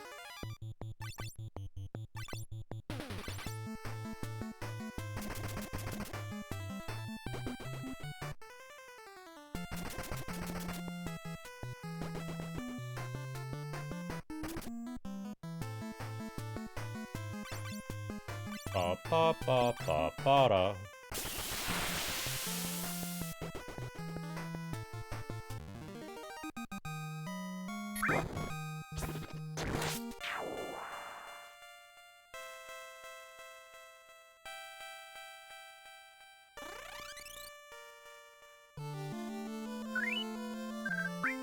Okay, hopefully there's, like, a bed. Oh, we got Mughals. This is fine. How could Sir Dorga and Lady Une die? Well, because I murdered them. That's how.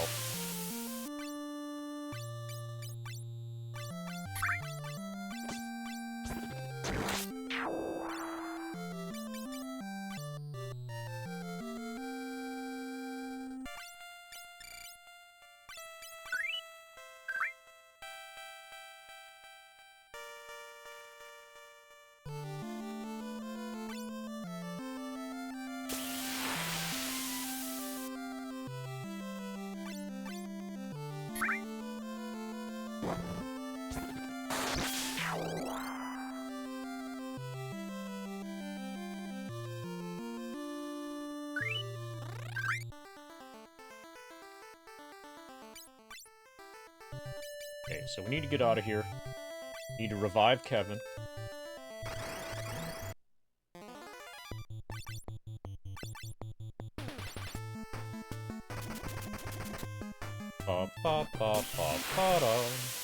We need to find where those towers are, and then explore them. The Silks Tower. Hey, Family Og. We're most of the way done with level 81. That's the really huge level. Yeah, that's a solid most. See that? This is the level that takes, like, 80,000, when all of the other levels take, like, 45,000. In this, you know, section of the run. We're most of the way done with the biggest level in the game. And we're now, apparently, getting pretty darn close to endgame for FF3J.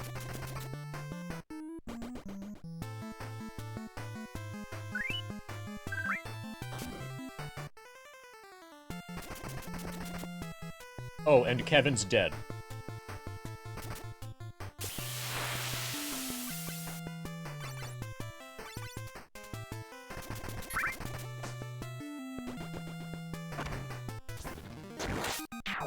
Yeah, he's totally dead. That's why he fell forward like that. Because he's got 0 hit points remaining. That's not a lot of hit points. It's actually quite few.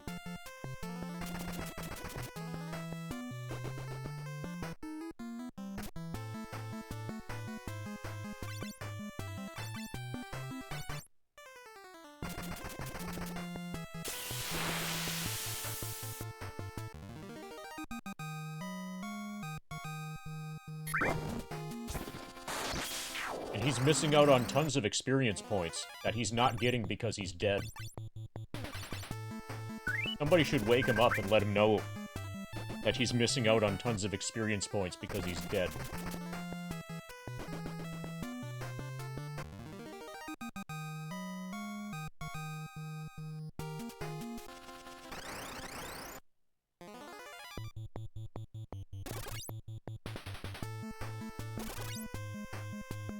Ba ba ba ba ba da.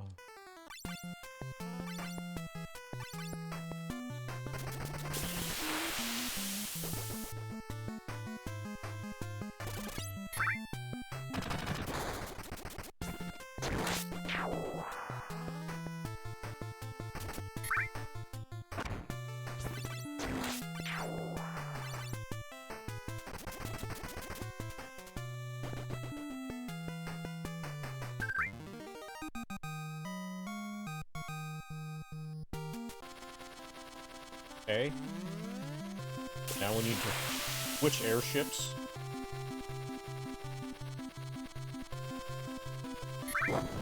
Go up here, then we go east.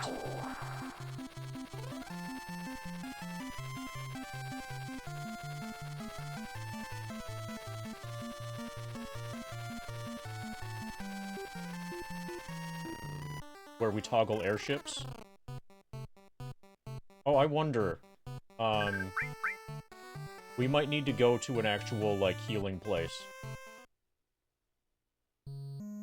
I think sleeping in this bed is not going to revive Kevin.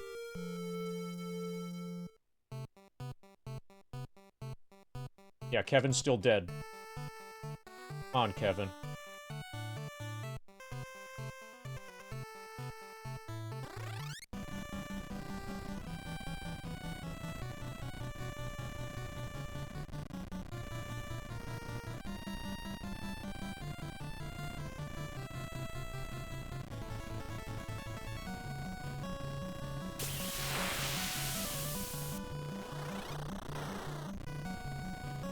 Okay. Somewhere around here, there's gotta be a place to revive Kevin.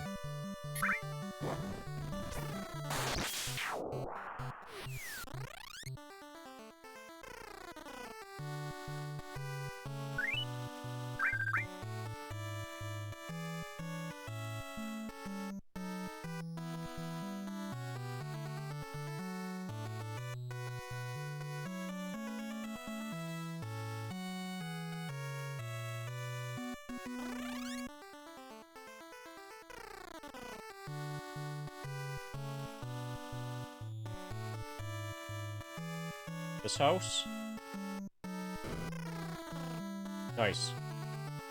Okay, we got Kevin back.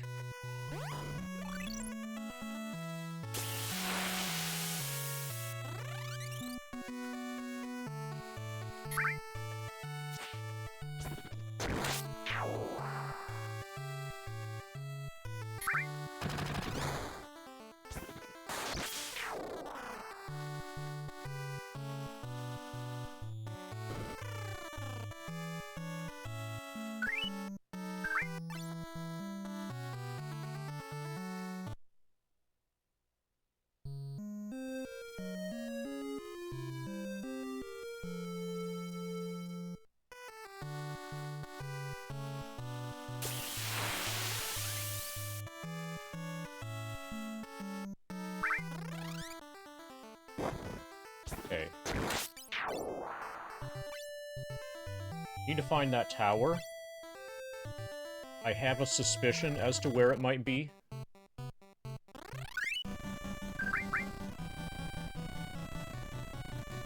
So we have two keys. We have Eureka key and some other key.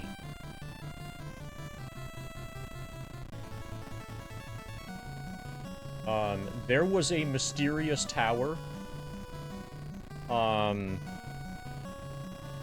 There was a mysterious tower in the floating continent. I want to check that out first.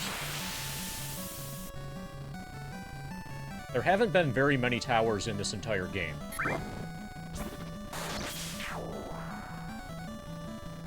Which is good for us when we're searching for a tower.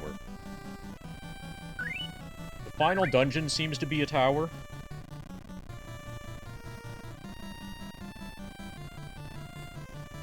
But there was a really mysterious tower on the floating island.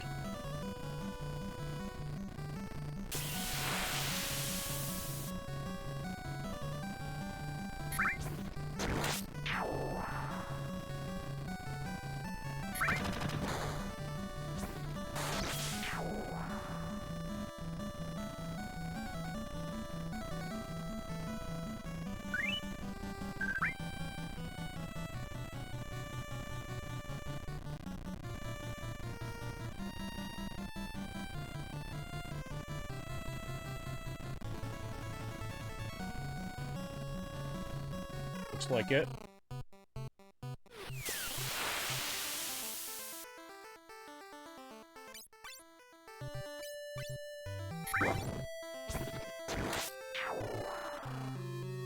Tower of Owen. Nope, wrong tower. Definitely not this tower.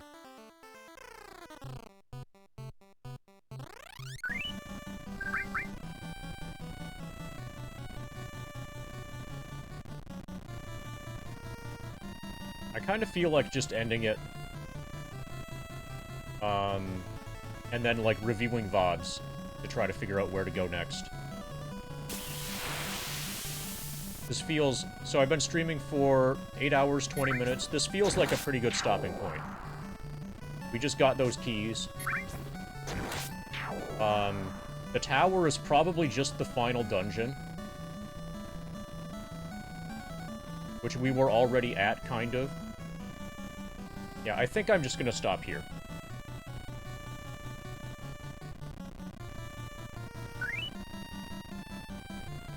Okay, we have 1,352,000. I might be on as Fiscal Lizard some later. As I review the VODs. 15.13%.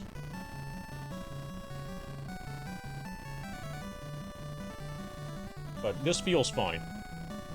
55.13%.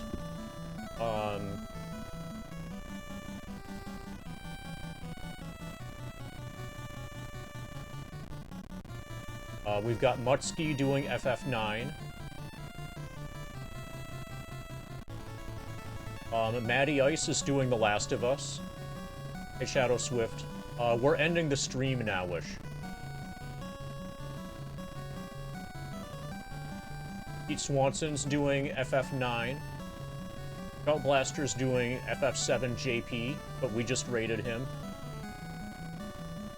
Evan Carabello is doing FF7, any percent no slots, PSX disc. He only has 6 viewers right now, and we haven't rated him in a long time.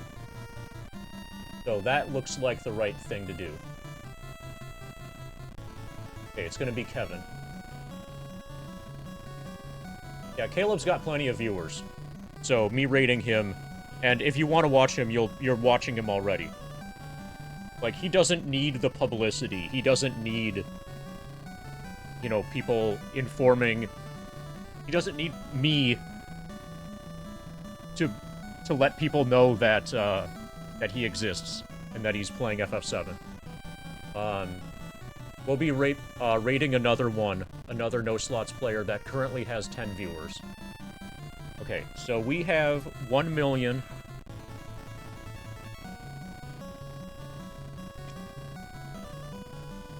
Okay, this is October 14.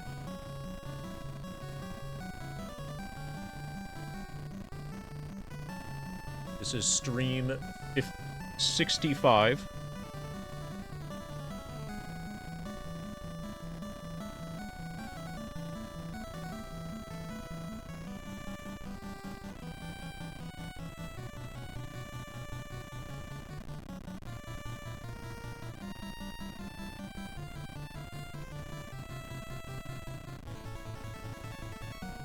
We're level 81 still. With 1,352,146 experience points. Which is enough for 55.13% completion. Live split is at 684 hours.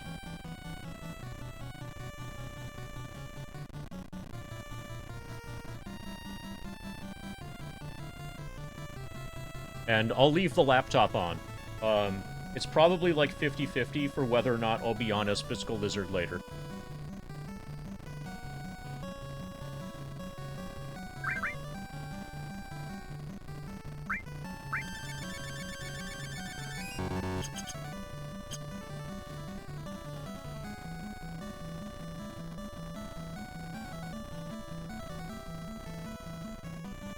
But basically, I feel like stopping playing FF3J for right now.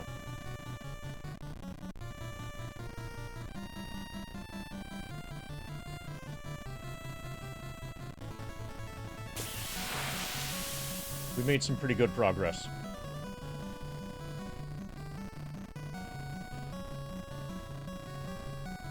I'll just leave it paused. I won't put it to sleep.